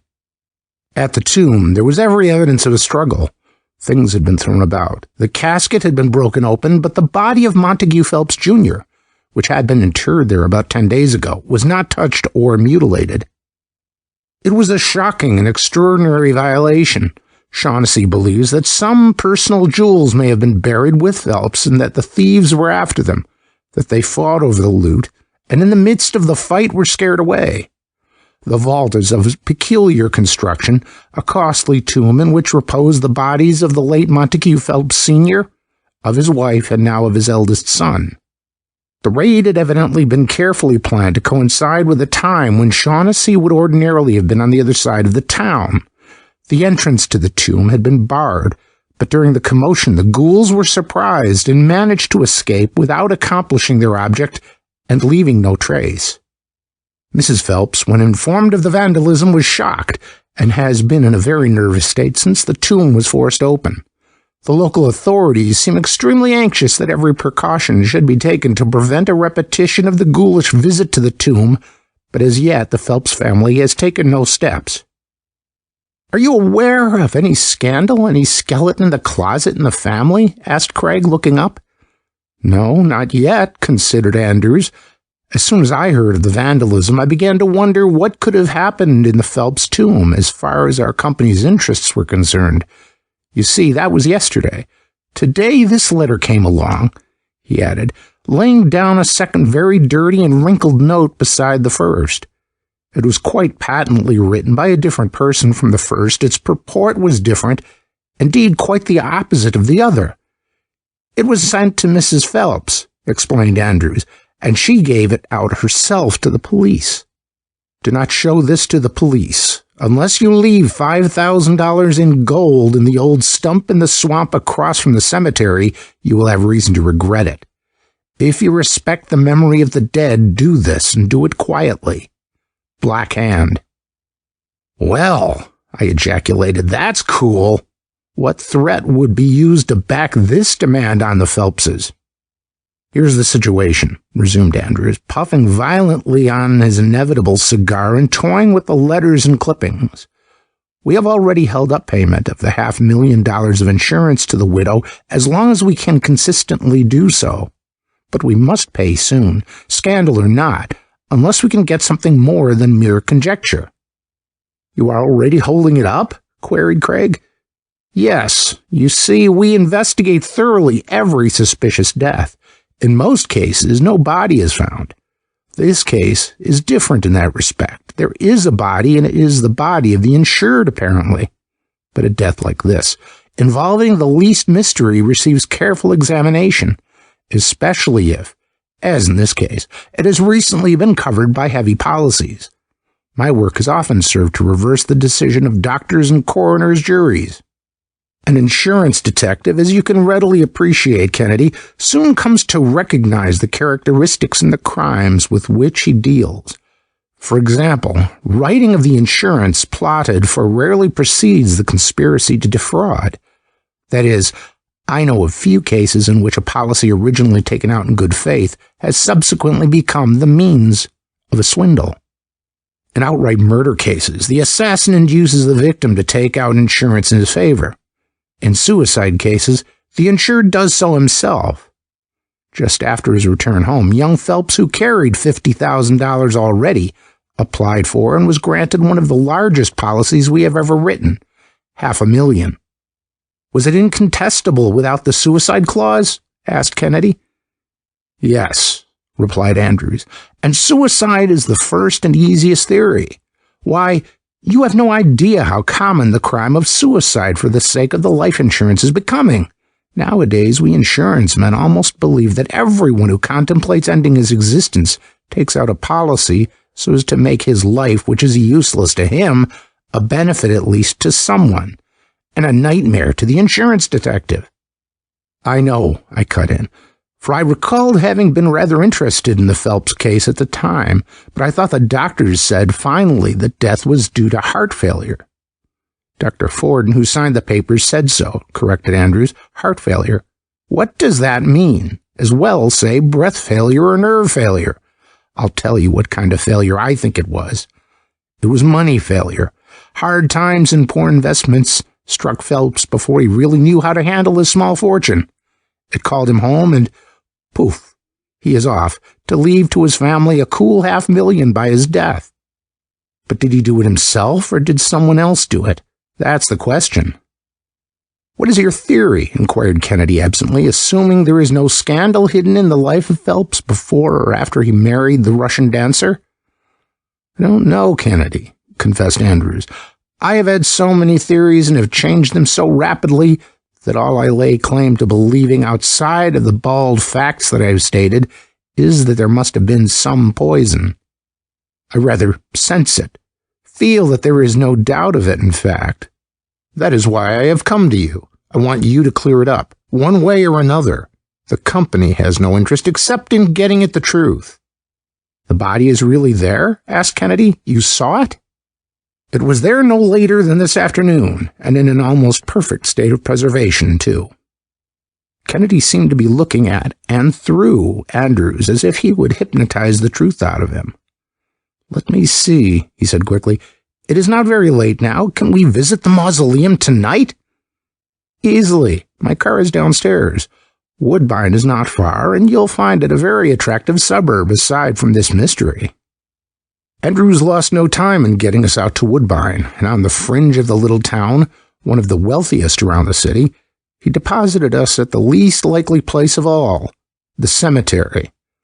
A visit to a cemetery is none too enjoyable even on a bright day. In the early night it is positively uncanny. What was gruesome in the daylight became doubly so under the shroud of darkness. We made our way into the grounds through a gate, and I, at least, even with all the enlightenment of modern science, could not restrain a weird and creepy sensation. Here's the Phelps tomb, directed Andrews, pausing beside a marble structure of Grecian lines and pulling out a duplicate key of a new lock which had been placed on the heavy door of grated iron. As we entered, it was with a shudder at the damp odor of decay. Kennedy had brought his little electric bullseye, and as he flashed it about, we could see at a glance that the reports had not been exaggerated. Everything showed marks of a struggle. Some of the ornaments had been broken, and the coffin itself had been forced open. I have had things kept just as we found them, explained Andrews.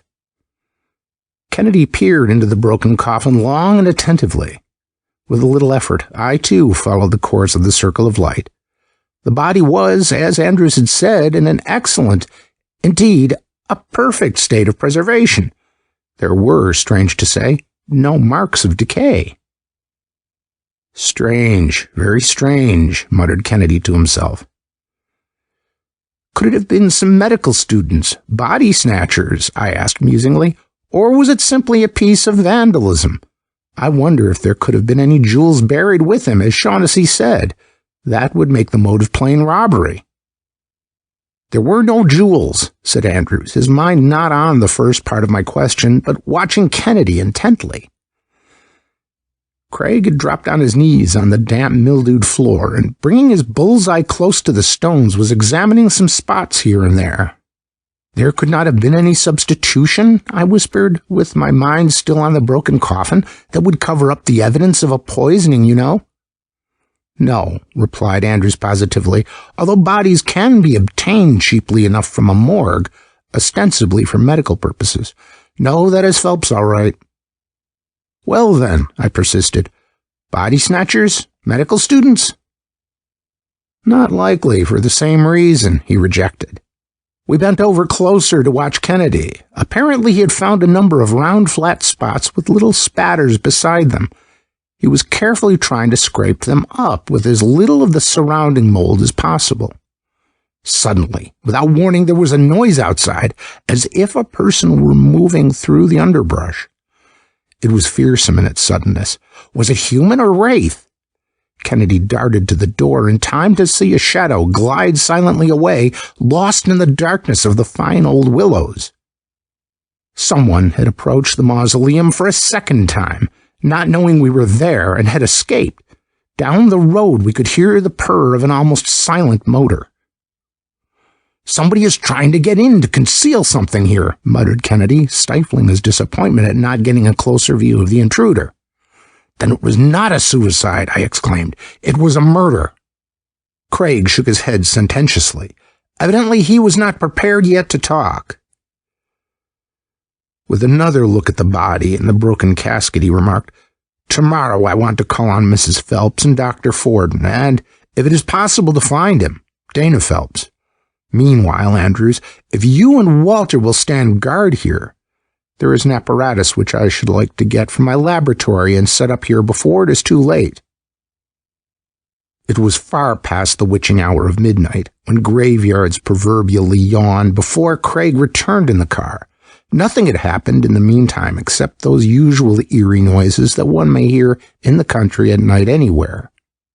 Our visitor of the early evening seemed to have been scared away for good. Inside the mausoleum, Kennedy set up a peculiar machine which he attached to the electric light circuit in the street by a long wire which he ran loosely over the ground.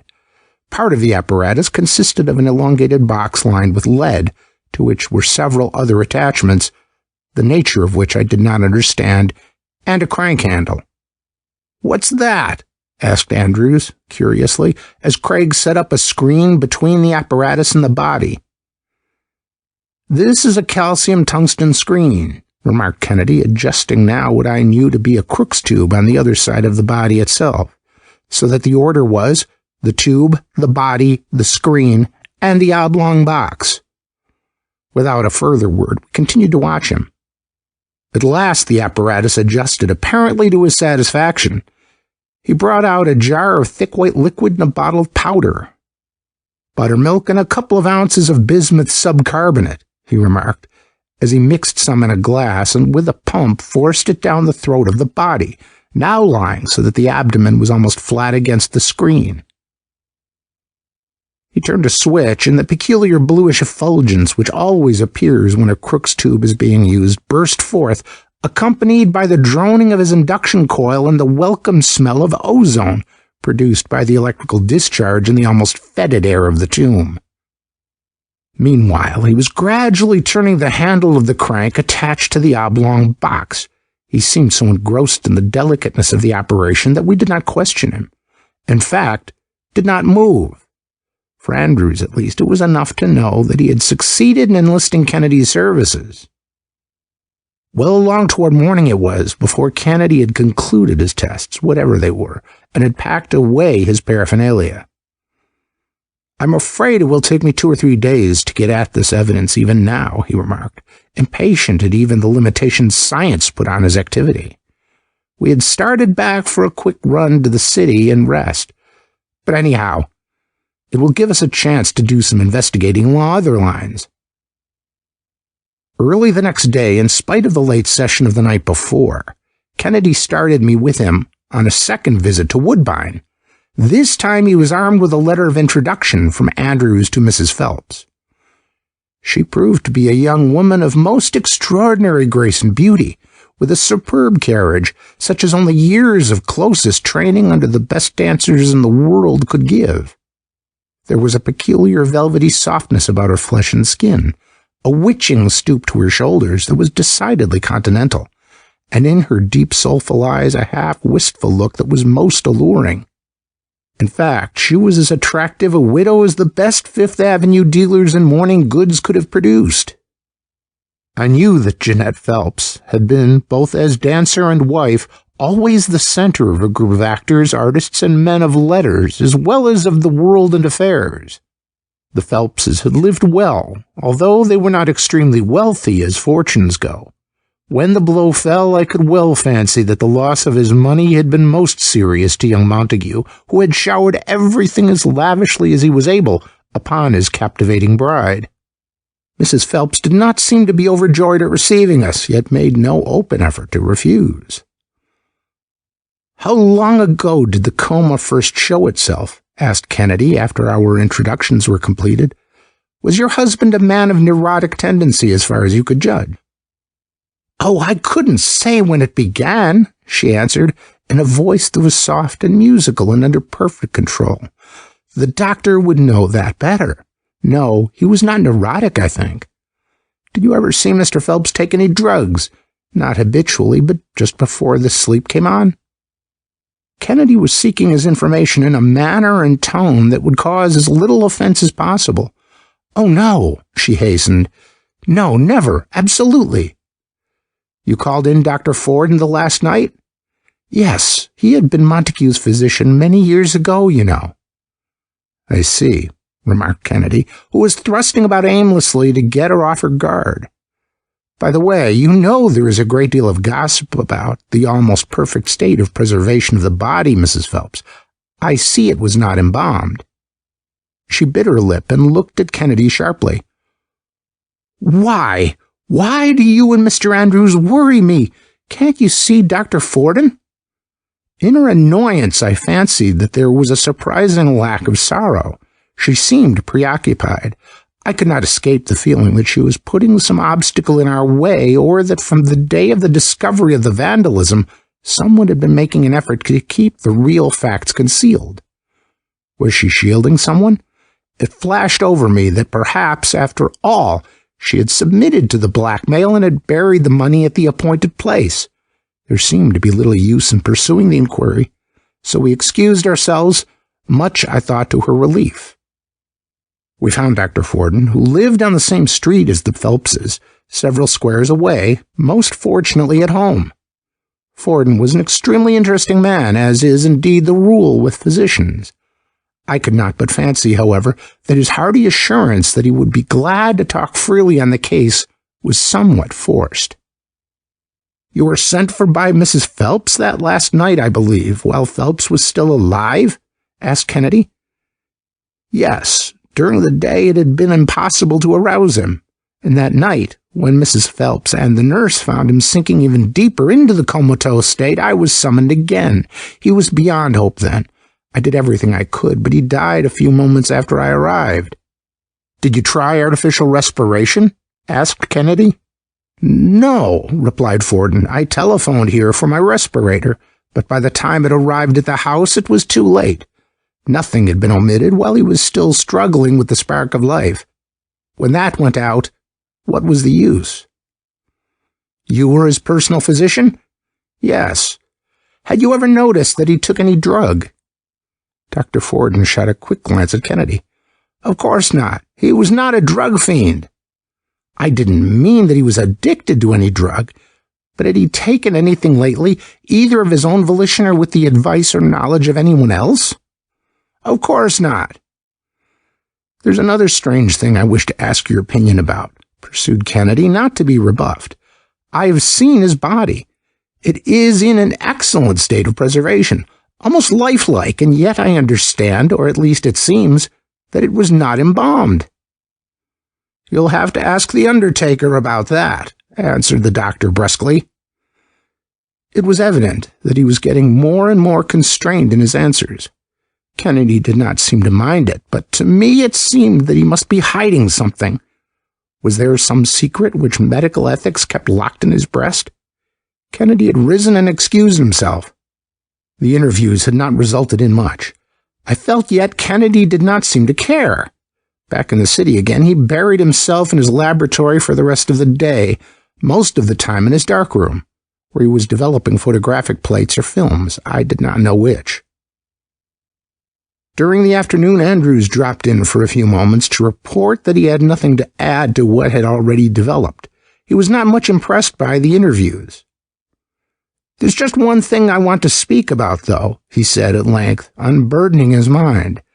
That tomb and the swamp, too, ought to be watched. Last night showed me there seems to be a regular nocturnal visitor, and that we cannot depend on that town night watchman to scare him off. Yet if we watch up there, you will be warned and will lie low. How can we watch both places at once and yet remain hidden?" Kennedy nodded approval at the suggestion. "I'll fix that," he replied, anxious to return to his photographic labors. "Meet me, both of you, on the road from the station at Woodbine, just as it is getting dusk." Without another word, he disappeared into the darkroom. We met him that night as he had requested. He had come up to Woodbine in the baggage car of the train with a powerful dog, for all the world like a huge gray wolf. "Down, Chef," he ordered, as the dog began to show an uncanny interest in me. "Let me introduce my new dog detective," he chuckled. "She has a wonderful record as a police dog." We were making our way now, through the thickening shadows of the town to the outskirts. "She's a German sheepdog, a Schäferhund," he explained. "For my part, it is the English bloodhound in the open country and the sheepdog in the city and the suburbs." Chef seemed to have many of the characteristics of the wild prehistoric animal, among them the full upright ears of the wild dog, which are such a great help to it. She was a fine, alert, upstanding dog, hardy, fierce, and literally untiring, of a tawny light brown like a lioness, about the same size and somewhat of the type of the smooth-coated collie, broad of chest and with a full brush of tail. Untamed though she seemed, she was perfectly under Kennedy's control, and rendered him absolute and unreasoning obedience. At the cemetery, we established a strict watch about the Phelps mausoleum, and the swamp which lay across the road, not a difficult thing to do as far as concealment went, owing to the foliage. Still, for the same reason, it was hard to cover the whole ground. In the shadow of a thicket we waited. Now and then we would hear Chef scouting about in the underbrush, crouching and hiding, watching and guarding. As the hours of waiting in the heavily laden night air wore on, I wondered whether our vigil in this weird place would be rewarded. The soughing of the night wind in the evergreens, mournful at best, was doubly so now. Hour after hour we waited patiently. At last there was a slight noise from the direction opposite the mausoleum and toward the swamp next to the cemetery. Kennedy reached out and drew us back into the shadow deeper. "Someone is prowling about, approaching the mausoleum on that side, I think," he whispered. Instantly there recurred to me the thought I had had earlier in the day that perhaps, after all, the $5,000 of hush money, for whatever purpose it might be extorted, had been buried in the swamp by Mrs. Phelps in her anxiety. Had that been what she was concealing? Perhaps the blackmailer had come to reconnoiter, and, if the money was there, to take it away. Chef, who had been near us, was sniffing eagerly. From our hiding place, we could just see her. She had heard the sounds, too, even before we had, and for an instant stood with every muscle tense. Then, like an arrow, she darted into the underbrush. An instant later, the sharp crack of a revolver rang out. Chef kept right on, never stopping a second except perhaps for surprise. Crack! Almost in her face came a second split of fire in the darkness, and a bullet crashed through the leaves and buried itself in a tree with a ping. The intruder's marksmanship was poor, but the dog paid no attention to it. "One of the few animals that show no fear of gunfire," muttered Kennedy in undisguised admiration. We heard from the police dog. "She has made a leap at the hand that holds the gun," cried Kennedy, now rising and moving rapidly in the same direction. "She has been taught that a man once badly bitten in the hand is nearly out of the fight." We followed, too. As we approached, we were just in time to see Chef running in and out between the legs of a man who had heard us approach and was hastily making tracks for the road. As he tripped, she lunged for his back. Kennedy blew shrilly on a police whistle. Reluctantly, Chef let go. One could see that with all her canine instinct, she wanted to get that man. Her jaws were open as, with longing eyes, she stood over the prostrate form in the grass. The whistle was a signal, and she had been taught to obey unquestioningly. "Don't move until we get to you, or you are a dead man," shouted Kennedy, pulling an automatic as he ran. "Are you hurt?" There was no answer, but as we approached, the man moved ever so little through curiosity to see his pursuers. Chef shot forward again. Again, the whistle sounded, and she dropped back. We bent over to seize him as Kennedy secured the dog. "She's a devil!" ground out the prone figure on the grass. "Dana Phelps!" exclaimed Andrews as the man turned his face towards us. "What are you doing mixed up in this?" Suddenly, there was a movement in the rear toward the mausoleum itself. We turned, but it was too late. Two dark figures slunk through the gloom, bearing something between them. Kennedy slipped the leash off Chef, and she shot out like an unchained bolt of lightning. There was the whir of a high-powered machine which must have sneaked up with the muffler on during the excitement.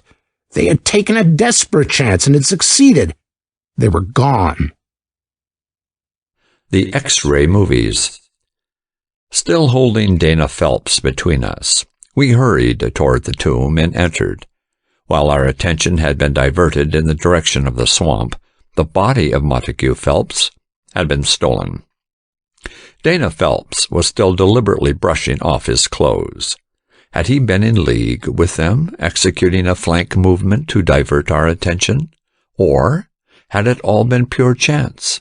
"Well?" demanded Andrews. "Well?" demanded Dana. Kennedy said nothing, and I felt that with our capture the mystery seemed to have deepened rather than cleared.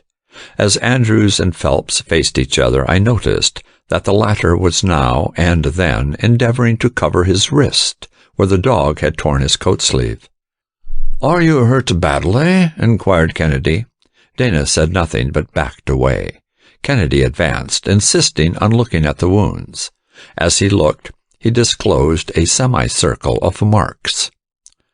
"Not a dog bite," he whispered, turning to me and fumbling in his pocket.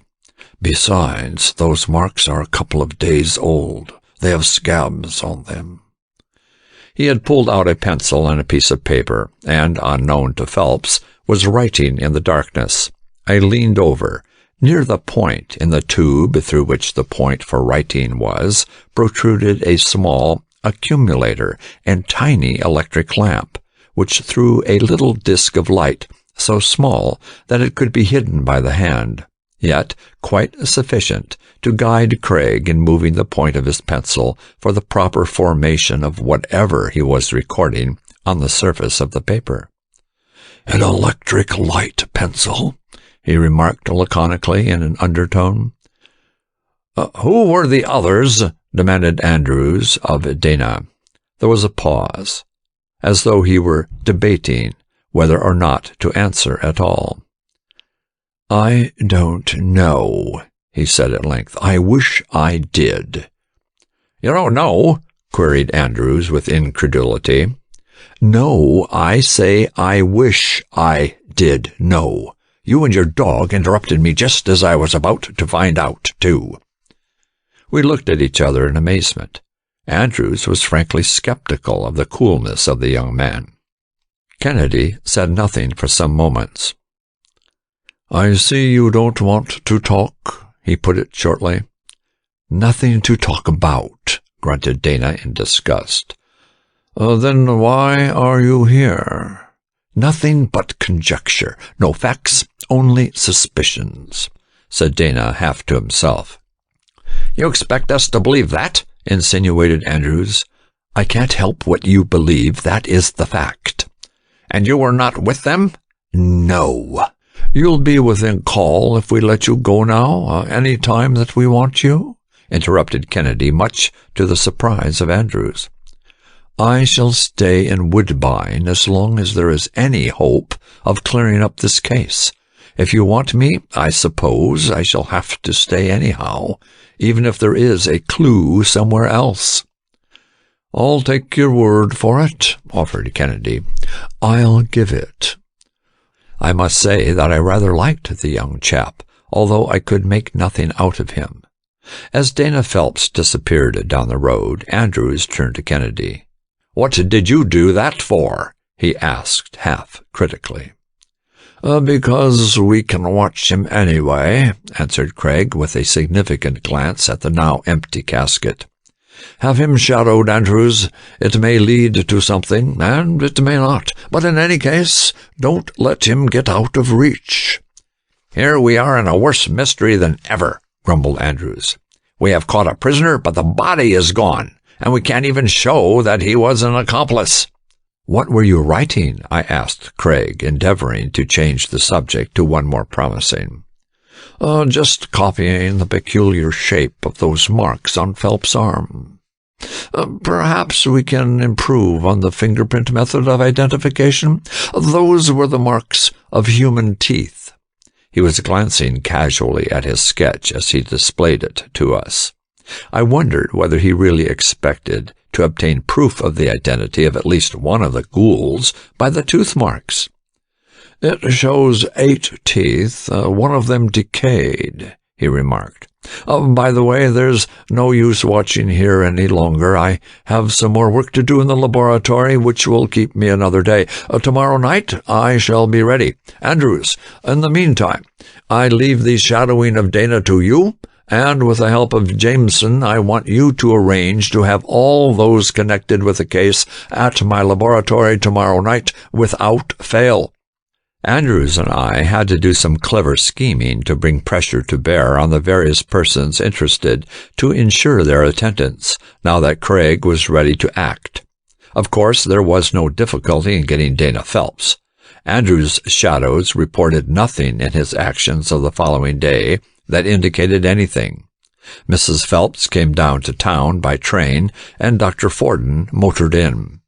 Andrews even took the precaution to secure Shaughnessy and the trained nurse, Miss Tracy, who had been with Montague Phelps during his illness but had not contributed anything toward untangling the case. Andrews and myself completed the little audience. We found Kennedy heating a large mass of some composition, such as dentists used in taking impressions of the teeth. I shall be ready in a moment. He excused himself, still bending over his Bunsen flame. By the way, Mr. Phelps, if you will permit me. He had detached a wad of the softened material. Phelps, taken by surprise, allowed him to make an impression of his teeth, almost before he realized what Kennedy was doing. The precedent set, so to speak, Kennedy approached Dr. Forden. He demurred, but finally consented. Mrs. Phelps followed, then the nurse, and even Shaughnessy.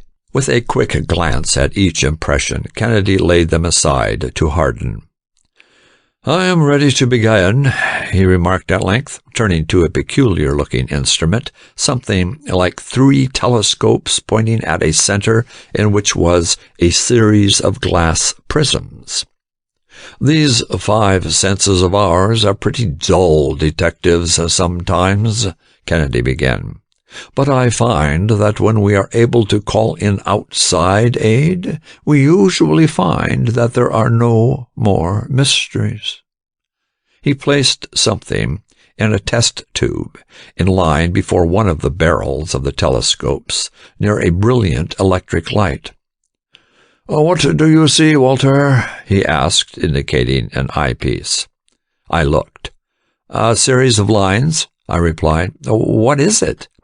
That, he explained, is a spectroscope, and those are the lines of the absorption spectrum. Each of those lines, by its presence, denotes a different substance. Now, on the pavement of the Phelps mausoleum I found, you will recall, some roundish spots. I have made a very diluted solution of them, which is placed in this tube. The applicability of the spectroscope to the differentiation of various substances is too well known to need explanation. Its value lies in the exact nature of the evidence furnished. Even the very dilute solution which I have been able to make of the material scraped from these spots gives characteristic absorption bands between the D and E lines, as they are called. Their wavelengths are between 5774 and 5390.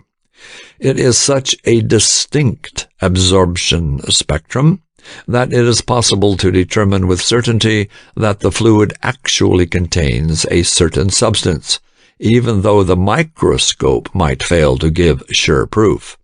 Blood. Human blood. That was what those stains were. He paused. The spectra of the blood pigments, he added, of the extremely minute quantities of blood and the decomposition products of the hemoglobin in the blood are here infallibly shown, varying very distinctly with the chemical changes which the pigments may undergo. Whose blood was it, I asked myself? Was it of someone who had visited the tomb, who was surprised there or surprised someone else there? I was hardly ready for Kennedy's quick remark. There were two kinds of blood there. One was contained in the spots on the floor all about the mausoleum.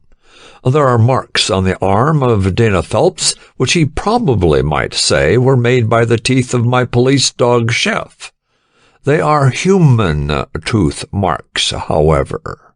He was bitten by someone in a struggle. It was his blood on the floor of the mausoleum. Whose were the teeth? Kennedy fingered the now set impressions, then resumed. Before I answer that question, what else does the spectroscope show? I found some spots near the coffin, which had been broken open by a heavy object. It had slipped and had injured the body of Montague Phelps. From the injury, some drops had oozed.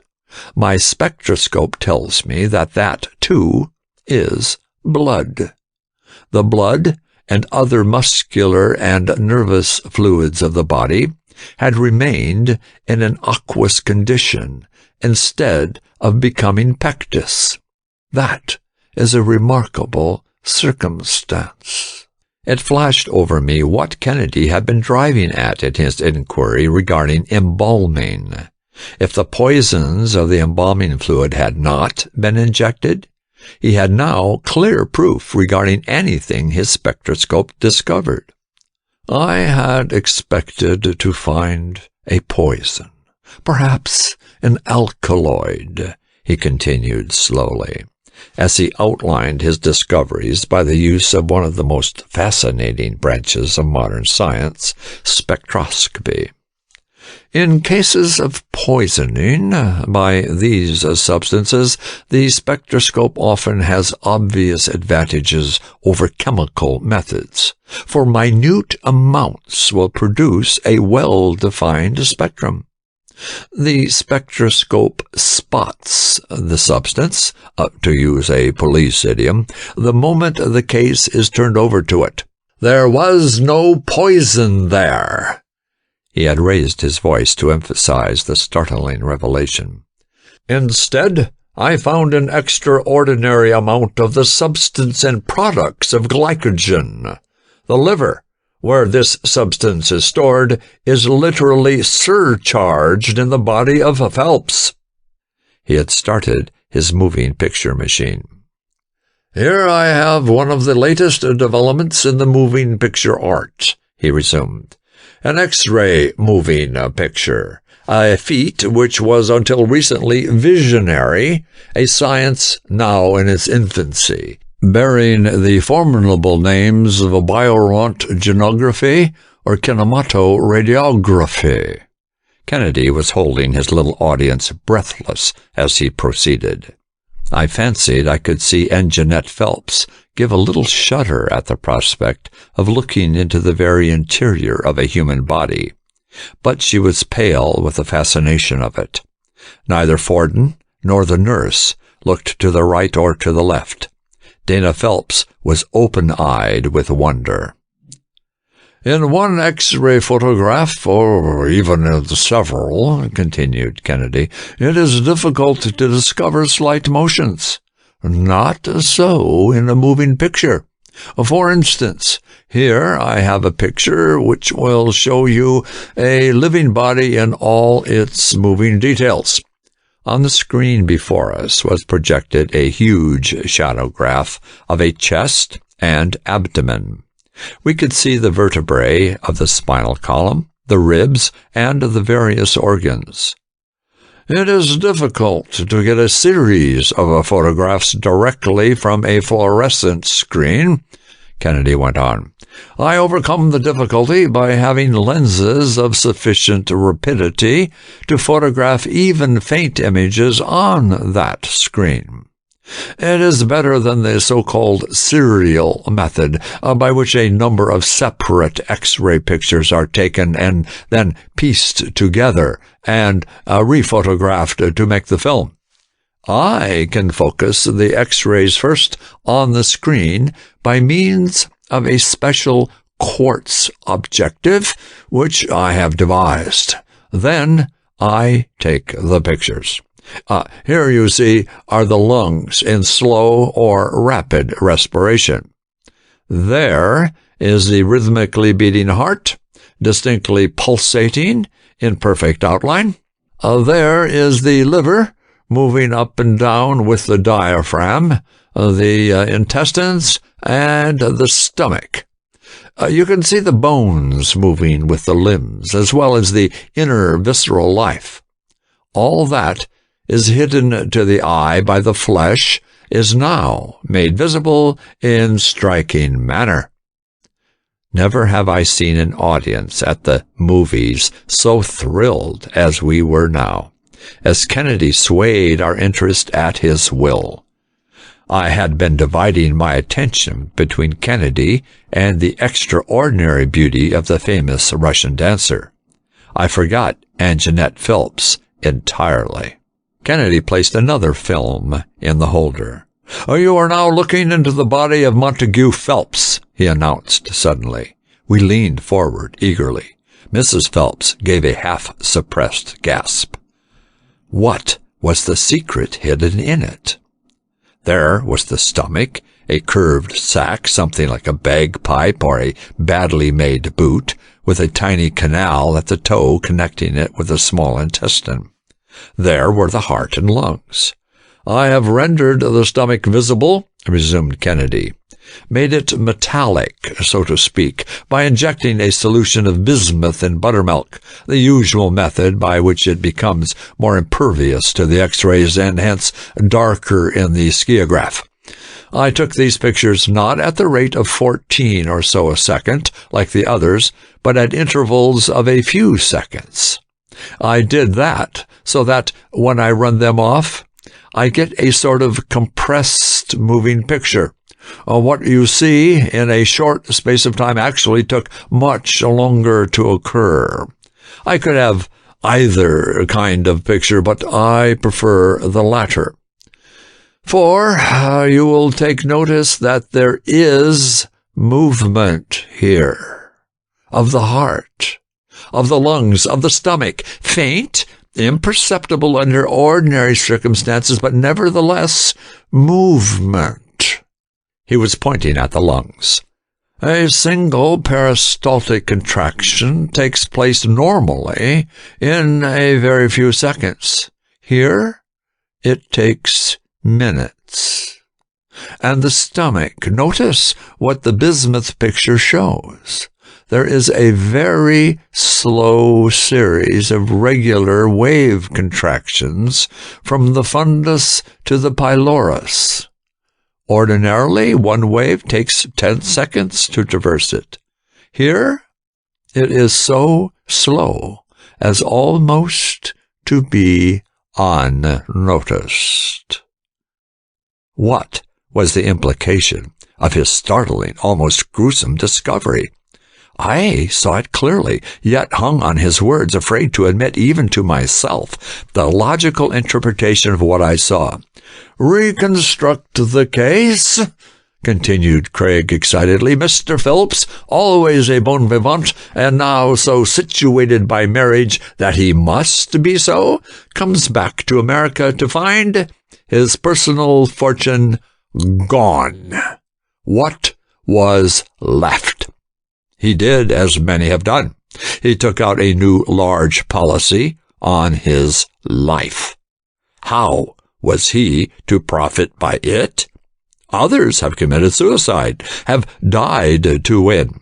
Cases are common now, where men have ended their lives under such circumstances by swallowing bichloride of mercury tablets, a favorite method, it seems, lately. But Phelps did not want to die to win. Life was too sweet to him.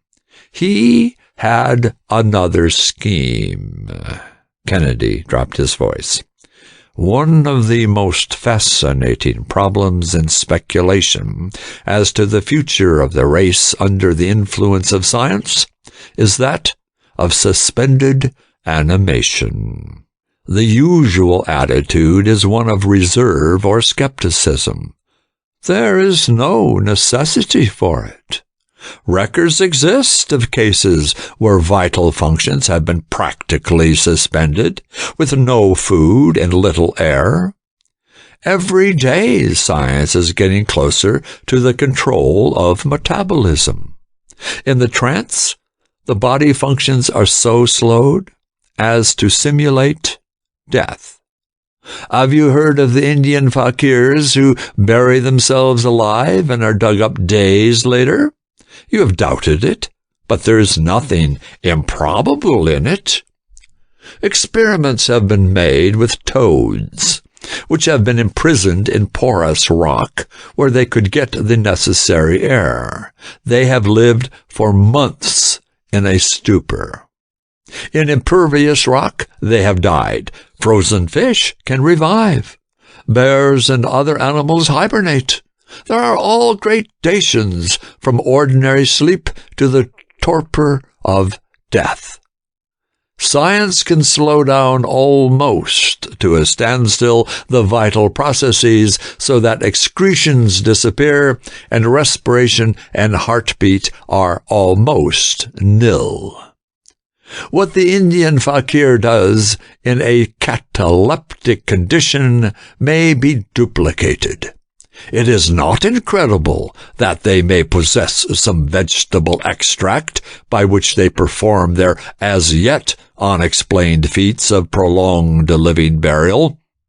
For if an animal, free from disease, is subjected to the action of some chemical and physical agencies which have the property of reducing to the extreme limit the motor forces and nervous stimulus, the body of even a warm-blooded animal may be brought down to a condition so closely resembling death that the most careful examination may fail to detect any signs of life. The heart will continue working regularly at low tension, supplying muscles and other parts with sufficient blood to sustain molecular life, and the stomach would naturally react to artificial stimulus. At any time before decomposition of tissue has set in, the heart might be made to resume its work and life come back. Phelps had traveled extensively. In Siberia, he must undoubtedly have heard of the Buryats, a tribe of natives who hibernate, almost like the animals, during the winters, succumbing to a long sleep known as the leshka. He must have heard of the experiments of Professor Bakhmetev, who studied the Buryats and found that they subsisted on foods rich in glycogen, a substance in the liver which science has discovered makes possible life during suspended animation. He must have heard of anabois, as the famous Russian calls it, by which consciousness can be totally removed and respiration and digestion cease almost completely. But the body is gone, someone interrupted. I turned. It was Dana Phelps, now leaning forward in wide-eyed excitement. Yes, exclaimed Craig. Time was passing rapidly. The insurance had not been paid. He had expected to be revived and to disappear with Engineer Phelps long before this. Should the Confederates of Phelps wait? They did not dare. To wait longer might be to sacrifice him, if indeed they had not taken a long chance already. Besides, you yourself had your suspicions and had written the insurance company hinting at murder. Dana nodded, involuntarily confessing. You were watching them, as well as the insurance investigator, Mr. Andrews. It was an awful dilemma. What was to be done? He must be resuscitated at any risk. Ah, an idea. Rifle the grave. That was the way to solve it. That would still leave it possible to collect the insurance, too. The blackmail letter about the $5,000 was only a blind, to lay on the mythical Black Hand the blame for the desecration. Brought into light, humidity, and warmth, the body would recover consciousness, and the life functions resume their normal state after the antibiotic coma into which Phelps had drugged himself. But the very first night, the supposed ghouls were discovered. Dana Phelps, already suspicious regarding the death of his brother, wondering at the lack of sentiment which Mrs. Phelps showed, since she felt that her husband was not really dead, Dana was there. His suspicions were confirmed, he thought. Montague had been in reality murdered, and his murderers were now making away with the evidence. He fought with the ghouls, yet apparently, in the darkness, he did not discover their identity. Their struggle was bitter, but they were 2-1. Dana was bitten by one of them. Here are the marks of teeth. Teeth of a woman. Anjanette Phelps was sobbing convulsively. She had risen and was facing Dr. Forden with outstretched hands. "Tell them!" she cried wildly. Forden seemed to have maintained his composure only by a superhuman effort. "The body is at my office," he said, as we faced him with death-like stillness. "Phelps had told us to get him within 10 days. We did get him. Finally, gentlemen, you, who were seeking murderers, are in effect murderers. You kept us away 2 days too long. It was too late. We could not revive him. Phelps is really dead." "The deuce!" exclaimed Andrews. "The policy is incontestable." As he turned to us in disgust, his eyes fell on Anjanette Phelps, sobered down by the terrible tragedy and nearly a physical wreck from real grief. "Still," he added hastily, "we'll pay without a protest." She did not even hear him. It seemed that the butterfly in her was crushed, as Dr. Forden and Miss Tracy gently led her away. They had all left, and the laboratory was again in its normal state of silence, except for the occasional step of Kennedy as he stowed away the apparatus he had used. "I must say that I was one of the most surprised in the room at the outcome of that case," I confessed at length. "I fully expected an arrest." He said nothing, but went on methodically, restoring his apparatus to its proper place. "What a peculiar life you lead, Craig," I pursued reflectively. "One day it is a case that ends with such a bright spot in our lives as the recollection of the Shirleys. The next goes to the other extreme of gruesomeness, and one can hardly think about it without a shudder. And then, through it all, you go with the high-speed power of a racing motor." "Oh, that last case appealed to me. Oh, well, like many others," he ruminated, just because it was so unusual, so gruesome, as you call it. He reached into the pocket of his coat, hung over the back of a chair. Now, here's another most unusual case, apparently. It begins really at the other end, so to speak, with the conviction. Begins at the very place where we detectives send a man as the last act of our little dramas. What? I gasped. Another case before even this one is fairly cleaned up? Craig, you are impossible. You get worse instead of better. Read it, he said simply. Kennedy handed me a letter in the angular hand affected by many women. It was dated at Sing Sing, or rather Ossining. Craig seemed to appreciate the surprise which my face must have betrayed at the curious combination of circumstances.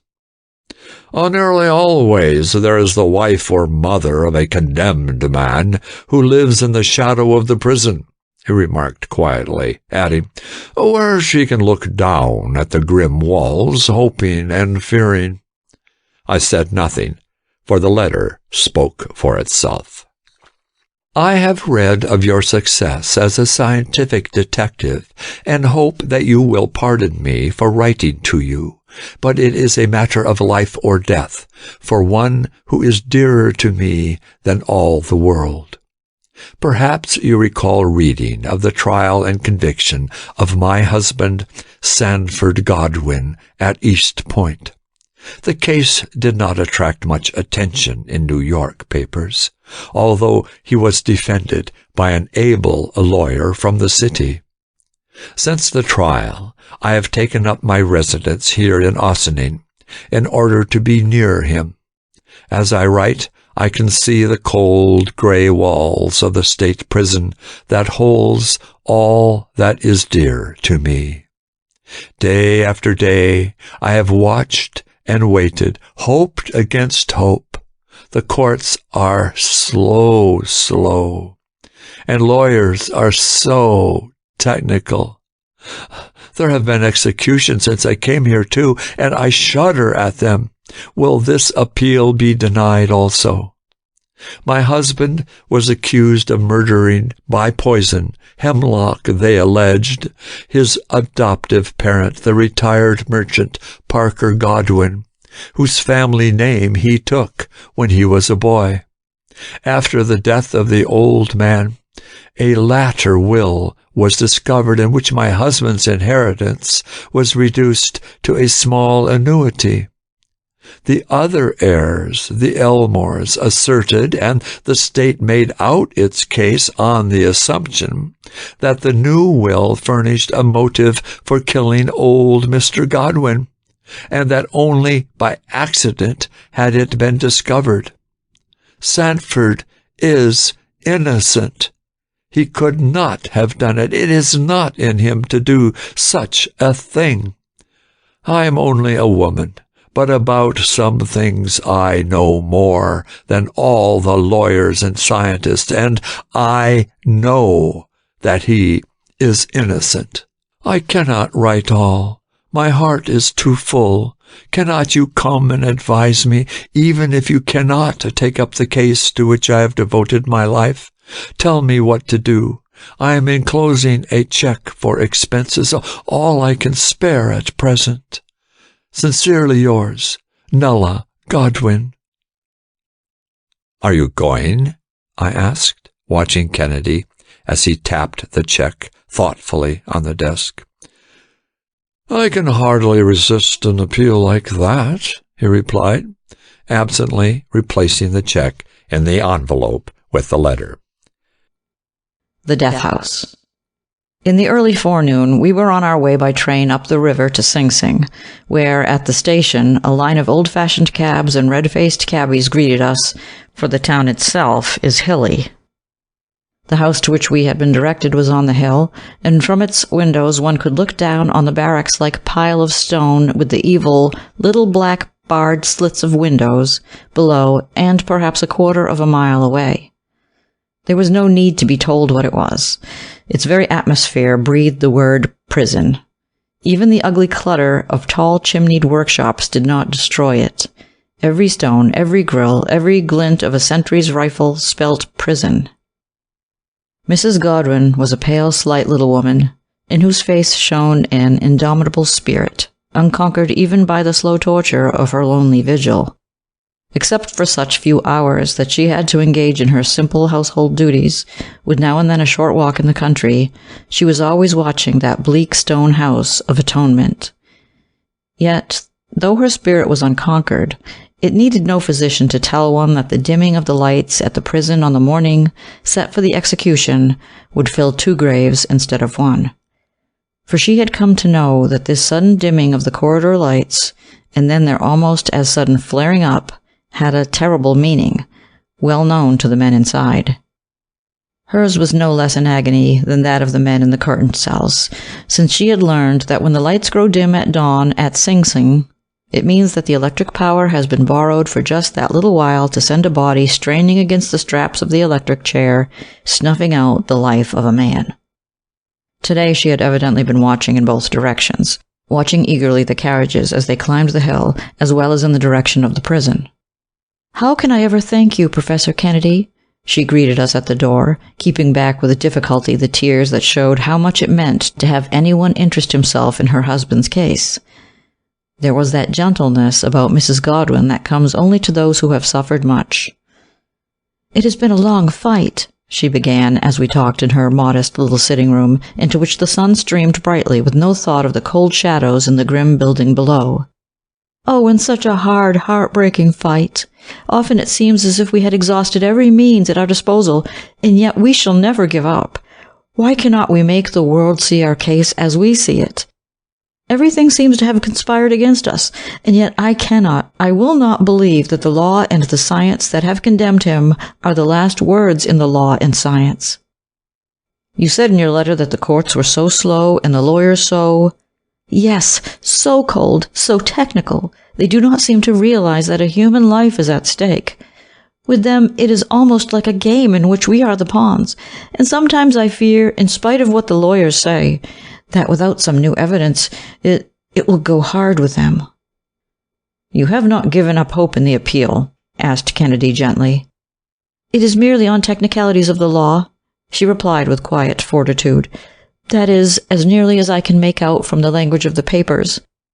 Our lawyer is Salo Khan of the big firm of criminal lawyers, Smith Khan—" "Conine," mused Kennedy half to himself.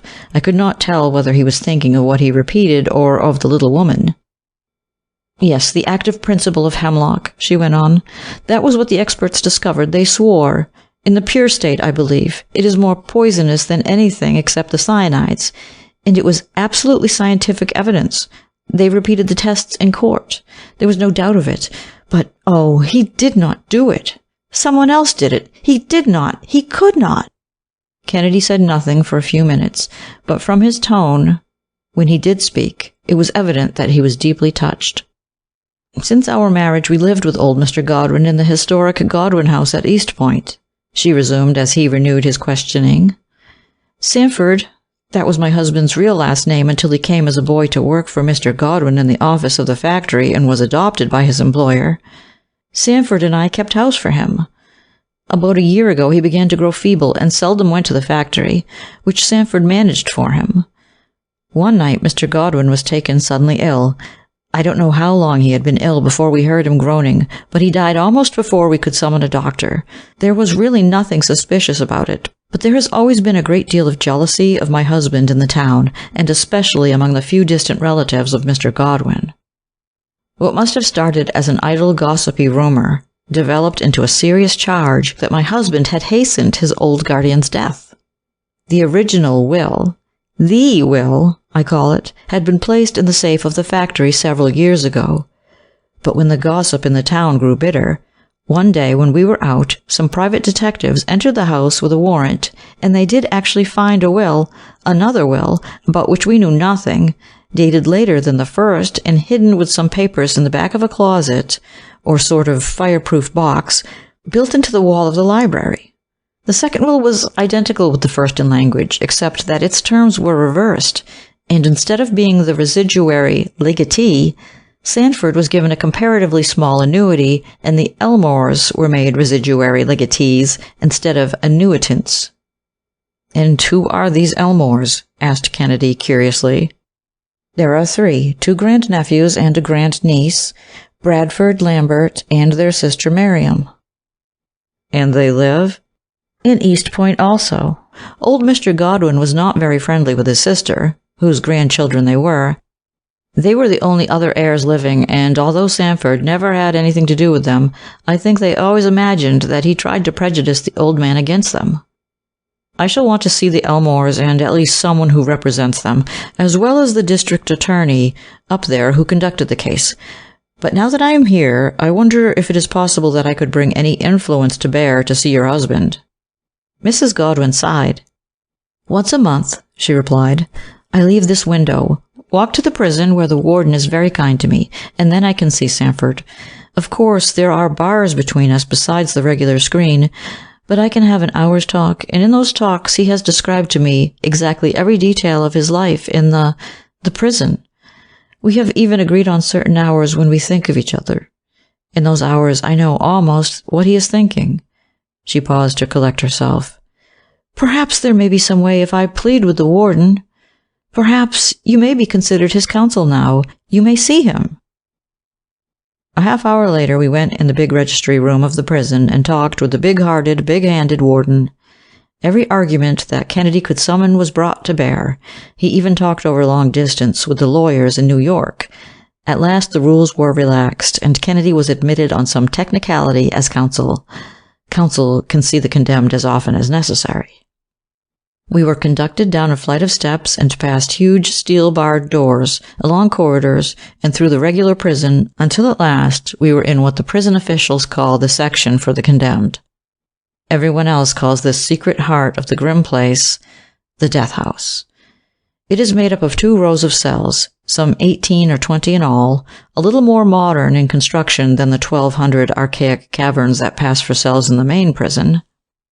At each end of the corridor sat a guard, armed, with eyes never off the rows of cells day or night. In the wall, on one side, was a door, the little green door, the door from the death house to the death chamber. While Kennedy was talking to the prisoner, a guard volunteered to show me the death chamber and the chair.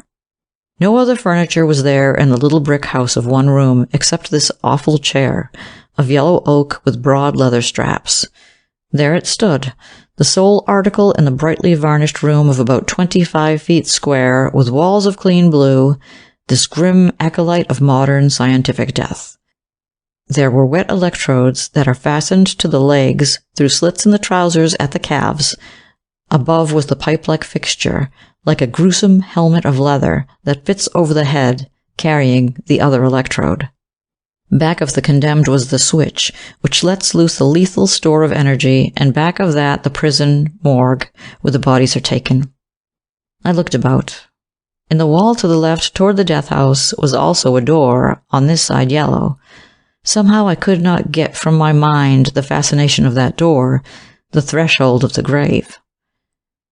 Meanwhile, Kennedy sat in the little cage and talked with the convicted man across the 3-foot distance between cell and screen. I did not see him at the time, but Kennedy repeated afterward what passed, and it so impressed me that I will set it down as if I had been present. Sanford Godwin was a tall, ashen-faced man, in the prison pallor of whose face was written the determination of despair, a man in whose blue eyes was a queer, half-insane light of hope. One knew that if it had not been for the little woman at the window at the top of the hill, the hope would probably long ago have faded. But this man knew she was always there, thinking, watching, eagerly planning, in aid of any new scheme in the long fight for freedom. "The alkaloid was present, that is certain," he told Kennedy. "My wife has told you that. It was scientifically proved. There's no use in attacking that." Later on, he remarked, "Perhaps you think it strange that one in the very shadow of the death chair," the word stuck in his throat, "can talk so impersonally of his own case. Sometimes I think it is not my case, but someone else's. And then, that door." He shuddered and turned away from it. On one side was life, such as it was, on the other instant death. No wonder he pleaded with Kennedy. "Why, Walter," exclaimed Craig as we walked back to the warden's office to telephone to town for a car to take us up to East Point. "Whenever he looks out of that cage, he sees it. He may close his eyes and still see it. When he exercises, he sees it. Thinking by day and dreaming by night, it is always there. Think of the terrible hours that man must pass, knowing of the little woman eating her heart out. Is he really guilty? I must find out. If he is not, I never saw a greater tragedy than this slow, remorseless approach of death in that daily, hourly shadow of the little green door." East Point was a queer old town on the upper Hudson with a varying assortment of industries. Just outside, the old house of the Godwins stood on a bluff overlooking the majestic river. Kennedy had wanted to see it before anyone suspected his mission, and a note from Mrs. Godwin to a friend had been sufficient. Carefully, he went over the deserted and now half-wrecked house, for the authorities had spared nothing in their search for poison, even going over the garden and the lawns in the hope of finding some of the poisonous shrub, hemlock, which it was contended had been used to put an end to Mr. Godwin. As yet nothing had been done to put the house in order again, and as he walked about he noticed a pile of old tins in the yard which had not been removed. Kennedy turned them over with his stick. Then he picked one up and examined it attentively. A blown can," he remarked. "Blown?" I repeated. "Yes, when the contents of a tin begin to deteriorate, they sometimes give off gases which press out the ends of the tin. You can see how these ends bulge." Our next visit was to the district attorney, a young man, Gordon Kilgore, who seemed not unwilling to discuss the case frankly. "I want to make arrangements for disinterring the body," explained Kennedy. "Would you fight such a move?" "Not at all, not at all," he answered brusquely. "Simply make the arrangements through Khan. I shall interpose no objection. It's the strongest, most impregnable part of the case, the discovery of the poison. If you can break that down, you will do more than anyone else has dared to hope. But it can't be done. The proof was too strong. Of course, it's none of my business, but I'd advise some other point of attack."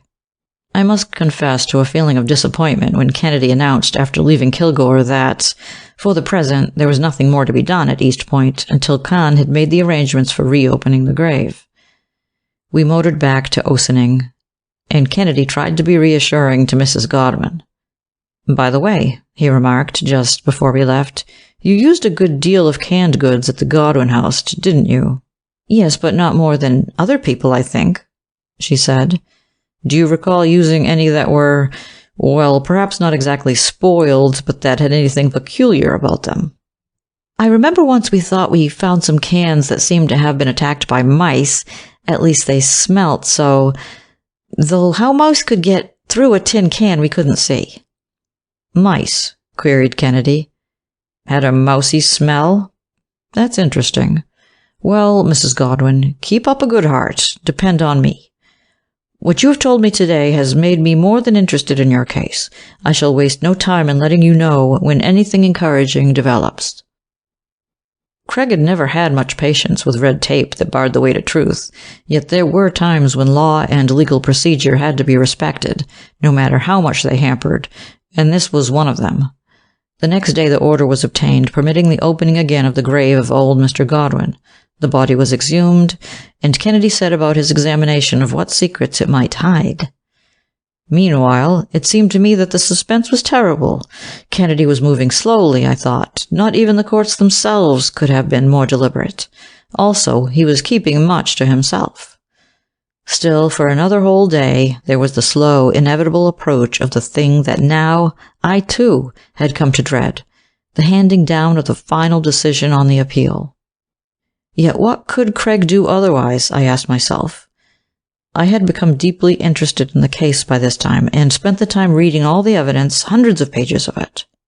It was cold, hard, brutal, scientific fact, and as I read, I felt that the hope faded for the ashen-faced man and the pallid little woman. It seemed the last word in science. Was there any way of escape? Impatient as I was, I often wondered what must have been the suspense of those to whom the case meant everything. "How are the tests coming along?" I ventured one night after Khan had arranged for the uncovering of the grave. It was now 2 days since Kennedy had gone up to East Point to superintend the exhumation and had returned to the city with the materials, which had caused him to keep later hours in the laboratory than I had ever known even the indefatigable Craig to spend on such a stretch before. He shook his head doubtfully. "Walter," he admitted, "I'm afraid I have reached the limit on the line of investigation I had planned at the start." I looked at him in dismay. "What then?" I managed to gasp. "I'm going up to East Point again tomorrow to look over that house and start a new line. You can go." No urging was needed, and the following day saw us again on the ground. The house, as I have said, had been almost torn to pieces in the search for the will and the poison evidence. As before, we went to it unannounced, and this time we had no difficulty in getting in. Kennedy, who had brought with him a large package, made his way directly to a sort of drawing room next to the large library, in the closet of which the will had been discovered. He unwrapped the package and took from it a huge brace and bit. The bit a long, thin, murderous-looking affair, such as might have come from a burglar's kit. I regarded it much in that light. "What's the lay?" I asked as he tapped over the walls to ascertain of just what they were composed. Without a word, he was now down on his knees, drilling a hole in the plaster and lathe. When he struck an obstruction, he stopped, removed the bit, inserted another, and began again. "Are you going to put in a detectaphone?" I asked again. He shook his head. "A detectaphone wouldn't be of any use here," he replied. "No one is going to do any talking in that room." Again the brace and bit were at work. At last the wall had been penetrated, and he quickly removed every trace from the other side that would have attracted attention to a little hole in an obscure corner of the flowered wallpaper. Next he drew out what looked like a long putty blower, perhaps a foot long and 3/8 of an inch in diameter. "What's that?" I asked as he rose after carefully inserting it. "Look through it," he replied simply, still at work on some other apparatus he had brought. I looked. In spite of the smallness of the opening at the other end, I was amazed to find that I could see nearly the whole room on the other side of the wall. "It's a detectascope," he explained, "a tube with a fisheye lens which I had an expert optician make for me." "A fisheye lens?" I repeated. "Yes, the focus may be altered in range so that anyone in the room may be seen and recognized, and any action of his may be detected. The original of this was devised by Galliard Smith, the adapter of the detectaphone. The instrument is something like the cytoscope, which the doctors use to look into the human interior. Now look through it again. Do you see the closet?" Again I looked. "Yes," I said, "but will one of us have to watch here all the time?" He had been working on a black box in the meantime, and now he began to set it up, adjusting it to the hole in the wall which he enlarged on our side. "Now that is my own improvement on it. You remember once we used a quick shutter camera with an electric attachment, which moved the shutter on the contact of a person with an object in the room? Well, this camera has that quick shutter, but in addition, I have adapted to the detectascope, an invention by Professor Robert Wood of Johns Hopkins. He has devised a fisheye camera that sees over a radius of 180 degrees, not only straight in front, but over half a circle, every point in that room. You know the refracting power of a drop of water? Since it is a globe, it refracts the light which reaches it from all directions. If it is placed like the lens of a camera, as Dr. Wood tried it, so that one half of it catches the light, all the light caught will be refracted through it. Fishes, too, have a wide range of vision. Some have eyes that see over half a circle, so the lens gets its name. Ordinary cameras, because of the flatness of their lenses, have a range of only a few degrees, the widest in use, I believe, taking in only 96, or a little more than a quarter of a circle. So you see, my detectascope has a range almost twice as wide as that of any other. Though I did not know what he expected to discover, and knew that it was useless to ask, the thing seemed very interesting. Craig did not pause, however, to enlarge on the new machine, but gathered up his tools and announced that our next step would be a visit to a lawyer whom the Elmores had retained as their personal counsel to look after their interests, now that the district attorney seemed to have cleared up the criminal end of the case. Hollins was one of the prominent attorneys of East Point, and before the election of Kilgore as prosecutor, had been his partner. Unlike Kilgore, we found him especially uncommunicative and inclined to resent our presence in the case as intruders. The interview did not seem to me to be productive of anything. In fact, it seemed as if Craig were giving Hollins much more than he was getting. "I shall be in town overnight," remarked Craig. "In fact, I am thinking of going over the library up at the Godwin house soon, very carefully." He spoke casually. "There may be, some fingerprints on the walls around that closet, which might prove interesting." A quick look from Hollins was the only answer.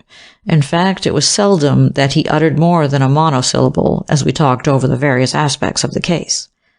A half hour later, when he had left and had gone to the hotel, I asked Kennedy suspiciously, "Why did you expose your hand to Hollins, Craig?"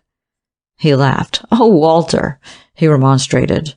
"Don't you know that it is nearly always useless to look for fingerprints, except under some circumstances, even a few days afterward?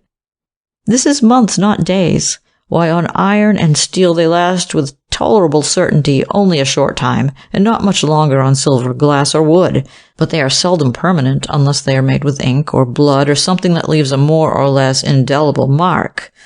That was a plant." "But what did you expect to gain by it?"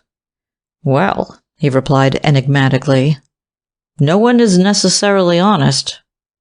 It was late in the afternoon when Kennedy again visited the Godwin house and examined the camera. Without a word, he pulled the detectoscope from the wall and carried the whole thing to the developing room of the local photographer. There he set to work on the film, and I watched him in silence. He seemed very much excited as he watched the film develop, until at last he held it up, dripping to the red light. "Someone has entered the room this afternoon and attempted to wipe off the walls and woodwork of that closet, as I expected," he exclaimed. "Who was it?" I asked, leaning over. Kennedy said nothing, but pointed to a figure on the film. I bent closer. It was the figure of a woman. "Miriam!" I exclaimed in surprise. The final day. I looked aghast at him. If it had been either Bradford or Lambert, both of whom we had come to know since Kennedy had interested himself in the case, or even Hollins or Kilgore, I should not have been surprised. But Miriam? How could she have any connection with the case? I asked, incredulously.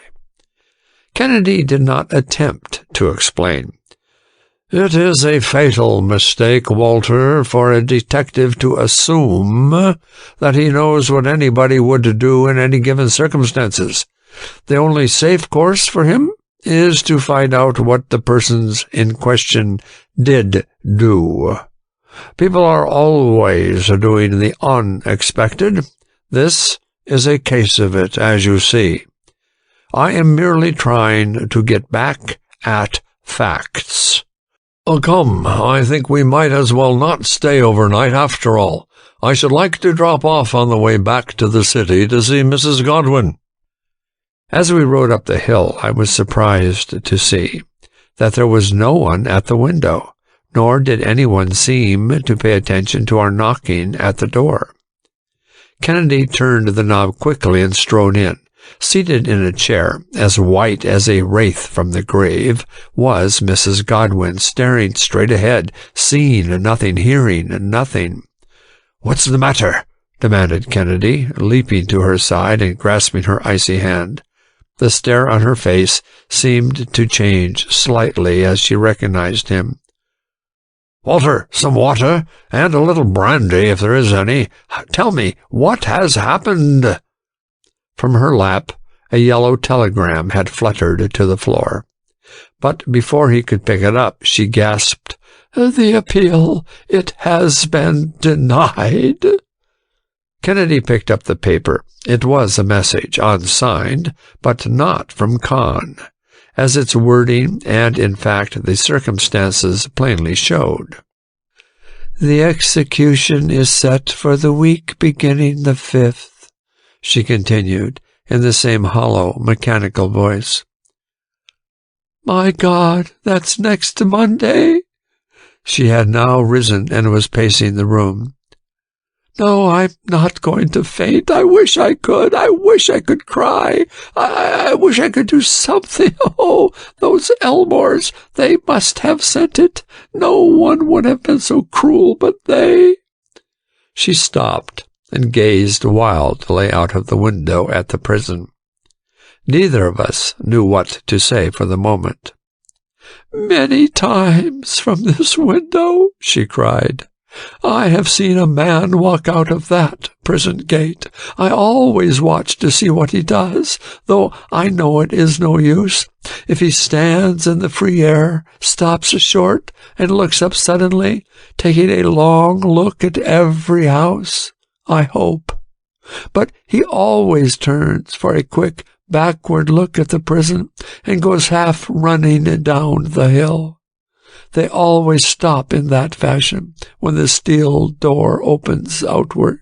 Yet I have always looked and hoped, but I can hope no more, no more. The last chance is gone." "No, not the last chance," exclaimed Craig, springing to her side lest she should fall. Then he added gently, "You must come with me to East Point immediately." "What? Leave him here, alone, in his last days? No, no, no, never! I must see him. I wonder if they have told him yet." It was evident that she had lost faith in Kennedy, in everybody now. "Mrs. Godwin," he urged, "come, you must. It is a last chance." Eagerly, he was pouring out the story of the discovery of the afternoon by the little detectascope. "Miriam," she repeated, dazed. "She? No, anything? It can't be. No, don't raise a false hope now." "It is the last chance," he urged again. "Come, there is not an hour to waste now." There was no delay, no deliberation about Kennedy now. He had been forced out into the open by the course of events, and he meant to take advantage of every precious moment. Down the hill our car sped to the town, with Mrs. Godwin still protesting but hardly realizing what was going on. Regardless of tolls, Kennedy called up his laboratory in New York and had 2 of his most careful students pack up the stuff which he described minutely to be carried to East Point immediately by train. Con, too, was at last found and summoned to meet us there also. Miles never seemed longer than they did to us as we tore over the country from Ossining to East Point, a silent party, yet keyed up by an excitement that none of us had ever felt before. Impatiently, we awaited the arrival of the men from Kennedy's laboratory, while we made Mrs. Godwin as comfortable as possible in a room at the hotel. In one of the parlors, Kennedy was improvising a laboratory as best he could. Meanwhile, Con had arrived, and together we were seeking those whose connection with or interest in the case made necessary their presence. It was well along toward midnight before the hasty conference had been gathered. Besides Mrs. Godwin, Solo Con, and ourselves, the 3 Elmores, Kilgore, and Hollands. Strange though it was, the room seemed to me almost to have assumed the familiar look of the laboratory in New York. There was the same clutter of tubes and jars on the tables, but above all that, same feeling of suspense in the air, which I had come to associate with the clearing up of a case. There was something else in the air, too. It was a peculiar, mousy smell, disagreeable, and one which made it a relief to have Kennedy begin in a low voice to tell why he had called us together so hastily. "I shall start," announced Kennedy, "at the point where the state left off, with the proof that Mr. Godwin died of quinine, or hemlock poisoning.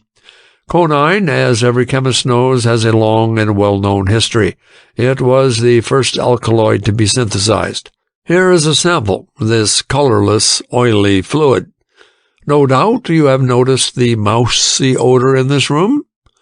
As little as 1 part of quinine to 50,000 of water gives off that odor. It is characteristic. I have proceeded with extraordinary caution in my investigation of this case, he went on. In fact, there would have been no value in it otherwise, for the experts for the people seem to have established the presence of quinine in the body with absolute certainty. He paused, and we waited expectantly. I have had the body exhumed, and have repeated the tests. The alkaloid which I discovered had given precisely the same results as in their tests. My heart sank. What was he doing? Convicting the man over again? There is one other test which I tried, he continued, but which I cannot take time to duplicate tonight. It was testified at the trial that quinine, the active principle of hemlock, is intensely poisonous. No chemical antidote is known. 1/5 of a grain has serious results. A drop is fatal. An injection of a most minute quantity of real quinine will kill a mouse, for instance, almost instantly. But the quinine which I have isolated in the body is inert. It came like a bombshell to the prosecution, so bewildering was the discovery. Inert? Cried Kilgore and Hollins almost together. It can't be. You are making sport of the best chemical experts that money could obtain. Inert? Read the evidence. Read the books. On the contrary, resumed Craig, ignoring the interruption, all the reactions obtained by the experts have been duplicated by me. But, in addition, I tried this one test which they did not try. I repeat, the quinine isolated in the body is inert. We were too perplexed to question him.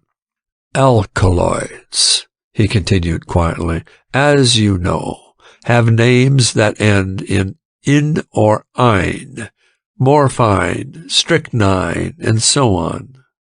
Now, there are 2 kinds of alkaloids, which are sometimes called vegetable and animal. Moreover, there is a large class of which we are learning much, which are called the ptomaines, from toma, a corpse. Ptomaine poisoning, as everyone knows, results when we eat food that has begun to decay. Ptomaines are chemical compounds of an alkaloidal nature formed in protein substances during putrefaction. They are purely chemical bodies and differ from the toxins. There are also what are called leucomaines, forming in living tissues, and when not given off by the body, they produce auto-intoxication. There are more than 70 ptomaines, and half of them are poisonous. In fact, illness due to eating infected foods is much more common than is generally supposed. Often there is only one case in a number of those eating the food, due merely to that person's inability to throw off the poison. Such cases are difficult to distinguish. They are usually supposed to be gastroenteritis. Ptomaines, as their name shows, are found in dead bodies. They are found in all dead matter after a time, whether it is decayed food or a decayed corpse. No general reaction is known, by which the ptomaines can be distinguished from the vegetable alkaloids. But we know that animal alkaloids always develop either as a result of decay of food or of the decay of the body itself. At one stroke, Kennedy had reopened the closed case and had placed the experts at sea. I find that there is an animal conine as well as the true conine, he hammered out. The truth of this matter is that the experts have confounded vegetable conine with cadaveric conine. That raises an interesting question. Assuming the presence of conine, where did it come from? He paused and began a new line of attack. As the use of canned goods becomes more and more extensive, ptomaine poisoning is more frequent. In canning, the cans are heated. They are composed of thin sheets of iron coated with tin, the seams pressed and soldered with a thin line of solder. They are filled with cooked food, sterilized, and closed. The bacteria are usually all killed, but now and then the apparatus does not work, and they develop in the can. That results in a blown can. The edges bulge a little bit. On opening, a gas escapes. The food has a bad odor and a bad taste. Sometimes people say that the tin and lead poison them. In practically all cases, the poisoning is of bacterial, not metallic origin. Mr. Godwin may have died of poisoning, probably did, but it was ptomaine poisoning. The blown cans which I have discovered would indicate that. I was following him closely, yet though this seemed to explain a part of the case, it was far from explaining all. Then followed, he hurried on, the development of the usual ptomaines in the body itself. These, I may say, had no relation to the cause of death itself. The putrefactive germs begin their attack. Whatever there may have been in the body before, certainly they produced a cadaveric ptomaine conine. For many animal tissues and fluids, especially if somewhat decomposed, yield not infrequently compounds of an oily nature with a mousy odor, fuming with hydrochloric acid, and, in short, acting just like conine. There is ample evidence, I have found, that conine, or a substance possessing most, if not all, of its properties, is at times actually produced in animal tissues by decomposition. And the fact is, I believe, that a number of cases have arisen in which the poisonous alkaloid was at first supposed to have been discovered, which were really mistakes. The idea was startling in the extreme. Here was Kennedy, as it were, overturning what had been considered the last word in science, as it had been laid down by the experts for the prosecution, opinions so impregnable that courts and juries had not hesitated to condemn a man to death. There have been cases, Craig went on solemnly, and I believe this to be one, where death has been pronounced to have been caused by willful administration of a vegetable alkaloid, which toxicologists would now put down as ptomaine poisoning cases. Innocent people have possibly already suffered and may in the future. But medical experts, he laid special stress on the word, are much more alive to the danger of mistakes than formerly. This was a case where the danger was not considered, either through carelessness, ignorance, or prejudice. Indeed, Ptomaines are present probably to a greater or less extent in every organ which is submitted to the toxicologist for examination. If he is ignorant of the nature of these substances, he may easily mistake them for vegetable alkaloids. He may report a given poison present when it is not present. It is even yet a new line of inquiry which has only recently been followed, and the information is still comparatively small and inadequate. It is very difficult, perhaps impossible, for the chemist to state absolutely that he has detected true quinine. Before he can do it, the symptoms and the post-mortem appearance must agree.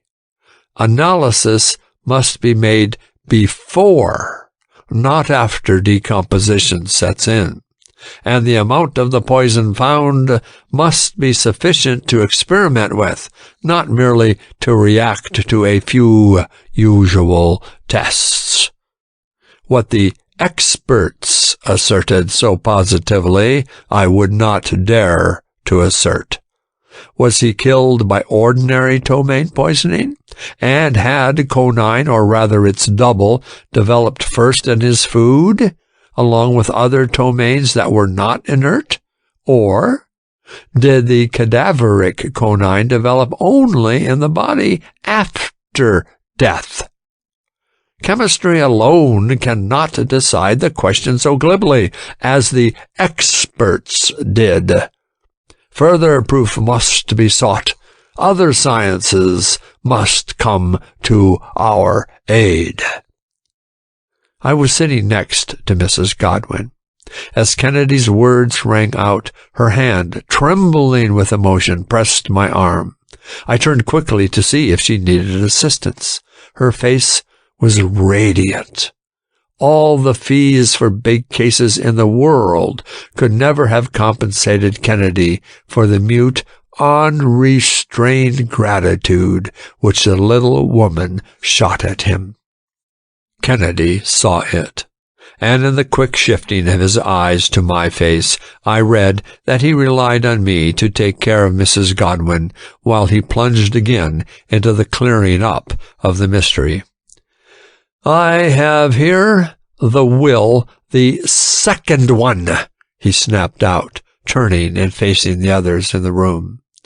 Craig turned a switch in an apparatus which his students had brought from New York.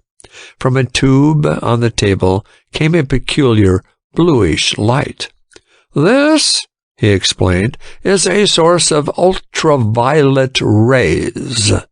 They are not the bluish light which you see, but rays contained in it which you cannot see.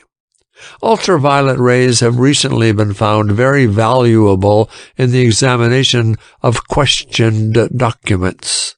By the use of a lens made of quartz covered with a thin film of metallic silver, there has been developed a practical means of making photographs by the invisible rays of light above the spectrum, these ultraviolet rays.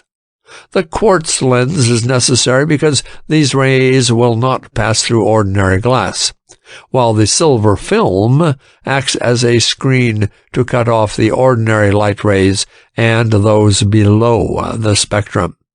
By this means, most white objects are photographed black, and even transparent objects, like glass, are black. I obtained the copy of this will, but under the condition from the surrogate that absolutely nothing must be done to it to change a fiber of the paper or a line of a letter. It was a difficult condition. While there are chemicals which are frequently resorted to for testing the authenticity of disputed documents, such as wills and deeds, their use frequently injures or destroys the paper under test. So far as I could determine, the document also defied the microscope. But ultraviolet photography does not affect the document tested in any way, and it has lately been used practically in detecting forgeries. I have photographed the last page of the will with its signatures, and here it is. What the eye itself cannot see, the invisible light reveals. He was holding the document and the copy just an instant, as if considering how to announce with best effect what he had discovered. "In order to unravel this mystery," he resumed, looking up and facing the Elmores, Kilgore, and Holland squarely, "I decided to find out whether anyone had access to that closet where the will was hidden. It was long ago, and there seemed to be little that I could do. I knew it was useless to look for fingerprints. So I used what we detectives now call the law of suggestion. I questioned closely one who was in touch with all those who might have had such access. I hinted broadly at seeking fingerprints, which might lead to the identity of one who had entered the house unknown to the Godwins, and placed a document where private detectives would subsequently find it under suspicious circumstances. Naturally, it would seem to one who was guilty of such an act, or knew of it, that there might, after all, be fingerprints. I tried it. I found out through this little tube, the detective scope, that one really entered the room after that and tried to wipe off any supposed fingerprints that might still remain. That settled it. The second will was a forgery, and the person who entered that room so stealthily this afternoon knows that it is a forgery." As Kennedy slapped down on the table the film from his camera, which had been concealed, Mrs. Godwin turned her now large and unnaturally bright eyes and met those of the other woman in the room. "Oh, heaven help us! I mean, cried Miriam, unable to bear the strain of the turn of events longer. "I knew there would be retribution. I knew.